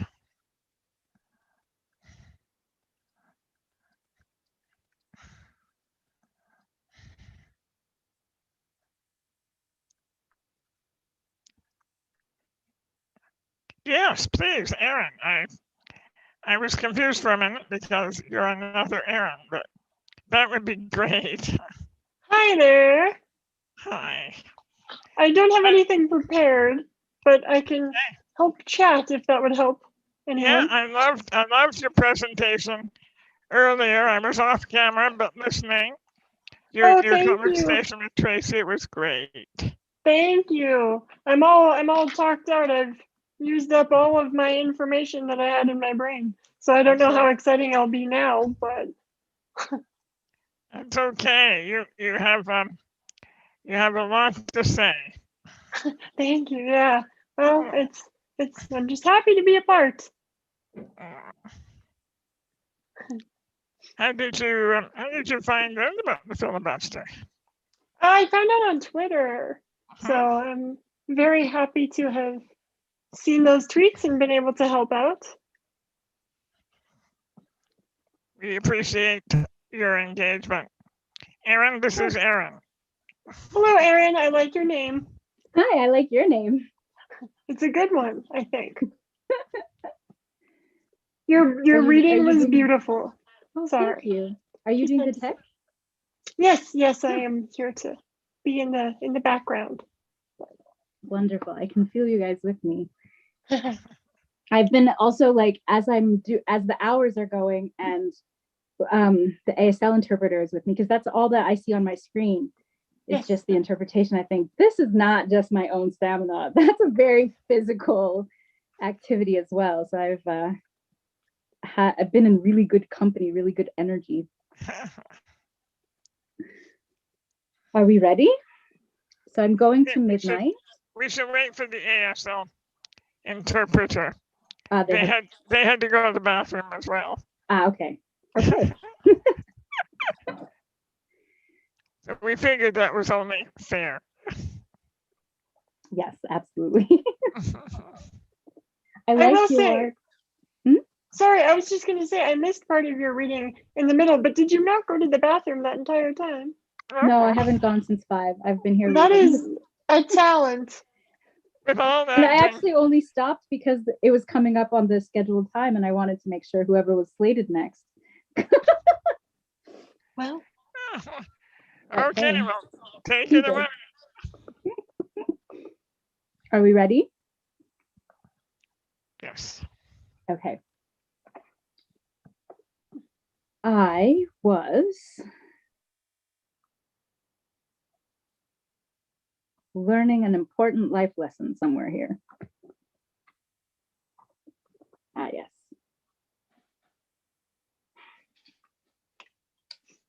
I could get started in my late 30s in love and frustrated on understanding that it wasn't pride that replaced shame, it was connection. My friends and internet acquaintances were now starting conversations with me by asking how Mao was, giving me the chance to gush and celebrate the new love of my life. They wanted an update. It was generous and it frustrated me. I could tell them all about his life, how work was going, where he was traveling, what he was hoping to do. Our conversations happened in unpredictable spurts, but I knew all those things. And that just made me feel like I needed to clarify. You do know we're not together, right? He doesn't want to be together. Rejecting myself over and over again was not the way I wanted to celebrate, but it was the only way I could figure to make the essay and the relationship feel honest. It was the same feeling that had nagged me when he told me he didn't want to be together, but he did want me to go ahead and write all about it and post erotic photos of us. I was still fueled by determination. It wasn't that I didn't recognize the barriers and distance and complexities between us, but the magic of what we could be if we went for it was undeniable to me. It was so alive, it had its own pulse. If we both wanted it, we'd be an unstoppable force, which we could apply to anything we chose. And I had an idea of where we could start. I told him, come with me to Namibia. Let's write a movie. I wanted the two of us out in the adventurous world, giving our considerable combined energy to whatever we decided, and whatever we decided deserved it. He had a secret screenplay he had been working on. We had bonded in the first place by making a short video together the first week we met, pushing each other to make tighter edits, arguing over the sequencing of scenes, the excited chatter of ideas. Then there was the photo shoot, and that he'd been the first to joke that we were so good at collaborating we should make a movie together. It was a bold request, but not entirely unprecedented. I wanted us wild and creating. I thought that was what he wanted too, but he kept asking to collaborate with me, but when I shared a project with him, he ignored it. When I told him my idea of going to Namibia together, he dismissed it. The cycle of asking to collaborate, then rejecting me was so unlike the way we had approached the first film we made. All the writing projects between then and now, the photo shoot itself. Mao had always been inconsistent in his focus and timing. He'd always exasperated me, but projects had eventually progressed. Now there was a total stall, like I was misunderstanding what he meant by collaborating. I figured with all the risks you've been willing to take for me to publish this story, I thought it had more weight. It It does have weight, he replied. I guess I'm just too much of a pussy or too motivated by my job right now to quit and be all entrepreneurial. It seemed extravagantly defensive that in order for us to collaborate, he had to entirely quit his job, an all or nothing strategy with a high probability of nothing. After a couple of weeks of silence, he texted to apologize for being so distant. It turns out he'd been dating someone. He was back in touch now that it was ending. He'd just been feeling really sensitive. He'd never once mentioned dating someone, not when I told him the boyfriend stories, not when we talked about creating out of our erotic photos, not a word until it was over. I thought we were closer than that, I fumed, expelling an inarticulate humiliation. I felt confused about what I was even asking for. More details about his romantic life and how I wasn't in it? No. But this was still something I should have known. We argued back and forth about the nature of our relationship. I think we have different expectations and I don't know what to say, he said.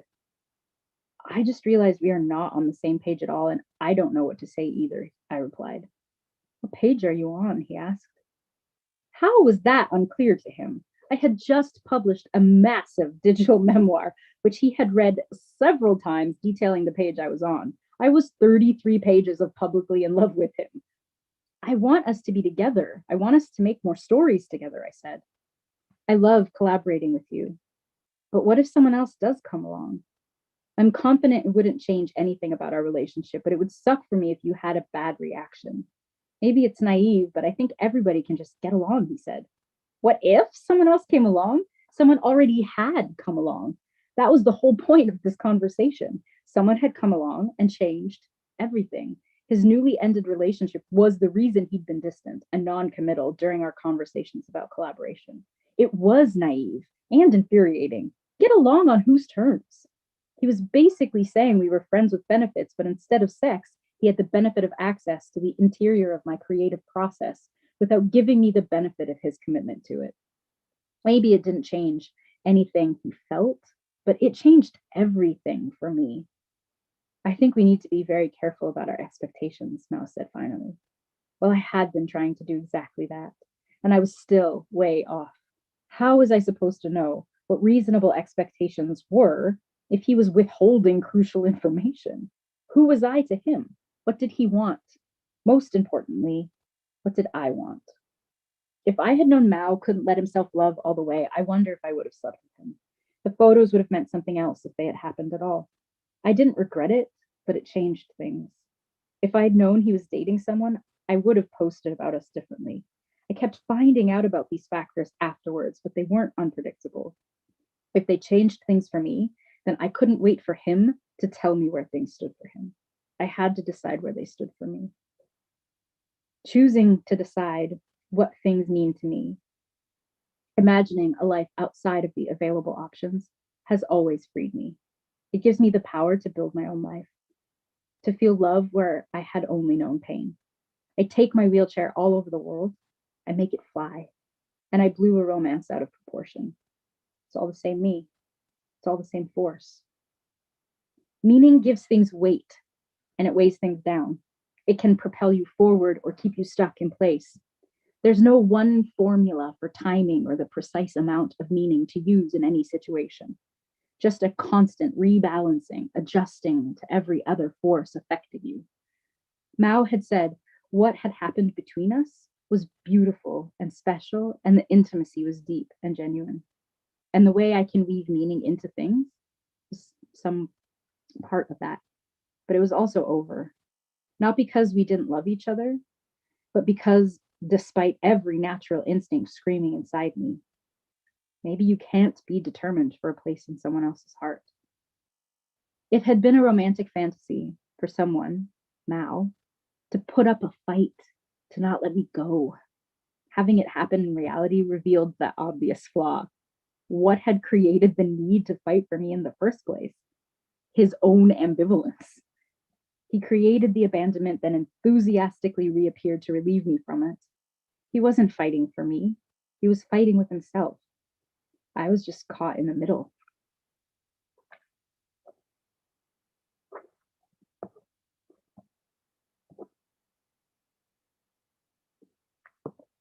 Chapter 23. Before death, French fries. Algodonales, Spain, October 2018. I moved to Algodonales because I wanted to feel like a real pilot. I wanted my flights to belong to me, my instincts, my decisions, my actions. I wanted to take the last months before my Spanish visa expired and dedicate them to solo flight. When I came for a week or two, the guys handled my glider on takeoff, guided me in for landings, instructed me mid-flight through the radio. I wasn't progressing. And the takeoffs were so complicated, I didn't see a way to get there. So Jose advised me to move there. The idea was that if I was flying all the time, it would happen naturally, with less pressure. But that is not how it panned out. I barely flew. The first month and a half I was there, I had one solo flight. The weather conditions weren't right. There wasn't enough room in the fan, and I wasn't at the point where I could just toss my gear into any old van and ride up like any other pilot.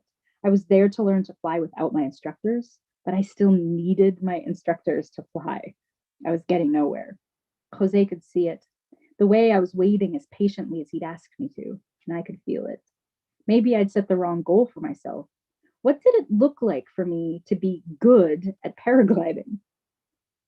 What would progress look like? What does independence mean in a situation like this? Jose decided we should add more ground handling. I and the very young and very new instructor Ivan could take gliders when we wanted and practice in the off hours, goofing around confidently. We'd drive out to the sunset-drenched Levante landing ground and leap around the sticks and stones, inventing takeoffs we could never use for an actual launch. Maybe it was his youth, but Ivan understood it was important that I was doing it myself, that I had something to prove to myself about what I could do. Maybe he felt that way too, because it was Ivan who invited me to fly with him. Not as a student, but as friends, driving to the top of a mountain and taking off. He could instruct me, but he wouldn't. Erin, you have to ask Jose. I don't think he'll say yes if I ask him, Ivan texted me. I wasn't sure Jose would say yes if I asked him either. I honestly had no idea what his markers were for my experience level. They seemed to fluctuate with his anxiety levels. I felt ready, but did he agree? When Jose gave the go-ahead, Ivan and I were giddy like teenagers scenting new freedom. We were going to be the ones who made this happen. And we were going to film it from every angle. We were prepared for uncontested glory. The sunset at Ronda la Vieja had gilded us in gold. The grasses had given up their green.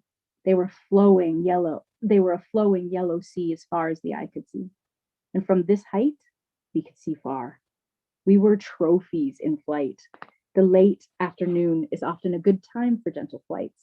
The temperatures have evened out. The wind becomes steady after a day of gusting off the cliff. Ivan's dad, a documentary filmmaker, brought his camera and filmed as I angled my chair into position on the slope, Ivan's foot against my front wheel to brake it. I hooked into my harness, checked the lines. There was no team, no crowd of observers. Ivan was not there to instruct me. He was there to fly with me. The three of us had the whole mountain to ourselves, and the lightness of that privacy brought me an ease I had never felt for any takeoff before.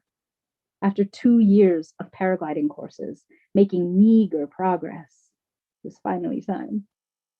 Ivan held the back of my chair, waiting for my cue. I felt the breeze against my cheek, checked the direction it pushed the dying grasses, tugged my lines to feel the glider. There was no labor. The wind lifted me immediately from Ivan's grasp, and my control kept my ascent steady. I slipped from his hands into flight. It was a triumph, my flawless takeoff. Once I was airborne, Ivan took off. There would be no one on the ground to give me direction. I got to choose, and I chose to play. We weaved and swooped around each other. I was giddy with success, intoxicating with being a pilot, freshly at ease in the air. Let's try and land at the house, Ivan called out. Follow me.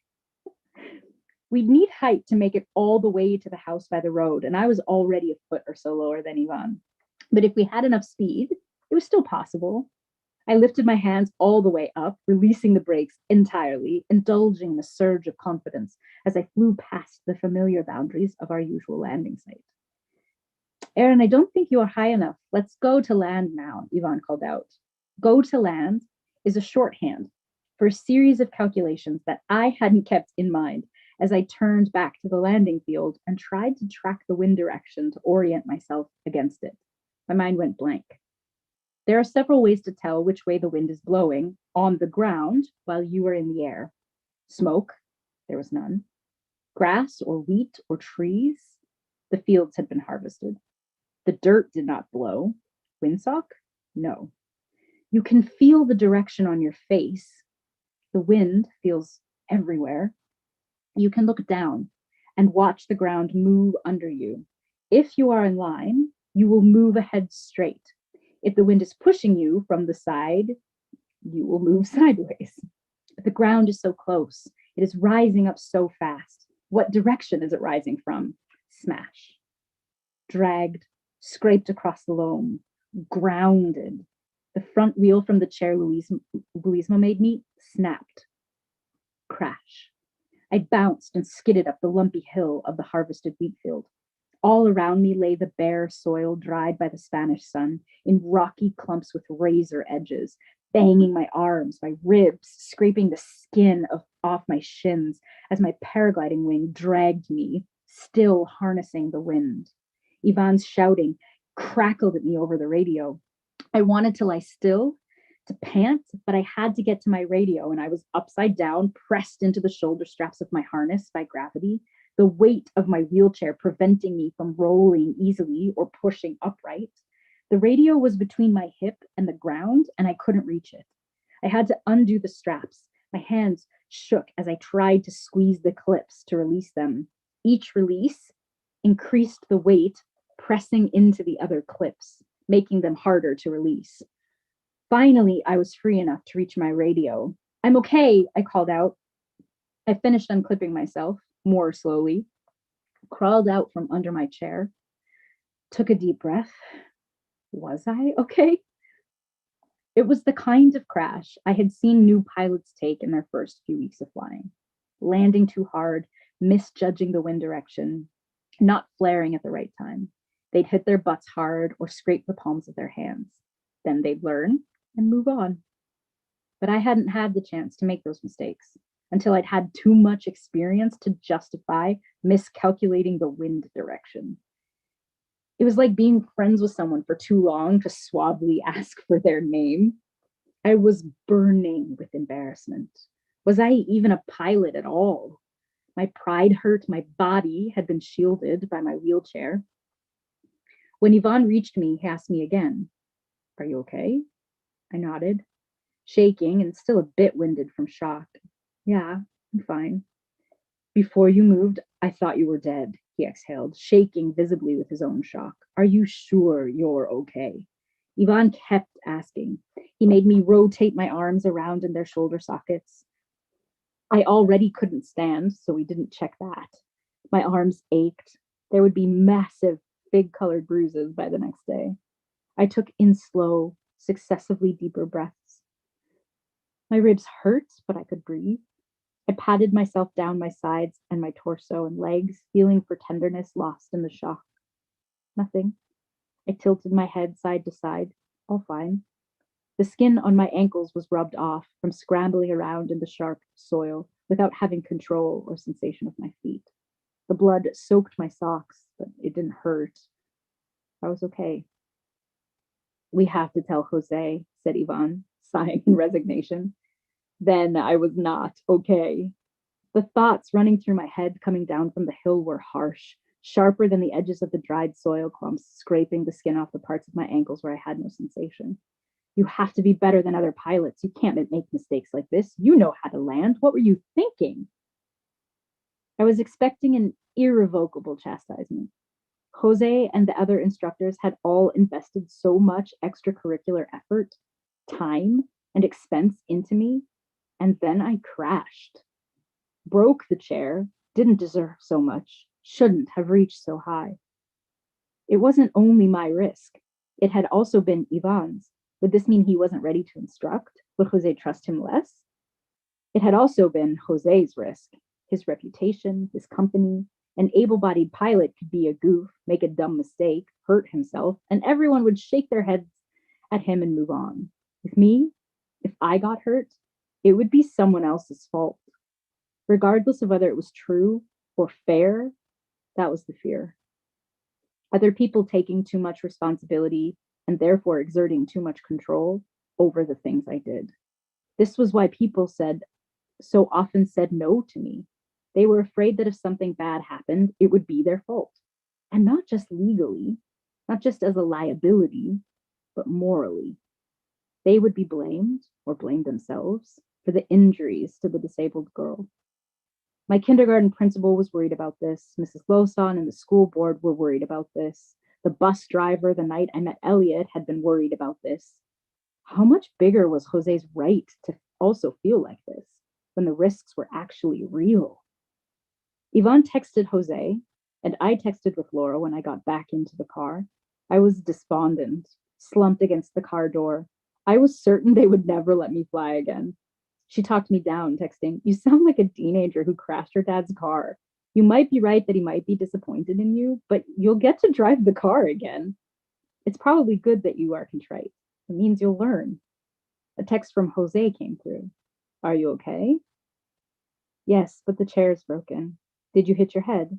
"No, the chair took all the impact." "It's okay. This is just something pilots have to deal with. Try not to worry too much. Perhaps we need to review approach and landing." "Yes, please." Aside from Ivan, who had actually seen me go down, no one was the least perturbed. Jose and I had lunch together a couple weeks after my crash. The absolutely best chocolate cake was at La Cueva, and that's what I wanted. "Quiero muerte," I told Antonio when I ordered. "I want death." He had once told me the cake I loved was called Death by Chocolate, so that was how I always ordered it. "Anything else? Or just death?" he asked me. "Antes de la muerte, patatas fritas," I said. "Before death, French fries." "Jose, do you want to see the film I made of my crash?" I asked. I couldn't remember the details of what had just happened, what I had been trying to do that had ended in crashing up the slope of the hill. I knew how to land at Ronde la Vieja. Landing was my best and favorite skill. Watching the video, I could see the mistakes. The main problem was that I landed in a tailwind, which was the opposite of how you're supposed to land. When you land into the wind, it creates resistance. It slows your landing down. "Did you calculate the wind direction?" Jose asked. I rewatched the moment I should have turned to hold a straight line for my final approach. I do not turn. I was too close to the ground before I realized I was facing the wrong way. I had no more time to think it through.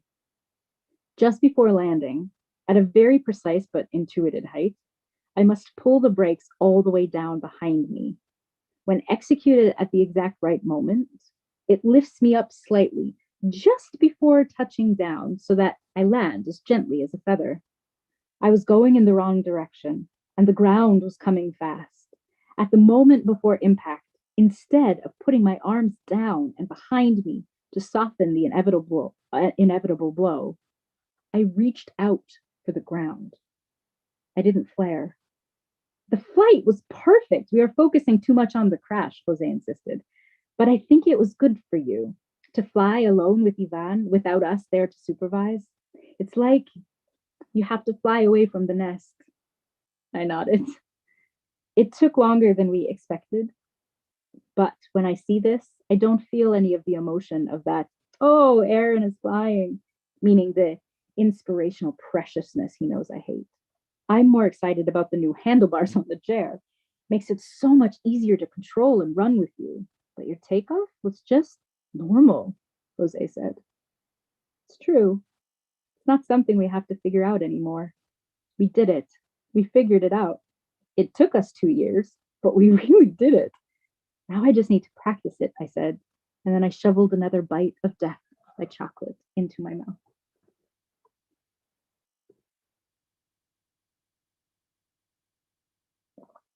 Chapter 24. Crashing is part of the sport. Algodonales, Spain, October 2018. The scrapes on my ankles ended up infected. Whenever my body is fighting an infection, I get a bitter taste in the back of my throat. Often, especially if the infection is somewhere in my body that I can't see or feel, and before a fever sets in as the final warning sign, that taste is the only symptom I have. I needed my wounds disinfected, and I needed antibiotics. So Luisma drove me to the clinic one night after one of his typical long days instructing new pilots. The body needs sensation to regrow strong and healthy skin. It takes longer and is a more tepid healing process when the wound has no sensation, when there is no sting of nerve endings to tell the brain to send its best resources to the site. Painlessness is not a blessing when healing is needed. I spent the days I was healing and waiting for my chair to get repaired at La Cueva, the pizzeria in Algodonales, run by Antonio and his father, also named Antonio.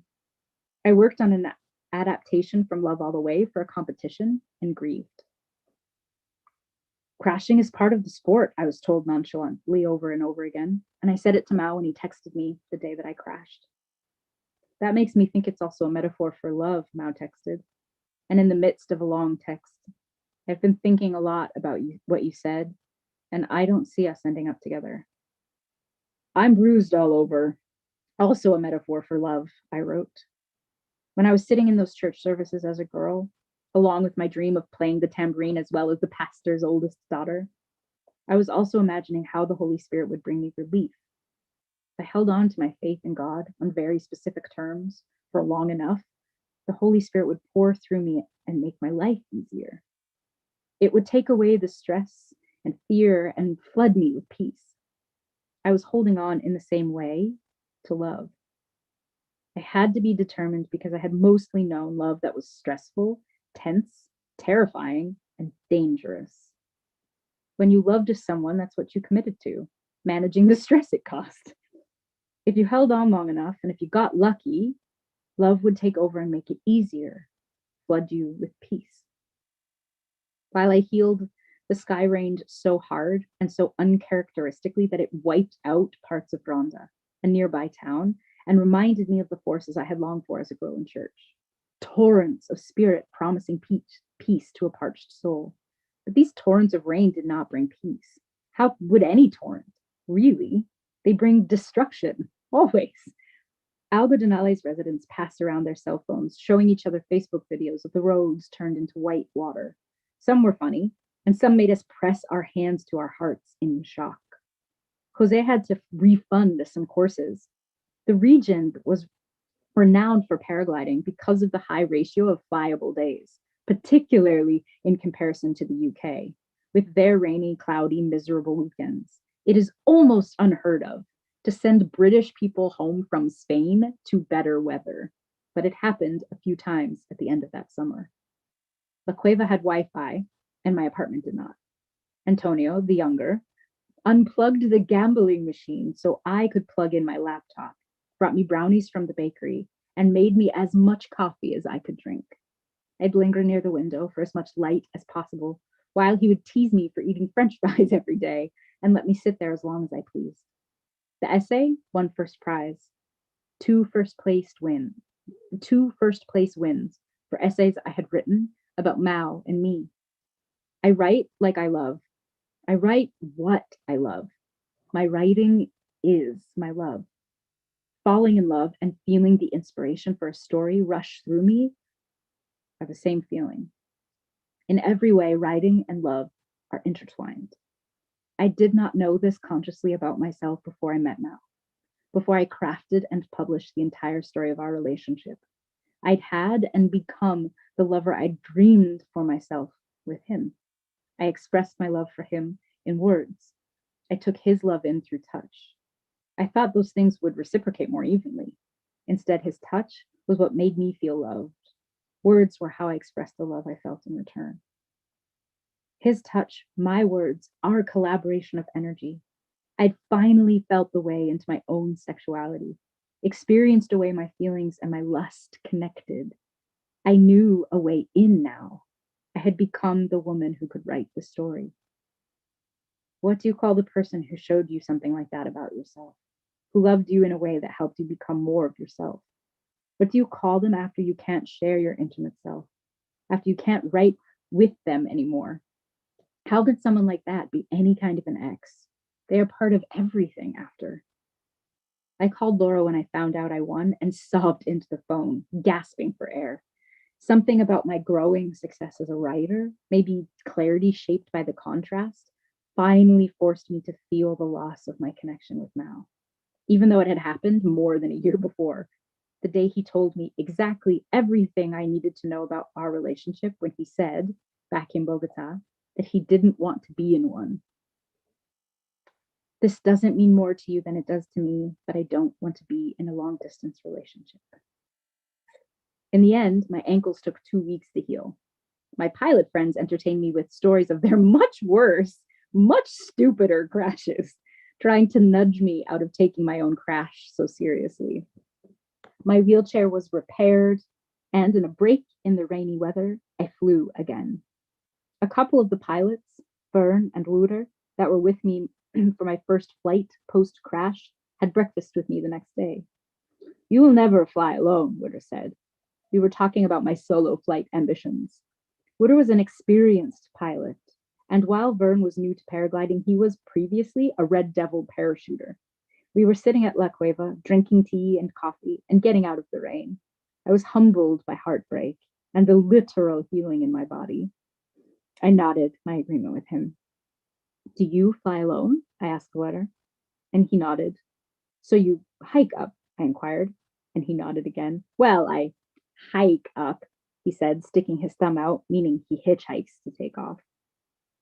I've seen wheelchairs take off unassisted, but they were on lovely grassy, perfect slopes, nothing like we deal with here, I said with a flicker of defiance. But my defiance was weak, and I wasn't sure, in all my bruised humility, if it was even my goal anymore. Vern and Wouter complimented my takeoff from the day before. I smiled to acknowledge the praise, then confessed. It was my first flight since my crash, I said, 2 weeks ago.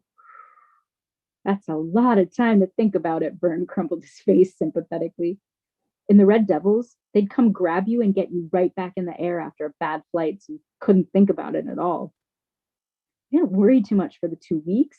I was too frustrated and humiliated over crashing. But after my flight yesterday, I was incredibly sad, I said. Louisa had been in the landing field, staying quiet, specifically not telling me the wind direction, watching me while I made my approach all on my own, landing at his feet. He closed the distance in a bounce, ready for a hefty high five. But when he saw my face, my brimming eyes, he sank to his knees to be eye level and tilted his head. Emotional? He asked, and I nodded and shrugged. He was quiet for a moment and then said, It was a perfect landing. And it had been. Without saying anything else, Lisma raced my chair wildly around the field until I giggled from the speed. Back at La Cueva, I was still dissecting with Vern and Wouter. Antonio cleared our breakfast plates and brought me a refill of coffee with a tub of raw sugar I preferred from the kitchen supply. I had a good takeoff, a good landing, and I handled both on my own, but I didn't feel triumphant. Jose asked me why I was so serious on takeoff, and I didn't know how to explain that I wanted to cry. Whatever had been underground for the 2 weeks that I was waiting for my chair to be fixed and my skin to heal made it to the surface while I was flying, so I could let it out. The whatever being the vulnerability of getting in the air again, the pressure to have a good flight. And now, when we had been shooting Casablanca, I had been goofing around, Mao on his knees, the collar of his jacket tucked up, wearing a fedora at a slight angle, was getting annoyed.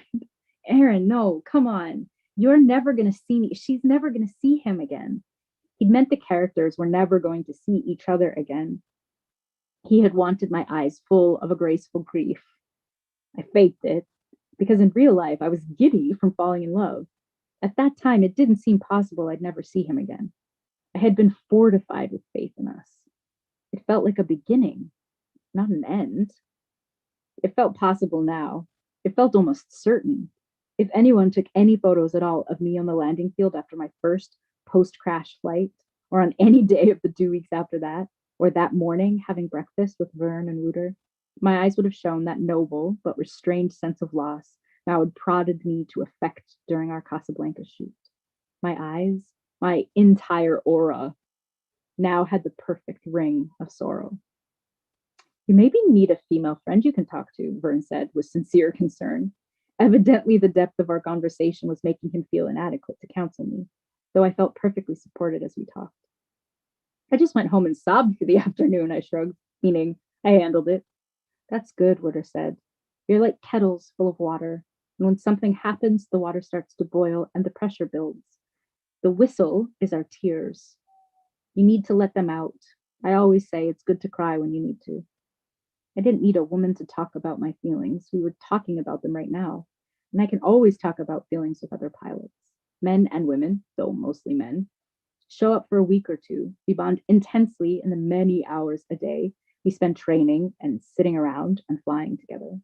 We frequently debrief afterwards in bars and cafes, and our debriefs are as much about how we are feeling about our flights as the technical aspects of them. Paragliding has so many feelings for me, I mused. Is it like that for you guys too? Mainly fear for me, Vern admitted. He then shared a couple stories of parachuting recklessness in his youth, near death, and total terror. Have you ever experienced time slowing down? He asked me. Yes, all the time, I said. I have this thing where my senses separate and I can experience them individually. I can hear my mind chatter. I can see what my eyes are seeing. I can hear what my ears hear, all on separate tracks. Sometimes I can kind of activate it. Vern's eyes widened. It sounds incredible. When it happens to me, I think of it as my superpower.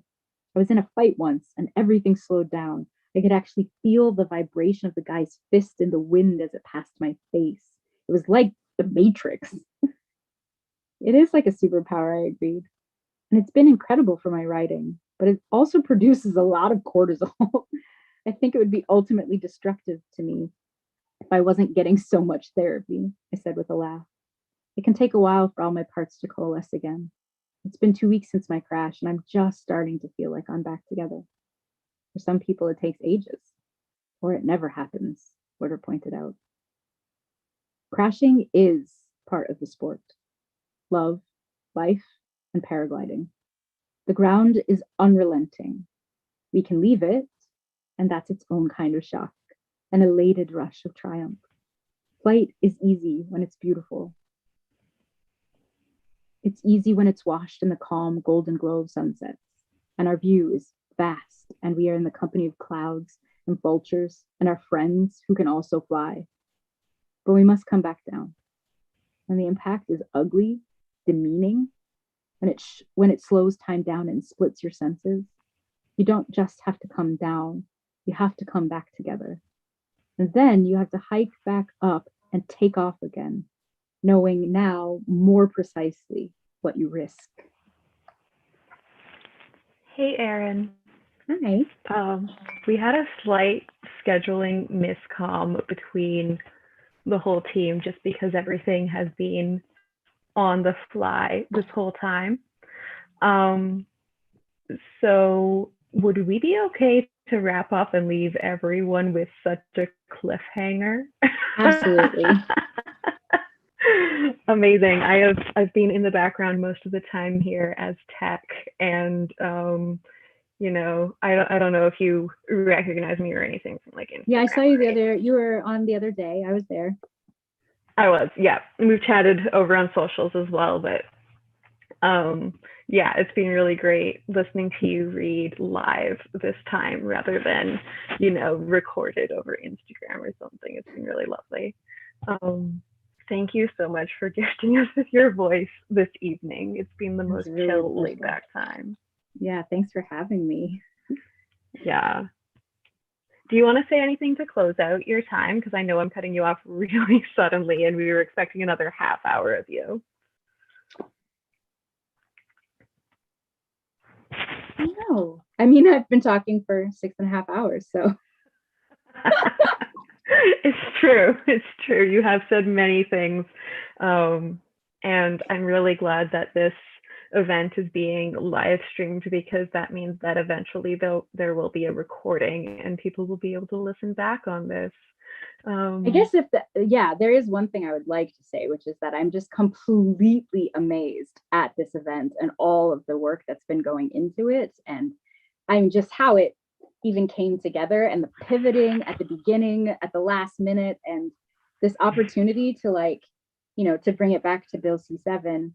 And as reading, I was like, oh, there's a lot in my book here about all the stuff that has been up in conversation as we like, you know, resist this bill, and to have this time together that wasn't only focused on death and fighting, and it has been really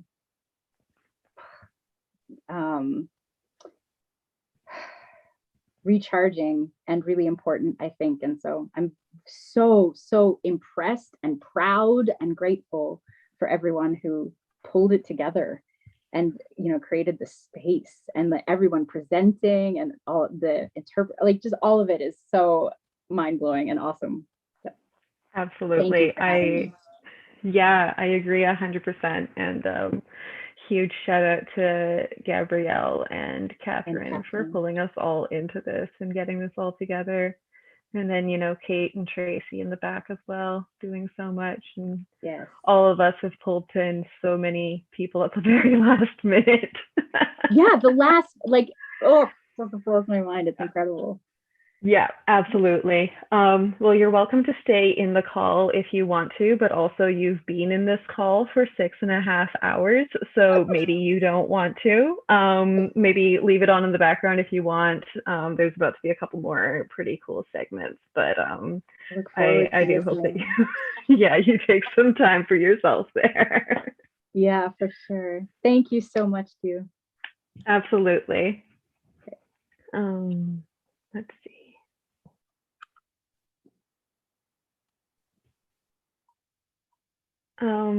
So Troy is up next, but because I'm just jumping into this at the last moment, I don't know what Troy is talking about or doing with us tonight. But Troy, are you with us? Can you hear me? Yes, we can hear you. We cannot see you. I don't know if that's on purpose. Oh, there you go. Yes. I'm just going to do stream some art tonight. Oh, cool. Until the next person is ready. Fantastic. So I'm good to go whenever you are. Yeah, no, you go ahead. I'm just sorting out my tech, but you go right ahead, and I'm just going to turn myself off again and be in the background here. Okay. And this is the interpreter. I just have a quick question. Sure. The 6th question. I was originally supposed to stay until 6 West Coast time and then 9. And I don't want to stop in the middle of your time if you're starting now. I think another interpreter is going to show up. Is that Anthony? I think I just brought Anthony in.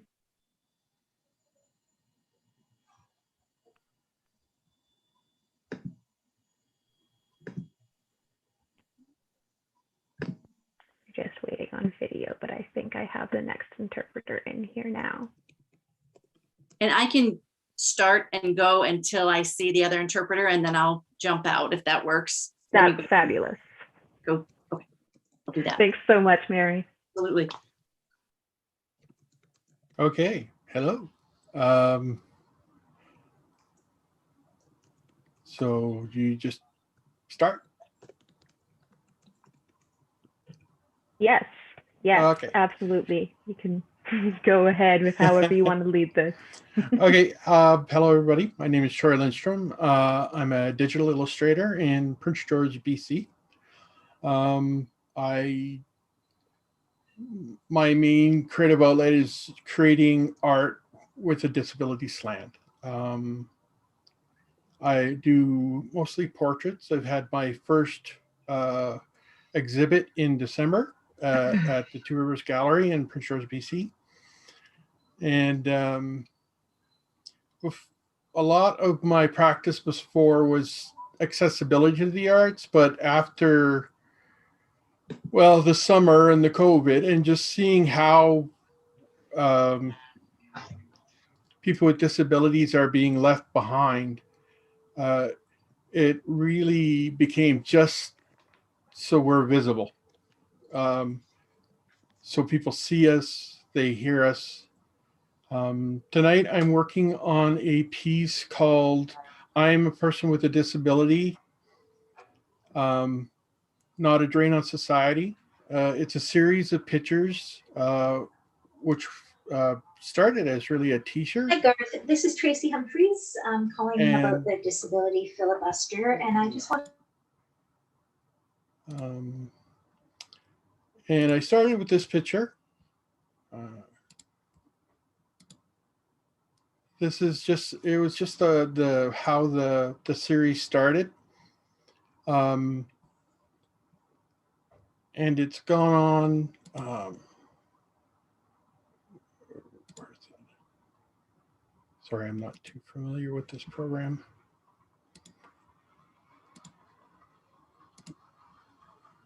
And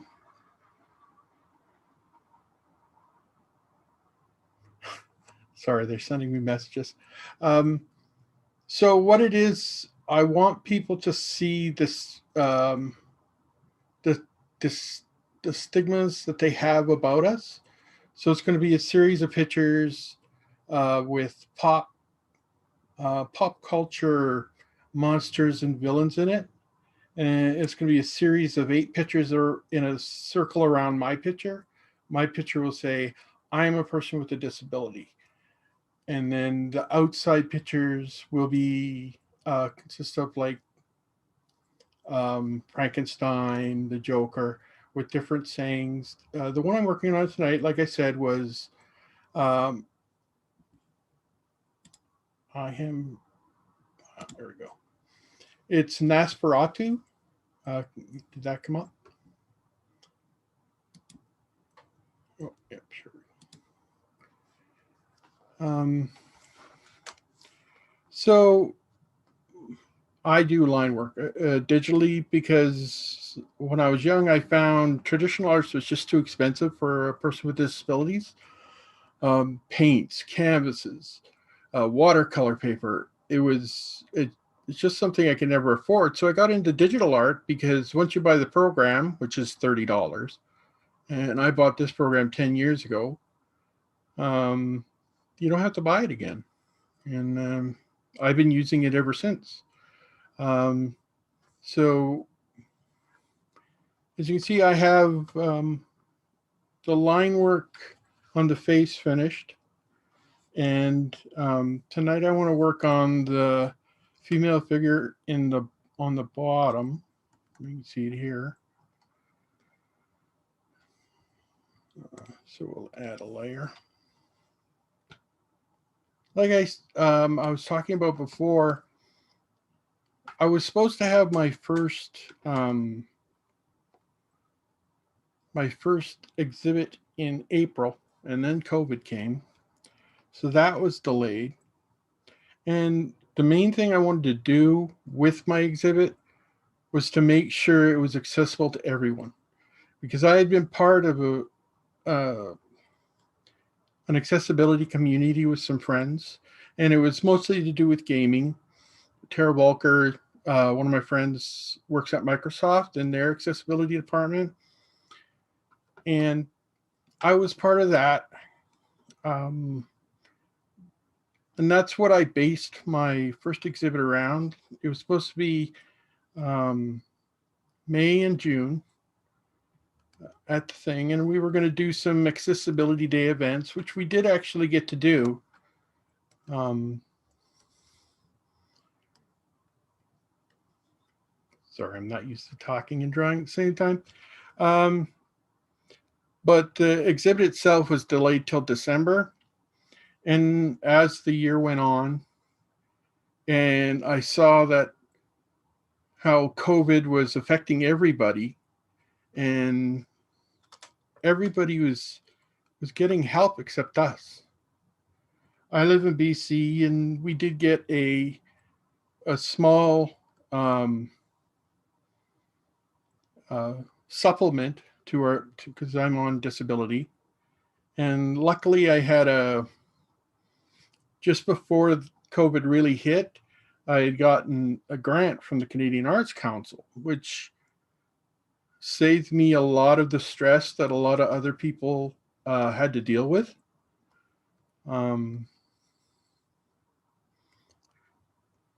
But I saw so many other people in so many other provinces that got nothing. And then I started talking about that on Twitter, because that's where I usually talk about my disability rights stuff I'm interested in. And then in the fall, I started to hear about Bill C7. And I kind of knew it was coming because as soon as MAID was passed years ago, I knew eventually it would be coming after us. I already knew that we weren't seen. People didn't see if they even saw us, didn't see that our lives had worth. And so my art really went from trying to be accessible to as many people as I could to just trying to get people to see that we were there. And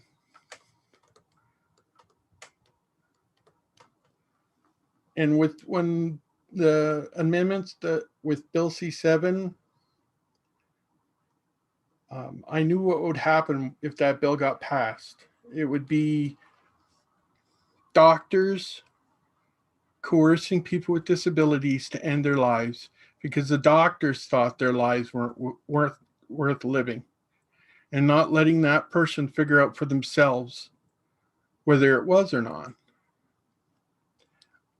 Also, I knew once this bill gets passed, they'll use the bill itself as an excuse as not to support us.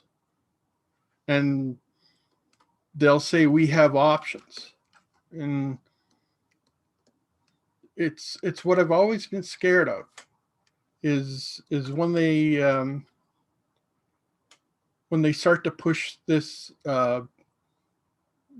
assisted suicide on us. And I know there is people out there that their illness is severe, and if they can't handle it anymore, I understand that's their choice. But what I worry about is people, like, I live in poverty, and I'm lucky to have family that supports me. But those people that live without families to support them and don't have the support from the government they need, I just worry they'll just give up, and the government's going to make it easy for them to end their lives. And it just breaks my heart. So that's why I started doing this series. I wanted the people to see the bigotry they have towards us, and I wanted to confront them with that.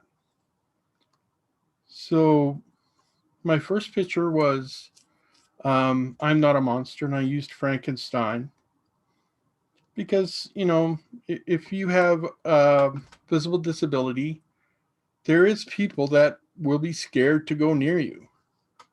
It's just like I've had people that didn't want to touch me because they thought they would get infected with what I have. My disability,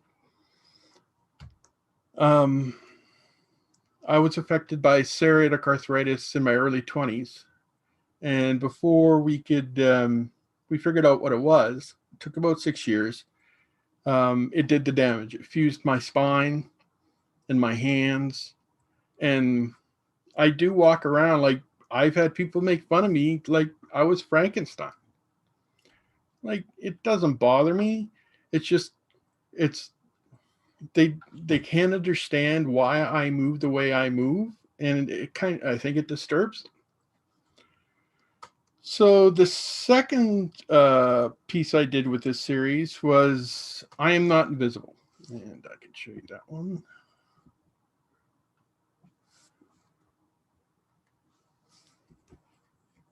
Yeah, I'm back. I don't have that one. This is one I just finished. I'm a person with disability, not a freak in nature. When you look different, people treat you different. It's not right, but they do. And I wanted to confront them with that. Screen share.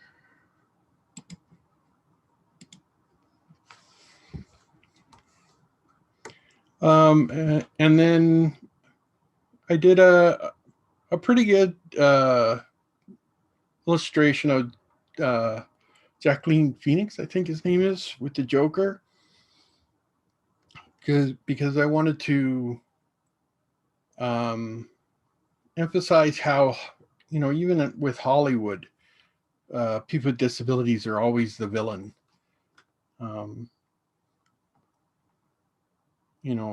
We're hardly ever the hero. And last month, in December, when C7 was, the debate was in full force. It was going through the Senate.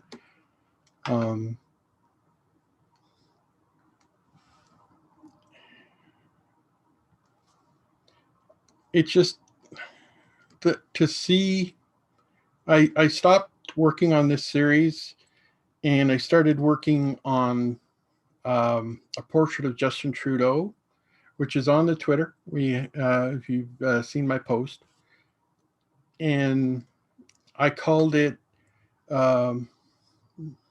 "Clutching at Straw Man," mixed metaphor, with people with disabilities, and you'll see my hand there with my splints on it, just clutching at his collar to get him to see us. And he just looks past us, and that's what I feel our prime minister is doing to us right now. He doesn't see us. He doesn't see our needs. He doesn't see us struggling. And I like how that one turned out. I'm going to work on a series of photos or illustrations with that one. Eventually, I'd like to make a show with 5 installments with different aspects of how people see people with disabilities.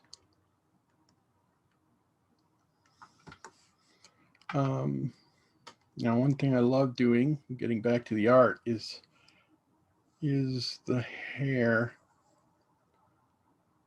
So what I'll do is I'll fill huge areas with a black. And the way I usually do my illustration is kind of like sculpting. I'll add and remove. So when I want the hair to flow, I'll put down a block of just plain black, and then I'll add the flow of the hair. Now I want the flow here to go around the fingers, like Nosferatu's. His fingers are flowing through her hair.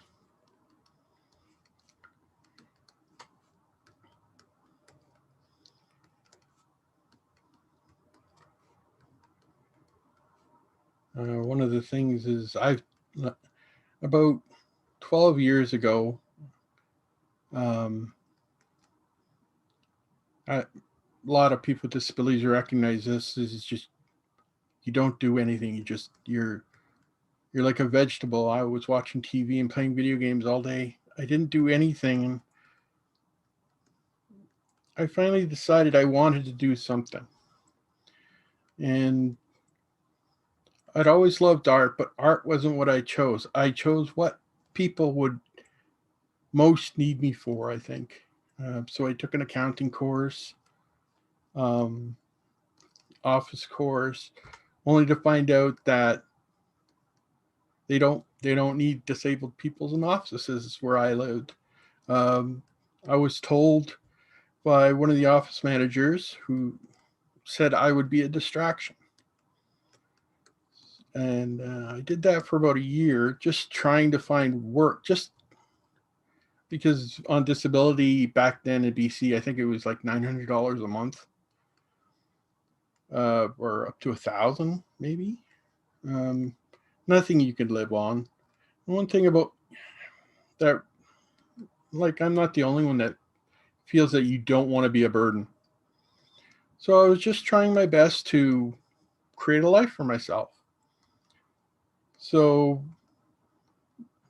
when I couldn't find work, I just went and I talked to one of the office managers, and that's what they told me.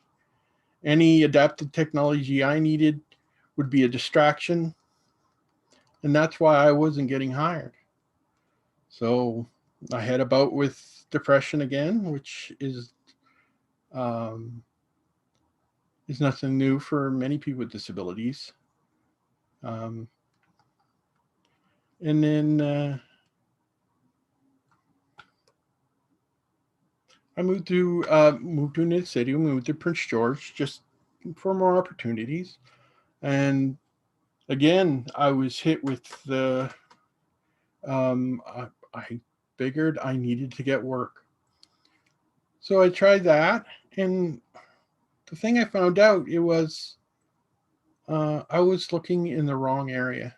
Something that I'd always loved, which was drawing, was eventually is what I had the most success with. I tried to become a graphic designer. I couldn't get hired. The old 30-pound rule, even when you're working on a computer making designs, came up a lot. Can you lift 30 pounds? And I knew it was just they didn't want me. And then so I just started drawing portraits. And that's given me purpose. I've been able to do more doing this than anything else that I've done.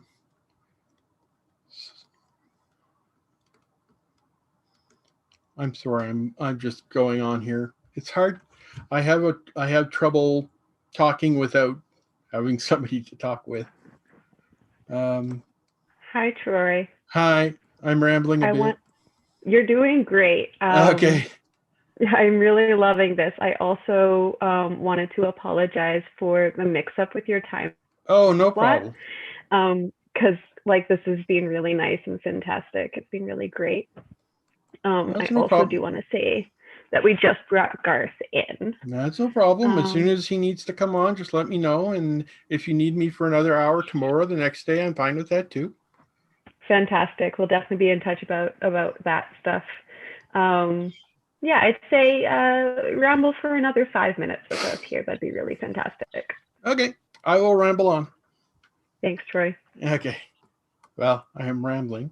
I'll ramble on a bit more. So this is what I'm doing with my art. As a person with a disability, I want people to see us.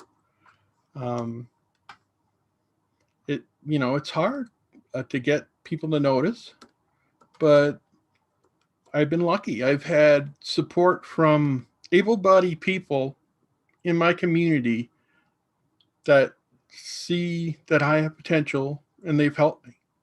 And there is those allies in our community, and I'm lucky to find them and have them as friends. My friend Tara, she lives in Washington State because she works for Microsoft. And she was going to come up for my exhibit, but sadly, nobody's allowed to cross the border. So that I know that there is people out there that want to be our allies. They're there for us. And they don't want us to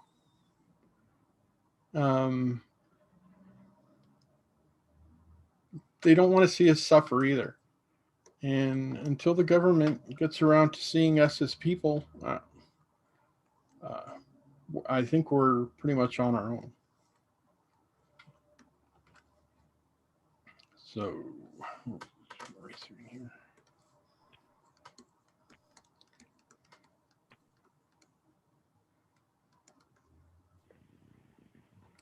Could we maybe get a last shot of this progress piece that you've been Sure.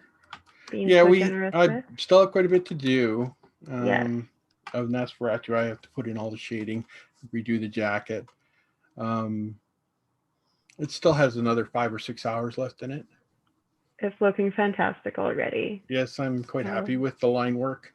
It'll have much more depth once I get the shading in, because it's quite flat right now. Absolutely. I hope we can see some of that tomorrow or the next day, whenever we can get you back online here. Go back to camera so you can see me. Yeah, that's not a problem. Whenever you guys need me to come in, I'm happy to. Just let me know. Thank you. Absolutely. Well, thanks so much, Troy, again. And we'll be passing off to Garth here if he's ready. I am ready. Can you hear me okay? Yes. Great. And now you can see me. Yes. Hey, thank you so much for having me on this. This is the solidarity it takes amongst all the people to put something like this together. It's amazing. I'm just honored to be a part of it. Thank you. My name is Garth Mullins, and I'm talking to you from Vancouver, Musqueam, Squamish, Tsleil-Waututh territory. And I'm the host and executive producer of a podcast called Crackdown. I'm also a person with a disability, disabled person.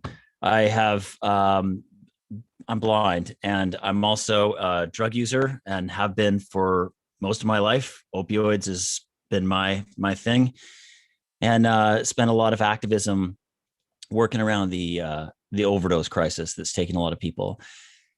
And doing this activism has exposed me to certain truths that are very common to people who use drugs. I think they're also common to people with all kind of marginalized situations, like people who face the healthcare system from a position of less power. And it's been the story of my life too. And I think about Bill C-7, and we're assured that there are these safeguards, that we have this idea that there's a just system out there that's going to prevent any kind of abuse, that's going to prevent the kinds of things that people have been warning about from the disability community and from this filibuster. But I don't believe that those things are there. My own experience has showed me that they're not there. And so have the experience of the people in my community, my friends, my comrades. And I just wanted to share a little bit of that with you tonight. People have argued that Bill C-7 is harm reduction, and I don't think it is. I know what harm reduction is because I've been practicing it and advocating it most of my adult life. And this is the idea of a bad situation. For example, harm reduction really came out of the harms caused by the fact that there's a drug war that's been going on for, a century. And so there's a lot of harms that come out of that. There's harms that come out of, for example, when you don't have adequate access to new syringes. People share, and there's transmission of HIV and Hep C. And so to reduce the harm that comes out of that, we fought for, new needle distribution. And as overdoses were taking people, we fought for safe injection sites where naloxone could be administered and people could be brought back. These are ideas that came from our movements, that came from us, that were the result of struggle and civil disobedience. They are not ideas that were brewed up somewhere else. And they were not ideas that were implemented as the result of horse trading between parties, between political parties. They came from below. They didn't land on top of us like a spaceship or an anvil or something like that. So they're insurgent. We practiced these ideas first ourselves before they were legal. We put them together as community members trying to keep each other safe. Needle distribution was at first illegal and done out of backpacks. People would find, medical facilities with needle supplies and steal boxes of them and give them out. Places like safe injection sites were opened without permission first by activists, by people who are not paid, who were just trying to save each other's lives. And eventually programs like these were sort of made legitimate by the embarrassment that the state was feeling at us doing it ourselves. And so when someone says Bill C-7 is harm reduction, it's not the way I understand it, not the way I've lived it, experienced it, and practiced it, not the way that harm reduction has saved my life.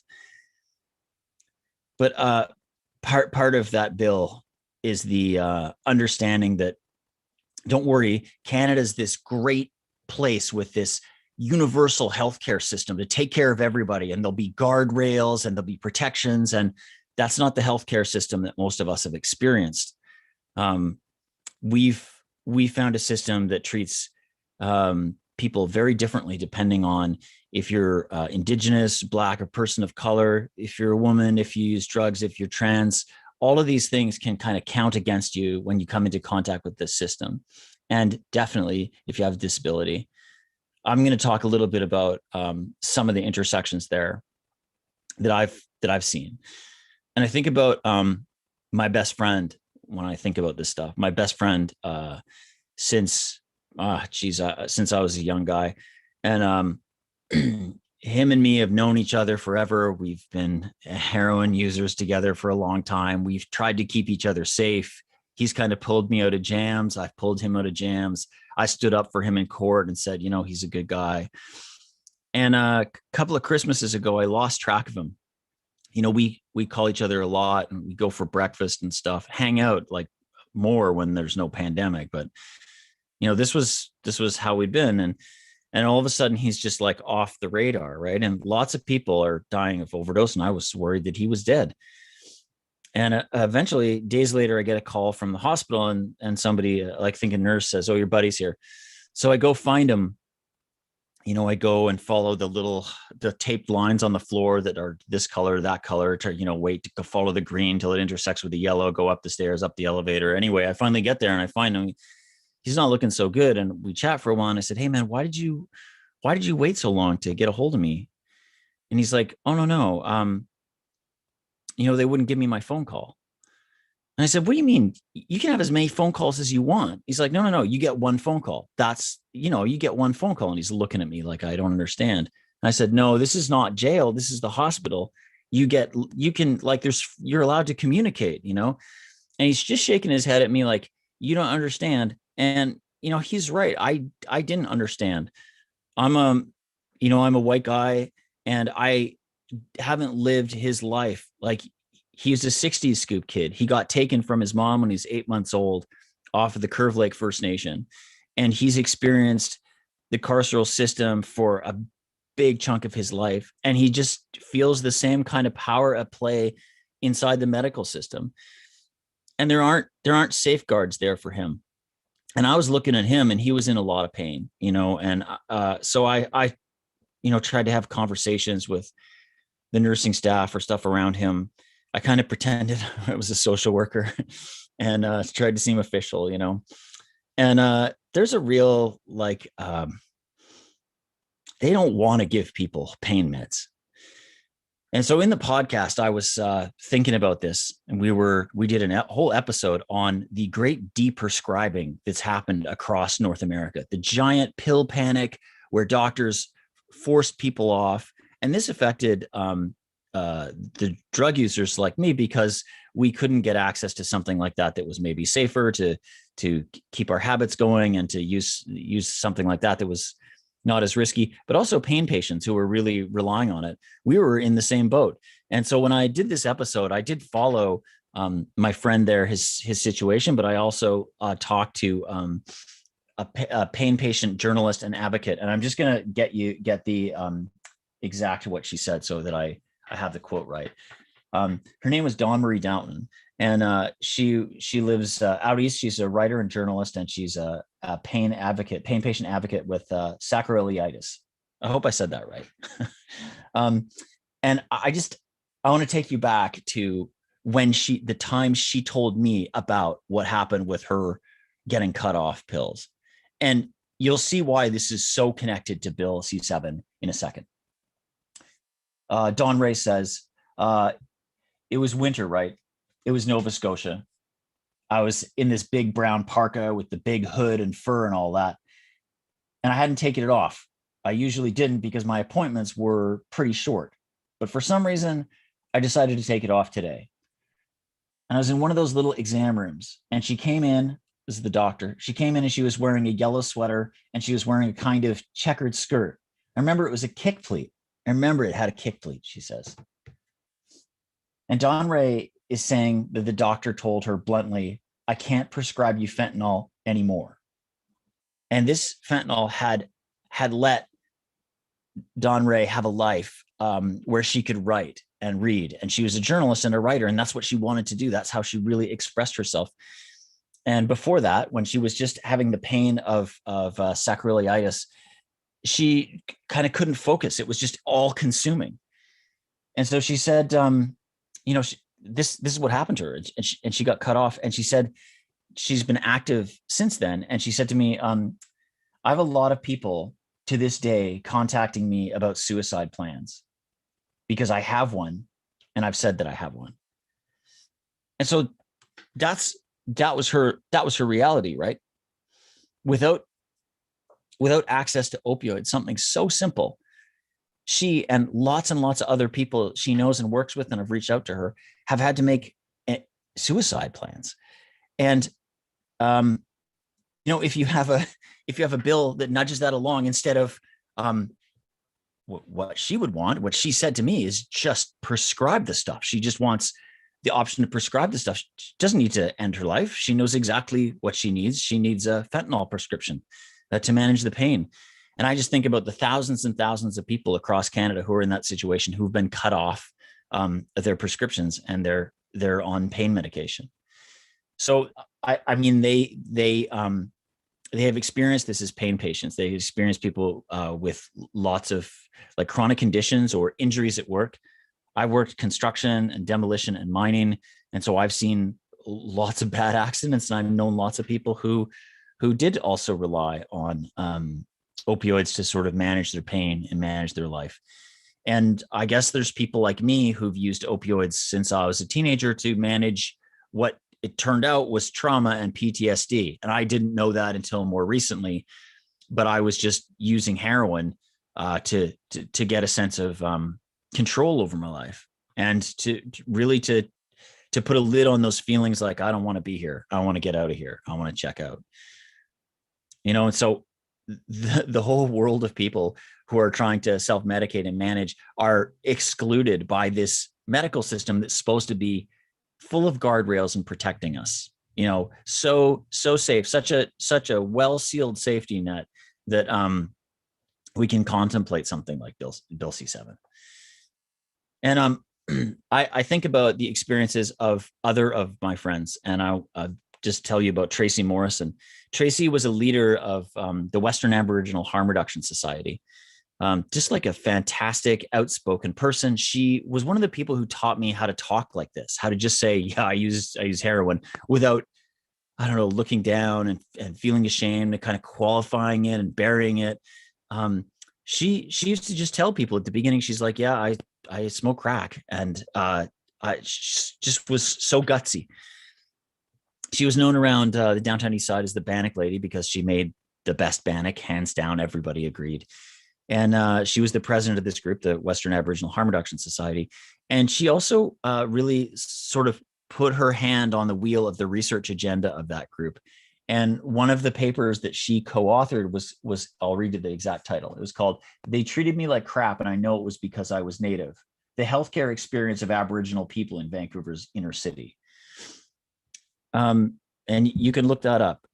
Tracy Morrison and a few others co-authored this paper and did interviews and research with people about what their experiences as Indigenous people in the healthcare system were.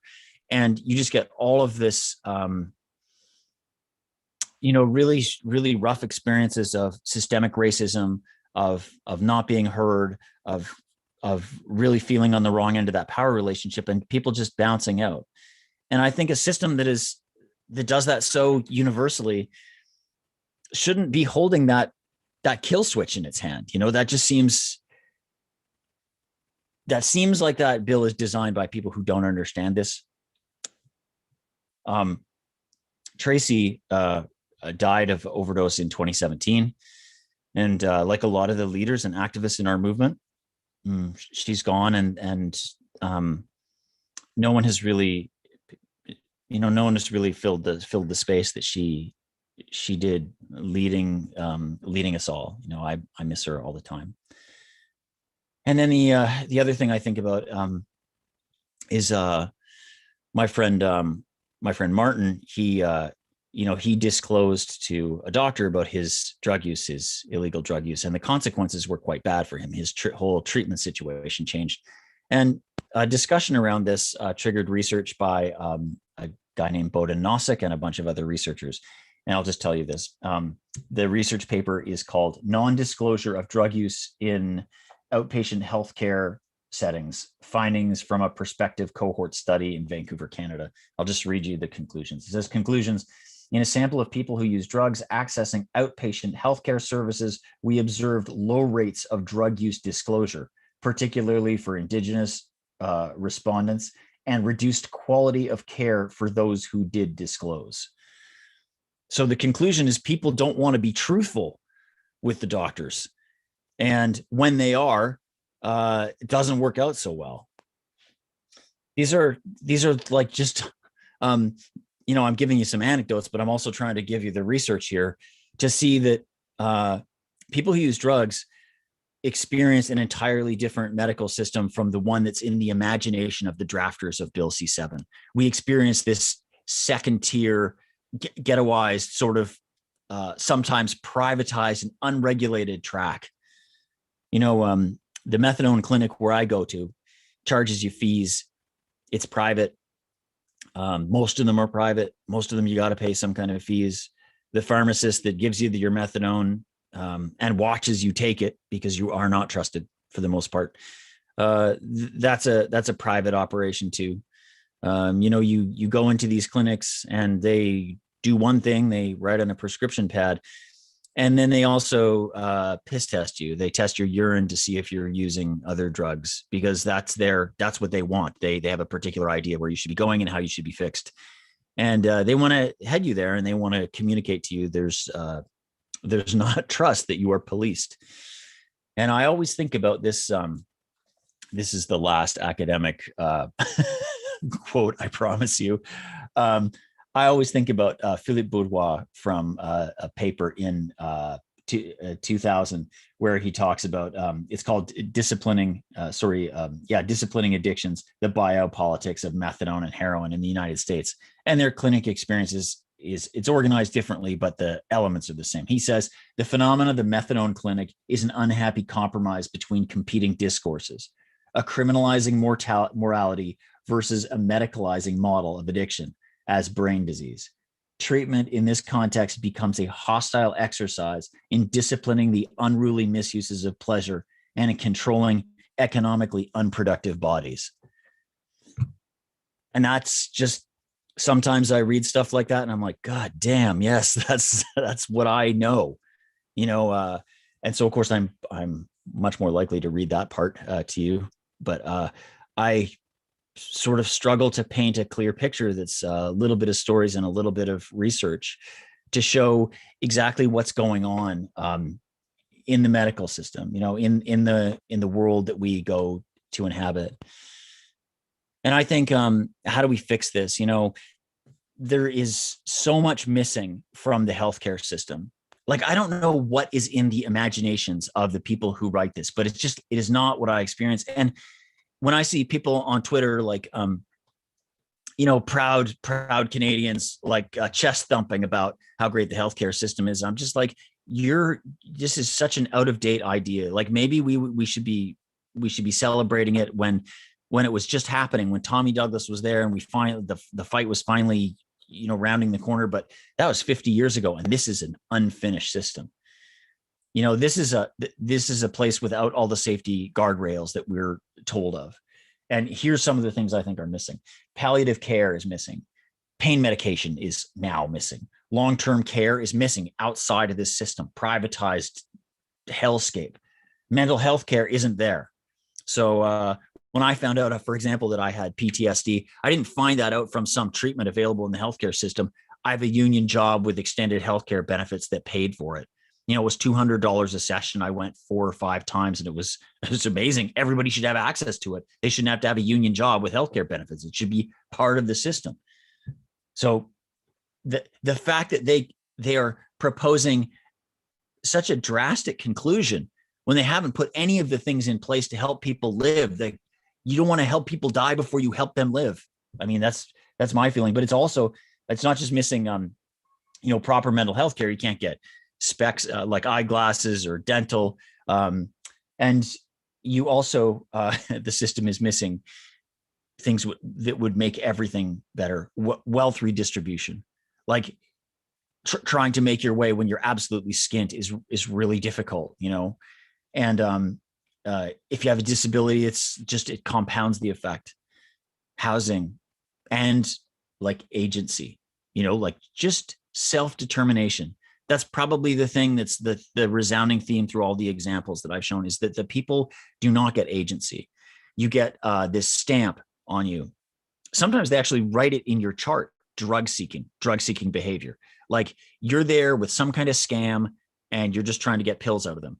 And, we all need to see the doctor. Sometimes there's lots of things that are wrong. Sometimes what's wrong with me is that, I'm ferociously dope sick because, I'm wired to opioids and like lots of people are. And yeah, probably sometimes I do seek to not be that way.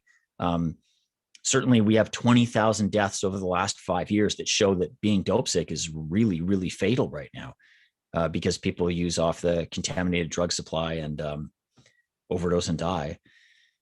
So that agency that's missing out of there, that's the ingredient, right? If we can't make simple decisions, if we get stereotyped, if we get, as Tracy Morrison says, treated like crap because they know we're Native, if we get sidelined or marginalized, then how are we supposed to be able to make decisions? How are we supposed to have agency over such big topics like what's in Bill C7? If we can't have the small agency over the small things, if I can't control even the tiniest things about my life in the medical system, how about the big things? I don't know. This to me is why I'm against Bill C7. It's also because I have seen the look. I've seen the decision. I've seen this like switch go in someone's head when they decide this person in front of me is a write-off. Like they're just too much of a junkie or a dope fiend, or they're too fucked up or whatever. And it's just like, I don't care, or I don't have the capacity to do anything, or I don't have the systems available, or the system isn't set up for this. And I think about my friend from, the beginning of when I was talking, the guy in the hospital over Christmas. He's still alive. He's still with me. He's still my good friend.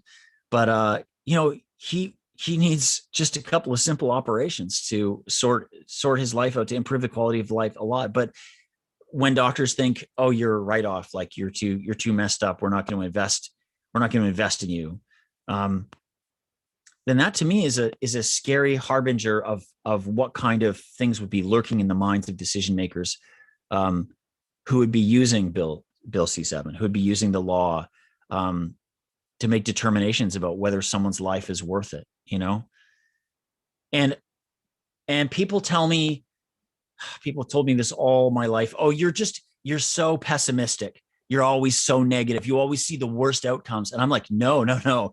I believe we can change the world. So I'm an optimist. Maybe I'm even like a Pollyanna-ish in that thinking.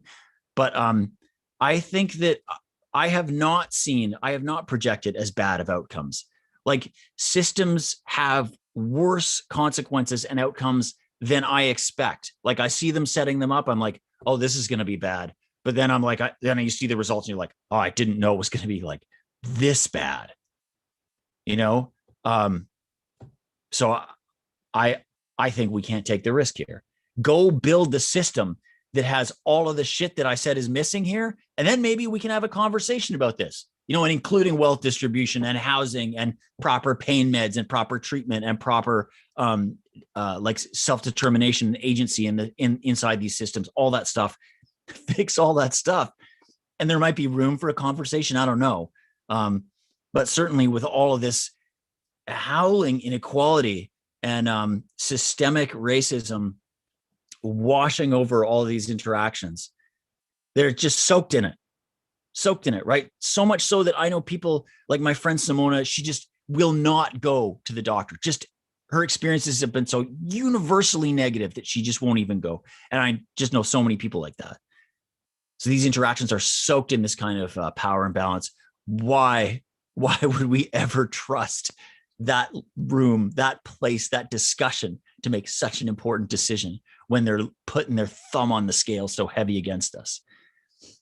Thanks very much for having me on the filibuster. I hope I've contributed to busting the fillers.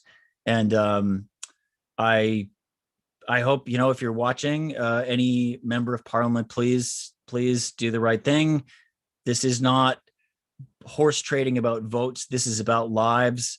And when you see a community calling like this so clearly, you've got to listen. Maybe the parties, the bosses, the Liberals and the Tories, maybe they don't listen. I don't know. But the NDP ought to. And when they don't, that's insult to injury. So yeah, thanks very much, everybody. Stay safe, keep 6. And I guess it is on to our next speaker shortly. Oh no. Oh my God, I'm 6 minutes early. I don't have any art to show you though.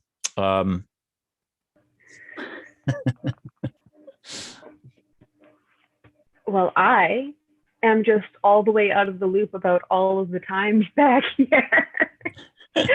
I didn't even know when you were ending. I was like frantically texting. I'm like, Garth sounds like he's wrapping up. What's going on? Oh no. Yeah, I was scheduled for a but half we're hour. Fine.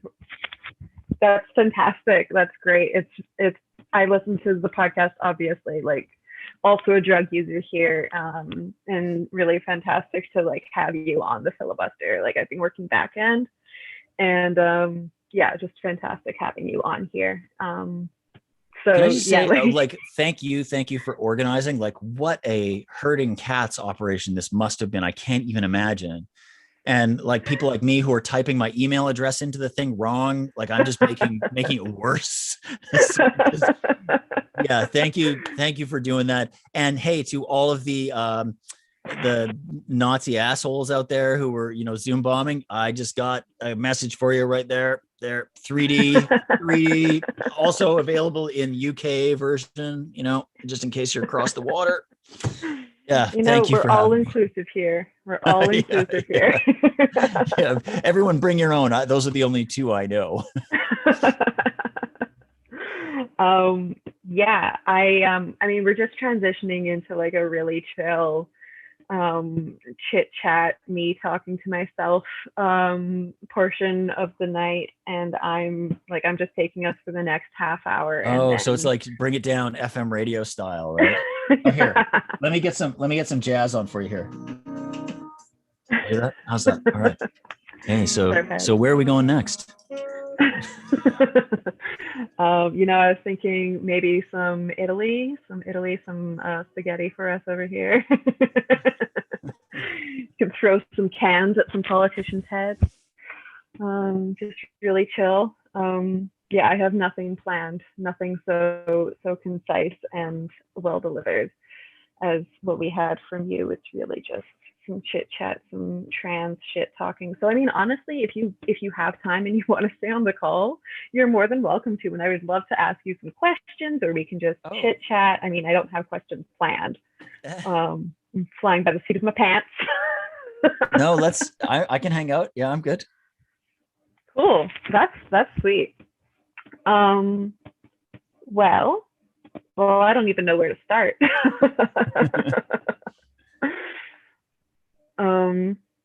When's the last time you slept? Like, have you been like?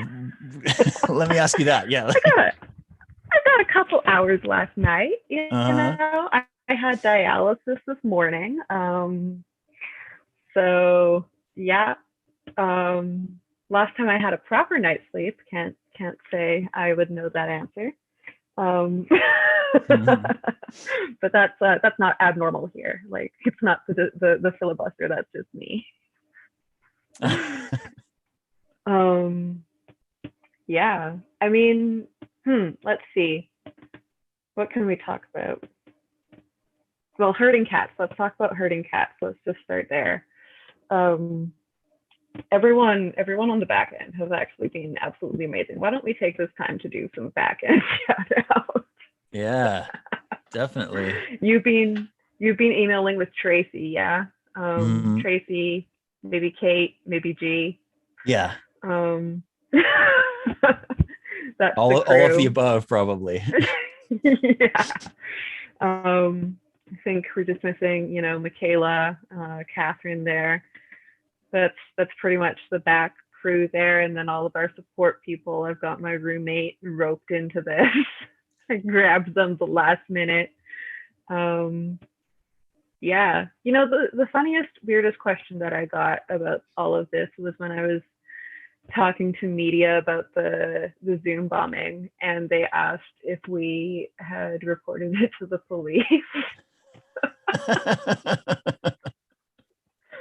And I was like, you don't know any of us. I mean, ACAB, but also B, what's that gonna do? Yeah, exactly. Like, I've talked to other folks who've been Zoom bombed in the past because, I gotta decompress after swastikas showing up on your Jewish screen. Yeah, I was talking to them, and just they're like, yeah, we had an incident where we kind of felt like we had to call the police. There are some rare occasions, and these are abolitionists, that they felt required. But we called the police, and the police were like, well, that's a Zoom problem. They said that to you? No, they said that to my friend, to your friend, yeah. is like involved in some pretty heavy like abolition ACAB stuff, but it's still like there are certain lines that must be drawn, and we have limited resources. Yeah. So yeah, did you call the police? No, we didn't. They just show up to your house and start seizing laptops and stuff, Yeah, seriously. I'm like, I don't want the cops near me, thank you. Yeah, this is taking the same turn as what was it? Was this just last night? Oh my gosh. Have we been only up for one night before this? What happened last night? Well, we just got into the late night show end of things, where talking about the anarchism, lefty politics that got some folks up in arms, but such is organizing.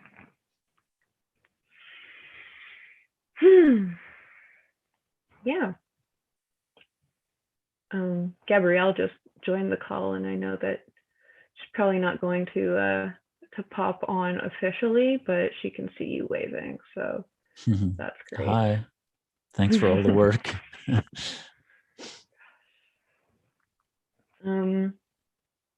Did you have anything that you felt like you couldn't cover in the half hour that maybe you wanted to speak to briefly? Anything odds and ends? I mean, you're so concise and precise with your words. Like, I admire that a lot. But yeah, anything you want to speak to while we're here? I guess I just think, with the mushy political middle, they're always saying they're your friend. They're always saying, oh, we're doing this for you. Whatever the hell it is that they're doing.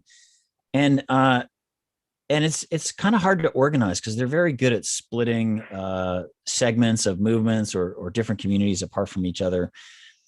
And so I love to see this, but it's like in the Harper days, you know where you stood with them, right? Like, he hates you, and he's just going to tell you that. But it's just this mushy middle. It's difficult, right? Because the people who are writing the target, we still know what's going on. But just people who maybe are not so directly affected, who are out there just voting, and maybe they want to be progressive, but they can't follow the details, right? And so the Trudeau and Horgan, the premier of British Columbia, they kind of make a show of doing something, for example, about the overdose crisis. But you have to kind of drill down to find out, oh, they're actually doing fuck all. They're just making a show of doing something, but it has the effect of making organizing much harder, because if they were just like straight up like, no, then all the voters, all the people out there would be able to see it, and you'd be able to go collect people from the union movement or where else kind of easier. But when the less affected people are kind of thinking like, oh, I get, it seems like something's happening. I heard some announcements. That's good. I mean, I have to go to work and take care of my kids. I can't be a midnight policy analyst on your issue there, Garth. it makes it harder, and they're so good at that, and so people kind of don't realize that this is just, this type of politics is just the real mushy liberal center, friendly, charm offensive, but it's got the same nastiness at the core. Absolutely. Yeah. I think this is really where we get into how like liberalism keeps moving towards the right, and tries to take any kind of so-called leftism with it.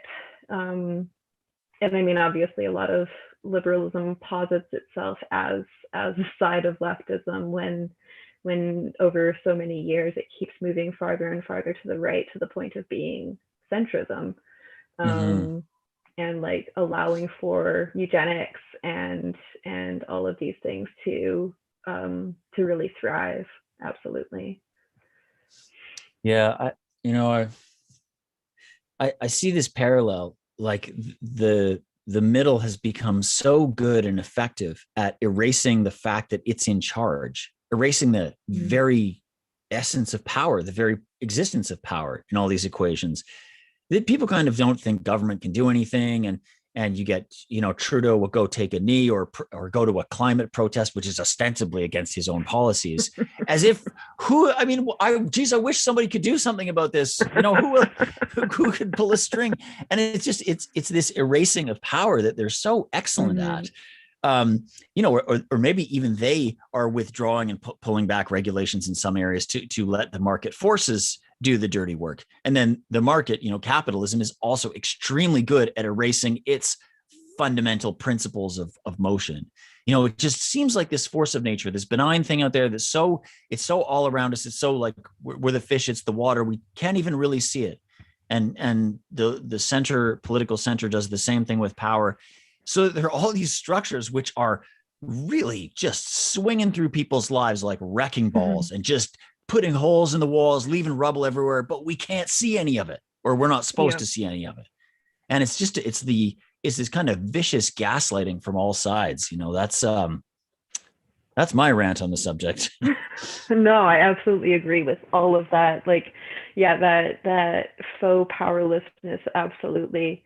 And I mean, like, capitalism feeds itself in that regard, in that people are so busy with their 9 to 5s, and now with all of this gig work, everyone's relying on the gig economy, and they have to have 3-5 jobs to make ends meet. And obviously, yeah, as you said, like, these people don't have time to care about policies that aren't going to directly affect them or their loved ones. Like, that it's unfortunate, but obviously they're going to care about the things that directly impact their lives. And otherwise they're going to be passed out exhausted from working at the office all day, working service, all of that stuff, obviously. Yeah. I mean, I don't want to talk about this shit either. I don't want to be talking about fucking cops and drugs for years and years. I'm sick of it. I want to be done with it. If they would stop, I would stop for sure. Oh yeah, I feel that. I really like this topic that G has put in the chat for us, so I do want to bring it forward. And I think it can easily tie into what we're already talking about. How officials try to pit groups of quote unquote official prescription users and disabled people who use drugs against each other. Like, yeah. You want to get us started there, and we can just rant off of each other. Yeah, I guess I've noticed there used to be a lot of people who were pain patients or something like that, and they got cut off of their meds, and they were really angry because, I mean, it is so destabilizing to your life. And they kind of said, hey, it's you guys, it's you, like dope fiends out there who made it bad, who wrecked it for everybody else. And that's no good. We're facing the same forces. And I think there's probably a little bit of respectability politics going on in that, because you want to separate yourselves away from the drug user that gets the bad stereotype from the doctors. You kind of want to prove to that doctor that you're not abusing your med, you're taking it exactly as prescribed. And you could unpack what those two concepts even mean. It's goes deep. But I've also noticed there are activists like Don Ray Downton, who I spoke about earlier, who was on our podcast episode called Cut Off, who does make the links. And I'm seeing more people who are making the links, and like Carlin Zweit, getting her last name wrong. She's on Twitter. She writes sometimes for the Toronto Star, I think, or the Globe Mail, and wrote a book called, it's getting late for me, sorry. Anyway, she's a pain patient who sees the connections as well. Yeah, no, absolutely. Also, like, super informal. Again, we're hitting that late night show kind of vibe, so you're good. But yeah, those connections are so important. Not least of which because there are so many pain patients who have to use unprescribed meds, street drugs, whatever you want to call it, to self-medicate because our needs aren't being met. Like, hi, right here, as a palliative care patient who doesn't get palliative care, like, what am I supposed to do when I run out of meds? And because I'm queer and trans and tattooed and all of these things, like, I'm not getting the resources that I need with this discrimination. And then you add in race and other systemic barriers, and obviously it's just going to compound itself. And yeah, as you said, pain patients and drug users, I really think that we have a natural allyship that really should thrive and would if politicians and legislation didn't get in the way of that natural allyship. Yeah, that's very true. That's a good point. And I go back to the original question too, is how's the division? And it's just, it's not like basically methadone, what I take and what pain patients take, it's all versions of the same molecule, the same opioid molecule. It's the same thing that's in fentanyl in the street and heroin. It's all the same thing. But we get it under such radically different circumstances. Like, you can get it in a market that's so criminalized that you don't know what's in it, and it can kill you because of the variations in concentration and contaminants. Or you can get it at a private methadone clinic where you have to take a piss test to be able to access it, or a doctor can prescribe it to you for pain, but it's kind of all the same thing. And then I don't know how, the pain of a chronic condition, or the pain of an injury at work, or the pain of PTSD, or the pain of like structural forces like colonization and the trauma that all causes. I don't know if those fit into nice little buckets, like, I don't know. I know lots of people who are taking like the physical and treating physical and mental stuff at the same time. And I don't even think it breaks down that easily, but certainly the dope fiends, the drug users go to the methadone clinic, and the pain patients go to the pain clinic or something else, or we all just get cut off and go nowhere. Or I guess we all go to the street. That's the irony, is lots of pain patients go to the street in the end too. Yeah. So that's a good point. It's like the design of the system separates us out. Exactly. Yeah. And I'm a writer, not in an article sense. I got my start as a poet and am now kind of switching into like wishy-washy nonfiction bullshit. But I'm trying to focus and hone in on those connections in both the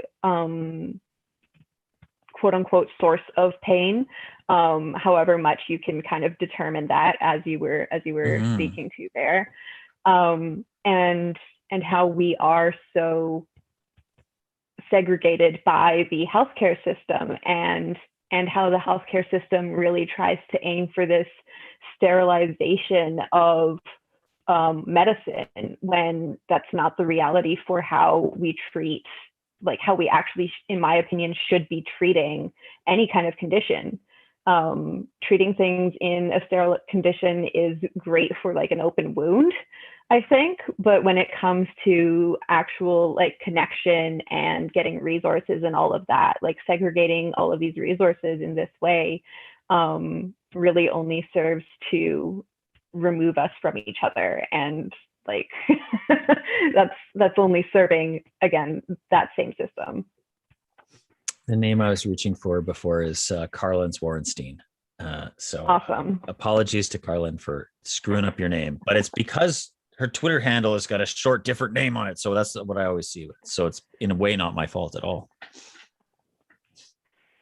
Darn you, Carla.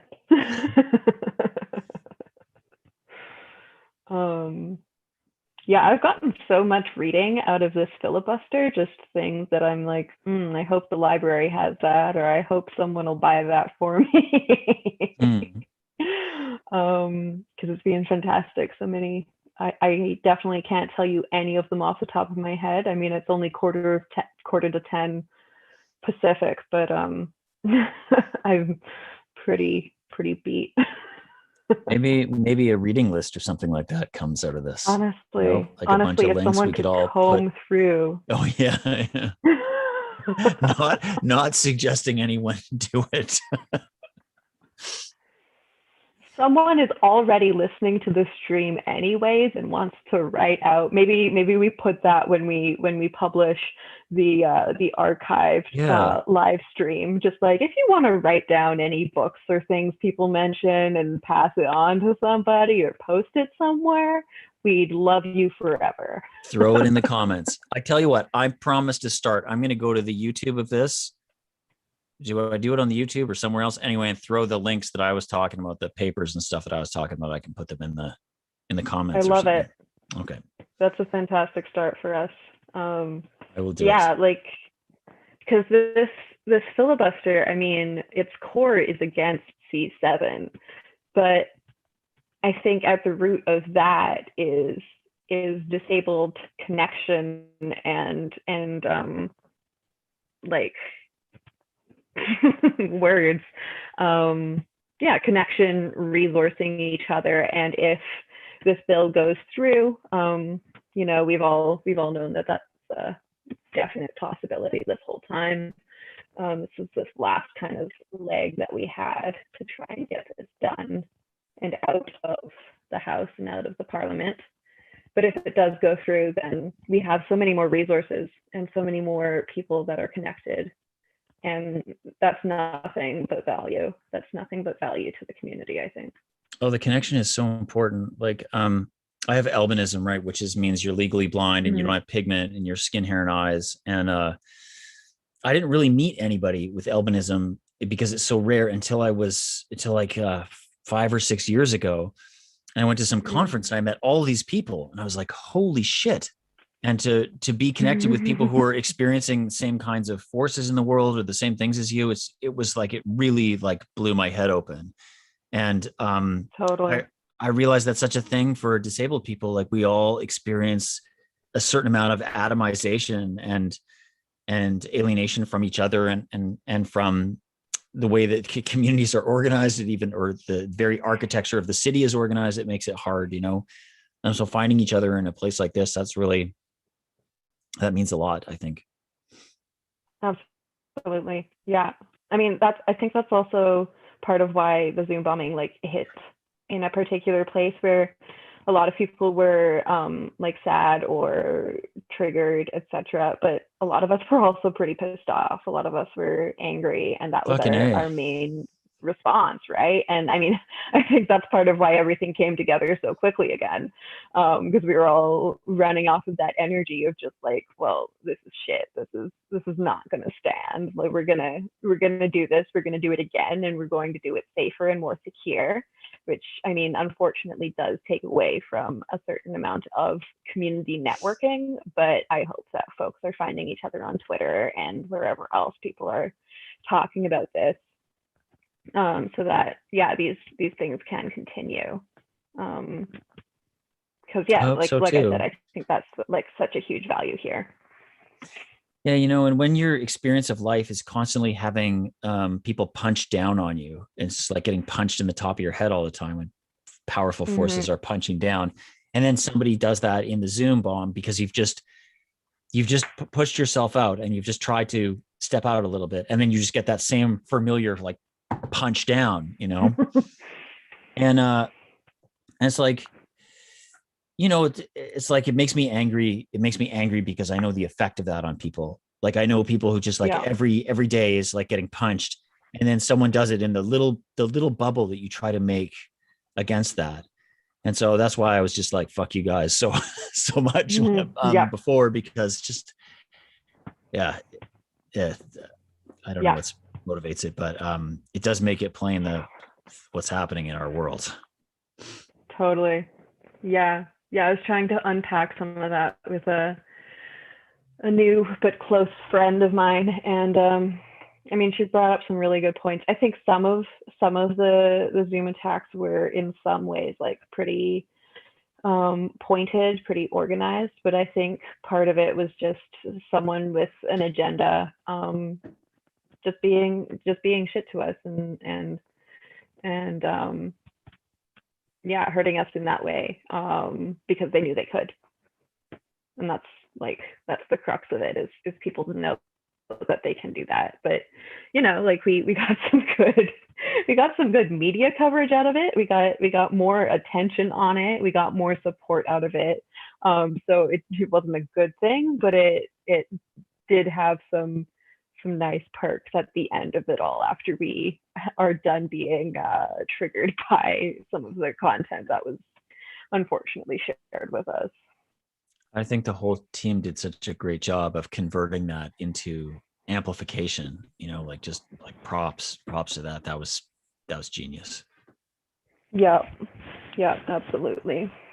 I'm just keeping an eye on time and also my text messages, because we have Tracy here to help me out with a kind of back end of things, but I'm not updated on anything that we're doing from this point forward, whether it's closing down or not. As I Closing said, down, do we just like play God Save the Queen and put a test pattern up overnight or something? How's that work? Well, last night when we didn't have any tech support and no broadcasters scheduled, I just threw up the website and shared the screen on the website for a few hours. That way I could get a few hours of sleep. And maybe then we could play the Internationale or something at the end. I mean, anarchists and socialists can all agree on that. I think it's not too much of a problem. Yes. Oh, she brought up Troy was here with us before.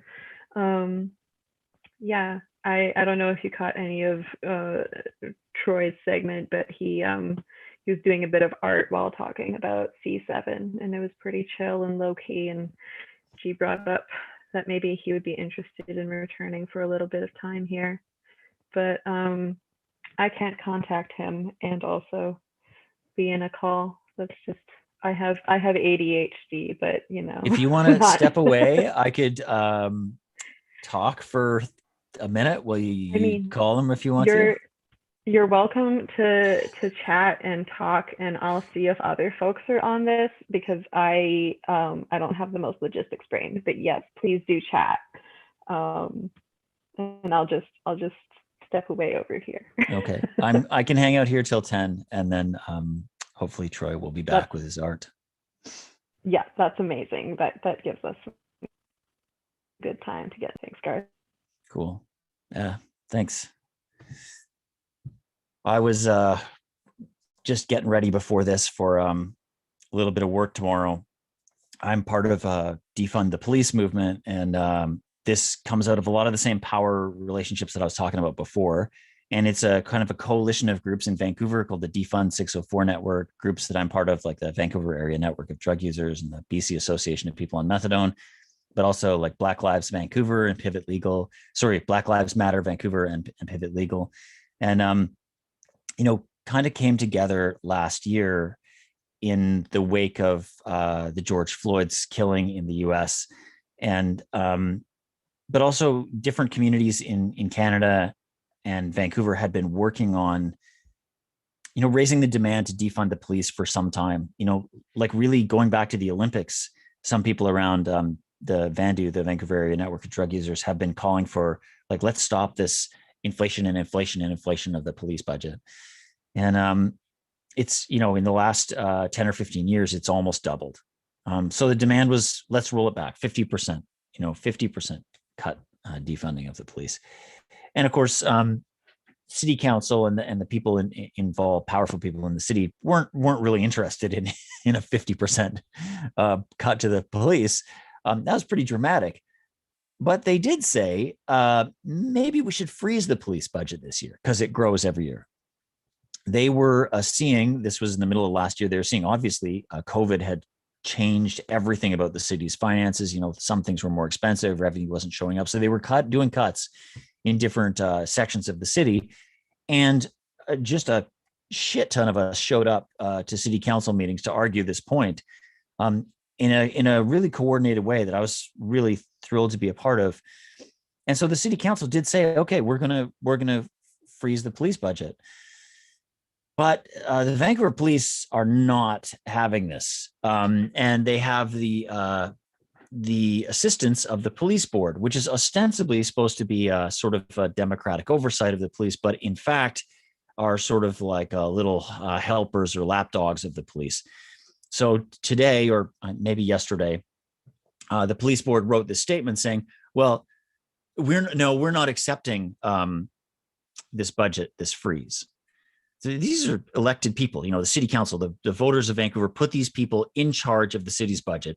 Those people decided together, voted on it, said, here's the budget for the next year. And the police are saying, we don't care about that democracy.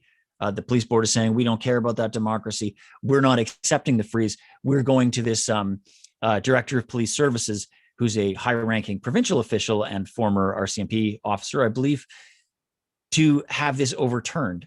And incredibly, this happens. So there's actually, once you dig through all these layers of details and bureaucracy, there's not actually, the people who control the police budget are the police. And, I guess I'm saying this with great excitement and surprise, but maybe I always knew that. But so, we're entering this moment of, is there any way to get any kind of democratic control over police? I've been in the city for a long time, and I've been a part of where there's police violence has jumped out against me and other people. We've, sometimes tried to file complaints. We've used different legal and sort of administrative law processes to try and get some reform or something like that. It does not work. They put up that blue wall, and they will not make with the files. They will refuse to hand stuff over. They don't want to play ball, So this is like they'll slow walk you and kind of stonewall you right to the end of the process and just run out the clock with lawyers that are paid for, I guess, by the taxpayer. So we're kind of at the end of, there's no more moves to reform the police. Not even, it would seem, budget possibilities. And when the police want something that they can't get off of the voter, they'll go to rich people to get it.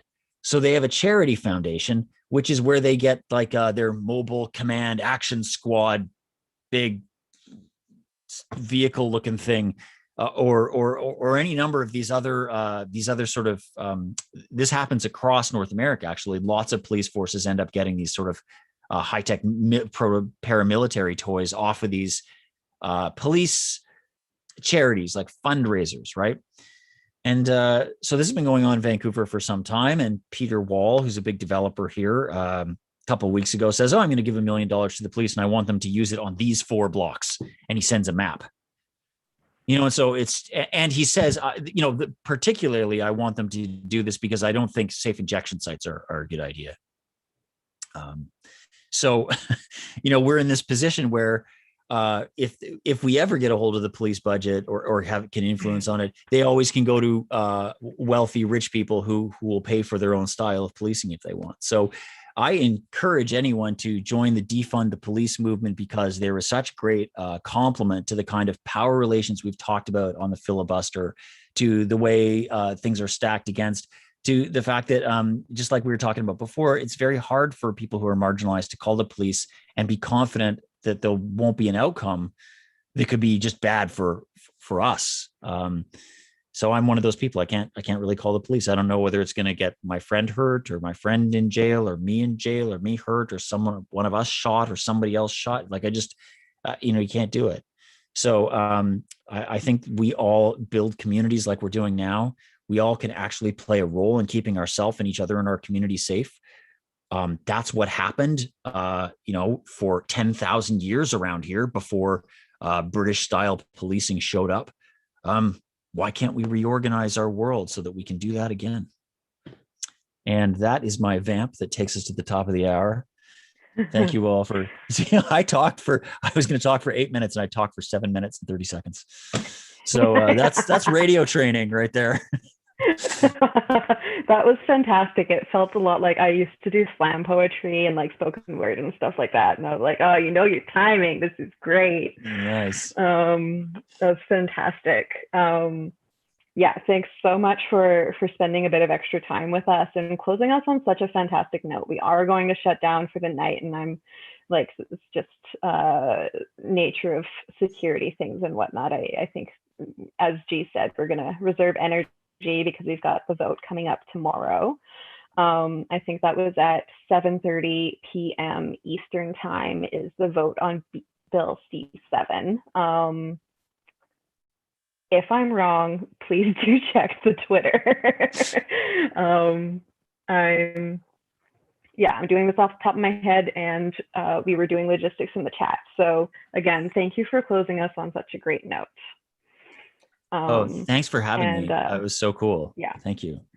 Thanks Great to the whole team. And yeah, totally. Echo the join the defund group. We've got Tracy here, but I know I was just waving. I was just waving at Garth and realizing that was so ridiculous. Bye, Garth. Thank you very much. Thank you. Be safe. Keep six, everybody. Bye. Keep six. Cheers.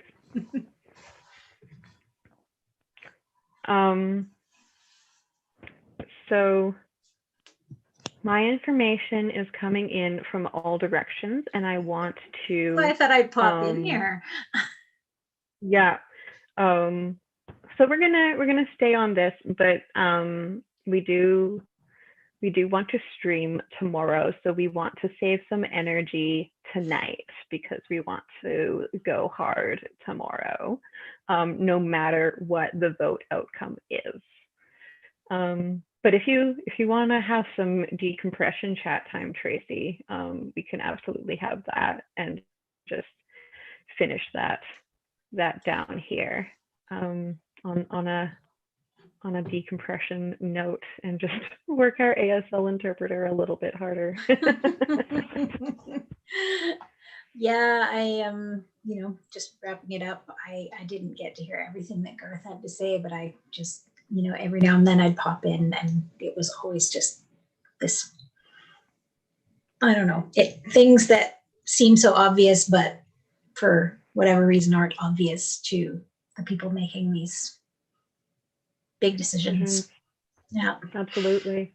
Yeah, and half of me is like, man, I wish we had folks like Garth making these decisions, but then I'm also like, but then I wouldn't trust him. I trust him because he knows like the complexity and the weight of it all, Yeah. Yeah, I think the best politician we've got is the one that doesn't want to be in office. That's really fair. It's really, and it is like, it's a tough job. Yeah, it's definitely a tough job. And I think if you're not really careful with it and have a lot of respect for the people that you're serving and all of the people that you're serving, there's a part of you that can really get worn away by the process of becoming well-known enough and becoming that politician and doing that kind of service. And if you're not careful, it can do some awful things to kind of your ethics.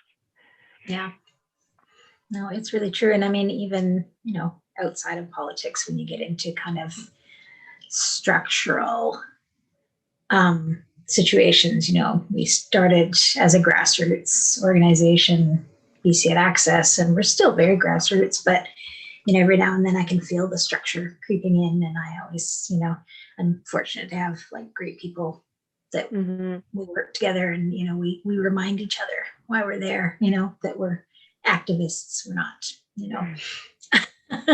Absolutely. Organizational folks, really. So yeah. I think that's part of why I've loved this filibuster so much, is because like everyone's just involved because this is stuff that we care about, right? Like we're here because Bill C7 is important to us. Oh, Tracy, so we're going to do some on-air back end again as we close the night, as is our beautiful way, you and I. Would you mind checking the schedule in the Google Drive? That should tell us when we're back on tomorrow, so we can give everyone that's still tuned in that information. Yeah, I can tell you that we are back on at 7 a.m. Eastern time tomorrow, and we're not actually quite sure what's happening yet at 7 a.m. because there may be someone coming in, but it might be one of the great videos that we've gotten permission to share. Beautiful. And either way, it will start up at that time. And I can tell you for sure we'll have Dr. Amy Kavanaugh at 10 Eastern for 2 hours, which I'm pretty excited about. Yeah, that'll be fantastic for sure. Yeah, and then I don't know if you talked about it when I wasn't here, but tomorrow is the 11th anniversary, if I've got it right, of the ratification or implementation, I'm not sure which, of the Canadians, or not Canadians, sorry. I'm so tired. You're doing great. The it's convention, totally fine. The UN Convention on the Rights of Persons with Disabilities. Yeah. And we will have some really amazing people coming who participated 11 years ago at the UN in sort of making all of it happen. And, some great legal minds talking about the connection between that and Bill C7.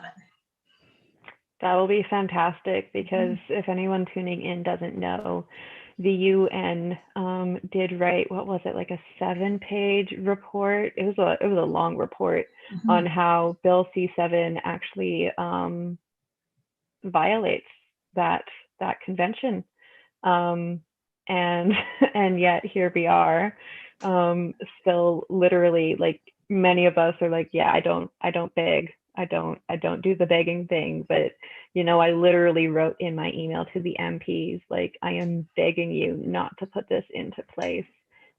This will kill people that we care about. This is going to kill, this has the potential to kill so many folks that we care about. For some of us, it has the potential to kill us. That is a case.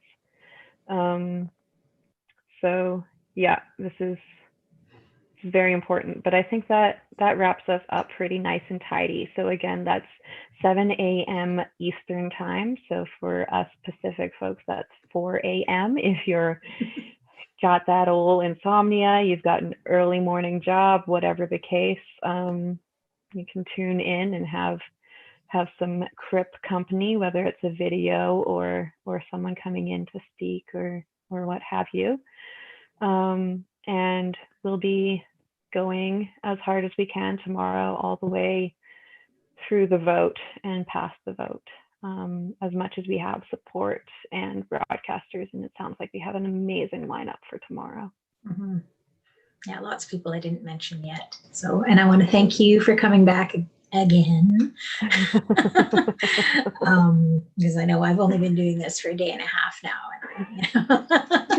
I feel like, oh gosh, we've been working together for so long. I honestly cannot believe last night was the first night of the actual stream, it getting off the ground and not just having Zoom bombed. But that's wild. It's been great getting to know you. Yeah, I know. It's been really awesome. Really enjoying it. Yeah. So yes, so we are going to shut down the stream tonight and then come back again tomorrow, folks. So lovely to see you all, and everyone can leave the call and I'll shut it down from this end.